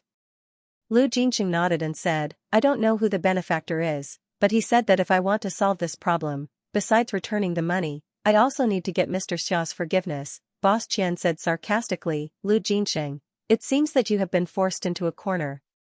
If you knew this would happen, why did you do it in the first place?" Lu Jinxing said with a wry smile, "Old Qian, I am begging you. Think about it. Do you have any friends with the surname Xia?" Then Lu Jinxing's eyes lit up and said, "Right, if I remember correctly, this Mr. Xia should be from Southeast Province." Originally, Boss Qian wouldn't have thought of Xiao Ruofei. After all, he wasn't familiar with Xiao Ruofei. Although his son, Qian Li Jun, was Xiao Ruofei's comrade in arms, he and Xiao Ruofei had only met once or twice. Moreover, Xiao Ruofei was still so young, and he was just a retired soldier. He didn't look like someone with that much power, so how could Boss Qian think of him? However, when Lu Jinxing mentioned Southeast Province, Boss Qian's heart moved, and Xiao Ruofei's figure flashed through his mind. Lu Jinxing saw that Boss Qian's expression was strange, so he quickly asked, "Old Qian, did you remember?" Boss Qian said coldly, I'll go and ask. I'm not sure if it's him. Okay. Old Qian, then I'll leave it to you. Lu Jinxing said quickly, I'm staying at the Four Seasons Hotel in Oua City. If you have any news, please let me know. If Mr. Xia doesn't say anything, I wouldn't dare go back to Xiangnan province. Boss Qian looked at Lu Jinxing coldly. For the sake of more than 80 million yuan, he nodded gently, then opened the door and got in. Lu Jinxing stood on the side of the road and watched Boss Qian drive away. Then he sighed, stopped a taxi, and went straight to the hotel he had booked. When his phone rang, Qian Lijun was showing Xia Ruofei his family's dendrobium ironhide cultivation base. He took it out and looked at the caller ID. Seeing that it was his father, he quickly picked it up. Dad. Boss Qian asked as he drove, Lijun, where are you? I'm at the company. Qian Lijun smiled. What's wrong? Is your comrade with you? Boss Qian hesitated and asked. Yeah. I'm showing him around the company. Qian Lijun said. Oh, got it. Boss Qian said, I'll be back soon. Don't go out. Boss Qian hung up after that. On the other side, Qian Lijun was confused. He didn't know why his father would suddenly make such a call. Xia Ruofei saw Qian Lijun's expression and couldn't help but smile. Lijun? What's up with your dad? I don't know. Qian Lijun said. I don't know what's wrong with my dad today. He seems a little distracted. He doesn't know what to say. Then Qian Lijun smiled again. Forget it. Don't worry about him. Let's go. I'll show you the place where we make the iron maple bucket. Qian Lijun continued to show Xia Ruofei around while Boss Qian drove back quickly. After a while, Xia Ruofei, who was looking around, heard a text message notification. He took out his phone and glanced at it. It was a notification from his bank balance. The text message showed that 46 million Huaxia dollars had been transferred to his bank account. Xia Ruofei let out a smile. She thought that Big Brother Lin was quite fast. He had transferred the money in less than half a day. Although Xia Ruofei hadn't worried about money since he got the spiritual map scroll, and the occasional shortage of funds was due to construction, he was still a little excited to receive 20 million Huaxia dollars. Moreover, this would become a fixed income in the future. He would receive a sum of money every 1 or 2 months. What's more, the Dingfeng winery was doing very well. When all the different grades of wine were listed one by one, a virtuous cycle would be formed every month. Then, he could get more than 12 million yuan in dividends from the winery every month. Not counting the income from Taoyuan Farm and Australia's Wonderland Farm, Xia Ruofei could earn about 30 million yuan a month. This was a sum of money that most people would never be able to earn in their lifetime. When Qian Lijun saw Xia Ruofei giggling at his phone, he couldn't help but ask, Ruofei, what's wrong? Did your wife send you a message? Xia Ruofei came back to his senses and put away his phone. He smiled and said, No. Yesterday, I shipped the iron maple bucket I made to Qiantong's Tongrentang to sell. The payment has just arrived. Hearing this, Qian Lijun didn't ask any more questions. Although they had a good relationship, this was Xia Ruofei's business secret after all. If Qian Lijun knew that Xia Ruofei earned 20 million yuan in one go, and that it was basically pure profit, he would be so shocked that his jaw would drop. Although their Qian's dendrobium ironhide cultivation base wasn't small, they could only produce a few hundred kilograms a year. Moreover, they were limited by the quality of the raw materials. Naturally, it was impossible for all of them to be special grade. After the iron maple bucket was graded, the lower grade ones couldn't be sold for much money. Moreover, even if they were all special grade, they couldn't be sold for as high a price as Xia Ruofei's iron maple bucket. In addition, they had to hire so many workers and maintain the dendrobium ironhide cultivation base. The expenses in all aspects were huge, and the profits were even more diluted. Qian Lijun didn't ask any more questions and continued to show Xia Ruofei around. After a few steps, Xia Ruofei's phone rang. This time, it was Tongrentang's boss Lin calling. Thus, Xia Ruofei signaled to Qian Lijun and picked up the phone. Big Brother Lin. Brother Xia, we've already transferred the payment this time. Boss Lin said with a hearty smile. I've already received a text message notification, Xiao Ruofei said with a smile. Haha, that's good. Boss Lin said, Brother Xia, regarding the cooperation between our Tongren Tang and your Taoyuan company, I've also consulted the head of the main store today. Oh? How should I put it?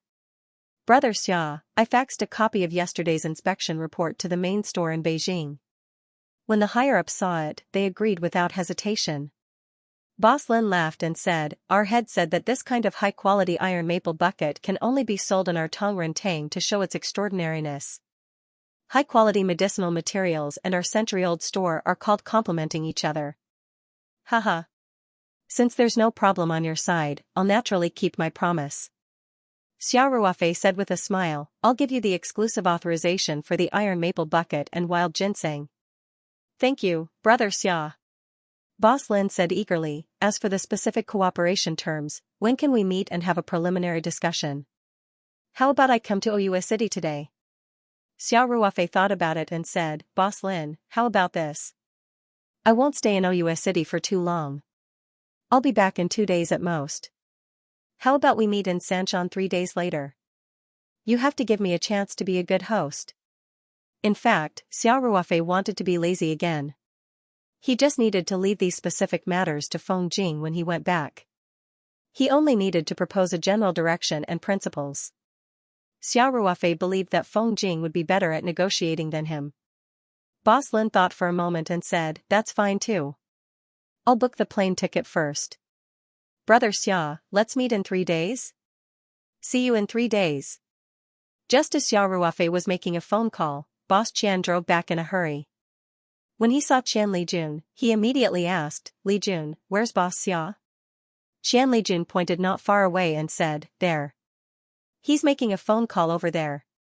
Dad, what's the matter with you in such a hurry? Did something happen?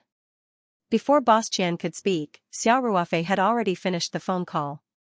He put his phone in his trouser pocket and walked towards Qian Lijun. Boss Qian was not in the mood to talk too much with Qian Lijun, so he quickly walked over. Qian Lijun was confused, so he had to speed up and follow him. Boss Qian came in front of Xiao Ruofei and looked at Xiao Ruofei with a slightly strange expression. Then he said with a hint of restraint, Mr. Xia. Xiao Ruofei was stunned for a moment, then he couldn't help laughing and said, Uncle Qian, why are you suddenly so polite? Qian Lijun couldn't help but ask, Dad, what's wrong with you? When he had breakfast this morning, his father still called Xiao Ruofei very affectionately. Why did he become so reserved after going out for a while? Qian Lijun also felt very incredulous. Boss Qian looked back and glared at Qian Lijun, then said, Xia, Uncle Qian, you should call me Ruofei. Xiao Ruofei said with a smile, I'm really not used to you being like this. Boss Qian blushed and asked, Okay. Rua. Fei, do you have friends in Xiangnan province? When Xiao Ruofei heard this, he suddenly understood everything. He was worried about what happened to Boss Qian. Now that he guessed the cause and effect, he was slightly relieved. Xiao Ruofei smiled and said, Uncle Qian, it seems that you have received the money that was cheated? Boss Qian suddenly trembled and said with his eyes wide open, Ruofei, you really helped me get the money back. Qian Lijun was confused and couldn't help but ask, Dad, Ruofei, what are you talking about? What are you talking about? Boss Qian took a deep breath and said to Qian Lijun, Lu Jinxing came to me this morning and took the initiative to return me the 80 million that he cheated. What? That old B***** actually returned the money? Did the sun rise from the west? Qian Lijun shouted subconsciously, then his expression froze and he said, Wait. Dad, you. Did you just say Ruofei? Speaking of this, Qian Lijun looked at Xiao Ruofei in disbelief, and Boss Qian's eyes were also quite eager. When Xiao Ruofei saw this, he smiled faintly and said, Uncle Qian, Lijun, I accidentally found out that Lu Jinxing cheated your family of a lot of money a few years ago. It just so happens that I have a friend who is quite influential in Xiangnan province, so I took the initiative to ask him to try to help you collect the debt. I didn't expect him to be quite efficient. Qian Lijun's whole person seemed to be petrified. Boss Qian had already guessed it before he came, so his performance was still okay, but his heart was still extremely shocked. He didn't expect his son's comrade to have such great power, over the years, Boss Qian had also gone to collect debts. Every time he went to Shannan province, there was a lot of resistance, and he was even threatened by some local gangsters. So he knew that Lu Jinxing was still quite powerful in Shannan province. At least, ordinary people couldn't do anything to Lu Jinxing at all, let alone make Lu Jinxing scared like a grandson. He didn't even dare to leave Oyue after returning the money. He had to wait for Xiao Ruofei to say something. Boss Qian had almost given up in the past 2 years. He felt that the money couldn't be recovered in a lifetime, but he didn't expect that his son's comrade would solve it so easily. The shock in his heart was really indescribable. After a long while, Qian Lijun came back to his senses and murmured, "Ruofei, you kid, you're so quiet, but now you're so awesome." Boss Qian also quickly said, "Ruofei, thank you so much this time. Uncle doesn't know how to thank you. For this money, I fought so many lawsuits, and I didn't know how many times I went to Shannan province, but..." Xiao Ruofei smiled and waved his hand and said, "Uncle Qian, Li Jun and I are brothers, and we are comrades in arms who can block bullets for each other on the battlefield. So you don't have to be polite. I just happen to know a friend who can help. Otherwise, I can't do anything by myself." When Qian Lijun heard Xiao Ruofei's words, his eyes were slightly moist. It was as if he had returned to the straight and square green military camp, the training ground that used to be sweaty, and his youth. Boss Qian quickly said, "By the way, Ruofei, you reminded me. That friend of yours has helped me so much, I have to thank him properly." Xiao Ruofei said with a smile, "Uncle Qian, there's no need. It's just a matter of a few phone calls for him. Besides, I have a very good relationship with him, so there's no need to be so polite." "How can that be?" Boss Qian said as he rubbed his hands, looking slightly uneasy. It was true. If it were anyone else who had received such a great favor, if they didn't show any gratitude, they would feel uncomfortable. Qian Lijun also said, "Ruofei, why don't you let us express our gratitude? No matter the weight of the gift, it's still our good intentions." Boss Qian also quickly said, yes, Ruofei, where is your friend? Li Jun and I will definitely visit him to thank him." Xiao Ruofei said helplessly, "Uncle Qian, there's really no need. My friend doesn't care about this. How about this? I'll give him a call right now and pass on your thanks." After that, Xiao Ruofei didn't wait for Boss Qian and Qian Lijun to speak. He directly took out his phone, found Song Rui's number, and dialed it. Boss Qian and Qian Lijun looked at each other, and tactfully avoided the call. "Ruofei." After the call was connected, Song Rui's loud voice came through. "Young Master Song, thank you." Xiao Ruofei said with a smile, "My friend has received the money that was scammed. You're quite efficient this time, you deserve praise." Song Rui was stunned for a moment before he came back to his senses. He asked, "It's done? You don't even know?" Xiao Ruofei didn't know whether to laugh or cry. "Hey! I didn't care about it after the call." Song Rui said indifferently, "It's just an old swindler. Do I have to go back to Shannan to meet him personally?" Xiao Ruofei thought about it and agreed. With Song Rui's identity, if he wanted to deal with an old scoundrel like Lu Jinxing, he would have hundreds of different ways to deal with him. He just had to casually say a few words, and Lu Jinxing would lose a layer of skin. "Anyway, it's all thanks to you." Xiao Ruofei said seriously, "My friend's family is also very grateful to you. They insisted that I call to pass on their gratitude. I'm doing this for your sake." Song Rui rolled his eyes and said, "If you want to thank someone, let them thank you." Xiao Ruofei also knew Song Rui's carefree character. He smiled and asked, "Oh yeah, did you spend money on this? Do you need me to reimburse you? You're slapping me in the face." Song Rui immediately shouted, "Do I need to spend money on such a small thing? You're underestimating me, aren't you? You didn't casually use your father's people to help you with this, right?" Xiao Ruofei was still worried, so he asked again. Then, he smiled and said, "Don't get scolded by Uncle Song for helping me. Then, I'll feel guilty." No. Song Rui said, "I just said hi to a few familiar friends. Ruofei, if there's nothing else, I'm hanging up. I have to attend a meeting with the group later." "Hey. You're really addicted to pretending to be a good boy. Xiao Ruofei said. Okay. I won't bother you anymore, bye. After hanging up, Xiao Ruofei smiled and walked toward Boss Qian and his son. In fact, Boss Qian and Qian Lijun didn't stay too far away, and Xiao Ruofei didn't deliberately lower his voice. So, although they didn't intend to eavesdrop, they still heard a few words. For example, Xiao Ruofei called the other party young Master Song, and vaguely seemed to mention the father of this young Master Song. Boss Qian was also very curious about the identity of this young Master Song. It sounded like this person was most likely the son of a high-ranking official. There weren't many leaders with the surname Song in Shannan province, and the most powerful one was undoubtedly the governor, Song Jingping. Could Xiao Ruofei's friend be the son of Governor Song? Boss Qian's heart was also in an uproar. He thought about it again. It seemed that only a noble with such a status could make Lu Jinqing obedient. Even if this young Master Song wasn't the son of Governor Song, his identity must be quite noble. Otherwise, it would be impossible for him to handle things so easily and so perfectly. Uncle Qian, I've already told my friend. Let's leave it at that. It's a happy ending. Xiao Ruofei said with a smile.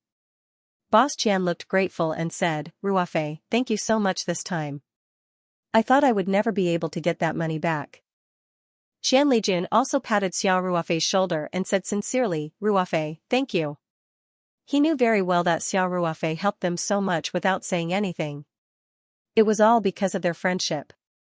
Xiao Ruofei smiled faintly and said, Uncle Qian, Lijun, don't be so courteous with me. Lijun and I are good friends who like to fight. And this time, it's all thanks to you guys sending Master Luo to help. Otherwise, I wouldn't know what to do with those dendrobium ironhide strips. Boss Qian said emotionally, we only did a small thing, but Ruofei, you helped us so much. This can't be compared. Xiao Ruofei said with a smile, we're family, don't be so polite. Uncle Qian, we still have 2 comrades coming over at noon. You can accompany us for a few drinks then. Of course, of course. Boss Qian said quickly.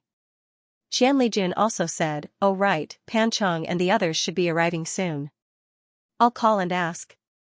Qian Lijun took out his phone and called Pan Chong and Wang Zhihai. Boss Qian personally went to take care of lunch.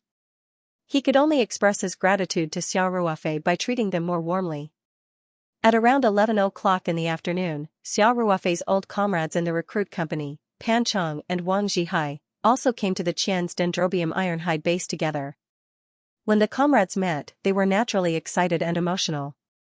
At noon, Boss Qian prepared a sumptuous banquet to entertain Xiao Ruofei, Pan Chong, and Wang Zhihai.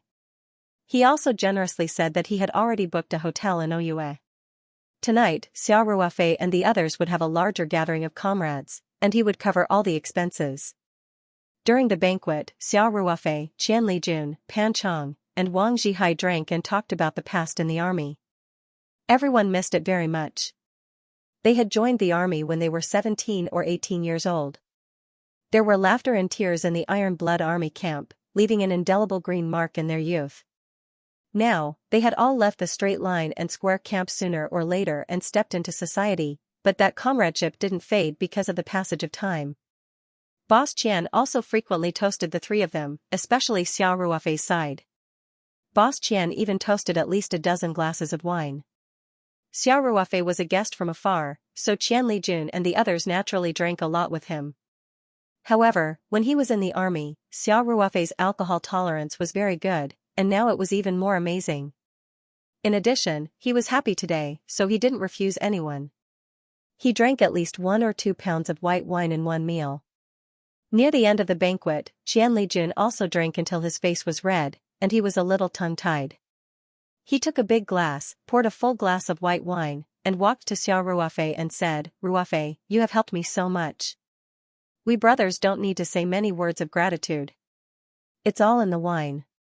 I toast to you. After that, Qian Lijun raised his head and drank the glass of white wine that was 2 ounces. Xiao Ruofei giggled and drank a cup of wine as well. She then supported Qian Lijun and said, Lijun, can you do it, kid? If you can't, don't force yourself. Go to sleep. There will be a fierce battle tonight. Xian Lijun's neck was stiff and he said, how can a man say, I can't do it? Xianxia, Zhihai, let's toast Ruofei together. Xiao Ruofei quickly winked at Pan Chong and Wang Zhihai, indicating that they shouldn't join in the fun. Then he helped Qian Lijun sit down and said, there will be plenty of opportunities to drink. Why are you in such a hurry? Let's continue drinking tonight. After that, Xiao Ruofei said to Boss Qian, Uncle Qian, Lijun drank a lot today. I think we should stop here at noon. Boss Qian naturally wouldn't object. He quickly said, okay. Ruofei, I have already arranged the guest rooms. You guys go and rest for a while. I will wake you up in the evening and go directly to the city. Xiao Ruofei smiled and nodded. He remembered something and asked, by the way, Uncle Qian, give me your account number. I will ask the company's finance department to transfer the processing fee for the iron maple bucket to you. Boss Qian quickly said, Ruofei, I can't accept this money. You helped me get back more than 80 million yuan. I just did you a small favor. How can I accept your money? After Pan Chong heard this, he asked curiously with a hint of drunkenness, Uncle Qian, what 80 million yuan? Boss Qian said with emotion, Xianxia, it's all thanks to Ruofei this time. Our family was cheated of a large sum of money a few years ago, right? Ruofei helped me get back the money through his friend. It's more than 80 million yuan. Pan Chong and Wang Zhihai both looked surprised. Wang Zhihai looked at Xiao Ruofei and said, Comrade Ruofei, it seems that you are doing well in the local area. We have heard about Uncle Qian. Even the court couldn't get the money back. Xiao Ruofei smiled and said in a low-key manner, I don't have the ability to do that. I just happen to have a friend in Xiangnan province. He can talk to him, so he helped Uncle Qian. In this day and age, connections are the greatest resource. Wang Zhihai said half-jokingly, Ruofei, don't forget to help your brothers when you become rich in the future. Xiao Ruofei said seriously, that's for sure. I opened a company in Southeast Province and recruited many of our old comrades who retired from the old army. But they are all security positions. You big bosses in Xianxia won't be interested in them. That's not necessarily true. If one day I can't make it, I will guard the door for you. Pan Chong said with a smile. Come on, you guys. Why are you pretending to be a brother? Xiao Ruofei laughed and scolded, Lijun told me that you have opened companies in the counties below. Your businesses are quite big. Do you think I don't know? Pan Chong and Wang Zhihai both laughed. Xiao Ruofei said seriously, Xianxia, Zhihai, if there is a chance to cooperate in business in the future, I will definitely look for you first. That's what I want. Pan Chong said with a smile, we will remember that. You can't be perfunctory with us. I won't be perfunctory. Xiao Ruofei said with a smile. Then he looked at Boss Qian and said seriously, Uncle Qian, that's another matter. We still have to follow the rules when it comes to business. The processing fee. Boss Qian directly interrupted Xiao Ruofei and said, Ruofei, according to the rules, I will settle the account with you. Now, most debt collection companies take more than 30% of the commission, so I will pay you 25 million first. After deducting the 100,000 processing fee, I will give you another 24.9 million, and we are even. What do you think? Xiao Ruofei couldn't help but smile bitterly and said, Uncle Qian, I don't run a debt collection company, then we don't do technical output either. Boss Qian said immediately. At this time, Qian Lijun, who was in a daze, seemed to have heard what everyone was arguing about. He glared at Xiao Ruofei with his hazy drunken eyes and said, Ruofei. You brat. Are you slapping me in the face?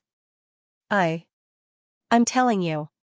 If you dare to mention the processing fee again, don't blame me for being hostile.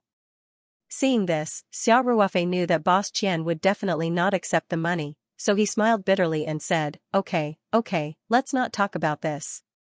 Uncle Qian, Lijun, thank you. Several employees of my company are studying here. Please take care of them. Don't worry. Boss Qian said, I will arrange for the best teachers to teach them. I will try to let them operate independently within a month. Boss Qian was worried that he wouldn't have a chance to repay Xiao Ruofei. Qin Xiaojun and the others were studying here, so he naturally had to make proper arrangements.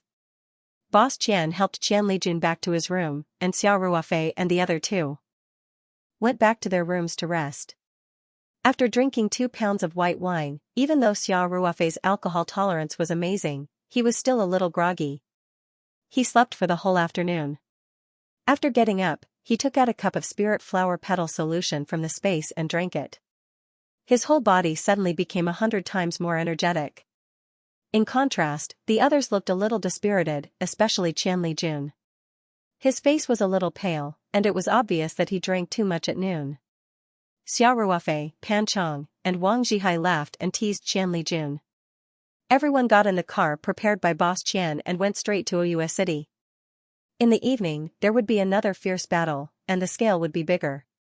Basically, the same batch of comrades in Oua City had all been recruited.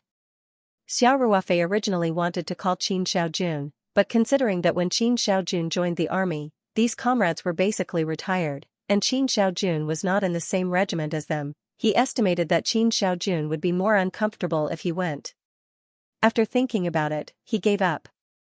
Boss Qian booked a high-end restaurant in Oua City, and the per capita consumption was at least 500 yuan. He also put in a lot of money. However, Boss Qian was excited to get more than 80 million yuan in one breath, so he didn't care about the tens of thousands of yuan for a meal. Not long after Xiao Ruofei and the others arrived at the restaurant, their comrades began to come in one after another. Everyone was in the same area, and usually more or less contacted each other. However, it was the first time that they all gathered together. This was all because of Xiao Ruofei. Xiao Ruofei hadn't seen these comrades for many years. Because he only stayed in the company for a few months before he was recruited into the Lone Wolf Commandos, he didn't even remember some of their names.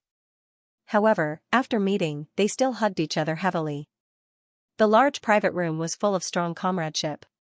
There was a difference between a comrade-in-arms gathering and a classmate gathering. Everyone rarely compared their current situation. Instead, they talked more about the old days. When they talked about the things in the army, their voices became a lot louder, and bottles of wine were consumed at a very fast speed. As the organizer, Qianlijun also learned a lot. He didn't drink to death, and he always kept the amount. After everyone was full, Qianlijun organized a large private room to sing at a nearby KTV. There was no doubt that military songs were the most popular. The private room was full of impassioned and majestic tunes. The day I left the army, veteran, you're leaving, when your hair brushes my steel gun. Although some people's voices sounded like they were wailing like ghosts and howling like wolves, everyone was singing very happily. Some people started to cry as they sang. Finally, when it was past midnight, everyone sang the song Iron Hard Disk, Flowing Water Soldiers. Qianlijun was busy again. His comrades who lived in Oua City took a taxi back. As for his comrades who lived in the county, Qianlijun found a 4-star hotel to book a room and arranged for everyone to rest. Xiao Ruofei and Qianlijun didn't go back. They directly booked a room in the hotel to sleep. The next day, Qianlijun organized his comrades again and went to Yendang Mountain to play for a day. In the end, they had a lot of fun and returned. Xiao Ruofei stayed at Qianlijun's house for another night. The next morning, he was ready to drive back. He found Qin Xiaojun and the others and told them to study hard. Then, he entrusted a few words to Boss Qian and Qianlijun. After saying goodbye to everyone in the car, he left the Dendrobium of Ironhide Base. Just as Xiao Ruofei drove all the way south to the southeast province, Wang Jinxing had already spent 3 days in the Four Seasons Hotel in Oua City. He didn't dare to go anywhere. He tossed and turned in the hotel all day. After 3 days, he lost a lot of weight and looked very haggard with a stubble. After waiting for 3 days, Wang Jinxing finally couldn't sit still. He went out and took a taxi to the Dendrobium of Ironhide Base again. Boss Qian was still drinking tea in the living room and admiring the red arowana. He was in a very good mood these days. Wang Jinxing stood at the door for a while. Boss Qian didn't look at him. He could only say, "Old Qian." Boss Qian turned around. When he saw Wang Jinxing, he couldn't help but frown and ask, "Why are you here again?" "I don't welcome you here." Wang Jinxing quickly said, "Old Qian, I I don't want to bother you anymore, but you didn't reply to me last time. I didn't dare to leave. I've been waiting in the hotel. Boss Qian then remembered that Wang Jinxing said that he would find a hotel in Ouyue and wait for him to reply to Mr. Xia. Wang Jinxing looked at Boss Qian's expression and knew that he forgot. Wang Jinxing couldn't help but complain in his heart, but he didn't dare to show it on his face. He could only smile and say, "Old Qian, can you contact Mr. Xia?" Boss Qian said impatiently, Okay, I got it. You go back first. I'll call him later. Wang Jinxing was relieved and said quickly, Thank you. Old Qian, then I'll wait in the hotel for your call, my phone number is still the same. Boss Qian waved his hand coldly and didn't even bother to talk to Wang Jinxing. He directly looked at his beloved red arowana. Wang Jinxing didn't bother Boss Qian anymore and left with his tail between his legs. Boss Qian naturally wouldn't disturb Xiao Ruofei for Wang Jinxing when he was driving. He didn't care if Wang Jinxing waited for a long time. When Xiao Ruofei received the call, he was in Feng Jing's office. When he drove back to Taoyuan Farm, it was already 2 in the afternoon. He took a shower and slept until it was almost evening. Then, he walked to the farm's complex building. This time, he had been away for a few days. Naturally, he needed to listen to Feng Jing's report. In addition, he also had some work to give to Feng Jing. It was mainly about the iron maple bucket. Feng Jing was focused on reading a report. Xiao Ruofei used his eyes to stop the new general assistant, Lu Qian. He knocked on the door and walked into Feng Jing's office. Feng Jing didn't even raise her head and asked, What's the matter? She didn't get an answer for a long time. Then, she raised her head curiously. When she saw that it was Xiao Ruofei who came in, she was surprised and quickly stood up. Feng Jing said with a hint of blame, Chairman, you're back. Why didn't you say anything? I thought it was Lu Qian. Xiao Ruofei smiled and said, I can only see Manager Feng working so hard if I don't say hello. Feng Jing blushed slightly and said, Chairman, it's working hours now. You can't say that you're working so hard. Oh right, can I report to you about the company's situation these few days? Xiao Ruofei waved his hand and said, Don't worry about that. I have a few things that are quite urgent. Let me tell you first. You can arrange the work as soon as possible. At this moment, Xiao Ruofei's phone rang. It was Boss Qian. Feng Jing smiled and said, Chairman, do you want me to leave for a while? Xiao Ruofei smiled and waved his hand and said, It's okay. There's nothing shameful about me. After that, Xiao Ruofei went straight to the reception sofa in the office and sat down. At the same time, he picked up the phone. Uncle Qian. Xiao Ruofei called with a gentle smile on his face. Ruofei. Are you home yet? Did everything go well? Boss Qian asked enthusiastically. We arrived at 2:00 in the afternoon. It went well. Xiao Ruofei asked with a smile, Uncle Qian, what's the matter? Oh. It's about Wang Jinxing. Boss Qian said.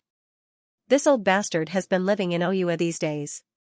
He doesn't dare to go back to Shangnan without your permission. Didn't you come to me again today, begging me to say hello? When Xiao Ruofei heard this, he couldn't help but laugh. It seemed that Song Rui worked very hard. Wang Jinxing was scared out of his wits. Xiao Ruofei thought for a moment and said, Uncle Qian, what do you think? Why don't we give him a little more trouble? Boss Qian sighed and said, Forget it. For me, it's already fortunate that I can get my money back. I don't want to have anything to do with him anymore. I'll just treat it as if I was blind and misjudged him. That's fine. Xiao Ruofei said quickly, You tell him that he can leave now. I'll let my friend know. Okay. Boss Qian said with a smile. Ruofei. Then I won't bother you anymore. If you have time, come to Ouyue more often. We welcome you to be our guest at any time. Okay. Uncle Qian, you are also welcome to come to Sanshan City when you have time. Xiao Ruofei said with a smile. After hanging up the phone, Xiao Ruofei looked up and said to Feng Jing, Manager Feng, please wait for a moment. I still need to make a phone call. After that, Xiao Ruofei found Song Rui's phone number and dialed it. He briefly told him about this matter and asked him to inform the people in Xiangnan province to stop their actions against Lu Jinsheng. This matter had come to an end. In Ouyue, Boss Jian called Lu Jinsheng. He didn't talk nonsense with Lu Jinsheng. He just said coldly, "Mr. Xia said that you can leave now." Lu Jinsheng was relieved and thanked him repeatedly. However, Boss Qian wasn't interested in listening at all and hung up the phone directly. When you hated a person to the extreme, it was absolute indifference. Even talking to that person would make you feel uncomfortable. Boss Qian was in this state. After Lu Jinsheng received Boss Qian's call, he packed up and left Ouyue overnight. He returned to Xiangnan province. He didn't want to stay there for a second longer. This incident had a big impact on him. In addition to being forced to spit out a piece of fat meat that he had taken, his business also suffered a serious loss.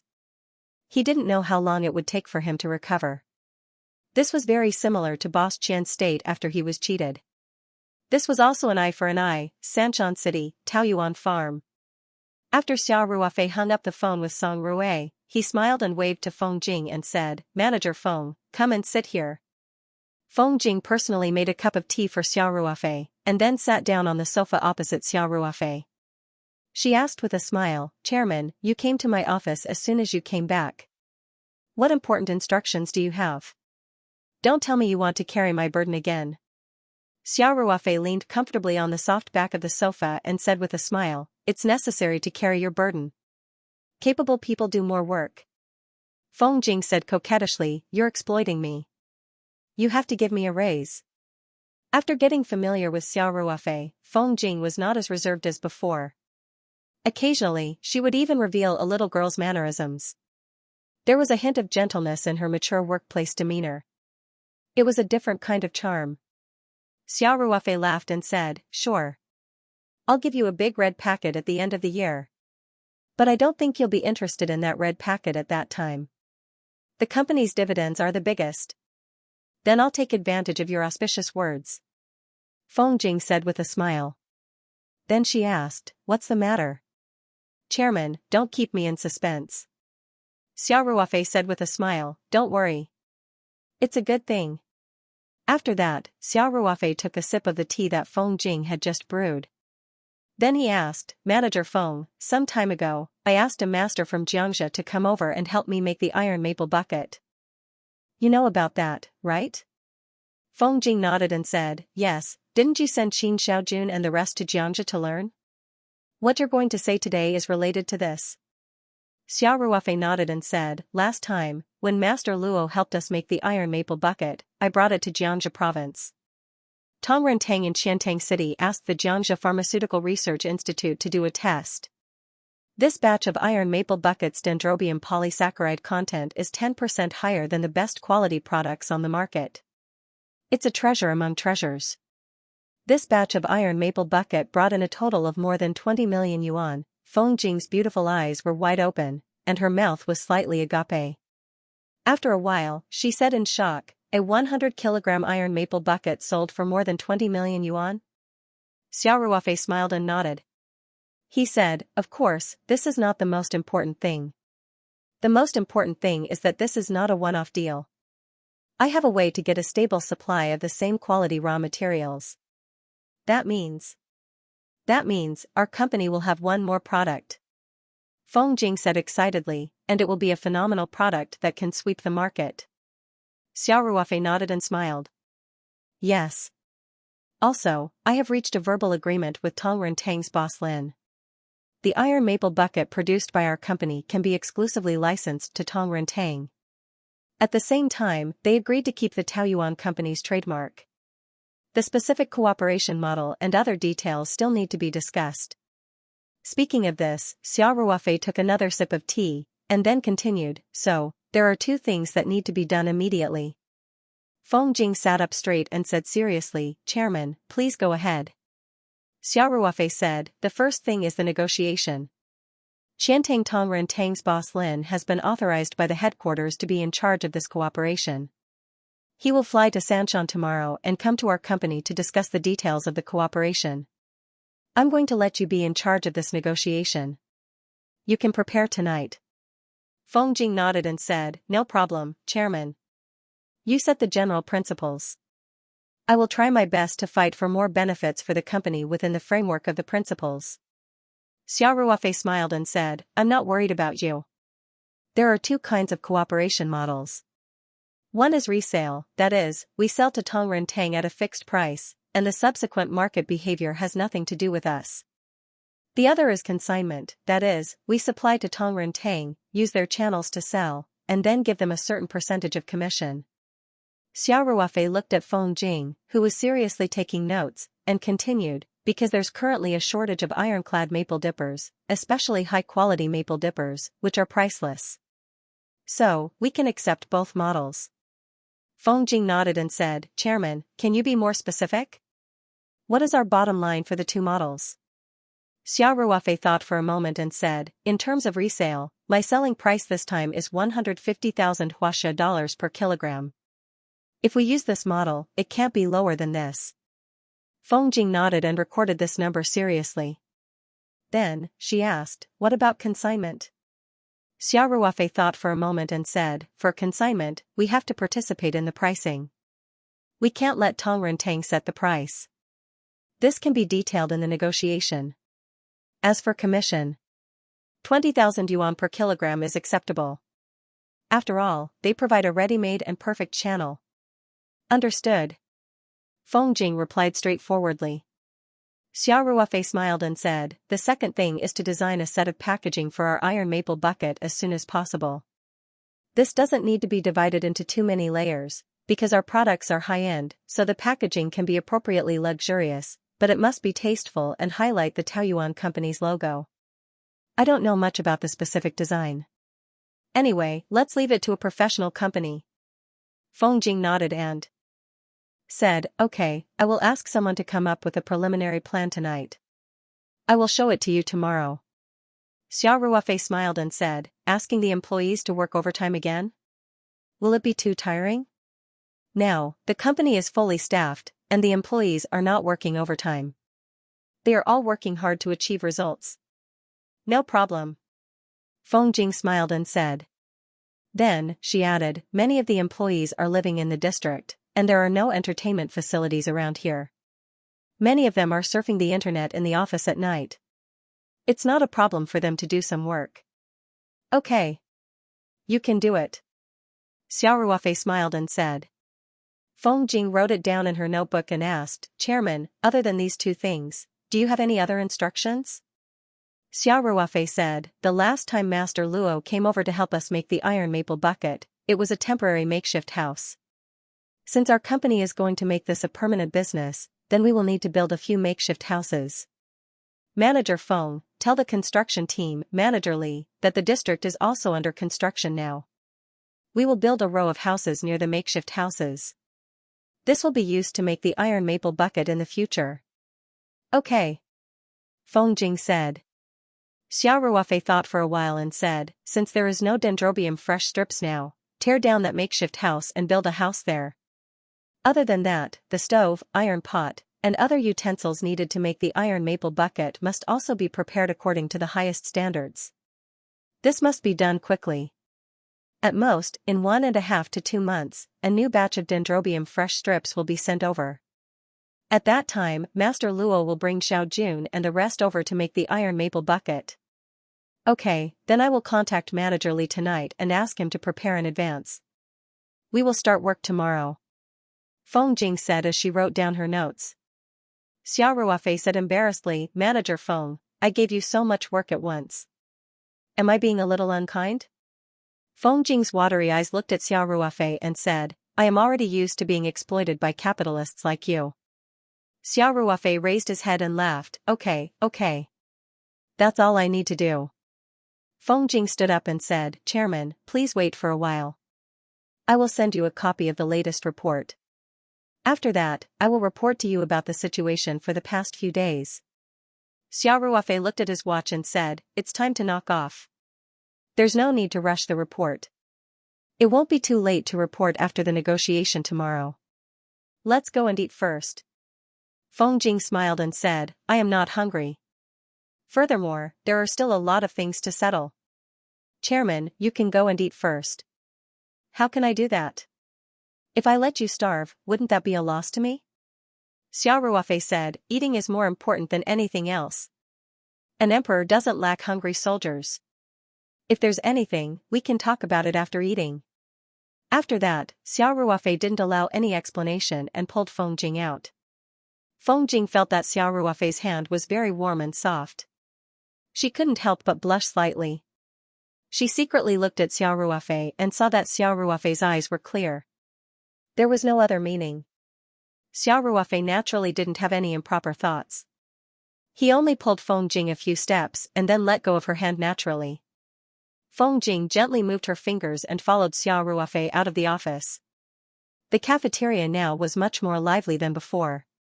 Many of the administrative team's employees lived on the farm.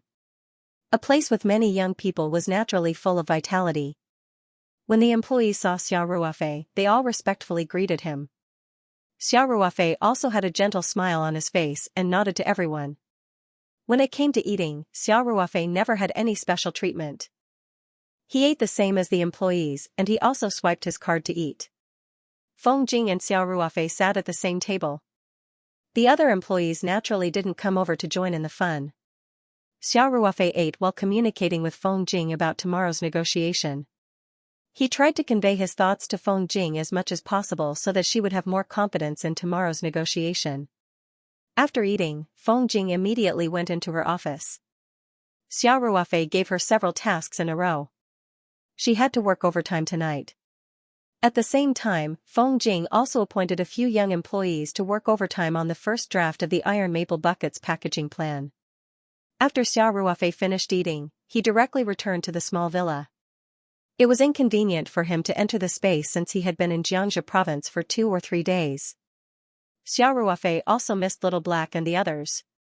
Counting the days, he could take the spirit-pregnant soup again today. It had been a few weeks since he tried to unlock the contents of the spirit puppet-making method. Xiao Ruofei also wanted to quickly take the spirit-pregnant soup and try to see if he could completely unlock the contents of the spirit puppet-making method. As soon as he went into his room, he directly closed the doors and windows and drew the curtains tightly. Xiao Ruofei came to the new space first. In addition to the gurgling sound of running water, there was also the sound of Little Hay, Damao, and Ermao playing from time to time, bringing some vitality to the new space. As soon as Xiao Ruofei appeared, Little Hay was the first to react.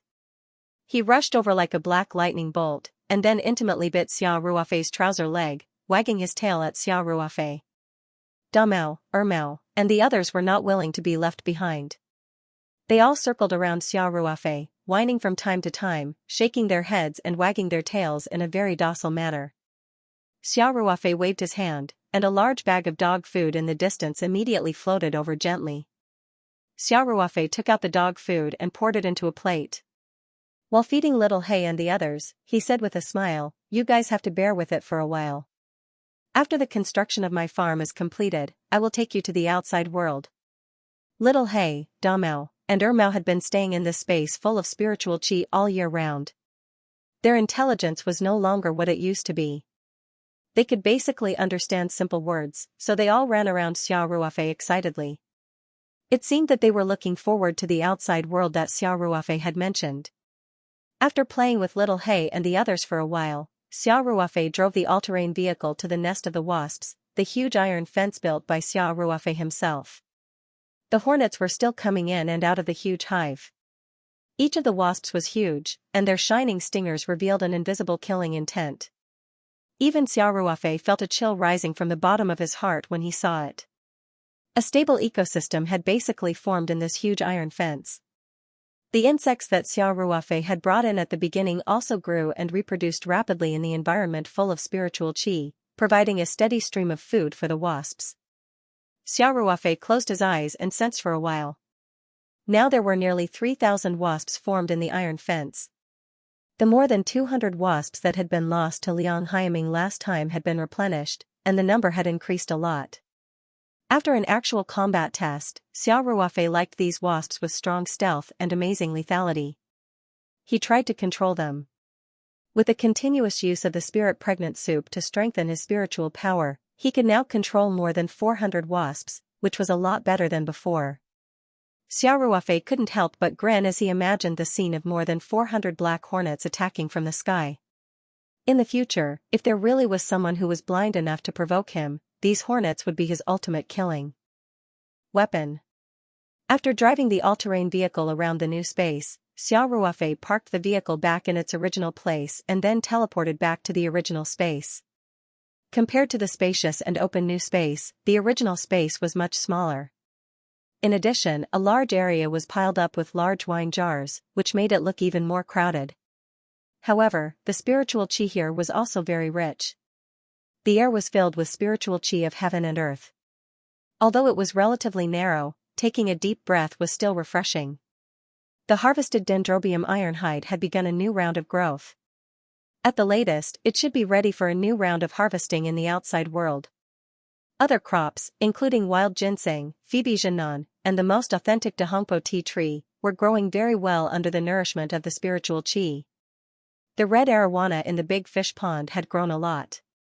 Xiao Ruofei looked at the 70-odd red arowana, and his heart was filled with a sense of accomplishment. Back then, there was only one dying red arowana. Later, Xiao Ruofei spent a lot of money to buy another one back to mate with.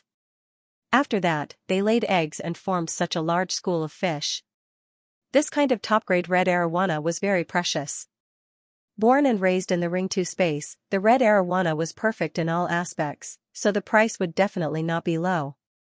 Xiao Ruofei saw that the red arowana were all 60 to 70 centimeters long, which was even bigger than the pair he had given to Ling Xiaotian. It's time to sell some. Xiao Ruofei thought to himself. This kind of precious ornamental fish was easily worth millions, or even millions. Naturally, he couldn't sell too many at once. Xiao Ruofei calculated that it would be best to sell 5 or 6 of them in the first round. However, even 5 or 6 would be shocking enough.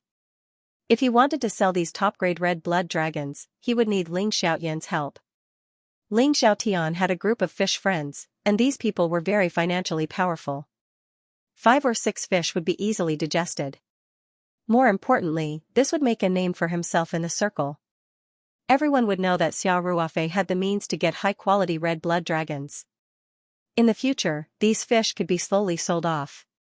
As long as he kept a small breeding population, he would be able to earn a steady income. After making up his mind, Xiao Ruofei wasn't in a hurry to do this, because he had more important things to do. The body tempering soup and the spirit pregnancy soup took different periods of time, but today was the time to take the 2 soups. Making money was very important to Xiao Ruofei. After all, he still needed a steady stream of money to buy jade.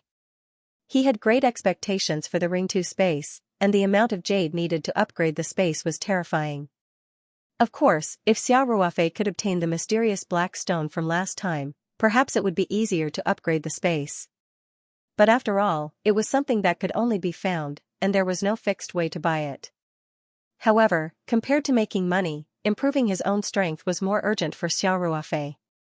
Therefore, after walking around, he quickly returned to the spatial spirit pool. Following the principle of first bitterness, then sweetness, Xiao Ruofei began to boil the body-tempering soup. Now that he was already familiar with the process, and the herbs he needed were already made, so Xiao Ruofei quickly boiled a large bowl of steaming body-tempering soup. Thinking of the pain after taking the body-tempering soup, Xiao Ruofei couldn't help but tremble in his heart, but he still didn't hesitate to raise his head and gulp down the entire bowl of body-tempering soup. Xiao Ruofei had long been accustomed to the violent medicinal properties of the body-tempering soup, but after taking it, he still couldn't help but let out a muffled groan. In an instant, the skin all over his body became incomparably red, and his whole body seemed to swell up. Every inch of his skin felt as if it was being roasted by a raging flame, and every pore on his body felt like it was being pricked by needles. Xiao Ruofei already had experience, so he immediately assumed the second set of movements demonstrated by the Golden Man. This set of movements looked extremely strange, and the body and limbs were all twisted at a strange angle. The difficulty of this was more than an order of magnitude higher than yoga. But when Xiao Ruofei assumed this posture, the surging medicinal properties immediately began to ease, and slowly entered Xiao Ruofei's muscles, tendons, and bones. Xiao Ruofei could even feel that every meridian, every inch of skin, and every piece of bone in his body was trembling. The medicinal properties of the body-tempering soup were continuously pressed into his body by a high pressure. Usually, when practicing this set of movements, he had to endure the pain of his tendons and bones twitching all the time. But at this time, Xiao Ruofei didn't seem to feel this kind of pain. He was even unaware of the passage of time, and just maintained this strange posture, motionless. Time slowly passed by, minute by minute. Xiao Ruofei was in a state of oblivion. He didn't know how much time had passed, but he suddenly seemed to hear a light cracking sound, as if something had broken. Then, Xiao Ruofei felt that there was something extra in his mind. Xiao Ruofei suddenly had an epiphany. He had already experienced the same feeling once, so he naturally knew what it meant. Xiao Ruofei closed his eyes to sense, and immediately showed a hint of joy. He had indeed remembered the third set of movements demonstrated by the Golden Man. He was very clear that this meant that he had practiced the second set of movements to the perfection stage. It really wasn't easy. After practicing the first set of movements for a period of time, he had successfully broken through after taking the body-tempering soup for the first time. The second set of movements took a lot more time, and during this period, he had been taking the body-tempering soup almost continuously. It wasn't until today that he had a breakthrough. It could be seen that the movements demonstrated by the Golden Man were also exponentially more difficult. He really didn't know how much his strength would increase after practicing all 9 sets of movements. Even his current strength was something that Xiao Ruofei didn't even dare to think about before. He had never realized that a person's physical strength could reach such a terrifying height. However, this height was constantly being broken through after he took the body-tempering soup again and practiced the movements demonstrated by the Golden Man. Xiao Ruofei sometimes even wondered if there was a group of people in this world who were as strong as him, but who rarely appeared in the secular world. Anyway, Xiao Ruofei hadn't met a particularly strong opponent so far. The only one that made Xiao Ruofei feel threatened was the Black Panther who had kidnapped Ling Xianxia last time. Whether it was strength, speed, or reaction, the Black Panther gave Xiao Ruofei a sense of danger. Moreover, the Black Panther's moves were obviously more advanced than the common fighting techniques that Xiao Ruofei had learned in the army. Therefore, when Xiao Ruofei fought against the Black Panther, it was quite dangerous. Of course, Xiao Ruofei still defeated the Black Panther in the end. Xiao Ruofei suddenly thought of the Black Panther screaming before he died that his master would avenge him. How strong was the Black Panther's master? Xiao Ruofei also suddenly had a trace of interest. He wasn't afraid or apprehensive. Instead, he had more fighting spirit. Xiao Ruofei vaguely felt that the Black Panther's master should be the kind of person who had strong personal strength like himself. At this time, the drug in his body had decreased a lot, but it was still very violent. Therefore, these thoughts flashed through Xiao Ruofei's mind. He didn't have time to sigh and quickly began to practice the third set of movements. Xiao Ruofei already had experience with these strange movements. After failing 3 times, he correctly assumed this posture. The painful feeling during practice came again, and at the same time, the consumption of the drug in his body accelerated a lot. Feeling the familiar pain, Xiao Ruofei showed a relaxed expression because the violent drug had been completely channeled. A few minutes later, the last trace of the drug's effect was absorbed by Xiao Ruofei's body. After the drug's effect disappeared, Xiao Ruofei only persisted for a dozen seconds before he couldn't maintain the third set of practice posture anymore. He groaned and fell to the ground. However, he quickly got up and moved his hands and feet casually. He felt the surging power in his body after he broke through the second set of movements. The fishy smell gradually began to spread. Xiao Ruofei didn't even need to check to know that the breakthrough forced out a lot of impurities in his body. Naturally, he couldn't wrap himself in dirty impurities and boil the spirit-pregnant soup. Therefore, Xiao Ruofei temporarily left the Ring 2 space and rushed into the bathroom to thoroughly wash himself 3 or 4 times. Only when the last trace of dirt was washed away did he change into clean and comfortable clothes and re-enter the Ring 2 space. Xiao Ruofei, who had achieved a breakthrough in his physical strength, was full of energy. He immediately began to brew the spirit pregnancy soup with ease. After a while, Xiao Ruofei directly carried the spirit pregnant soup into the stone room of the new space. He raised his head and drank the entire bowl of spirit pregnant soup. Then, he jumped onto the stone bed and sat cross-legged on the jade praying mat. The spirit-pregnant soup's effect was very gentle. A faint warm current slowly gathered. Xiao Ruofei felt as if he was bathing in a hot spring. His whole body was lazy. Xiao Ruofei, who had just experienced the pain of purgatory, immediately enjoyed this extreme pleasure on the spiritual level. He felt that this pleasure had increased exponentially, and he even let out a comfortable sigh.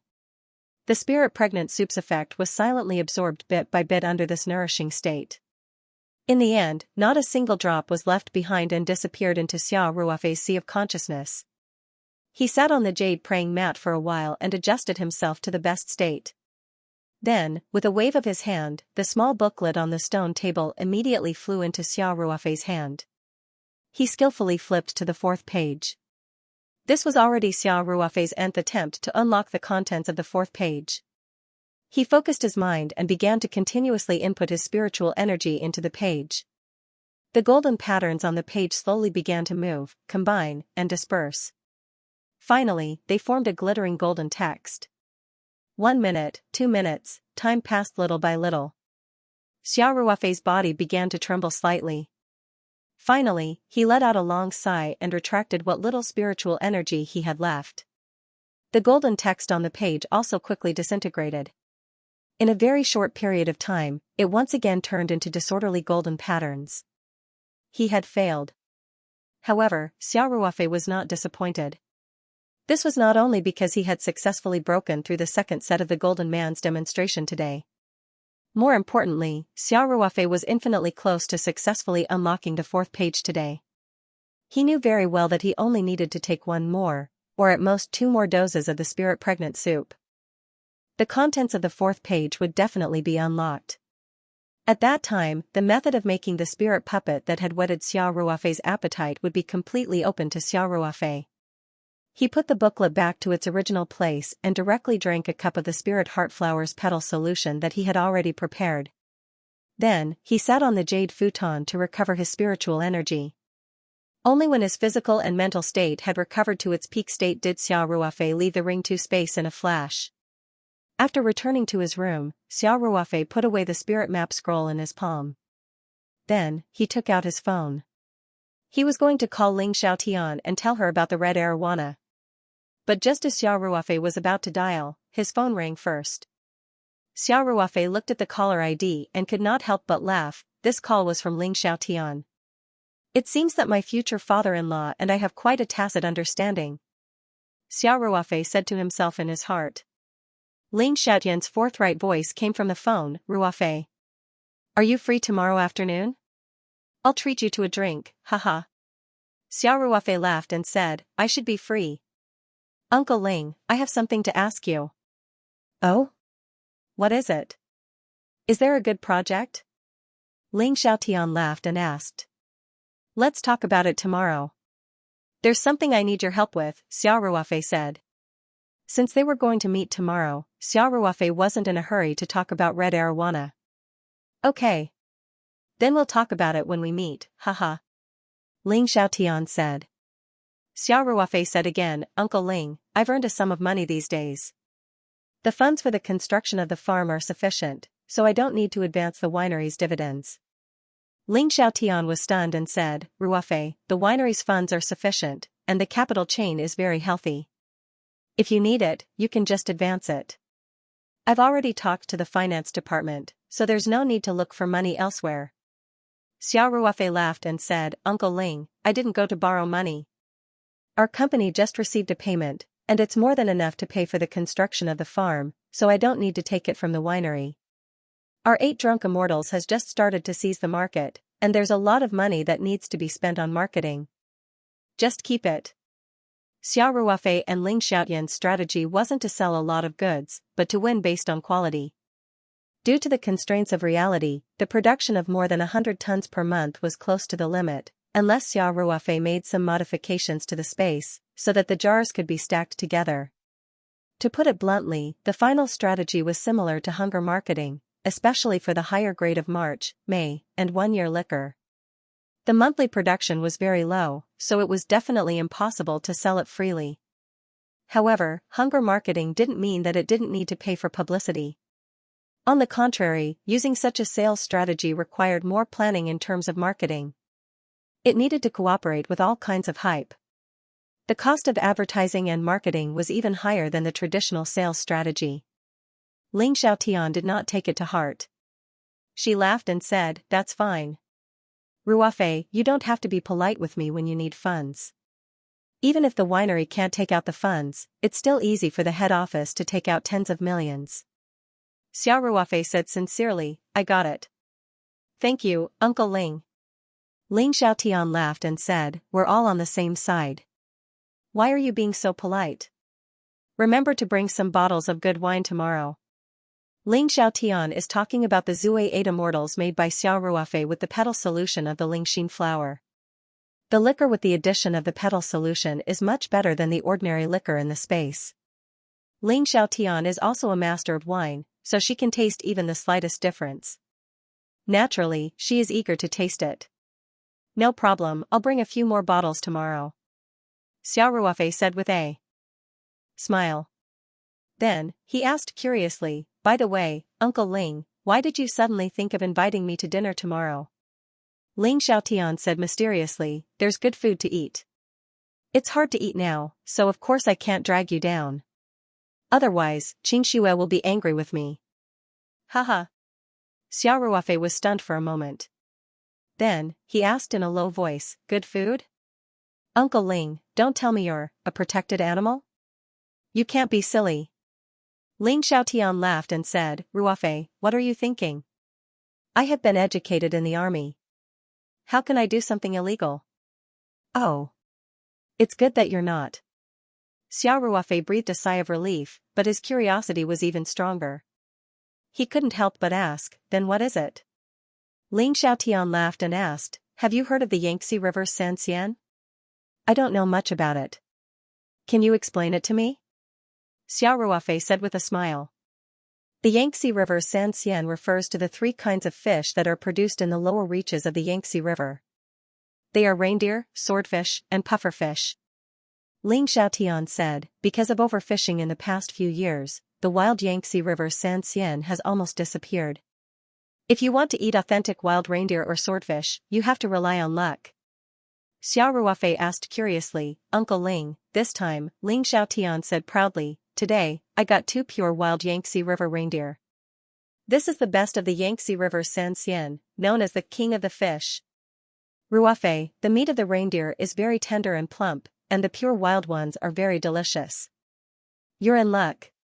Xiao Ruofei said with a smile, "Uncle Ling, after hearing what you said, I'm almost drooling." Ling Xiaotian laughed and said, "Come over early tomorrow.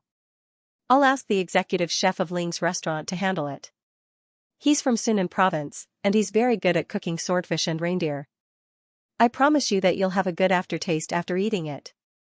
Then I'm looking forward to the reindeer banquet tomorrow," Xiao Ruofei said with a smile. After hanging up the phone, Xiao Ruofei became more and more curious about the Yangtze River Xianxia that Ling Xiaotian talked about. He simply turned on the computer and searched for information about the Yangtze River Xianxia, especially the reindeer. He felt that it was an eye-opener. The Yangtze River Xianxia had been very famous since ancient times. Since the 6 dynasties, the scholar officials and literati had highly praised it. A large number of poems and articles had been handed down, and there were also some popular anecdotes, such as Su Dongpa risking his life to eat the pufferfish. The flesh of the reindeer was tender and delicious, and there was a lot of fat under the scales. It was rich in unsaturated fatty acids, which had the effect of lowering cholesterol and was beneficial for preventing arteriosclerosis, hypertension, and coronary heart disease. Of course, the reputation of the king of fish also recognized the deliciousness of the reindeer. Therefore, there was a saying, braised reindeer is fresh on both ends, and steamed reindeer is tempting to immortals. Moreover, the reindeer was not only listed as one of the Yangtze River Xianxia, but it was also once known as the 4 famous fish in the history of Huaxia, along with the Yellow River carp, Taihu silverfish, and Songjiang perch. It had been a delicacy as early as the Han dynasty. Since the Ming dynasty, the reindeer had been a tribute. In the Qing dynasty, the reindeer had been listed as an important dish in the Manchu and Han imperial banquets. Su Dongba once wrote a poem praising the reindeer. It still has the spring air of peach blossoms, and its flavor is better than perch. After roughly browsing through the information on the internet, Xiao Ruofei finally had an intuitive understanding of the reindeer's rarity that Ling Xiaotian had mentioned. He also searched for the price of the reindeer, and his heart was slightly shocked. The price of the artificially farmed American reindeer was 300 to 500 yuan per catty, and the pure wild Yangtze River reindeer had almost gone extinct in recent years. Therefore, he could not find a price reference at the moment. However, Xiao Ruofei knew that if it was really a pure wild Yangtze River reindeer, it would definitely be a jaw-droppingly high price. When he thought of this, Xiao Ruofei's heart suddenly moved, and an idea uncontrollably popped up in his mind. For a long time, the big fish pond on the farm had been idle. This was precisely because Xiao Ruofei himself could not decide what kind of fish to farm. Raising two ordinary edible fish was meaningless. Whether it was the economic benefits or the reputation it would bring, it did not meet his expectations. Xiao Ruofei had occasionally looked up information on some precious fish. Some of the approval procedures were more troublesome, such as the giant salamander, which needed to be specially approved by the fishery department before it could be farmed. As for the pufferfish, which was also one of the 3 delicacies of the Yangtze River, because it was highly toxic, it had an extremely high approval threshold to be able to be farmed without poison. Most of the more expensive fish were saltwater fish. He had never found a suitable species of freshwater fish. This time, the reindeer that Ling Xiaotian mentioned made Xiao Ruofei's heart move. Without much hesitation, he immediately took out his phone and dialed Ling Xiaotian's number. After Ling Xiaotian picked up the phone, she asked curiously, "Ruofei, what's wrong? What's the matter again?" Xiao Ruofei asked, "Uncle Ling, I suddenly want to know, how much did you spend to buy those 2 wild reindeer?" Ling Xiaotian couldn't help laughing and said, "Is that it? I thought something had happened." "Ruofei, let me tell you this. Now, pure wild reindeer is almost impossible to find, so there is no clear standard for the price. I bought these 2 reindeer at the price of 3,000 yuan per catty. The total is about 15,000 yuan. Ling Xiaotian's tone was somewhat indifferent. Buying 2 fish for more than 10,000 yuan was inconceivable for ordinary people, but as the head of Ling's restaurant, a billionaire sitting on a net worth of billions, this amount of money was really just a drizzle. Xiao Ruofei couldn't help but gasp and say subconsciously, "So expensive." Ling Xiaotian said with a smile, "Ruofei, if you can buy 2 pure wild Yangtze River reindeer for 15,000 yuan, you can laugh secretly. And this pair of reindeer was personally checked by my executive chef. They are absolutely pure wild, and they were caught in the lower reaches of the Yangtze River. They can't be more authentic." Xiao Ruofei's eyes lit up slightly when he heard this. He took a deep breath and asked, "Uncle Ling, are these 2 reindeer coincidentally a male and a female reindeer? Are they still alive?" Ling Xiaotian was a little confused about why Xiao Ruofei was so inquisitive, but he still said with a smile, "You child. If I hadn't been there to see it myself today, I would have been stumped by your question. Ruofei, those 2 reindeer are indeed a male and a female. They happen to be a pair." Speaking of this, Ling Xiaotian paused for a moment, and then said with a trace of excitement, "And the 2 fish are still alive. Do you know? This is simply a miracle. Reindeer are the most delicate fish. It is said that once a fisherman touches the scales of the fish, they will immediately stop moving. They are very timid, and can easily be frightened to death by the slightest movement. But this pair of reindeer are alive. I couldn't believe it when I saw it." Xiao Ruofei's voice changed a little. He asked, "Uncle Ling, then? They haven't been killed yet, right?" "No. I asked them to raise them carefully and not disturb them." Ling Xiaotian said with a smile, "Tomorrow, we will eat and kill them. That's the freshest way, haha." Xiao Ruofei heard Ling Xiaotian speak so excitedly, and said a little embarrassedly, "That. Uncle Ling, Can I have a small request? Why are you being so courteous? What do you want? Are you short of money again?" Ling Xiaotian asked. No. Xiao Ruofei said quickly, "Uncle Ling, that pair of Yangtze River reindeer. Can you give it to me?" "Give it to you? Ruofei, what do you mean?" Ling Xiaotian asked, a little confused. That is, don't eat them. I have other uses for them, Xiao Ruofei said, a little embarrassed. But after saying the most difficult request, Xiao Ruofei wasn't embarrassed anymore. He quickly went on to say the reason he had thought of. Uncle Ling, actually, it's like this. Didn't you tell me about the herring just now? I went online to show off to my friend, and it turned out that my friend. Oh, by the way, the Taoyuan vegetables were cultivated by him. He's very good at cultivation and cultivation. Recently, my friend has been studying the artificial cultivation of shad. When he heard that there was a pair of pure wild Yangtze River shad, he wanted to go over and study it. He said that it was like a living specimen that would greatly improve his research. He wanted me to help him with this.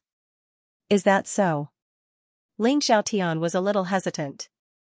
Xiao Ruofei saw this and quickly said, Uncle Ling, my friend is just obsessed with technology and has no interest in doing business. He has also agreed that after the reindeer cultivation technology is developed, he will still cooperate with our Taoyuan company to cultivate high-quality imitation wild reindeer in the future. Xiao Ruofei had already said this, and Ling Xiaotian was also a beneficiary of the Taoyuan vegetables. He heard that the person who wanted the pair of reindeer was the one who cultivated the Taoyuan vegetables with Xiao Ruofei. Although he was a little reluctant, he still agreed. If that's the case, then I'll give it to you. Ling Xiaotian said straightforwardly. Xiao Ruofei asked a little embarrassedly, Uncle Ling, you didn't invite other guests tomorrow, right? Otherwise, it wouldn't be good if you stood them up because of me. It's okay, I only invited you. Ling Xiaotian said, Ruofei, since you need it, then take it. What does it matter if I eat less fish? Xiao Ruofei said happily, Uncle Ling, then I thank you on behalf of my friend. When we cultivate the imitation wild Yangtze River reindeer, you'll be the first to taste it. Okay. I'll wait for that day. Ling Xiaotian said with a smile. To be honest, Ling Xiaotian hadn't tasted Yangtze River reindeer for 20 or 30 years. When he was young, reindeer wasn't that expensive, so he had eaten it before. The taste was still memorable, so he was looking forward to it this time. The fish was taken away by Xiao Ruofei. It would be a lie to say that he wasn't disappointed, but since it was for his future son-in-law's career, then the desire for good food was nothing. Xiao Ruofei was also worried that something would happen tonight and cause the reindeer to die, so he simply said to Ling Xiaotian, Uncle Ling, I want to come and get the reindeer now. Is that okay? Ling Xiaotian said with a smile, no problem. These 2 reindeer are in my kitchen. You can come over now. Okay. See you later. Xiao Ruofei said quickly. Amid the roar of the engine, the Night 15 off-road vehicle arrived at the entrance of Ling Xiaotian's riverside villa. The light of the smart door control system flickered, and the iron door slid open silently. Xiao Ruofei drove straight into the villa's courtyard. Ling Xiaotian and Ling Qingxue were walking out of the villa. Ling Qingshue's eyes were filled with joy as she glanced at Xiao Ruofei from time to time. The female bodyguard that Xiao Ruofei recruited for Ling Qingxue, Lin Xingnan, also walked out of the villa. She was just 2 steps behind Ling Qingxue. Even though she was at home, she was still dressed neatly and looked around vigilantly. Xiao Ruofei glanced at Ling Qingxue with a smile and nodded slightly at her. Then, he said to Ling Xiaotian, Uncle Ling, I'm sorry to disturb you so late at night. Ling Xiaotian laughed and said, We're family. Don't be so polite. Ruofei, the pair of shad are kept in the thermostatic tank in the kitchen. Let me take you there. Thank you, Uncle Ling. Xiao Ruofei said. Ling Xiaotian led the way in front while Xiao Ruofei walked side by side with Ling Qingxue. Naturally, he held on to Ling Qingshue's hand. In front of her father and bodyguard, Ling Qingxue seemed a little shy. She struggled slightly but was held tightly by Xiao Ruofei. She couldn't help but roll her eyes at Xiao Ruofei. Ling Qingxue then looked around secretly. The bodyguard, Lin Xingnan, was looking straight ahead and ignored the intimate scene. Ling Xiaotian walked in front and didn't seem to notice Xiao Ruofei's little movements. Ling Qingxue relaxed a little and let Xiao Ruofei hold her hand. Soon, they arrived at the villa's big kitchen. There was a thermostatic tank in the corner of the kitchen. A light blue indicator light emitted a faint light. This was a built-in battery that could maintain the water temperature in the tank according to the user's design. Ling Xiaotian subconsciously walked lightly and said in a low voice, Ruofei, shad are very timid. You have to be very careful when you move them. Usually, they will die if they are frightened during fishing. This pair of living shad is really a treasure. Xiao Ruofei nodded and said, I know. Uncle Ling. Xiao Ruofei saw two fish about 30 centimeters long swimming slowly through the translucent glass of the thermostatic tank. Although he couldn't see very clearly, Xiao Ruofei still felt a burst of excitement. Ling Xiaotian pointed at the tank and said, This is the legendary king of fish. Ruofei, let me tell you, how delicate is the shad. As long as its scales are touched, it will stop moving immediately. That's why Sudongpa used to call it she-scale fish. However, the scales of shad are the most delicious, so they are not removed when cooking shad. Its scales are finer and rich in high-quality fat and colloidal protein. After cooking, they become half-melted gelatinous. It tastes very delicious in the mouth. Not only does it taste good, but it also has excellent calcium supplements and beautifying effects. As Ling Xiaotian spoke, he couldn't help but look at the two shad in the tank with some reluctance. He hadn't eaten shad for more than 10 years. When he was young, he had tasted it a few times. Until now, he still had a rich aftertaste. It wasn't easy to get two shad by chance, but they were suddenly taken away by Xiao Ruofei. He was really reluctant to part with them. Ling Qingxue looked at him from the side and said reproachfully, Dad. Why are you like a greedy cat? If you say that again, Ruofei won't dare to take them. Xiao Ruofei quickly said, Qingxue, how can you talk to Uncle Ling like that? Ling Xiaotian said self-deprecatingly, It's okay, it's okay. Ruofei, since my daughter got together with you, my position in her heart has automatically dropped by 1 place. Girls are attracted to outsiders. Ling Qingxue couldn't help but blush and argue weakly, No. Ling Xiaotian laughed and said, Let's not talk about it anymore. Ruofei, take the fish away. In the future, if you really cultivate Yangtze River shad, don't forget to send me a few as soon as possible. Of course, of course. Xiao Ruofei quickly said, My friend's research work has already progressed to a certain extent. I don't think he'll keep you waiting too long. Xiao Ruofei said this to give Ling Xiaotian a heads up. He had the ring 2 space, where the flow of time was 30 times faster. The cultivation and reproduction of shad in the space would be very fast, definitely much faster than the normal cycle. With today's words, after a while, Xiao Ruofei would officially start cultivating shad on the farm, which wouldn't arouse Ling Xiaotian's suspicions. That's good. Ling Xiaotian said happily, then said, But you have to be prepared for difficulties. Shad actually mainly live in the sea, but every year in the early summer, they will swim to the river to lay their eggs, so it's not easy to adapt them to the freshwater environment. Xiao Ruofei smiled and said, We have our own ways, don't worry. And with these 2 pure wild Yangtze River shad, our research progress will be accelerated a lot. Just wait for our good news. Xiao Ruofei wasn't too worried about the shad's growing environment. He had done some research in advance and knew that shad could actually survive in freshwater. At present, many artificial breeding farms for shad in the United States reduced the salinity of the environment through steps so that the shad could slowly adapt to the freshwater environment. However, Xiao Ruofei believed that he didn't need it at all. As long as the herring fish could survive outside of the sea, as long as they could survive and reproduce in fresh water, the spirit map space would definitely allow them to live very comfortably in such an excellent environment. Xiao Ruofei gently picked up the thermostatic water tank. He was much stronger than the average person, so it was very easy for him to pick up the water tank that weighed 40 to 50 kilograms. It was also very stable, and there was almost no sway. The pair of shad in the water tank didn't even notice anything unusual, and continued to swim very steadily in the water tank. Ling Xiaotian saw this and breathed a sigh of relief. Xiao Ruofei walked to the back of the Night 15, opened the trunk door, and placed the thermostatic water tank firmly in the trunk. Then, he took out 3 bottles of spiked Zue Ba Xian wine that he had prepared beforehand, and closed the trunk door. Xiao Ruofei brought the wine to Ling Xiaotian and said apologetically, Uncle Ling, I originally wanted to take out these bottles of wine for the shad banquet tomorrow. Now that I've taken away the main dishes, I can only leave the wine for you to drink, Ling Xiaotian had been looking at the water tank in Xiao Ruofei's hand reluctantly until Xiao Ruofei closed the car door. However, the moment the car door closed, he adjusted his mentality and said with a laugh, "It's fine, it's fine. It's fine as long as there's wine. Besides, I believe that we'll be able to eat the shad very soon. You're the best at creating miracles, haha." Ling Xiaotian said as he took the wine from Xiao Ruofei. He thought for a moment and asked, "Oh right, Ruofei, I remember you said on the phone that you had something to talk to me about.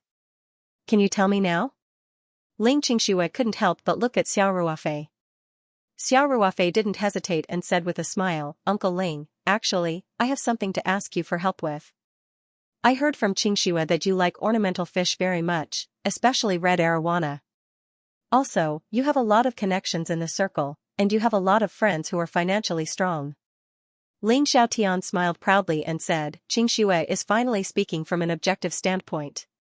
Ling Qingxue couldn't help but roll her eyes at her father. "Uncle Ling, I have a few blood-red dragons with good quality." Xiao Ruofei said with a smile, "I'm going to sell them, but this kind of high-quality blood-red dragon is very expensive. Ordinary people can't afford it at all, so I want to ask you to help me contact your friends and ask if they're interested in buying them." Ling Xiaotian's eyes widened in surprise and said, "Blood-red dragons?" Xiao Ruofei nodded with certainty and said, "Yes, I have a way to get high-quality blood-red dragons. I have a total of 6 this time, and this is only the first batch.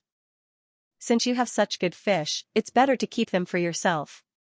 Ling Xiaotian couldn't help but say, "Ruofei, good red arowana nowadays can only be found by chance." Ling Qingxue said coquettishly, "Dad.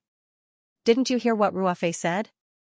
He has a fixed channel, and this is only the first batch. Do you think everyone is like you, who can't take their eyes off a high-quality blood-red dragon?" Ling Xiaotian laughed awkwardly and asked, "Ruofei, what quality can your 6 blood-red dragons be?" "It's not that I don't trust you. You know my fishing friends, they all have very high standards." Xiao Ruofei said with a smile, "I don't know much about this, but I'm sure that they shouldn't be worse than the pair I gave you last time, and they should be slightly longer. I believe that they must be the best blood-red dragons." Lin Xiaotian heard this and immediately said, "In that case, I'm relieved. I'll contact my fishing friends tomorrow." "Ruofei, when will your red arowana be ready?" "Within 3 days." Xiao Ruofei said with certainty. "Well, let's set it for 3 days later." Ling Xiaotian said. "Thank you, Uncle Ling." Xiao Ruofei said with a smile, "In 3 days, I'll send the red arowana over. You can invite everyone to your house." "No problem." After agreeing with Ling Xiaotian, Xiao Ruofei said goodbye to everyone and left.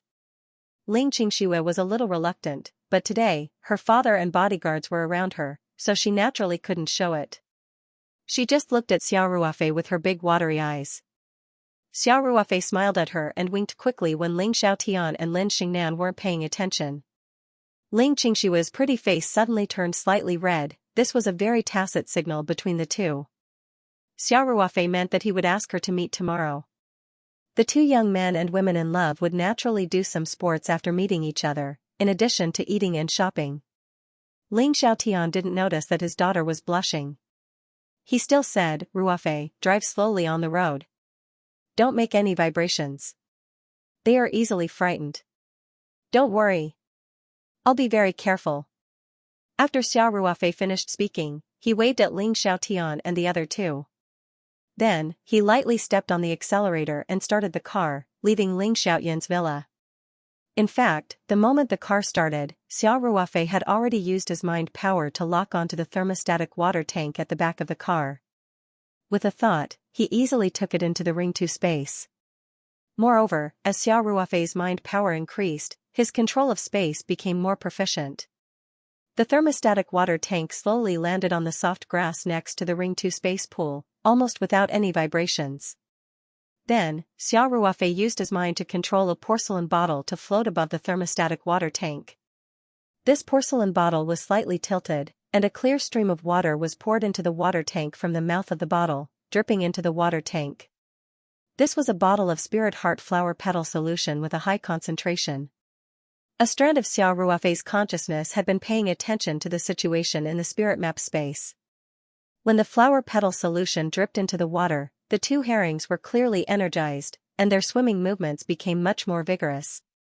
They quickly swam to the area where the flower petal solution had dripped, and opened their mouths to greedily suck in the water.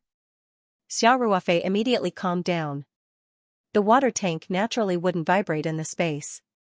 Moreover, there were no other animals in the space other than the fish in the pond. This pair of reindeer definitely wouldn't be disturbed. In addition, the reindeer was unsurprisingly welcomed by the reindeer, so Xiaoruofei was even more certain.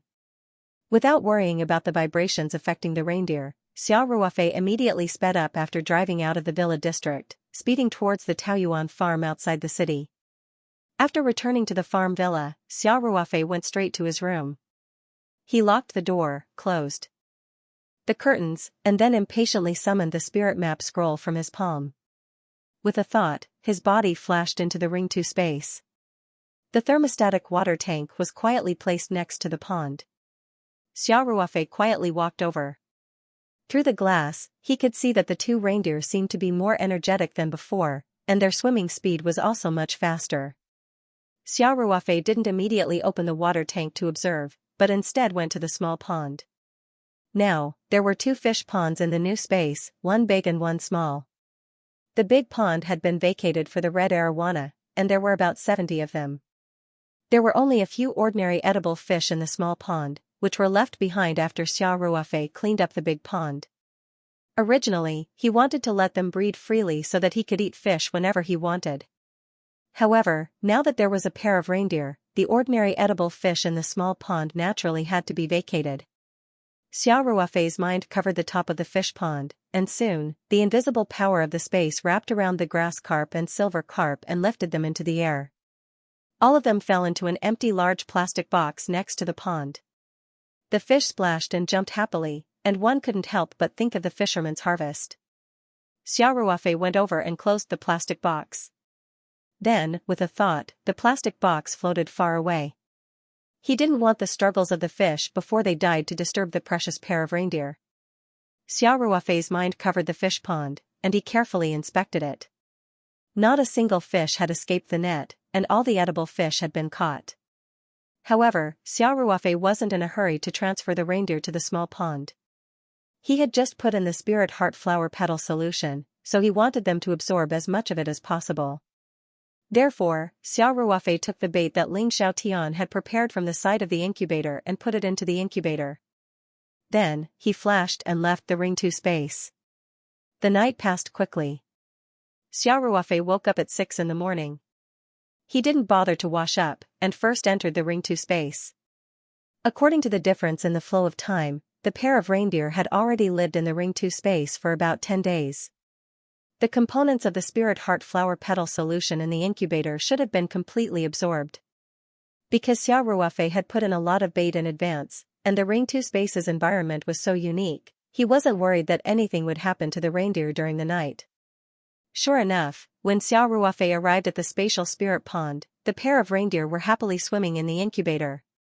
They were much more energetic than when he saw them at Ling Xiaotian's house last night. They didn't look sickly anymore. Xiaoruofei checked the small pond again and confirmed that except for plankton, all the other bigger fish had been cleared. Then, Xiaoruofei gently opened the lid of the incubator and prepared to move the pair of reindeer. The two herrings were about the same size, about 30 centimeters long. Their scales were very slim-like. Their backs and heads were grayish-black, with a bluish-green luster on their upper sides. Their lower sides and abdomens were silver-white, and their pelvic fins and anal fins were grayish-white. The edges of their caudal fins and the base of their dorsal fins were light black. Xiaoruofei saw that the two fish were about the same size, and he couldn't tell which one was the male and which one was the female. However, since Ling Xiaotian said that they were a pair, it shouldn't be wrong. After all, he had asked the experienced executive chef of Ling's restaurant to identify them. Even if the two herrings couldn't be a pair, Xiaoruofei didn't lose anything. They could at least grow up a lot after being raised in the space for a while. Xiaoruofei's movements were very gentle. The two herrings didn't notice that the lid above their heads had been opened, and they were still leisurely swimming in the thermostatic water tank. The spiritual energy in the Ring 2 space was very rich, and the two herrings seemed to be enjoying it very much. Xiao Ruofei carefully used the invisible power of space to wrap the two herrings and the water around them. Then, with a thought, the two herrings slowly rose from the thermostatic water tank. The herrings had been swimming all their lives, so they didn't notice that something was wrong. They were still swimming slowly in a limited range. A large mass of transparent water was suspended in the air, wrapped by the invisible power. There were two herrings swimming slowly in the water, which was quite a strange scene. Xiao Ruofei was now very skilled in controlling the power of space. With a thought, the mass of water wrapped around the herrings slowly floated to the small fish pond. Then, it slowly descended and finally sank into the fish pond. Xiao Ruofei slowly removed the invisible power of space, and the herrings immediately swam happily in the small fish pond. With their intelligence, they naturally couldn't notice that something was wrong. However, they were very happy that their range of movement had suddenly increased, and their swimming speed was also much faster. Xiao Ruofei then slowly poured the remaining water from the thermostatic water tank into the small fish pond. Inevitably, there were still some petals of the spirit heart flower left in the pond, and Xiao Ruofei did not have the habit of wasting. The small fish pond in this space had already formed a small stable ecosystem. It was rich in plankton and organic matter. After the pair of shad settled down in the pond, Xiao Ruofei didn't need to worry about feeding them anymore. He then took out a small porcelain bottle filled with the solution of the spirit heart flower petals and poured the solution equivalent to half a petal of the spirit heart flower into the small fish pond. After observing the state of the shad from a distance, he left the ring 2 space with ease. The night passed in silence. The next day, after Xiao Ruofei got up, he contacted Boss Lin of Qiantang Tongrentang and learned that Boss Lin's plane would arrive at Sanshan around 3 o'clock in the afternoon. After learning the flight number, Xiao Ruofei called Lei Hu and asked him to drive the company's Mercedes-Benz to pick him up in the afternoon. When Xiao Ruofei went to Xianxia province, Boss Lin treated him very warmly. This time, Boss Lin came to Sanshan to discuss business with the Taoyuan company, so Xiao Ruofei naturally had to be courteous. The company didn't have a full-time driver. Usually, when they needed a car, they would temporarily find several veterans in the security department.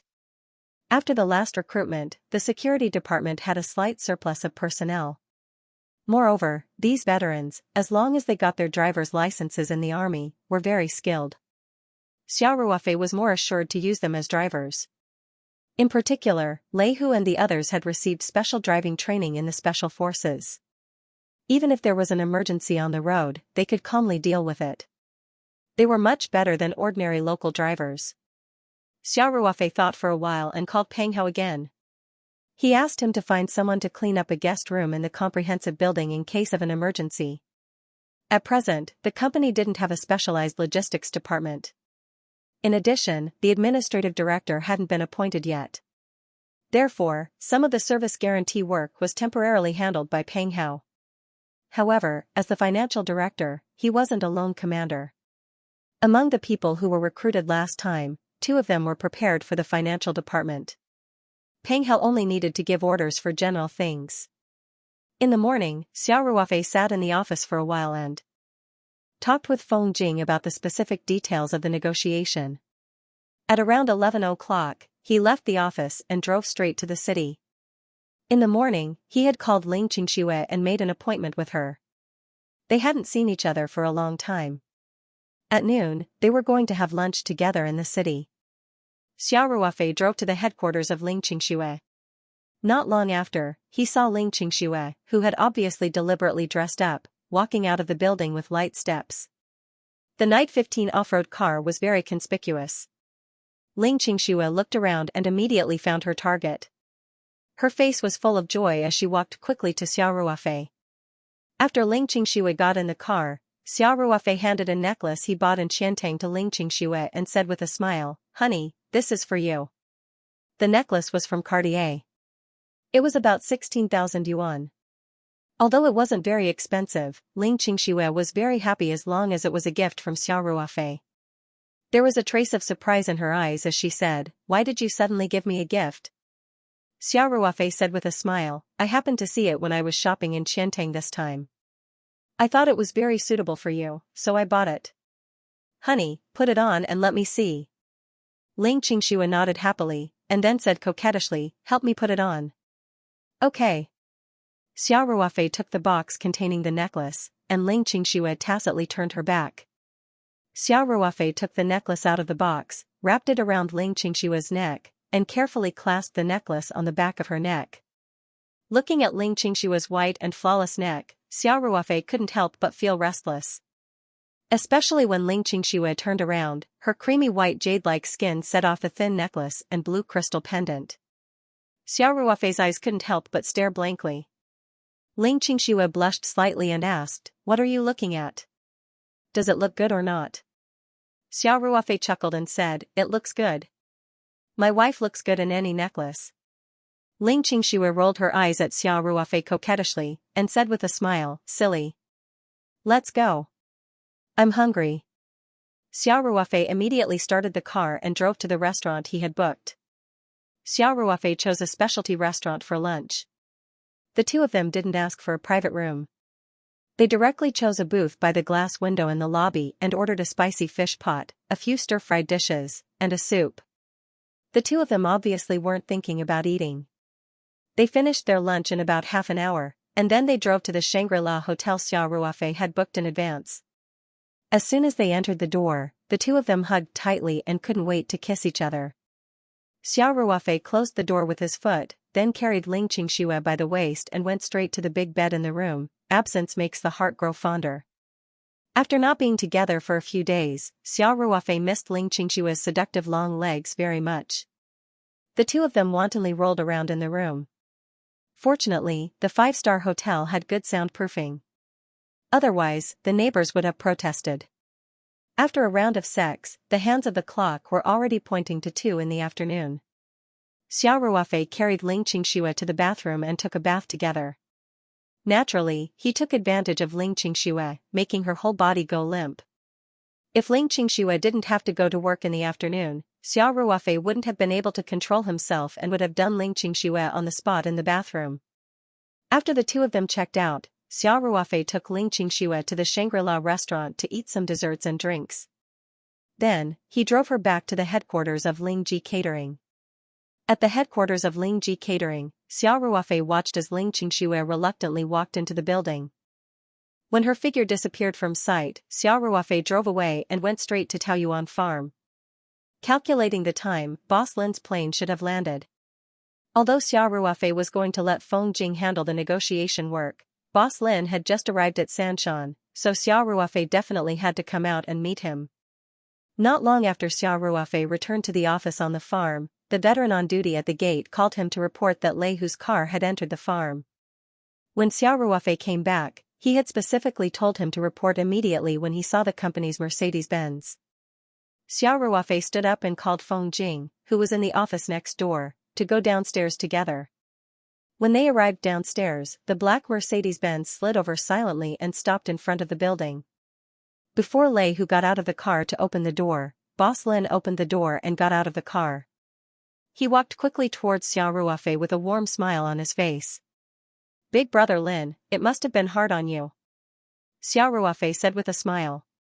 Brother Xia, your farm is not bad. Boss Lin said as soon as they met.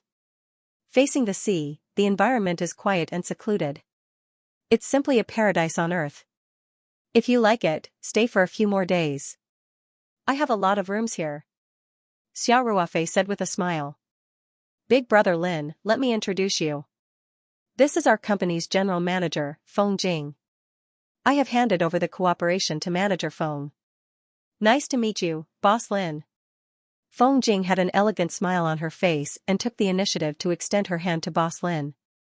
Boss Lin looked at the young, beautiful, and elegant Feng Jing and couldn't help but show a hint of surprise in his eyes. He originally thought that Feng Jing was Xiao Ruofei's assistant or secretary. He didn't expect her to be the company's general manager. Of course, Boss Lin's surprise disappeared in a flash. He quickly shook hands with Feng Jing and said with a smile, Manager Feng, nice to meet you. Xiao Ruofei smiled and said, Big brother Lin, let's go upstairs and talk. I have already asked someone to prepare the meeting room. Thus, Xiao Ruofei and the others walked into the complex building together. When they entered the door, Xiao Ruofei called Lei Hu to his side again and whispered to Lei Hu to inform Peng how to prepare another room. This was because Boss Lin had brought a female assistant with him this time. Although Xiao Ruofei saw that the situation between the two of them seemed a little ambiguous, he couldn't arrange for the two of them to be in the same room. Lei Hu obeyed the order and left. Xiao Ruofei took a few steps forward to catch up with Feng Jing and the others. Everyone arrived at the company's meeting room. The marketing director, Xiao Chang, and a few employees of the administrative team were already waiting in the meeting room. Seeing Xiao Ruofei and Feng Jing come in together with Boss Lin, Xiao Chang and the others quickly stood up. Xiao Ruofei reached out and gestured for everyone to sit down. Then, he smiled and said to Boss Lin, "Big brother Lin, I have already handed over the matter of this cooperation to Manager Feng. Next, you guys have a good chat. I won't join in the fun." Boss Lin revealed a surprised expression and asked, "Brother Xia, you don't want to listen together?" Boss Lin originally thought that Xiao Ruofei was just saying it. Such a big matter would definitely be handled personally. He didn't expect Xiao Ruofei to be so carefree. He didn't even participate in the first contact and negotiation between the two sides. Xiao Ruofei said with a smile, "There's no need for that. You guys can talk first. I have arranged a welcome banquet for all of you in the company cafeteria. Let's have a good chat during dinner." After saying that, Xiao Ruofei nodded at everyone and turned to leave the meeting room. Feng Jing, Xiao Chang, and the others were already used to Xiao Ruofei's style, so they weren't very surprised. Boss Lin and his female assistant looked at each other before sitting down in their seats uncomfortably. "Boss Lin, our chairman has already communicated with me about the specific situation." Feng Jing went straight to the point. "This time, we have to finalize the specific details of the cooperation. We want to hear Tong Rentang's thoughts first." The negotiation was ongoing in the meeting room. Xiao Ruofei called Peng Hao to his office and asked him to personally arrange the welcome banquet in the evening. Xiao Ruofei had specifically instructed Peng Hao to use the freshest Taoyuan vegetables for tonight's dinner. They had to go directly to the greenhouse to pick them. As for beef and mutton, there were already ready-made ones in the cafeteria. Chao Tieshu's wife could just pick the ones she was best at and prepare a table. Then, Xiao Ruofei returned to the villa and took out 5 bottles of Zui Ba Xian wine from the space. Although there were no spiritual heart flower petals added, these wines were first bought by Xiao Ruofei from the Dingfeng winery. They had been in the space for a long time, and the quality was much higher than the 1-month Zui Ba Xian wine that was sold on the market today. Xiao Ruofei thought for a while and took out 3 big grass carps from the space. He put them in a bag and carried them to the company cafeteria with the Zui Ba Xian wine. These big grass carps were caught by Xiao Ruofei when he cleaned the fish pond last time. Although they had been dead for a long time, the space's invincible freshness kept them in the freshest state. They were no different from freshly caught fish. Peng Hao was in the cafeteria preparing for the welcome banquet. Xiao Ruofei gave the fish and Zui Ba Xian wine to him and asked Chao Tieshu's wife to use these 3 big grass carps as the main dish. The homemade cooking method was good. This kind of top-grade ingredient didn't require any earth-shattering cooking skills to make people drool. After the arrangements were made, Xiao Ruofei returned to his office to surf the internet for a while. At around 6 p.m., the meeting room finally ended.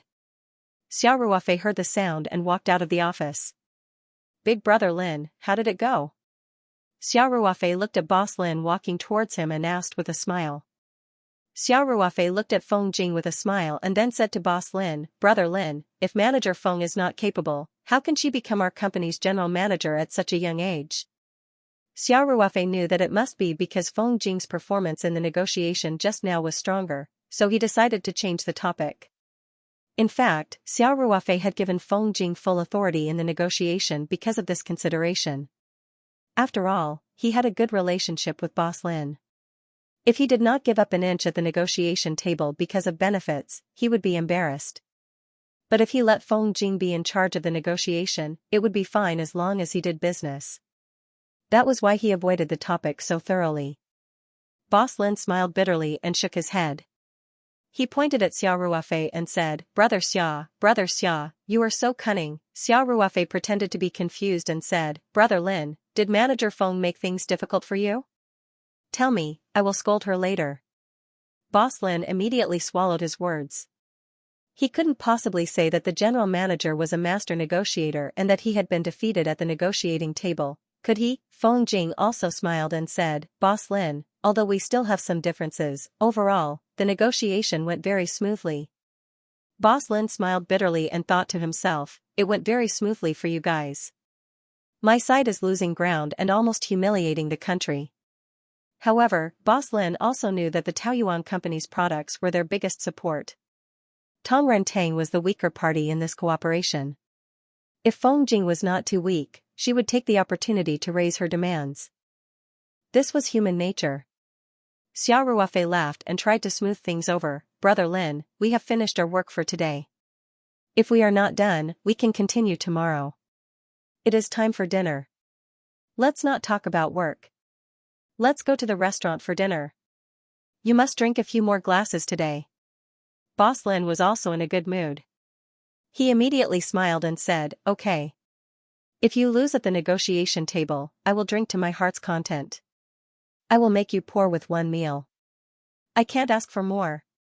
Xia Ruofei raised his head and laughed. When they arrived at the restaurant, Peng Hao had already arranged a round table for the employees.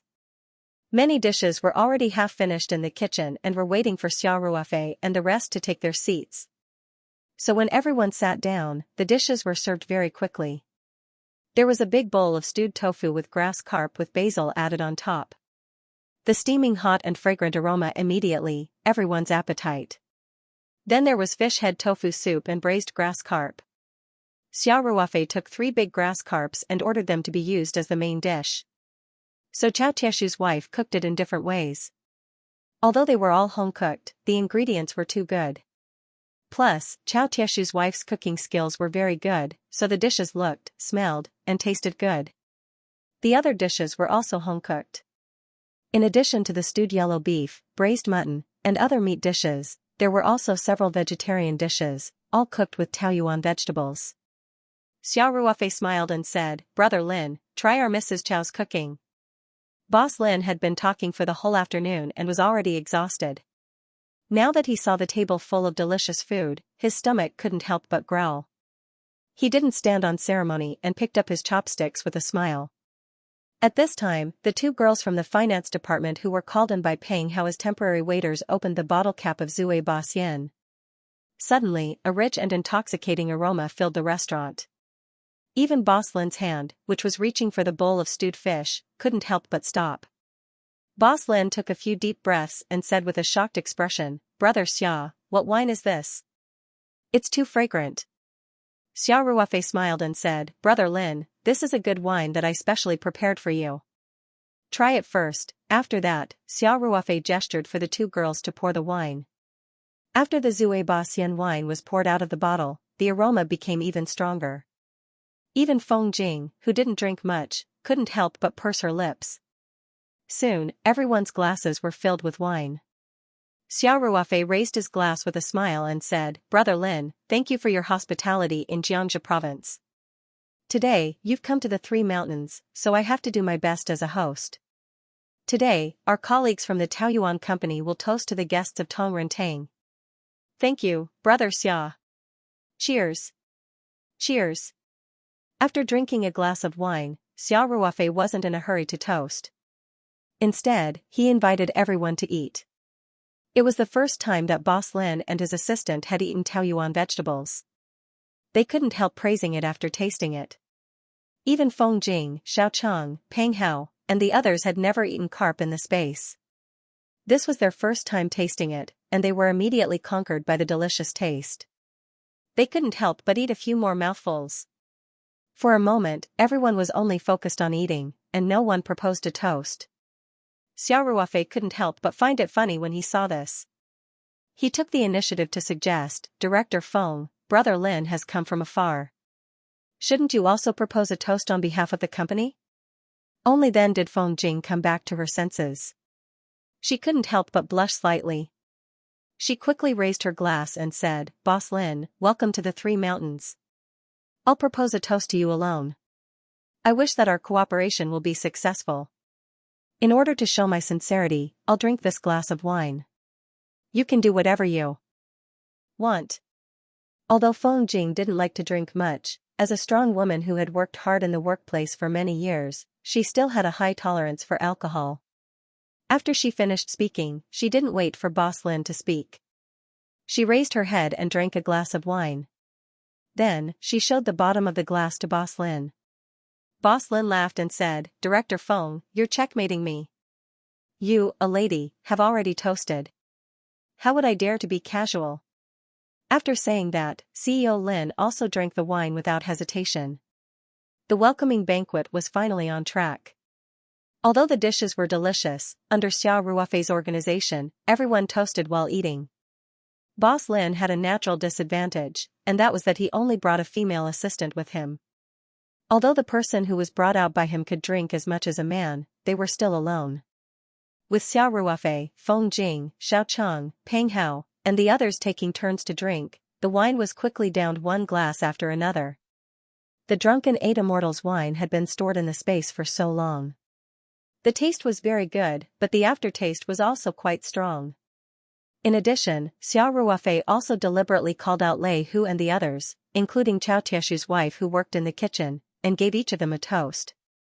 Therefore, Boss Lin and his female assistant quickly drank to their heart's content. Boss Lin even began to speak with a lisp. Seeing that they were almost done drinking, Xiao Ruofei asked Peng Hao to arrange for Boss Lin and his assistant to rest in the reception room upstairs. He also specially instructed the two girls from the finance department to take care of Boss Lin's female assistant. Feng Jing watched as Boss Lin was escorted upstairs by Lei Hu and the others to rest. She smiled sweetly at Xiao Ruofei and said, "Chairman, do you want to have a seat in my office?" Xiao Ruofei knew that Feng Jing wanted to report on the negotiation today. He thought for a moment and said, "Let's take a walk in the farmyard. I just want to get rid of the alcohol." "Sure." Feng Jing nodded in agreement. Therefore, the two of them walked out of the comprehensive building together and walked in the farm while talking. Peng Hao, Xiaochang, and the others naturally went back to their rooms to rest. The night view of the farm was not bad. The shadows of the trees swayed slightly under the street lights. There were even landscape lights installed on the lawn. It was a peaceful and quiet scene. Xiao Ruofei laughed as he walked and said, "Director Feng, I think Boss Lin has a lot of resentment. Are your conditions too harsh?" Feng Jing pursed her lips and smiled. "Isn't negotiation like this? Asking for sky-high prices and sitting on the ground to pay back money. Haha. Tell me about the negotiation in the afternoon," Xiao Ruofei said with a smile.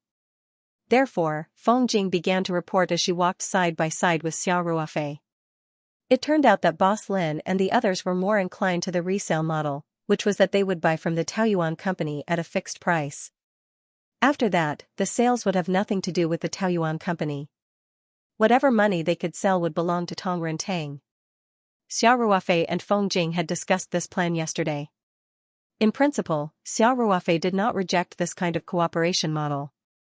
Although they might earn less, all the risks would be transferred to Tong Rentang, and the return of the money would be faster.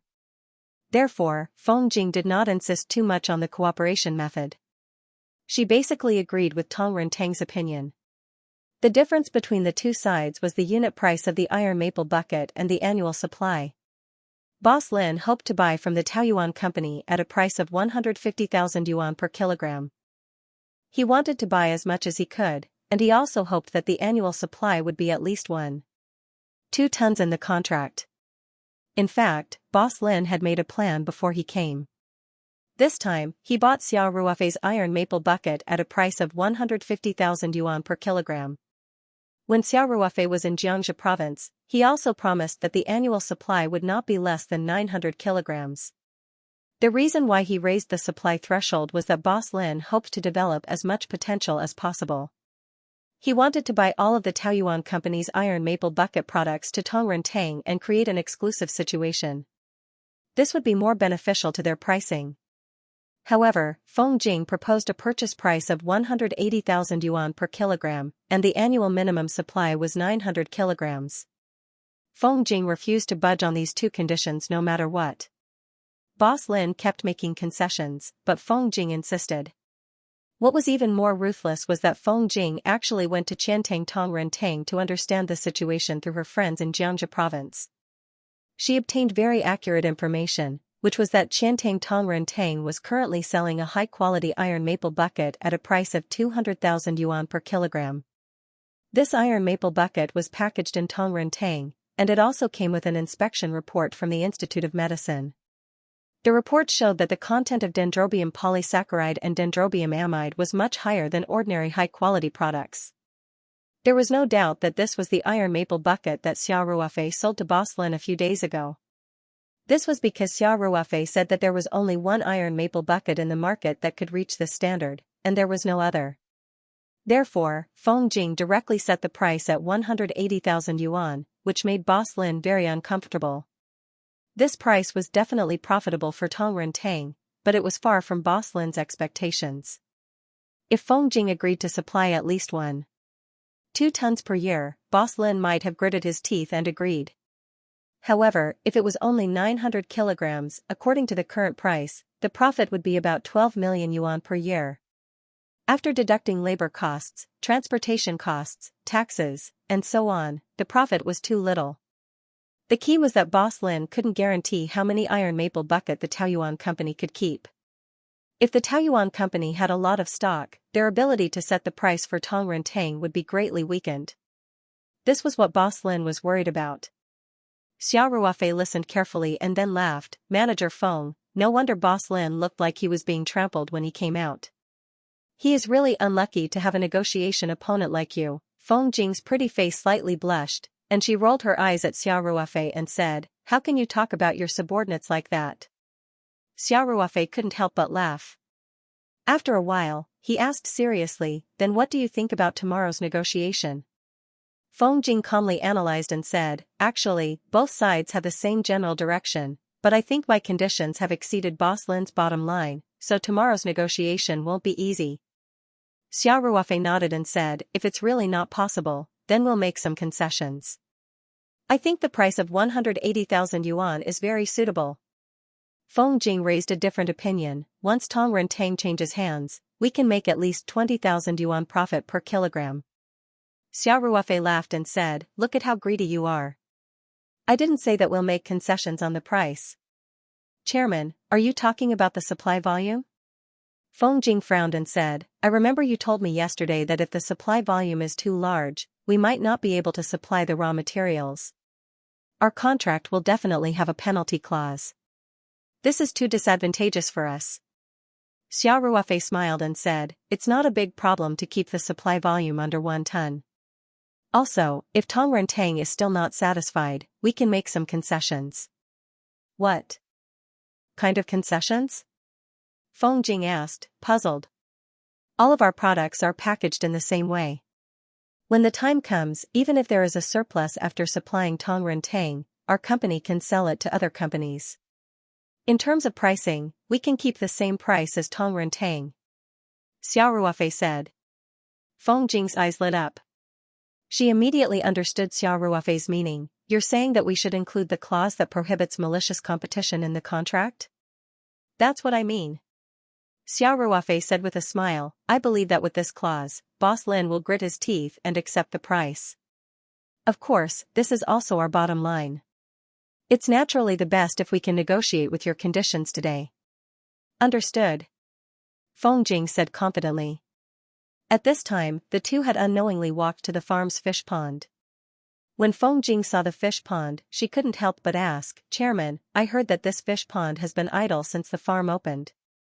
I think it's too wasteful. Should we consider adding a breeding project?" If it were a few days ago, this question would definitely give Xia Ruofei a headache. However, he naturally didn't have to worry about it today. He immediately said with a smile, "I've already found a project, but it still needs some time." "Oh? What project?" Feng Jing couldn't help but ask. Xia Ruofei said with a smile, "I'll keep you guessing about the specific project first. You'll know in a few days.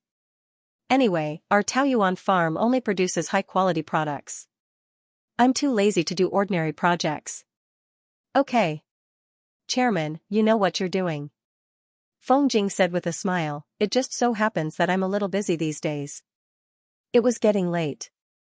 The two talked about some company matters and turned back. Xiao Ruofei walked Feng Jing to the front of the comprehensive building before returning to the small villa. The next day, the negotiations continued. With Xiao Ruofei's instructions, Feng Jing felt more confident in her heart. On the negotiating table, except for increasing the supply to 1 ton, she didn't give in on any other conditions.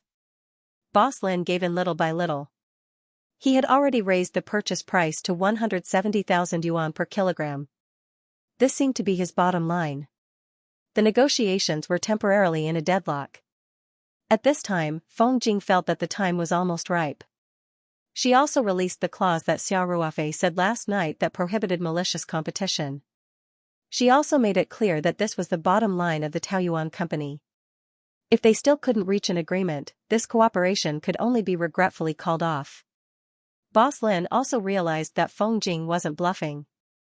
He weighed the pros and cons for a long time, then went out to call the head of the main store to ask for instructions.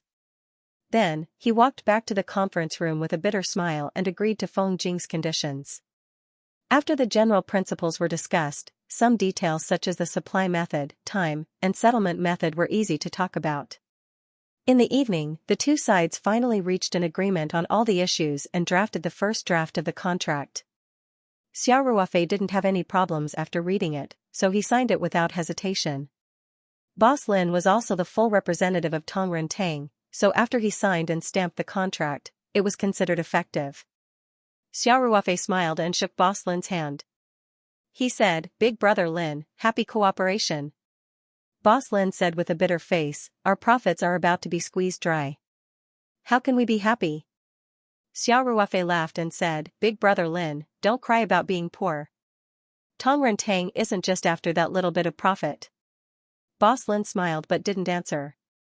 Xiao Ruofei leaned close to Boss Lin's ear and whispered, "Big brother Lin, business is business. Don't blame me for being unkind. Don't be depressed.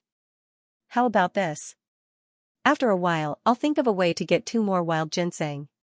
The quality won't be lower than the previous ones. What do you think? Brother Xia, are you serious?" Boss Lin was suddenly energized. Compared to the iron maple bucket, high-quality wild ginseng was even more difficult to find. Moreover, it was more effective in increasing Tong Rentang's reputation. Xiao Ruofei smiled and said, "I already have some ideas. As soon as there's news, I'll be the first to inform Big Brother Lin." Okay. Then Brother Xia, you have to be more careful." Boss Lin quickly said. "Don't worry about it. I don't dare to slack off when it comes to Big Brother Lin." Xiao Ruofei said with a smile. "Let's go. You guys must be tired after talking for a whole day. Let's go for a drink. It's not easy to come to the 3 mountains. Don't rush back. I'll ask Lei Hu to drive you guys around tomorrow." No. I still have a lot of things to do at the shop. I booked a flight for tomorrow morning." Boss Lin quickly said. He was already anxious to return home. Although the results weren't as good as he had expected, the mission was still considered completed. He still had to report back to the main store immediately. "That's fine. We were in too much of a hurry this time. Next time, we'll find time to come over and have fun." Xiao Ruofei didn't force him. Of course. Boss Lin said. The next morning, Xiao Ruofei arranged for the company's car to send Boss Lin and Lin Yiqian to the airport. After both parties signed the formal contract, Feng Jing immediately arranged for people to follow up. Her main task was to design the packaging of the iron maple bucket. She didn't need to worry about the other aspects of the cooperation. 2 days ago, Feng Jing asked people to come up with a preliminary plan. Considering the high price of the iron maple bucket, the preliminary plan was to divide the bucket into 2 types, 500 grams and 1 kilogram. In addition, they were going to design a few different gift boxes. The company only needed to come up with a proposal, and the specific design could be outsourced to outside design companies. As for the other aspects, Xiao Ruofei was naturally in charge of the raw materials. Xiao Ruofei had also arranged the processing of the dendrobium iron, so Feng Jing didn't need to worry about it. Qin Xiaojun and the others went to Xianxia province to study. Xiao Ruofei calculated that the next batch of dendrobium iron would be harvested in less than a month. By then, they could come back and do the actual operation. Of course, when the time came, it was inevitable that Master Luo or other experienced masters would come over to guide them on the spot. He believed that after a few experiences, Qin Xiaojun and the others should be able to process it independently. After all, there wasn't a lot of technical content. A lot of the experience was passed down by word of mouth. After a little bit, they would understand. The rest was nothing more than practical experience. As for the delivery, the iron maple bucket was priceless. Whether it was through logistics or hiring a truck, Xiao Ruofei couldn't be completely at ease. After all, the iron maple bucket that needed to be shipped to Xianxia province every month was worth at least 20 million yuan. Fortunately, although the value was very high, it was only a little more than 100 kilograms. Xiao Ruofei already had a plan in mind. When the time came, he would let Lei Hu and the other veterans take turns to drive to Xianxia province to deliver the bucket. The pickup truck had a sealed back bucket, so it was easy to carry such a small iron maple bucket. When the time came, 2 to 3 people would be arranged to escort the bucket. Everyone would take turns to drive on the road. With these experienced and strong veterans, even if there were any unexpected situations on the road, or even road robbers, they should be able to handle it calmly. The company's operations were gradually on the right track. Other than the administrative director, the staff was basically in place. Feng Jing had been trying to contact someone for the position of chief executive officer. However, the Taoyuan company wasn't well known at the moment. Those who were truly capable weren't willing to take the risk to come to such a small company. As for those who weren't capable enough, Feng Jing wasn't willing to compromise. Therefore, the position was temporarily empty. Xiao Ruofei's attitude was also that he would rather go without than have something substandard. He did not insist on being able to recruit people immediately. He believed that it wouldn't be long before this situation reversed. When that time came, it would be others begging to enter the company. Moreover, Feng Jing was very capable in the management of the company. Without an executive director, the company's operations would not be greatly affected. A few plans for the packaging design of the iron maple bucket were quickly put forward. Xiao Ruofei personally brought Feng Jing and Xiao Chong to review the design company's renderings. In the end, they chose a design plan with a strong huaxia style. This set of packaging design used a light gold background, supplemented by some coiled dragons, auspicious clouds, and other background patterns, which made it look like a scroll. After opening it, there were 2 carved wooden boxes embedded. Each wooden box could hold a 500-gram iron maple bucket. Of course, a separate 500-gram outer packaging was also designed. The pattern and logo were the same as the 1-kilogram bucket, except that they were 1 size smaller. In addition, this set of plans also included several gift box packaging. The gift boxes were all dark red in design. They were made of leather and were imprinted with golden stamping words and logos. They looked very noble. Although Xiao Ruofei did not like to be ostentatious and luxurious, he also knew that the packaging design of the iron maple bucket really needed a certain amount of luxurious elements. This was determined by the target customer's positioning. Most of the people who could afford such a high-quality iron maple bucket were nouveau riche. Other than buying the iron maple bucket for their own use, a large number of them also gave it to others as gifts. If the packaging was too shabby, those nouveau riche would not consider it no matter how good the item was. After deciding on the plan, Feng Jing immediately began to contact the factory to produce it. If it was mass-produced, the cost of ordinary packaging was about 80 yuan, and the cost of the leather gift box was about 300 yuan. Of course, compared to the price of 180,000 yuan per kilogram, the money spent on packaging was almost negligible. Just the profit that Feng Jing had won during the negotiation alone had reached 30,000 yuan per kilogram. Moreover, everyone agreed that this money was necessary to spend. It was also good for the company's brand promotion. After the deposit was paid, the factory immediately began to make the mold and put it into production. Soon, the outer packaging would be continuously shipped to Taoyuan Farm. Under the personal supervision of Manager Li, the factory where the iron maple bucket was made worked overtime. Soon, a row of bungalows was built. In addition to the production room and drying area, there was also a small warehouse reserved for storing the finished products. Xiao Ruofei did not intend to pack the iron maple bucket in Sanxian City. He had already reached an agreement with Boss Lin. When the time came, the unified packaging would be directly shipped to Qiantang through the logistics channel. This way, they could pack the iron maple bucket they made every time in a big bag and directly transport it to Qiantang in a pickup truck. After packing, at least a pickup truck would be needed to pack the iron maple bucket. Those boxes took up too much space. Moreover, a full bag of iron maple bucket was convenient during the transaction. They could directly weigh it, so there would be no suspicion that it was underweight after packing the iron maple bucket into a box. On the third day after Boss Lin left, Xiao Ruofei drove the pickup truck and left Taoyuan Farm. He had made an appointment with his future father-in-law to bring the blood-red dragons to the Jianbin villa today. Xiao Ruofei had already selected 6 blood-red dragons from the space the night before. They were placed in 3 plastic boxes, and each box was just enough to fit a pair. At the same time, he dripped a little diluted solution of the spirit heart flower petal into the boxes. When the car drove to the entrance of Ling Xiaotian's villa, Xiao Ruofei had an idea.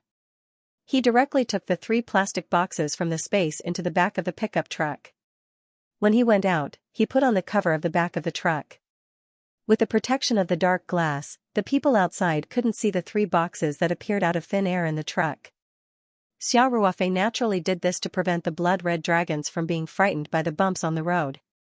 If the blood-red dragons were to wander around and hurt their scales, their value would be greatly reduced. Xiao Ruofei pressed the horn, and the intelligent door control system's camera indicator lit up. Then, the iron gate immediately slid open silently. Xiao Ruofei drove into the courtyard and saw Ling Xiaotian walking out of the villa with 5 or 6 middle-aged men. Xiao Ruofei jumped out of the car and greeted with a smile. Uncle Ling Xiaotian nodded with a smile and said, "Ruofei, did you bring the blood-red dragons?" Xiao Ruofei casually pointed and said with a smile, "They are all in the back of the truck. There are 6 of them in total." At this time, a slightly balding middle-aged man showed a trace of suspicion and said, "Young man, all 6 of them are blood-red dragons?" Xiao Ruofei nodded and said, "Yes." The balding middle-aged man smiled and said, "When did blood-red dragons become so common? Usually, one can only be found by chance." 6 of them suddenly, hee. Obviously, he was full of doubts about Xiao Ruofei. Ling Xiaotian saw this and said with a serious face, "Xiao Laosan, if you don't trust me, Ling Xiaotian, you don't have to come. No one is forcing you to come with a gun." Xiao Laosan said casually, "Old Ling, I have nothing to do, so I came to see your blood-red dragons." "Do you really think I have any hope for the 6 blood-red dragons?" Ling Xiaotian snorted and said, "Humph. Believe it or not, my blood-red dragons were found for me by Ruofei." After that, Ling Xiaotian ignored Xiao Laosan and said to Xiao Ruofei with a gentle smile, "Ruofei, let me introduce you to some of my friends." Birds of a feather flocked together. They were all in the ornamental fish business, so Ling Xiaotian's circle was not the same as ordinary fish lovers. His circle was full of rich big bosses. There were a total of 5 people present, and they were all successful tycoons. One of them was a dignified middle-aged man wearing a string of expensive Z beads. His name was Li Zongheng, and he was the CEO of Zongtian Real Estate. The middle-aged man wearing an Armani suit was Su Dishing, and he was the chairman of Huatian Jewelry Group. There was also a rough middle-aged man named Yang Dahua, and he had a chemical company worth more than 100 million yuan under his name. The last one was a skinny old man named Guoqing Lin, and he had been in the seafood processing business all his life. The seafood company under his name was also worth more than 100 million yuan. Of course, in the end, Ling Xiaotian still introduced the balding Xiao Laosan with a straight face. Xiao Laosan's name was Xia Sun, and he was the boss of a large-scale logistics company. After listening to Ling Xiaotian's introduction, Xiao Ruofei also smiled and nodded to these potential rich customers. When he finally introduced Xia Sun, Xiao Ruofei almost laughed out loud. He couldn't help but think of the Heaven Sword and Dragon Saber. However, it was really difficult to associate the balding, wretched uncle in front of him with the Golden Lion King. The CEO of Zhongtian Real Estate, Li Zongheng, had a modest temperament. After Ling Xiaotian's introduction, he said with a gentle smile, "Xiaoxia, let's take a look at the arowana you brought. As long as the quality is good, the price is not a problem. It's best if the quality is higher than old Ling's." The skinny old man, Guo Lin, said with a smile, "So that he doesn't have to show off in front of us all day." Yang Dahua and Su Dexing couldn't help but laugh.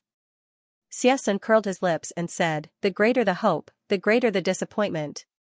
I advise you not to have any expectations." When Xiao Ruofei heard that Xiesun's words were not pleasant to hear, he couldn't help but feel a little unhappy.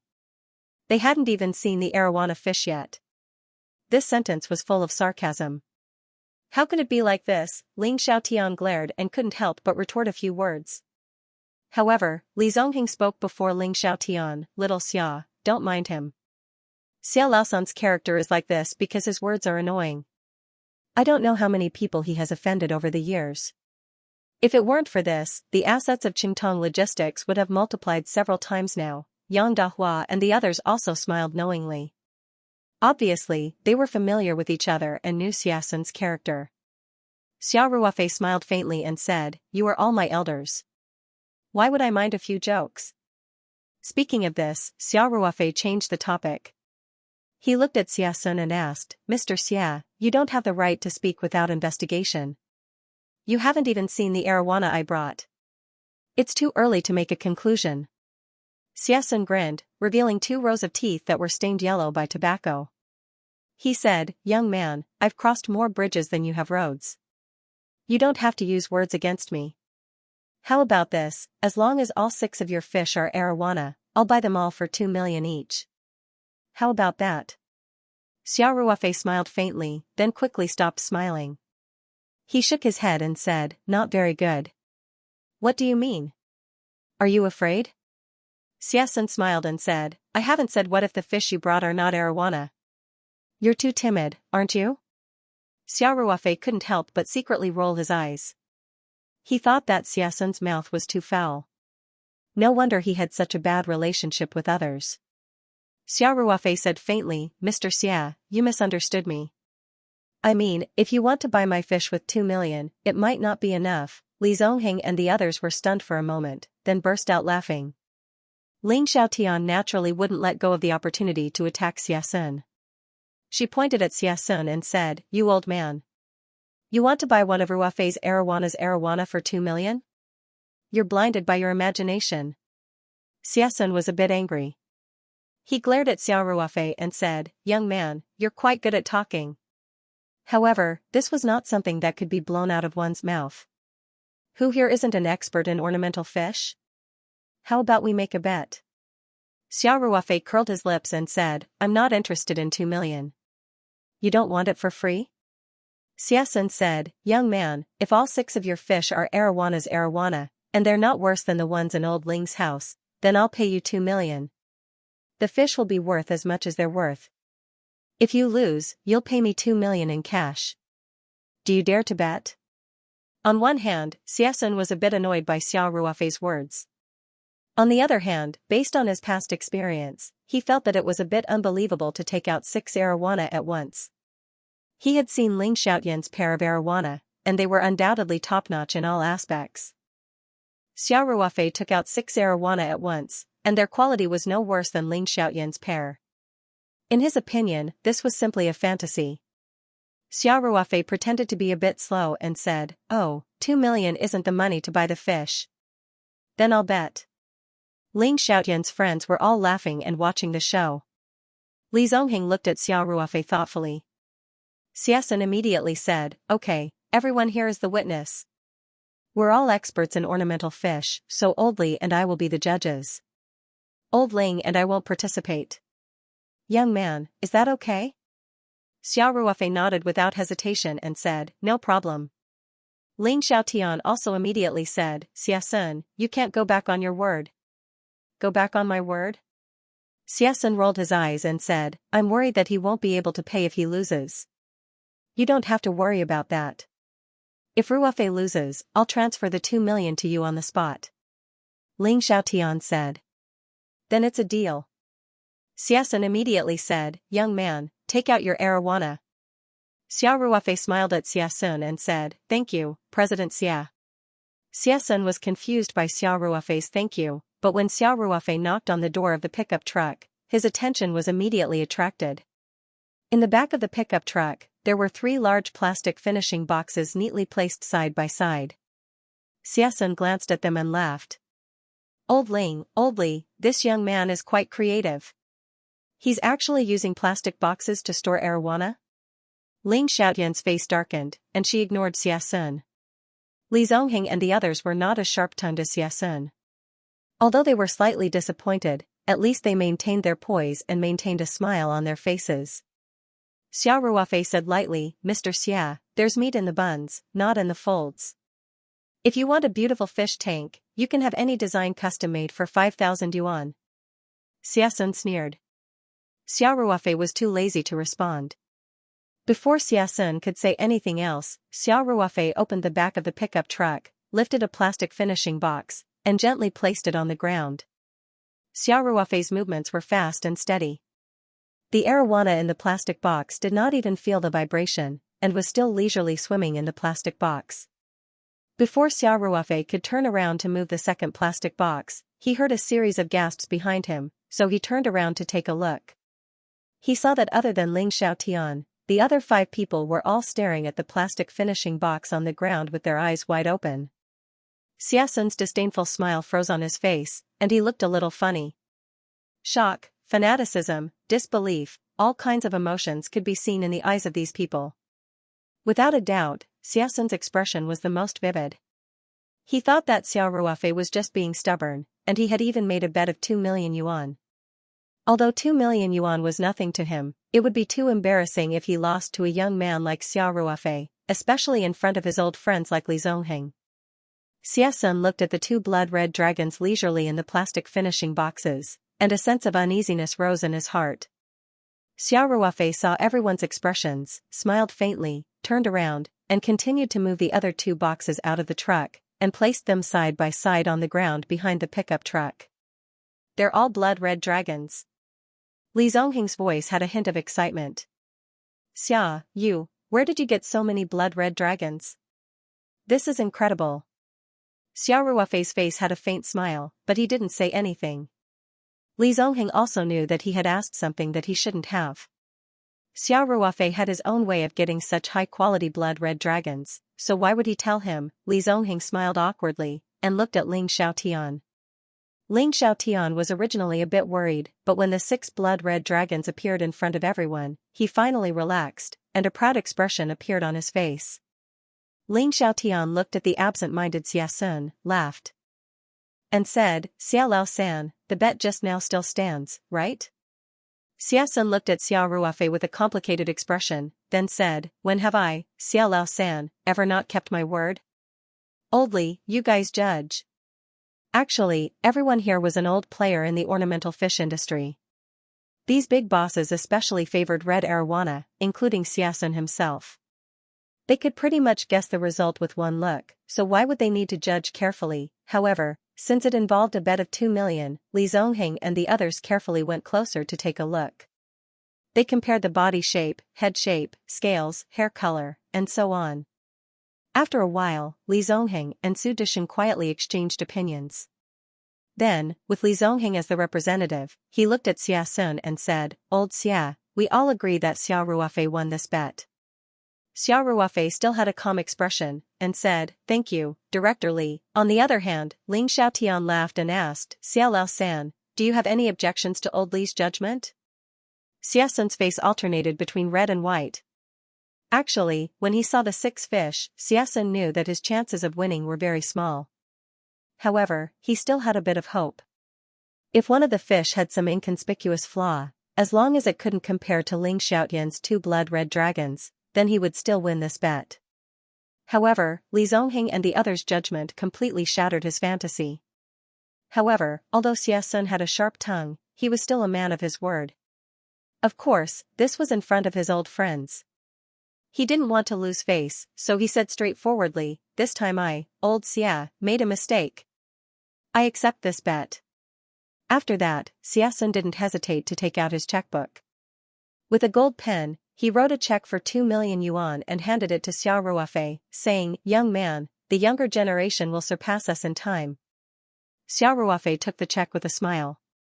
He just glanced at the numbers on it and put it away without checking its authenticity. In this kind of situation, the possibility of Xiaxun cheating or even writing a fake check was almost zero. "Thank you, Director Xia," Xiao Ruofei said again. Xiaxun suddenly thought of the thank you Xiao Ruofei said before she opened the car door, and the gloominess in his heart increased. So, the other party was already confident in winning, and he was just rushing to give the money away.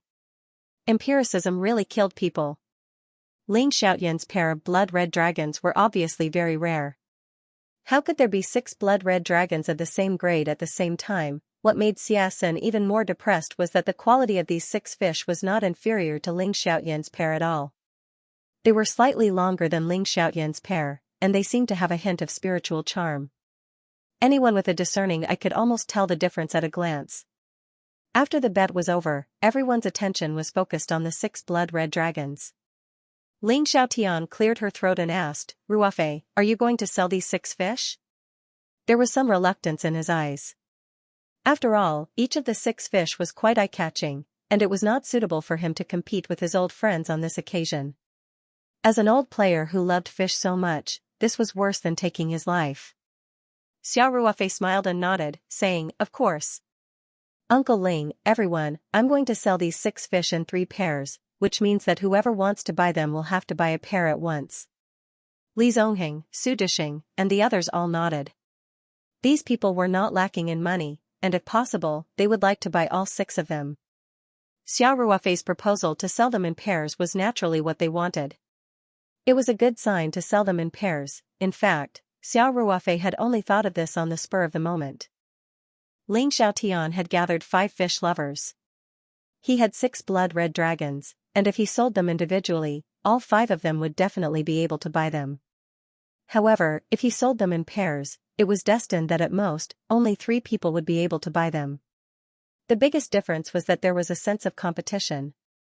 Obviously, this kind of selling method could raise the price, which was what Xiao Ruofei wanted to see. Ling Xiaotian thought for a moment and understood Xiao Ruofei's intention. She could not help but glance at Xiao Ruofei with a faint smile, thinking that this kid was quite sly. Li Zongheng and the others' attention was all attracted by the red arowana, so they did not care at all whether they bought one or a pair. Li Zongheng and Guo Qinglin's eyes were flashing, and they looked at one of the boxes intentionally or unintentionally. However, they were all old and cunning bosses, so they hid it very well. Of course, Xiao Ruofei's eyes were very sharp. He was already keenly aware of it. However, Xiao Ruofei was still calm and collected. He walked over to one of the plastic boxes and put it down in the middle of the yard. Then, he smiled and said, "Bosses, this is the first pair of blood-red dragons to be sold today. The rules are very simple. Everyone just bid, and the highest bidder gets it." Li Zongheng once again glanced at the remaining 2 plastic boxes next to Xiao Ruofei. Then, he laughed and said, "Then I'll give a price first. This pair of blood-red dragons, whether it's the color of their hair or the shape of their bodies, can be said to be the best. I'll give 5 million. Li Zongheng offered 5 million right off the bat, and the average price of each fish had reached 2.5 million. It had far exceeded the 2 million price that Xiaxun had mentioned earlier. Xiaxun could not help but blush. Su Dishing did not hesitate and said, "Boss Li is a bit conservative today. I'll give 5 million. 88 million. Yang Dahua also stared at the pair of blood-red dragons, full of desire, and gave his price. Guo Qinglin, who looked like a skinny old man, looked at it, but in the end, he did not bid. He laughed and said, "This is only the first pair, and everyone is fighting so fiercely. I'll wait for the next pair." Yang Dahua grinned and said, "Brothers, why don't you let me win? I really like this pair of blood-red dragons. Anyway, there are still 2 more pairs. You can continue to compete." Although Yang Dahua did not say it clearly, his meaning was very obvious. Everyone was competing, and in the end, Xiao Ruofei would benefit. Although they were not short of money, there was no need to be a fool. Li Zongheng thought for a moment and said, since Boss Yang has spoken, we have to give him face. After that, he closed his mouth. Obviously, he was not going to bid anymore. Su Dixing had been thinking, and did not make a clear statement. At this time, Xia Sun, who had been silent all this time, suddenly said to Xiao Ruofei, little brother, can I bid? Xia Sun had just had a small argument with Xiao Ruofei, and he had lost 2 million. However, the quality of these 6 red arowana was too good. He had been in the ornamental fish business for many years, but he had never seen such close to perfect blood red dragons. Therefore, he could keep a straight face at first, but when he saw Yang Dahua and the others bidding, his heart felt like it was being scratched by a cat. Xiao Ruofei smiled and said, of course you can. These blood red dragons are for sale. As long as Boss Xia bids the highest, I can sell them to you. Hearing this, Ling Xiaotian could not help but open her mouth. Xiao Ruofei saw this and immediately stopped him, Uncle Ling, you don't have to participate. When Xia Sun heard this, he glared and said, Old Ling, why are you still here? The pair of blood red dragons that Xiao Ruofei found for you is already good enough. You can't take all the benefits, can you? Lin Xiaotian chuckled awkwardly and waved his hand. Fine. You guys fight for it. I'll just watch from the side, okay? That's more like it. Xia Sun muttered. Yang Dahua asked impatiently, Old Xia, are you going to bid or not? If not, this pair of blood red dragons is mine. Xia Sun immediately said, bid. Why not?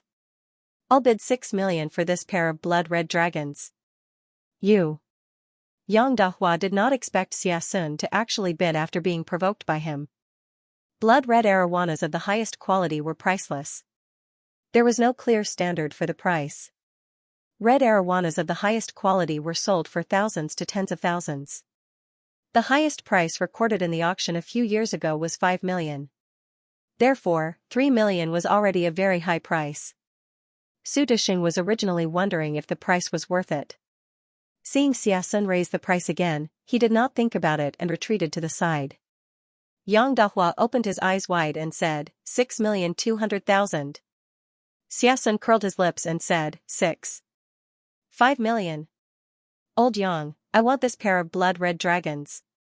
Yang Dahua was so angry that he rolled his eyes. Why did this old man bite whoever he caught? He raised the price by a few 100,000 all of a sudden. He was simply crazy. Xiao Ruofei looked at these big bosses bidding, and his heart was blooming with joy. Yang Dahua finally chose to give up. Xia Sun was a madman who did not play by the rules. It was not worth it to fight with him until both sides suffered losses. Anyway, there were still 2 more pairs. There was no need to fight with him here. Thus, Xia Sun got his wish and bought the first pair of blood red dragons at the price of 5 million. He was so happy that his bald head seemed to be shining. He laughed and took out his checkbook, signed a check for 5 million, and handed it to Xiao Ruofei. Then, he carefully carried the plastic container to the side and looked at the 2 blood red dragons. The more he looked at them, the more he liked them. Xia Sun took out his phone and made a call. He sent someone to bring a special fish tank and drive over to pick up the pair of blood red dragons. After arranging everything, Xia Sun came over to watch the fun.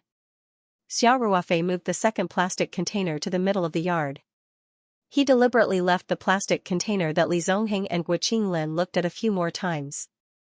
Xiao Ruofei pointed to the plastic container in the middle of the yard and said with a smile, just now, Mr. Xia successfully bought a pair of blood red dragons. There are only 2 pairs left. If you want them, you'll have to work harder. Now, let's start bidding. This pair of blood red dragons was 2 or 3 centimeters shorter than Xia Sun's, so Yang Dahua started with a price of 4 million. However, it was obviously unrealistic to buy a pair of blood red dragons for 4 million, especially under the covetous eyes of these tycoons. The price quickly climbed up. Even Xia Sun was eager to bid again. However, under the strong protests of Yang Dahua and the others, Xiao Ruofei could only stand up and say that those who already bought the blood-red dragons couldn't participate in the next round of bidding. Only then did Xiaxun move to the side and become a complete spectator with Ling Xiaotian. Xiao Ruofei had been secretly observing Li Zongheng and Gu Qinglin. He found that although they seemed to be very active in bidding, they didn't raise the price by much. When the price climbed to 5 million, the two decisively stopped bidding. They didn't seem to want the first two pairs of fish. Xiao Ruofei made his own judgment. On the other side, Su Dishing and Yang Dahua were still bidding. The price of this pair of blood-red dragons rose all the way to 8 million. In the end, Yang Dahua, who was more eager to buy, bought this pair of blood-red dragons for 6 million. In a short period of time, plus the 2 million that Yang Dahua lost to him, Xiao Ruofei had already earned 5 million. Even Xiao Ruofei was secretly shocked. This money came too quickly. He had only paid attention to these red arowana when they were laying eggs. After that, he basically raised them in the space. It could be said that it cost him nothing. In just half a year, he had sold them for such a high price. One had to know that there were more than 60 red arowana of similar quality in the space. Of course, the market for this kind of high-end ornamental fish was limited. Xiao Ruofei couldn't sell so many of them at once. He could only release a few every once in a while. Even so, Xiao Ruofei was very satisfied with this amazing profit. Yang Dahua also wrote a check for 6 million in cash to Xiao Ruofei. Then he picked up the plastic container and called his subordinates to bring the fish tank to pick it up. Xiao Ruofei thoughtfully glanced at Li Zongheng and Gu Qinglin. Then with a faint smile, he moved the last plastic container to the middle of the yard. Xiao Ruofei didn't know what was so special about this last pair of blood-red dragons, but he was keenly aware of the subtle changes in Li Zongheng and Gu Qinglin's expressions. These were all smart people. So Xiao Ruofei consciously put this pair of blood-red dragons at the end of the auction. Li Zongheng and Gu Qinglin unexpectedly didn't bid directly. Instead, they showed a thoughtful expression, as if they were thinking about what price to bid. On the other hand, Su Dishing thought for a moment and immediately called out a price, 6 million. Su Dishing also knew that it was meaningless to bid a low price. Moreover, every pair of blood-red dragons that Xiao Ruofei brought out was worth this price, so he simply bid 6 million. Li Zongheng thought for a moment and said with a smile, "This is the last pair. I can't give it to you so easily." "Xiaxia, I bid 5 million. Li Zongheng suddenly raised the price by 500,000, which made Su Dishing feel a little depressed.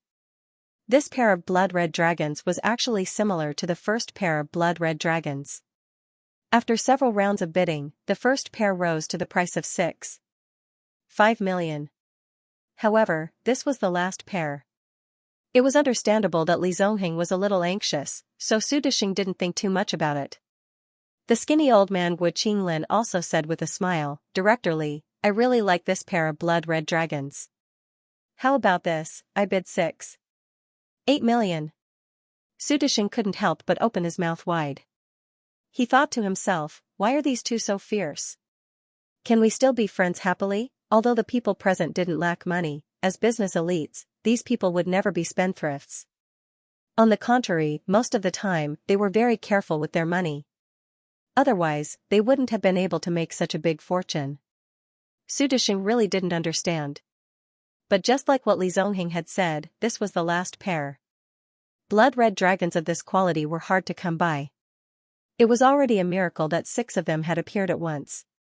What if they missed this opportunity and didn't have another one? Su Dishing was also very fond of this pair of blood-red dragons.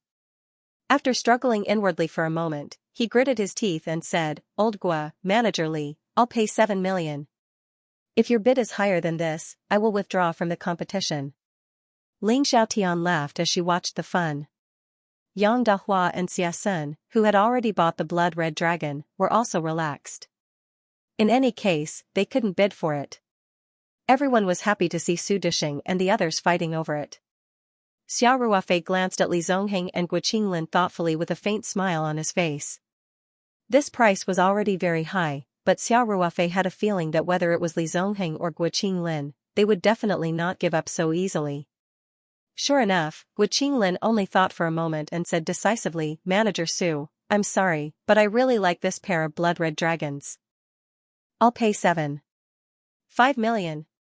Su Disheng sighed and shrugged as he walked to the side. Obviously, he wasn't going to bid anymore. It was true that he didn't lack money, but his money didn't grow on trees. He wouldn't be spendthrifts. Even Ling Xiaotian, Xia Sun, and Yang Dahua looked surprised. Obviously, they didn't expect the price to be so high. As for Li Zongheng, when Wu Qinglin made the bid, he couldn't help but raise his eyebrows and glance at Wu Qinglin thoughtfully. Li Zongheng lowered his head and thought for a moment. Then, he raised his head decisively and said, Xiaoxia, I'll pay 5 million. After that, Li Zongheng looked at Wu Qinglin with shining eyes. Ling Xiaotian and the others gasped.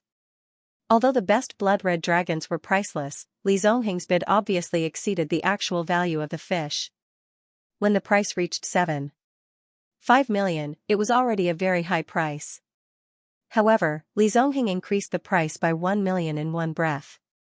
This made Ling Xiaotian and the others feel a little incredulous. In their impression, Li Zongheng was a very calm and humble person. He didn't seem like the kind of person who would be impulsive. Could it be that this pair of blood-red dragons was the last pair, and Li Zongheng really wanted to get it, so he purposely increased the price by 1 million to show his determination to get it and make Wu Qinglin retreat? After thinking about it, Ling Xiaotian and the others could only think of this reason. Xia Sun and Yang Dahua couldn't help but secretly rejoice. Fortunately, they had made a move early and bought the first and second pairs. Otherwise, when it came to the last pair, they would have to fight Li Zongheng to the death. That would really be a big loss. Especially Xia Sun. Including the 2 million he lost in the bet, he actually spent 5 million for the blood-red dragons. This was exactly the same as Li Zongheng's bid. Thinking of this, Xia Sun's depression seemed to lessen a lot. When Wu Qinglin heard Li Zongheng's bid, he couldn't help but be stunned for a moment. Then, he frowned slightly. Li Zongheng still looked at Wu Qinglin with a smile. Now that Su Disheng had withdrawn from the competition, as long as Wu Qinglin gave up, the pair of blood-red dragons would be his. Li Zongheng looked relaxed, but in fact, he was still a little nervous. Especially when Wu Qinglin looked at the blood-red dragons that hadn't been decided yet, his heart couldn't help but skip a beat. He had a bad feeling. Sure enough, Wu Qinglin quickly said, 9 million. This time even Ling Xiaotian felt that something was wrong. She looked suspiciously at Li Zongheng, who had a bitter smile on his face, and Wu Qinglin, who looked calm, and said, Mr. Gua, Mr. Li, what are you doing? Do you have too much money to burn? At this time, Xiao Ruofei said with a smile, Uncle Ling, Mr. Gua, and Mr. Li are smart people. They naturally have their own reasons for bidding. After that, Xiao Ruofei also looked at Li Zongheng and Wu Qinglin. Li Zongheng said with a bitter smile, it seems that Mr. Gua and Xiaoxia have already seen through it.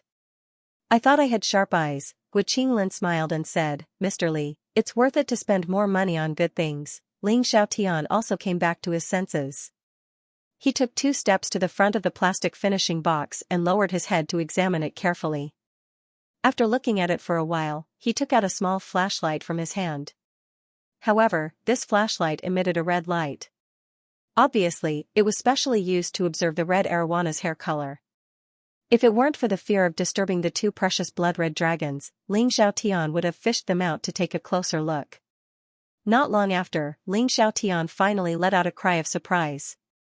Purple crimson dragon? And it's a myriad of colors? Mr. Gua, Mr. Li, your eyes are too sharp.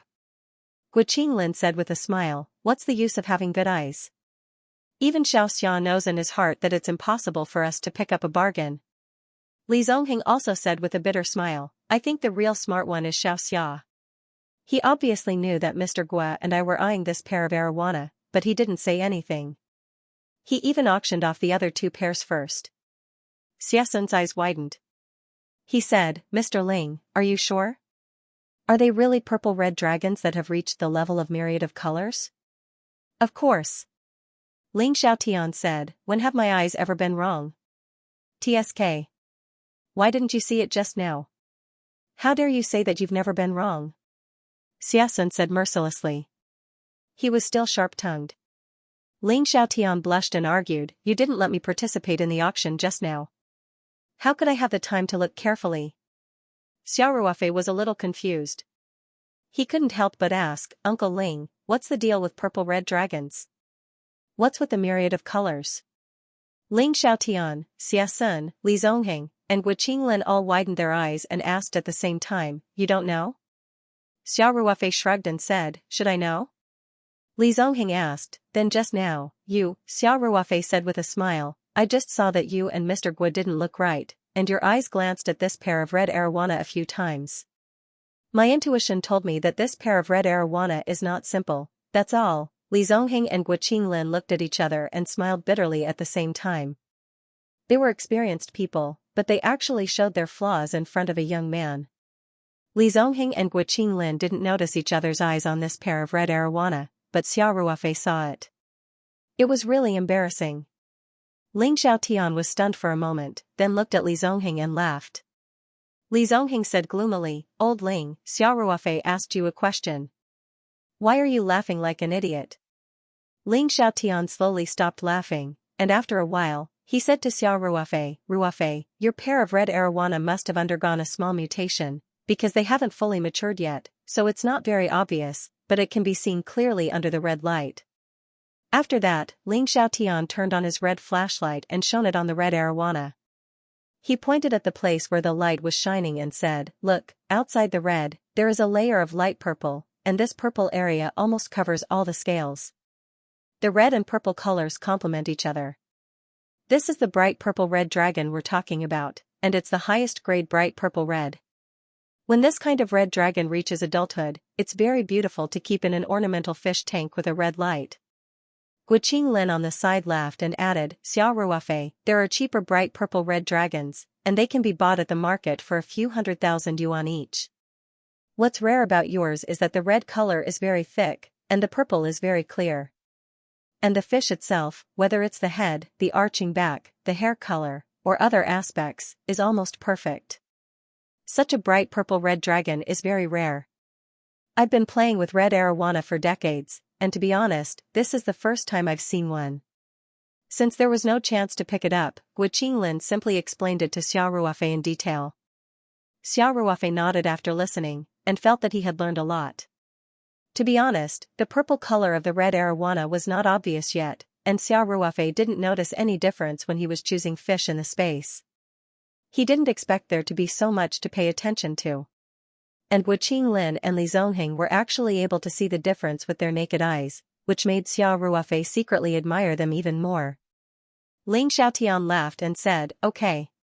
Now there's no need to hide it. Old Gua, Manager Li, you can continue to bid. Xiasun, who was on the side, said, this is a bright purple-red dragon. We should be able to bid too. If I had known there was a bright purple-red dragon, I definitely wouldn't have bought this pair. After Xiasun said that, even Yang Dahua and Ling Xiaotian showed a look of interest.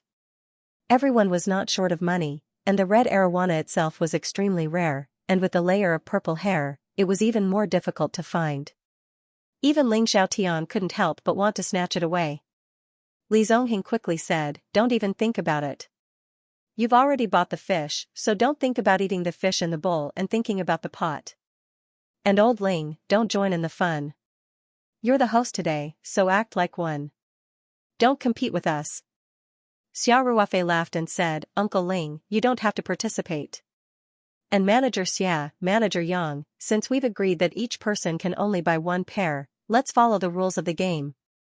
Li Zongheng immediately said proudly, this arowana is Xiao Xia's, so we'll all listen to him.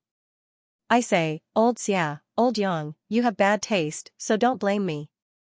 At this time, Su Disheng suddenly said, I haven't bought it yet, so I can also participate in the bidding. Li Zongheng was stunned and said, didn't you already withdraw?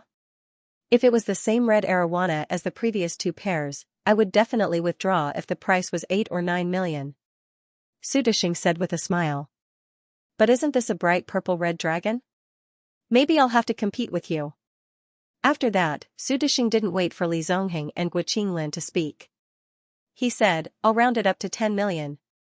After that, Su Disheng smiled and asked Xiao Ruofei, Xiaoxia, I don't think I'm breaking the rules by bidding, right?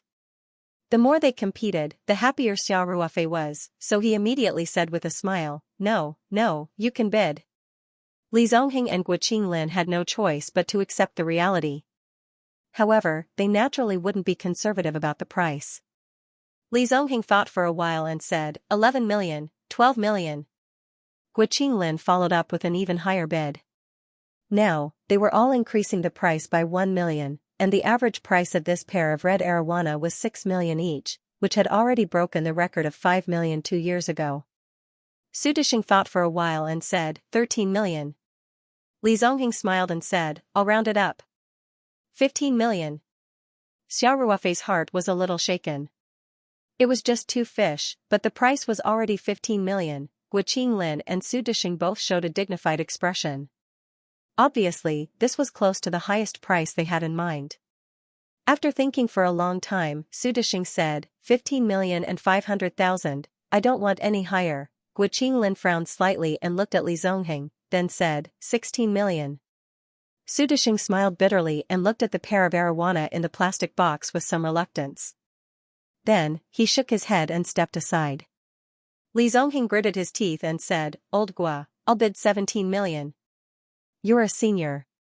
If you can still offer a higher price, I can only reluctantly give up my treasure. Guo Qinglin smiled and said, Thank you, Mr. Li. After that, he looked at Xiao Ruofei with clear eyes and said, Xiaoxia, I'll make up an auspicious number. 88 million. Guo Qinglin stroked his beard and smiled, thanking him profusely. He looked at the pair of crimson dragons with undisguised fondness. Li Zongheng and Su Disheng were the most disappointed. Su Disheng had participated in the competition twice, but he had given up because he felt that the price was too high.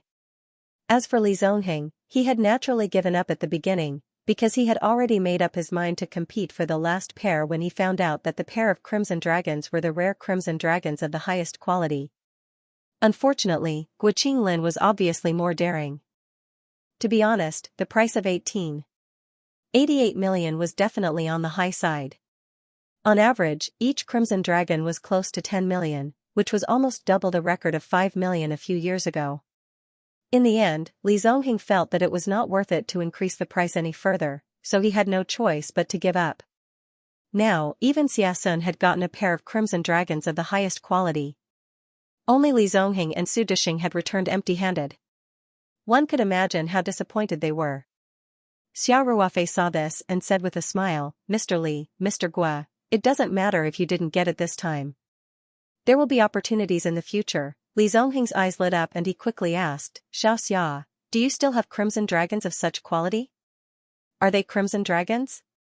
Xiao Ruofei smiled faintly and said, Of course not, but I have my channels. I just need some time, it's okay, I can wait. Li Zongheng quickly said, Xiaoxia, you must inform me as soon as you have any news. Xiao Ruofei smiled and nodded. No problem, but Mr. Li, I can guarantee that the red arowana I get are of excellent quality, but I can't guarantee that there will be crimson dragons of the highest quality. Li Zongheng nodded repeatedly and said, most of the crimson dragons are mutated. This is something that can only be found by chance. I know, as long as I can buy a crimson dragon. Li Zongheng regretted it now. If he had known that Guo Qinglin was so determined, he would not have fought to the death. He was confident that he could compete with Xiasun or Yang Dahua for a pair of blood-red dragons. At this time, Su Disheng also said, Xiaoxia, don't forget to inform me when the time comes. I didn't get anything today either. Xiao Ruofei chuckled and said, No problem. If you are willing to take care of my business, I can't wait to welcome you. As long as I get my hands on good stuff, I'll be sure to inform you immediately. Li Zongheng and Su Disheng thanked him profusely. Xiasun and the other 3 who bought the red arowana were also overjoyed. Guo Qinglin, like the other 2, wrote a cash check to Xiao Ruofei on the spot. Then, he called someone to drive the precious crimson dragons over. Soon, the people sent by Xiasun and the other 2 arrived at Ling Xiaoyan's villa. They carefully transferred the red arowana into a professional fish tank, and then couldn't wait to leave. Before they left, Xiao Ruofei also gave each of them a bottle of nutrient solution and told them to drip a few drops if the red arowana was not acclimatized to the water. At the same time, Xiao Ruofei also emphasized that the nutrient solution was very precious and difficult to make, so they must use it sparingly. Xiao Ruofei also told them that they must consciously increase the frequency of using the nutrient solution gradually. They must not let the red arowana develop a habit of relying on the nutrient solution. This way, the whole bottle could be used for several months. By then, the red arowana should have slowly adapted to the normal environment and water quality. Xia Sun, Yang Dahua, and Guo Qinglin naturally agreed and carefully put away the nutrient solution. After Guo Qinglin and the other two left, Li Zongheng and Su Desheng also felt a little disappointed. They said goodbye to Ling Xiaotian and Xiao Ruofei and left the riverside villa in separate cars. After sending the guests off, Ling Xiaotian looked at the 4 cash checks in Xiao Ruofei's hand and exclaimed, "Ruofei, the speed of making money is really amazing. In just a few hours, more than 30 million has entered the account." Xiao Ruofei's 3 pairs of red arowana had sold for 5 million, 6 million, and 88 million respectively. In addition to the 2 million that Xia Sun had lost to him, Xiao Ruofei had earned a total of 38 million this time. The speed of making money was comparable to a money printing machine. Xiao Ruofei said with a smile, "Uncle Ling, you can't calculate the account like that. These red arowana didn't fall from the sky. I need money to buy them, don't I?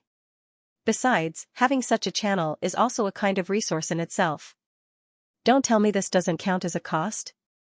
Ling Xiaotian nodded with a smile and said, "You have a point, but I know that you definitely didn't spend too much money to buy them. You must have made a lot of money from these few transactions today, right?" Xiao Ruofei chuckled and didn't answer. Ling Xiaotian naturally didn't want to get to the bottom of this. He said directly, "Ruofei, next time when you have good fish, you must think of me first. I was so envious when I saw the pair of purple-red dragons today. If we hadn't agreed beforehand, I would have bought them for 20 million today. How could I let Mr. Guo buy them so easily?" Xiao Ruofei said with a smile, Okay. Next time when I have good red dragons, I will let you choose first. After you choose the rest, I will contact Mr. Li and the others." "That's right," Ling Xiaotian said happily. Xiao Ruofei said, "Uncle Ling, I hope you can understand that I didn't let you participate in the bidding today. After all, I was introduced by you. If you participate, it will inevitably be suspected of deliberately raising the price. It won't be good if there is a grudge between you and those fish lovers," Ling Xiaotian said with a smile. "I understand, Ruofei. I was just saying. In fact, I didn't take it to heart." "That's good. I was afraid that you would blame me," Xiao Ruofei said with a smile. Then, he asked, "By the way, Uncle Ling, where is Qingshui?" "Qingshui originally wanted to stay and see your red arowana," Ling Xiaotian said. Lin Xiaotian said, "However, there's an emergency at the branch below, and I can't leave, so I can only let her deal with it." Xiao Ruofei suddenly realized that a few days ago, he had said that he would come to the Jiangbin villa today. If there were no special circumstances, Ling Qingshui would definitely not be absent. Thinking of this, Xiao Ruofei couldn't help but ask with concern, "Uncle Ling, is the company's business urgent? Do you need my help?" Ling Xiaotian said with a smile, No, it's normal business work. Qingshui can handle it. Don't worry." Xiao Ruofei nodded and said, "That's good. Uncle Ling, I'll go back first. Thank you for today's matter. Let's eat before we leave." "No, before the bank closes, I'll go and cash the checks first." Xiao Ruofei said with a smile, "When our farmed wild imitation shed comes out, I'll have a few drinks with you." Okay. I'll be waiting," Ling Xiaotian said with a smile. Xiao Ruofei waved goodbye to Ling Xiaotian and drove away from the Jiangbin villa. On the way, Xiao Ruofei found a bank and cashed all 4 cash checks, depositing them into her personal bank card. Cashing 4 such large cash checks in one go naturally caused a small commotion within the ICBC. The manager personally led Xiao Ruofei into the VIP room and even offered him a cup of good tea. The VIP room teller who handled the cashing for Xiao Ruofei looked at Xiao Ruofei with a different gaze, as if water was about to drip out of her eyes. Xiao Ruofei had tens of millions of assets at such a young age, and at first glance, he didn't seem to be the handsome type. However, he had a very comfortable temperament, as if he was born with a natural affinity. The beautiful teller took a few more glances at Xiao Ruofei, and her heart couldn't help but beat faster. Her face also blushed. Unfortunately, Xiao Ruofei turned a blind eye to her flirtatious glances. After completing the transaction, he immediately left the bank and drove back to Taoyuan Farm. Now, with the income from selling the iron maple bucket a few days ago, Xiao Ruofei had more than 50 million in his account, and this money was all in his personal account. In addition to the 5 million he transferred to the company account a few days ago to pay for the recent project, he still had about 50 million in his bank account. Xiao Ruofei was going to find Ma Xiong in Hong Kong and buy a batch of jade materials through Hingfeng Jewelry. During this time, he had been expanding and investing. It had been a long time since he took out the spare money to buy jade materials. The upgrade of the Ring 2 space was almost in a state of stagnation.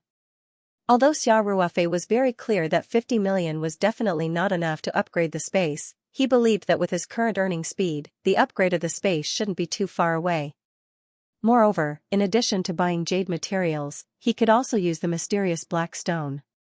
If the spiritual map scroll absorbed the black stone, the efficiency would be much higher than absorbing jade materials. However, this black stone was neither gold nor jade. Xiao Ruofei had searched the internet for a long time, but he didn't find any places to sell it. Therefore, this wasn't something that could be solved with money, but with a little bit of luck. After Xiao Ruofei returned to the farm, he thought that it was better to buy jade materials sooner rather than later, so he directly called Ma Jiming. Ma Jiming received Xiao Ruofei's call and was very enthusiastic. "Mr. Xia, hello, hello." "Mr. Ma, hello," Xiao Ruofei said with a smile. "I have something to trouble you with again." Ma Jiming immediately said, "Mr. Xia, if there's anything I can do for you, just tell me." "You're welcome. You've helped our family so much, and we don't know how to repay you." Xiao Ruofei said, "Mr. Ma, I'm looking for you because of the jade materials. This time, I want to buy about 50 million Huaxia dollars worth of jade materials. I don't have any channels in this area, so I want to buy through Hingfeng Jewelry." "No problem, no problem." Ma Jiming said without hesitation, "I'll immediately inform the branches in the 3 mountains to prepare." "Mr. Xia, 50 million jade materials may need to be transferred from other places. It will take at least 2 days. Are you in a hurry?" "2 days is no problem," Xiao Ruofei said. "Mr. Ma, then I'll have to trouble you." "You're welcome." Ma Jiming said, "By the way, Mr. Xia, I also have something to trouble you with, go ahead." Ma Jiming said, "Huixing mentioned to you last time that one of her friends, a child, is in the same situation as Huan. She's been seeking medical treatment all over the world for many years, but there hasn't been any effect." Xiao Ruofei suddenly remembered that Professor Tian had mentioned it to him last time, but at that time, Xiao Ruofei had been busy, so he had told him to postpone it for a while. Xiao Ruofei quickly said, "Oh, I know about this. Mr. Ma, I happen to have some free time recently. Ask your friend to come to the 3 mountains to find me." Since he had promised to help with the treatment, Xiao Ruofei certainly wouldn't go back on his word.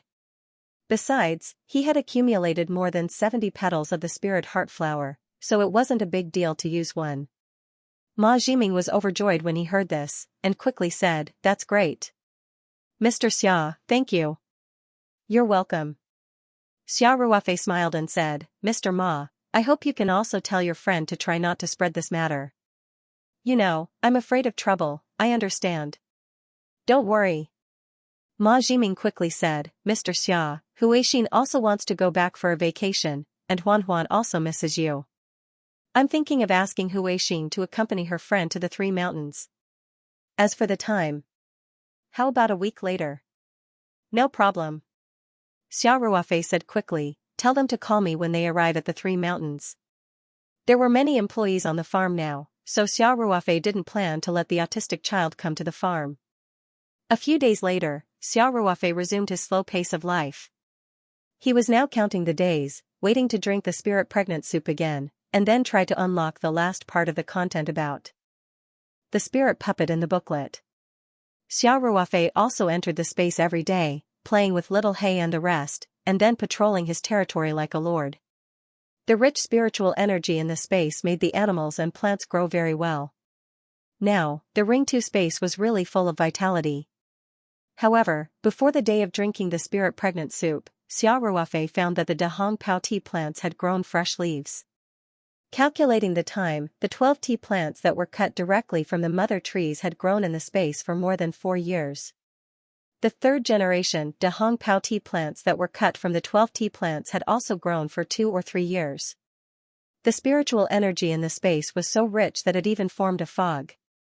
The environment was very unique, and the 12 Dahong Pao tea plants were growing better than in the outside world for 5 or 6 or 7 years. Looking at the lush, fragrant tea plants, Xiao Ruofei suddenly had an idea. The third generation Dahong Pao tea plants that were cut in the back might be a little small, but these 12 tea plants were completely ready to be harvested, and judging from the condition of the tea leaves, this was the right time to harvest them. The flow of time in the original space was 30 times faster than in the outside world, so if Xiao Ruofei missed this harvest, he would have to wait for another 20 or 30 days. When this idea came up, it became irresistible. Xiao Ruofei didn't know the standard for picking tea leaves to make Dahong Pao. Fortunately, the internet was very developed now, and picking tea leaves wasn't a high-tech job. Therefore, after Xiao Ruofei made up his mind, he left the space and searched for relevant information on the internet. According to the information on the internet, the standard for picking fresh leaves of Dahong Pao was that the new shoots and leaves had matured, 3 to 4 leaves, no water on the surface of the leaves, no damage, fresh and uniform. The fresh leaves couldn't be too tender, because if they were too tender, the aroma of the tea would be low and the taste would be bitter. They couldn't be too old either, because if they were too old, the taste would be weak and the aroma would be coarse. Just looking at the text wasn't very intuitive, so Xiao Ruofei simply searched for videos. There really were many videos of picking fresh leaves of Dahong Pao, some of which were posted by tea farmers in their own online shops, and some of which were promotional videos of the local government. Xiao Ruofei was already very smart. Now that his spiritual energy cultivation had skyrocketed, his learning ability had naturally improved as well. So after watching a few videos in succession, he was able to learn almost all of it. After returning to the space, Xiao Ruofei first practiced with the 12th third-generation Dahong Pao tea trees. Although these tea trees weren't old enough and the fresh leaves were still a little lacking for making tea, it was no problem for him to practice. Picking tea wasn't a very difficult job, so Xiao Ruofei got the hang of it after practicing for a while. Then, he began to pick fresh leaves from the 12 Dahong Pao tea trees that had been cut by the branches of the mother tree. Although the process of picking tea was a little boring, Xiao Ruofei enjoyed it. The space was rich in spiritual energy, and the tea forest was also filled with a faint fragrance of fresh leaves. The leaves were a little wet, but this was not dew, but the mist of spiritual energy attached to the leaves that had been growing in the space. After picking a handful of fresh leaves, he put it in front of his nose and took a deep breath. The feeling was really refreshing, as if all the bones in his body had become lighter. Xiao Ruofei's physique was far superior to that of ordinary people, so this level of labor basically didn't feel tired at all. Today, they had only picked 12 second-generation Dahong Pao stalks. Although Xiao Ruofei's movements weren't very practiced, he still managed to complete the task after several hours. His speed was naturally much slower than that of a skilled tea picker. Xiao Ruofei looked at the plastic container full of fresh leaves and felt a sense of accomplishment. Xiao Ruofei weighed on the electronic scale. Today, Xiao Ruofei had picked about 6 to 7 caddies of fresh leaves. He wondered how much Dahong Pao could be made from these fresh leaves. Xiao Ruofei muttered in his heart. Of course, quantity was secondary. Xiao Ruofei was more concerned about the quality of the Dahong Pao after it was produced. After he left the space, he went to the bathroom to take a quick shower and then picked up the phone to call Lei Hu. After Yi Linyun and Li Jifu returned to Wui Mountain, the farm would send a veteran every few days to deliver the medicine that Xiao Ruofei had prepared to Wui Mountain. This matter had always been arranged by Lei Hu. After asking, Xiao Ruofei found out that tomorrow was the day to deliver the medicine. Lei Hu was preparing to report to Xiao Ruofei in the afternoon so that Xiao Ruofei could prepare the medicine. Therefore, Xiao Ruofei directly told Lei Hu that this time, he would personally go to Wui Mountain to deliver the medicine and told him not to send anyone else. Xiao Ruofei considered asking Li Jifu to help him make the tea. If he let an ordinary tea maker make such good fresh leaves, it would really be a waste if they made a mistake. Moreover, Yi Lingyun had been away for a long time, so Xiao Ruofei was more concerned about his progress. Therefore, he wanted to go and see for himself. In addition, when Xiao Ruofei accompanied Master Song to Wui Mountain last time, they went to the grave of Master Song's comrade, Martyr Yan Xiaodong, to pay respects. At that time, Martyr Yan Xiaodong's grave was overgrown with weeds. Xiao Ruofei promised Master Song that he would arrange for someone to repair it as soon as possible. Because Yi Lingyun went to Wui Mountain to study, Xiao Ruofei gave him a sum of money and gave him this task. Although Yi Lingyun reported to him on the phone that Martyr Yan Xiaodong's grave had been repaired, Xiao Ruofei still wanted to go to the scene to be at ease. He also considered taking some photos back to give to Master Song. Only then could he be considered to have completed the task given to him by the old chief. Therefore, early the next morning, Xiao Ruofei said goodbye to Feng Jing and Peng Hao. Then, he drove the Night 15 off-road vehicle and left the farm. After getting on the highway, he went all the way north and went straight to Wui Mountain. After more than 3 hours, Xiao Ruofei had arrived at Yongdun town of Wui Mountain. Li Jifu's daughter and son-in-law opened an electrical repair shop in the town. This was where Master Song met Li Jifu after a long separation. It was almost noon, but there were still many people on the streets of the town. There were also many children playing on the streets. Seeing such a fierce and domineering off-road vehicle like the Night 15, many of the town's residents and children looked at it curiously. Some of the bolder children even chased after the car. Xiao Ruofei had already been here once, so he didn't need to ask for directions. He drove straight to the electrical repair shop. Li Jifu's son-in-law, Niu Yuxing, was sitting in front of the messy console, tinkering with a broken TV. After the Night 15 stopped in front of the shop, its huge body blocked the entrance. The light in the shop suddenly dimmed a lot. Niu Yuxing frowned slightly and raised his head. At this time, Xiao Ruofei had also jumped out of the car and walked into the shop. Niu Yuxing took off his reading glasses and rubbed his eyes. He exclaimed in surprise, "Are you Mr. Xia?" Xiao Ruofei smiled and said, "Uncle Niu, hello." Niu Yuxing was surprised and happy. He stood up and greeted him, "Mr. Xia, why did you come in person this time?" Xiao Ruofei had a gentle smile on his face. He said, "Mr. Li has been taking the medicine for a while now, so I came to check on his health." "Uncle Niu, is Mr. Li at home?" Niu Yuxing said. "He took Xiaoyi to the tea garden early in the morning." "Mr. Xia, please come in and have a seat." After that, Niu Yuxing shouted behind him, "Guizhi, come down quickly. Mr. Xia is here." The sound of footsteps was heard. Li Guizhi came down quickly from upstairs. When she saw Xiao Ruofei, she was naturally surprised and happy. She quickly brought a chair for Xiao Ruofei and greeted him again. Xiao Ruofei took the hot tea that Li Guizhi made for him, then smiled and asked, "How is Mr. Li's health recently?" Li Guizhi said gratefully, "Mr. Xia, the Chinese medicine you prescribed is very effective. My father's health is getting better day by day. I feel that his body is even stronger than before he got sick." Niu Yuxing also smiled and said, "Isn't that so? The old man hasn't been to the tea garden for a few years. The road there is not easy to walk. Recently, he took Xiaoyi there every few days. Guizhi and I were worried, so we accompanied him twice. The old man walked as fast as flying." Li Guizhi nodded and said, "Mr. Xia, it's all thanks to you this time. When we found out that it was that illness, our whole family felt that the sky was falling down." Xiao Ruofei smiled and said, "This is also because Mr. Li has a good physique and a strong desire to live. Otherwise, no matter how good the medicine is, it won't have any effect." Then Xiao Ruofei said, "I brought another dose of Chinese medicine today. After Mr. Li takes it, I'll take his pulse again to see how he recovers."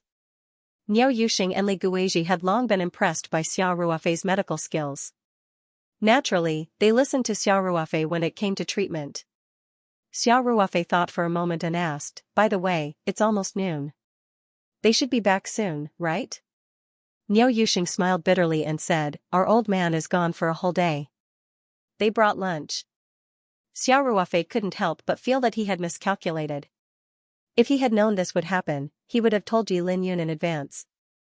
Li Guizhi said from the side, old man, hurry up and call Xiao Yi. If Dad knows that Mr. Xia is here, he will definitely come back immediately. Yes, yes, yes. Niu Yuxing said as he took out his mobile phone. Xiao Ruofei also wanted to call Yi Linyun, but he saw that Niu Yuxing had already started dialing, so he gave up. The signal in the tea garden was not very good. Niu Yuxing called several times and finally got through. He told Yi Linyun that Xiao Ruofei had come to Mount Wui. Yi Linyun immediately said that he would tell old Mr. Li immediately and then went down the mountain to go home. Mr. Xia, Xiao Yi said that he will go down the mountain in a while. Niu Yuxing said with a smile. Okay. Xiao Ruofei said, and then asked, Uncle Niu, is the tea garden far from here? Do you want me to drive there to pick him up? Niu Yuxing thought for a moment and said, that's okay. My old man and Xiao Yi used to come back by bus after they went down the mountain. It's quite troublesome. Let's go. I'll show you the way. Xiao Ruofei pointed to the TV and asked, you haven't finished your work yet, right? Why don't I ask Aunt Guizhi to accompany me there? Niu Yuxing laughed as he gathered the tools and said, Guizhi is going to cook at home. You have to make more dishes today since you are here. My work is not in the way. It's an old neighbor's TV. It doesn't matter if it's a day earlier or later. Mr. Xia, let's go. Xiao Ruofei heard Niu Yuxing say so he didn't insist anymore. They got in the car together. Under Niu Yuxing's guidance, Xiao Ruofei drove out of the town. On the way, Niu Yuxing called Yi Linyun again to inform them. He didn't want them to miss him if they got in the minibus without knowing it. About 10 kilometers south of the town, Niu Yuxing pointed to a small road in front of them and said, Mr. Xia, let's turn around and wait at the intersection. They all go down the mountain from here. Okay. Xiao Ruofei responded. Xiao Ruofei drove back. When he stopped by the roadside, he already saw Li Jifu and Yi Linyun, one old and one young, walking from the foot of the mountain in the distance. So Xiao Ruofei simply got out of the car to greet them. Li Jifu and Yi Linyun apparently also saw Xiao Ruofei, and they both quickened their pace. Brother Xia! Yi Linyun shouted excitedly from afar. Xiao Ruofei took a few steps forward and arrived in front of the two. She saw Yi Linyun wearing a faded training uniform with some mud on his trousers. He was looking at her with a mischievous smile. Li Jifu's hair and beard were white, but he was obviously more energetic than last time. His face was very ruddy, and he was not as thin as last time. Xiao Ruofei first patted Yi Linyun's shoulder gently, and then said to Li Jifu, Mr. Li. Li Jifu was very happy to see Xiao Ruofei. Little Xia, why did you come in person? I came to see you. Xiao Ruofei smiled and said, Mr. Li, when we get home later, I'll take your pulse and check your body. Okay. Li Jifu said, I'm also a little confused. Recently, my body is much better than before, and I haven't felt pain for a long time. Late-stage cancer was usually accompanied by unbearable pain, so there was a saying that half of cancer patients were scared to death by themselves, and the other half were killed by pain. When he was diagnosed, Li Jifu often couldn't sleep at night because of the pain. But after taking the Chinese medicine that Xiao Ruofei had made, the degree of pain began to gradually reduce, and the frequency was increasing. In the last 10 days, he basically didn't feel any pain. Xiao Ruofei said with a smile, this means that the Chinese medicine treatment is effective. This is a good thing. Li Jifu already knew about his condition, so he didn't dare to hope that he would recover one day. During this period of time, he had taught Yi Linyun everything. His only wish was to teach Yi Linyun everything before he died, so he didn't care much about his own condition. But his daughter and son-in-law could clearly feel that his body had recovered a lot. After listening to Xiao Ruofei's words, Li Jifu was slightly stunned, and a glimmer of hope lit up in his eyes. He asked, Xiaoxia, my illness, can be cured? Xiao Ruofei said with a smile, as long as the symptoms are treated, cancer is not invincible. Mr. Li, at least for now, your treatment is on the right path. In the end, whether or not you can completely defeat the disease, in addition to the medical treatment, you also need to build up your own confidence. Li Jifu nodded thoughtfully and said, I will. Thank you for your hard work, Xianxia. Master Song personally gave me the task, so I dare not take it lightly. Xiao Ruofei said with a smile, if the treatment is not successful, won't Master Song skin me alive? Everyone talked as they walked to the intersection. When they got in the car, Yi Lingyun took the initiative to take Xiao Ruofei's car key and became the driver. When they returned to Niu Yuxing's house, Li Guizhi had already prepared a sumptuous lunch. After everyone had finished lunch, Xiao Ruofei took out the prepared thermos bag from the car and gave the Chinese medicine inside to Li Guizhi. After she heated it in water, she gave it to Li Jifu to drink. Xiao Ruofei waited for him to take the Chinese medicine, then took his pulse and said, Mr. Li, your body is recovering very well. The treatment effect is similar to my expectations. I am more and more confident. I believe that it won't be long before you can recover. Niu Yuxing and Li Guizhi were overjoyed. After this period of contact, Yi Lingyun also respected and loved his master. After listening to Xiao Ruofei's words, Yi Lingyun also showed an excited expression. Li Jifu's eyes also revealed a look of excitement. A bad life was better than a good death. Even though he had lived for more than 90 years and was very open about life and death, this kind of feeling of being at the end of the road still made Li Jifu's mood surge. Thank you, Xiaoxia. Li Jifu said sincerely. Xiao Ruofei nodded and said with a smile, Mr. Li, I suggest that you go back to the 3 mountains with me and go to a big hospital to check your body's indicators. The various examination methods of Western medicine are more intuitive and can clearly see the situation of the cancer cells in the body and the recovery of the body. Li Jifu showed a trace of hesitation. He should be a little worried about personal gains and losses. Niu Yuxing, Li Guizhi, and Yi Lingyun immediately persuaded him. Li Jifu thought for a while, then nodded and said, okay. I'll go back with you. Xiao Song also called me several times and invited me back to stay for a few days. That's just right. Xiao Ruofei said with a smile, I'll call Director Liu and let him tell the chief this good news. At the same time, he can arrange the hospital in advance. After that, Xiao Ruofei immediately took out his phone and called Director Liu.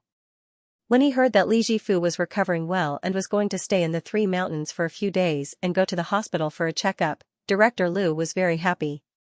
He immediately said that he would report to Master Song immediately and inform the relevant experts in the Provincial People's Hospital to make preparations. After the phone call, Xiao Ruofei said to Li Jifu, Mr. Li, I want Lingyun to take me to Martyr Yan Xiaodong's mausoleum in the afternoon. Can we leave tomorrow? Okay, I'll listen to your arrangements, Li Jifu said with a smile. After Li Jifu's thoughts were sorted out, everyone sat around the coffee table. Xiao Ruofei came today and Li Jifu knew that his body was recovering well, so he was in a good mood. He took out his precious Dahong Pao and personally made tea for Xiao Ruofei. Xiao Ruofei looked at Li Jifu, who was moving like clouds and flowing water, and was ready to tell the main purpose of his trip. He thought for a while and said, Mr. Li, Master Song told so many stories about you, but I haven't seen you make tea with my own eyes. I happen to have 6 to 7 caddies of fresh leaves of Dahong Pao, which were just picked this morning. Can I trouble you to make it yourself? Lingyun can also observe and learn. As soon as Xiao Ruofei said this, everyone in the room was stunned. Li Guizhi said carefully, Mr. Xia, making tea is very tiring. My dad's body right now. Li Jifu glared at Li Guizhi and said, didn't you hear what Xiaoxia said? My body is very good now. But, the whole process will take more than 10 hours. Li Guizhi said anxiously. Only now did Xiao Ruofei realize that he had not thought things through. However, he had already said it, and in his heart, he really did hope that Li Jifu would personally make it. Only then could he truly test the quality of the spatial Dahong Pao. So Xiao Ruofei thought for a moment and said, Aunt Guizhi, I'm here. If Mr. Li's body is unwell, I can take care of it in time. Also, I've mixed some nutrient solution, which is very good for physical recovery. I think it shouldn't be a big problem.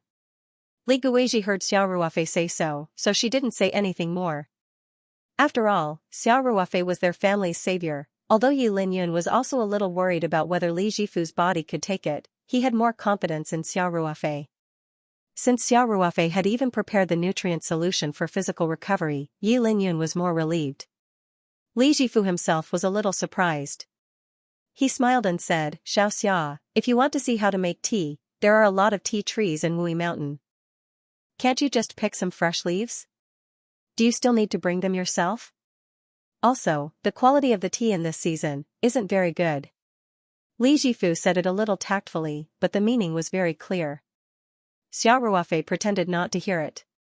He smiled and said, Mr. Li, the fresh leaves I brought. How should I put it?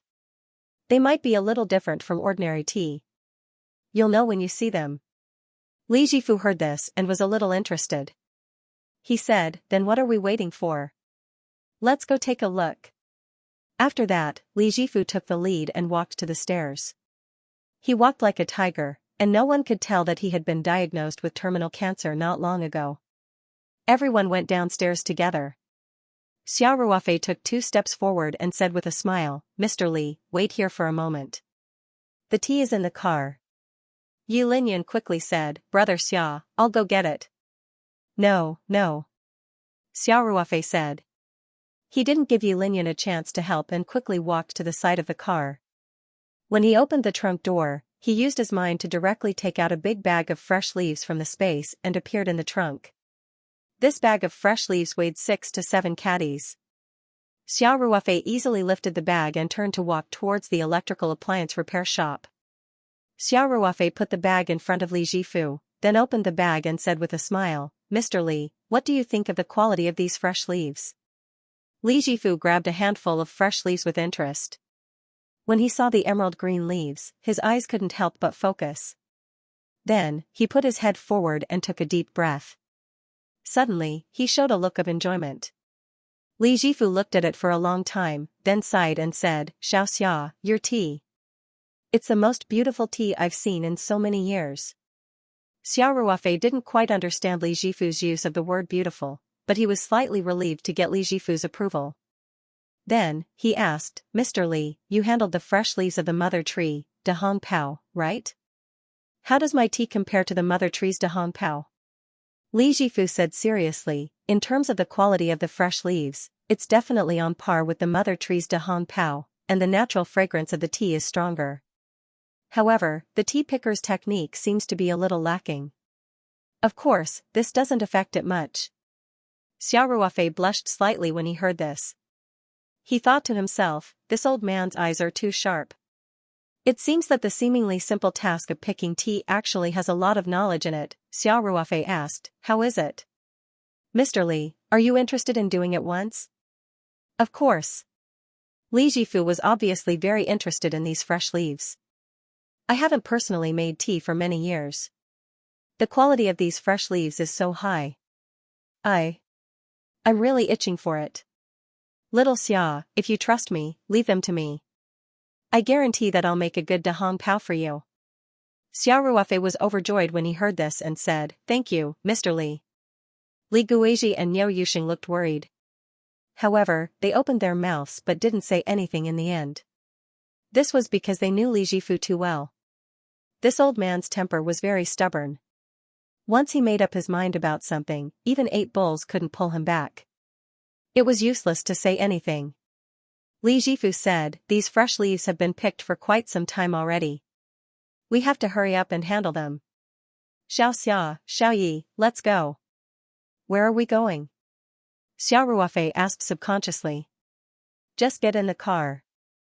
I'll show you the way. Li Jifu said. Then, he picked up the bag of fresh leaves. Yi Linyun saw this and quickly took the bag from him. She walked quickly to the back of the Night 15 and put the big bag of fresh leaves in the trunk. The chassis of the Night 15 was quite high. After Yi Linyun put the fresh leaves in the trunk, she ran to the back door, opened the door, and helped Li Jifu into the car. Xiao Ruofei also quickly sat in the driver's seat. Niao Yuxing and Li Guizhi were worried about Li Jifu's health. They quickly closed the door and got in the car together. The Night 15 started. Li Jifu guided Xiao Ruofei out of town. After 10 minutes, they arrived at the entrance of a small tea factory. Although it was called a tea factory, it was quite small. It looked like a family workshop. Li Jifu stuck his head out of the car window and shouted, "Jen Er, open the door." A simple and honest middle-aged man came out. When he saw Li Jifu in the car, he quickly opened the iron gate. Xiao Ruofei drove into the yard. The middle-aged man raised his head slightly and looked at Li Jifu in the car. He said in surprise, "Master, why are you here?" Li Jifu said, "Let me borrow your guy for a bit." The middle-aged man was surprised and happy. He said, "Master, are you going to make the tea yourself?"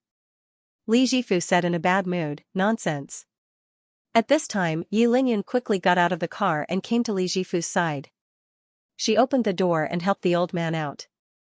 Xiao Ruofei and the others also got out of the car. Li Jifu pointed to the middle-aged man and said, "Xiaoxia, let me introduce you. This is the boss of this tea factory, Yang Shuzhen. He learned how to make tea from me for a while in his early years. Jen Er, this is Xiaoxia from Sanshan. I'm going to make a batch of tea for him today." Xiao Ruofei understood immediately. This Yang Shuzhen was not Li Jifu's official disciple, but he had learned how to make tea from Li Jifu. However, looking at Yang Shuzhen's behavior, he was quite respectful to Li Jifu. "Hello, Boss Yang. Sorry to trouble you," Xiao Ruofei said with a smile. Yang Shuzhen quickly said, "No trouble, no trouble. Master's business is my business. Boss Xia, you don't have to be so polite." Okay, you don't have to talk about these useless things," Li Jifu said impatiently. "Lingyun, go and get the fresh leaves. We have to hurry up and dry them." "Okay." Yi Lingyun answered excitedly and quickly went to take a big bag of tea leaves from the car. Yang Shuzhen didn't need Li Jifu's order. He quickly ran into the house and took out a few big bamboo water sieves. Under Li Jifu's command, Yi Lingyun and Yang Shuzhen poured the tea leaves on the bamboo water sieves and spread them evenly. More than 6 pounds of fresh leaves used up 4 bamboo water sieves. Then Yang Shuzhen and Yi Lingyun worked together to carry the bamboo water sieves to the open space outside the yard. There was a row of shelves here, and they put the bamboo water sieves on the shelves. Li Jifu raised his hand to look at his watch and record the time. Then he said to Xiao Ruofei, "Xiaoxia, the sun is just right now. Let's use natural sunlight to dry the leaves first. Later, we'll use indoor heating to make them wilt." Xiao Ruofei said with a smile, "I'll leave the fresh leaves to you. Everything is up to you." Li Jifu nodded with a smile. At this time, Yang Shuzhen came in, and Yi Lingyun stayed outside to look at the tea leaves. These were Xiao Ruofei's tea leaves, and Li Jifu made them himself. Yi Lingyun didn't dare to leave for a moment, for fear that something bad might happen. "Jen Er, go and make a fire. We'll start heating and wilting in a while," Li Jifu said. "Yes, master," Yang Shuzhen said immediately, then turned and walked into the house. Li Jifu called again, "Wait a minute, Jen Er. After you make the fire, make a bed for me." Yang Shuzhen was stunned. He turned and asked, "Master, you're going to stay up all night? Your body. Just do as I tell you to. Stop talking nonsense," Li Jifu said impatiently. Yang Shuzhen smiled bitterly and said, "Got it." After Yang Shuzhen left, Li Jifu said, "Jen Er is a good person, but sometimes he's a bit long-winded. There aren't many people who insist on making tea by hand now, because the production can't increase. Those big tea factories have installed machines, and I'm angry when I see them. Jen Er has been making tea by hand for more than 20 years. Xiao Ruofei said with a smile, "Mr. Li, Mr. Yang advised you because he's filial. I know my own body." Li Jifu waved his hand and said, "Besides, you're a great doctor, aren't you?" Xiao Ruofei nodded with a smile. The two of them sat in the yard and chatted. Time passed quietly. When it was about 2 o'clock, Li Jifu stood up and shouted, "Lingyun, Jen Er, go and take the tea green in." Yi Lingyun and Yang Shuzhen worked together to carry the bamboo water sieve into a house. Xiao Ruofei also followed behind. As soon as he entered the house, he felt a warm feeling. Yang Shuzhen had placed a few charcoal basins in the house in advance, and the charcoal inside was burning vigorously. There was a row of big shelves in the house. Yang Shujian and Yi Linyun put the bamboo water sieve on the shelves. They didn't leave until all 4 bamboo water sieves were moved in. It took time for the tea green to wither. Now they could only wait. Yang Shujian moved some chairs out and asked his wife to put some peanuts and melon seeds on the stone table in the yard. Everyone sat in the yard and chatted. At about 3:40, Li Jifu stood up and checked the house for the 3rd time. Finally, he felt that it was about time, so Yang Shujian and Yi Linyun went to carry the bamboo water sieves out again. Li Jifu asked Yi Linyun to put the tea green in the 2 bamboo water sieves together, so there were only 2 bamboo water sieves left. He looked up and said, "Xianxia, next is shaking the tea green. I'll do it myself. Linyun, Jen, you 2 watch carefully. How much you can learn depends on your luck." Yi Linyun felt okay. After all, Li Jifu taught him every day. Yang Shujian rarely had such a close learning opportunity, so he was quite excited and didn't even dare to blink his eyes. Li Jifu walked over and grabbed one side of the bamboo water sieve with both hands. The tea green weighed more than 1.5 kilograms and the bamboo water sieve weighed 6 or 7 kilograms. The bamboo water sieve was very big, so it was not easy for ordinary people to control it. However, Li Jifu held it firmly. Li Jifu began to shake the bamboo water sieve with a strange hand gesture. The cool green leaves in the water sieve were constantly rolling and turning up and down. Yang Shujian and Yi Linyun watched Li Jifu's operation intently. Xiao Ruofei knew some of the principles of this process through the internet. The fresh leaves were spiraled in the water sieve, rolling up and down in order. The edges of the turned leaves collided and rubbed against each other, injuring the cells and promoting the oxidation of polyphenol, which could promote the formation of the color, fragrance, and taste of the rock tea. However, knowing the principle was one thing, and how to operate it was another.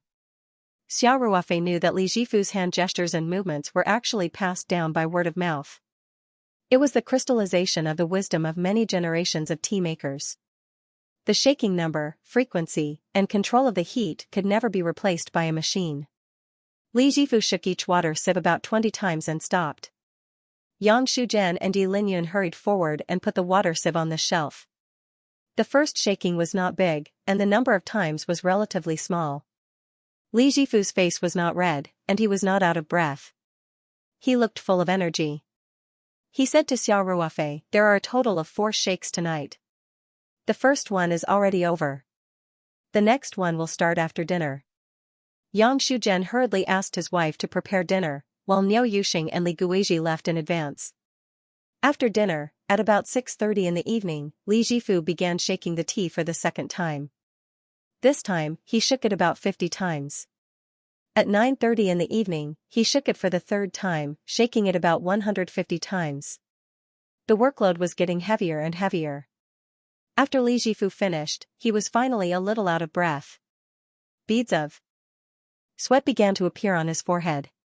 Yi Linyun hurriedly poured a glass of water for his master and let him rest. Xiao Ruofei went to the car. When he came back, he brought a bottle of nutrient solution for Li Jifu to drink. As soon as Li Jifu drank it, he immediately felt that his sore arms began to recover. His physical strength seemed to have become abundant again. He was originally a little worried about the 4th and 5th shakes, but now he was full of confidence. After drinking Xiao Ruofei's nutrient solution, Li Jifu went to bed to rest for a few hours. He got up at midnight on time and started shaking the tea for the 4th time. The 4th time, there were a total of 200 swings, and in the middle, there were 60 swings of hands. Li Jifu was also worried about letting his disciple handle this crucial part, so he did everything himself. After he finished handling the 2 water sieves, he was also sweating profusely. Fortunately, Xiao Ruofei's nutrient solution was very magical. After drinking it, he recovered a lot of his physical strength. After the shaking was over, Li Jifu went straight to bed to rest. He asked Yi Linyun to set an alarm and wake him up at 3 o'clock in the morning. Xiao Ruofei also went back to the car and reclined the seat to take a nap. At 3 o'clock in the morning, Li Jifu got up on time and did the last shake. It was still the heavy shaking method. This time, Li Jifu asked Yi Linyun to pour the green tea from the 2 water sieves together. Together with the water sieves, it weighed about 5 kilograms. Li Jifu held it flat and shook it 310 times, with 80 hands-on movements in between. After the whole process, Li Jifu's clothes were drenched in sweat. He didn't even have the strength to speak. He just signaled to Xiao Ruofei. Xiao Ruofei quickly handed the nutrient solution that he had already prepared to Li Jifu. Li Jifu raised his head and gulped it down. After resting for a while, he said, "Okay, the shaking is almost done. Take it to ferment." After that, Li Jifu turned around and went back to his room to rest. Xiao Ruofei pulled Yi Linyun and asked, "Linyun, why is the process of making tea so complicated? How much is done now?" Yi Linyun said, "Half. Master asked me to wake him up at 5:30. There are still stir-frying, kneading, roasting, and so on. They are all very important. He must do it himself." Xiao Ruofei sighed in his heart. The manual process of making tea was too complicated. It was no wonder that those big tea factories used machines to make tea. Luckily, he had the Spirit Heart Flower Petal solution. Otherwise, with Li Jifu's old age and physical condition, it would be difficult for him to complete the entire process by himself. Xiao Ruofei looked at the dim light in Li Jifu's room. He was full of respect for this old man who insisted on traditional tea-making techniques. At the same time, he was full of anticipation for the Dahong Pao tea leaves that would be made tomorrow. End of chapter 448. Don't forget to subscribe, like, and share the video to support the channel.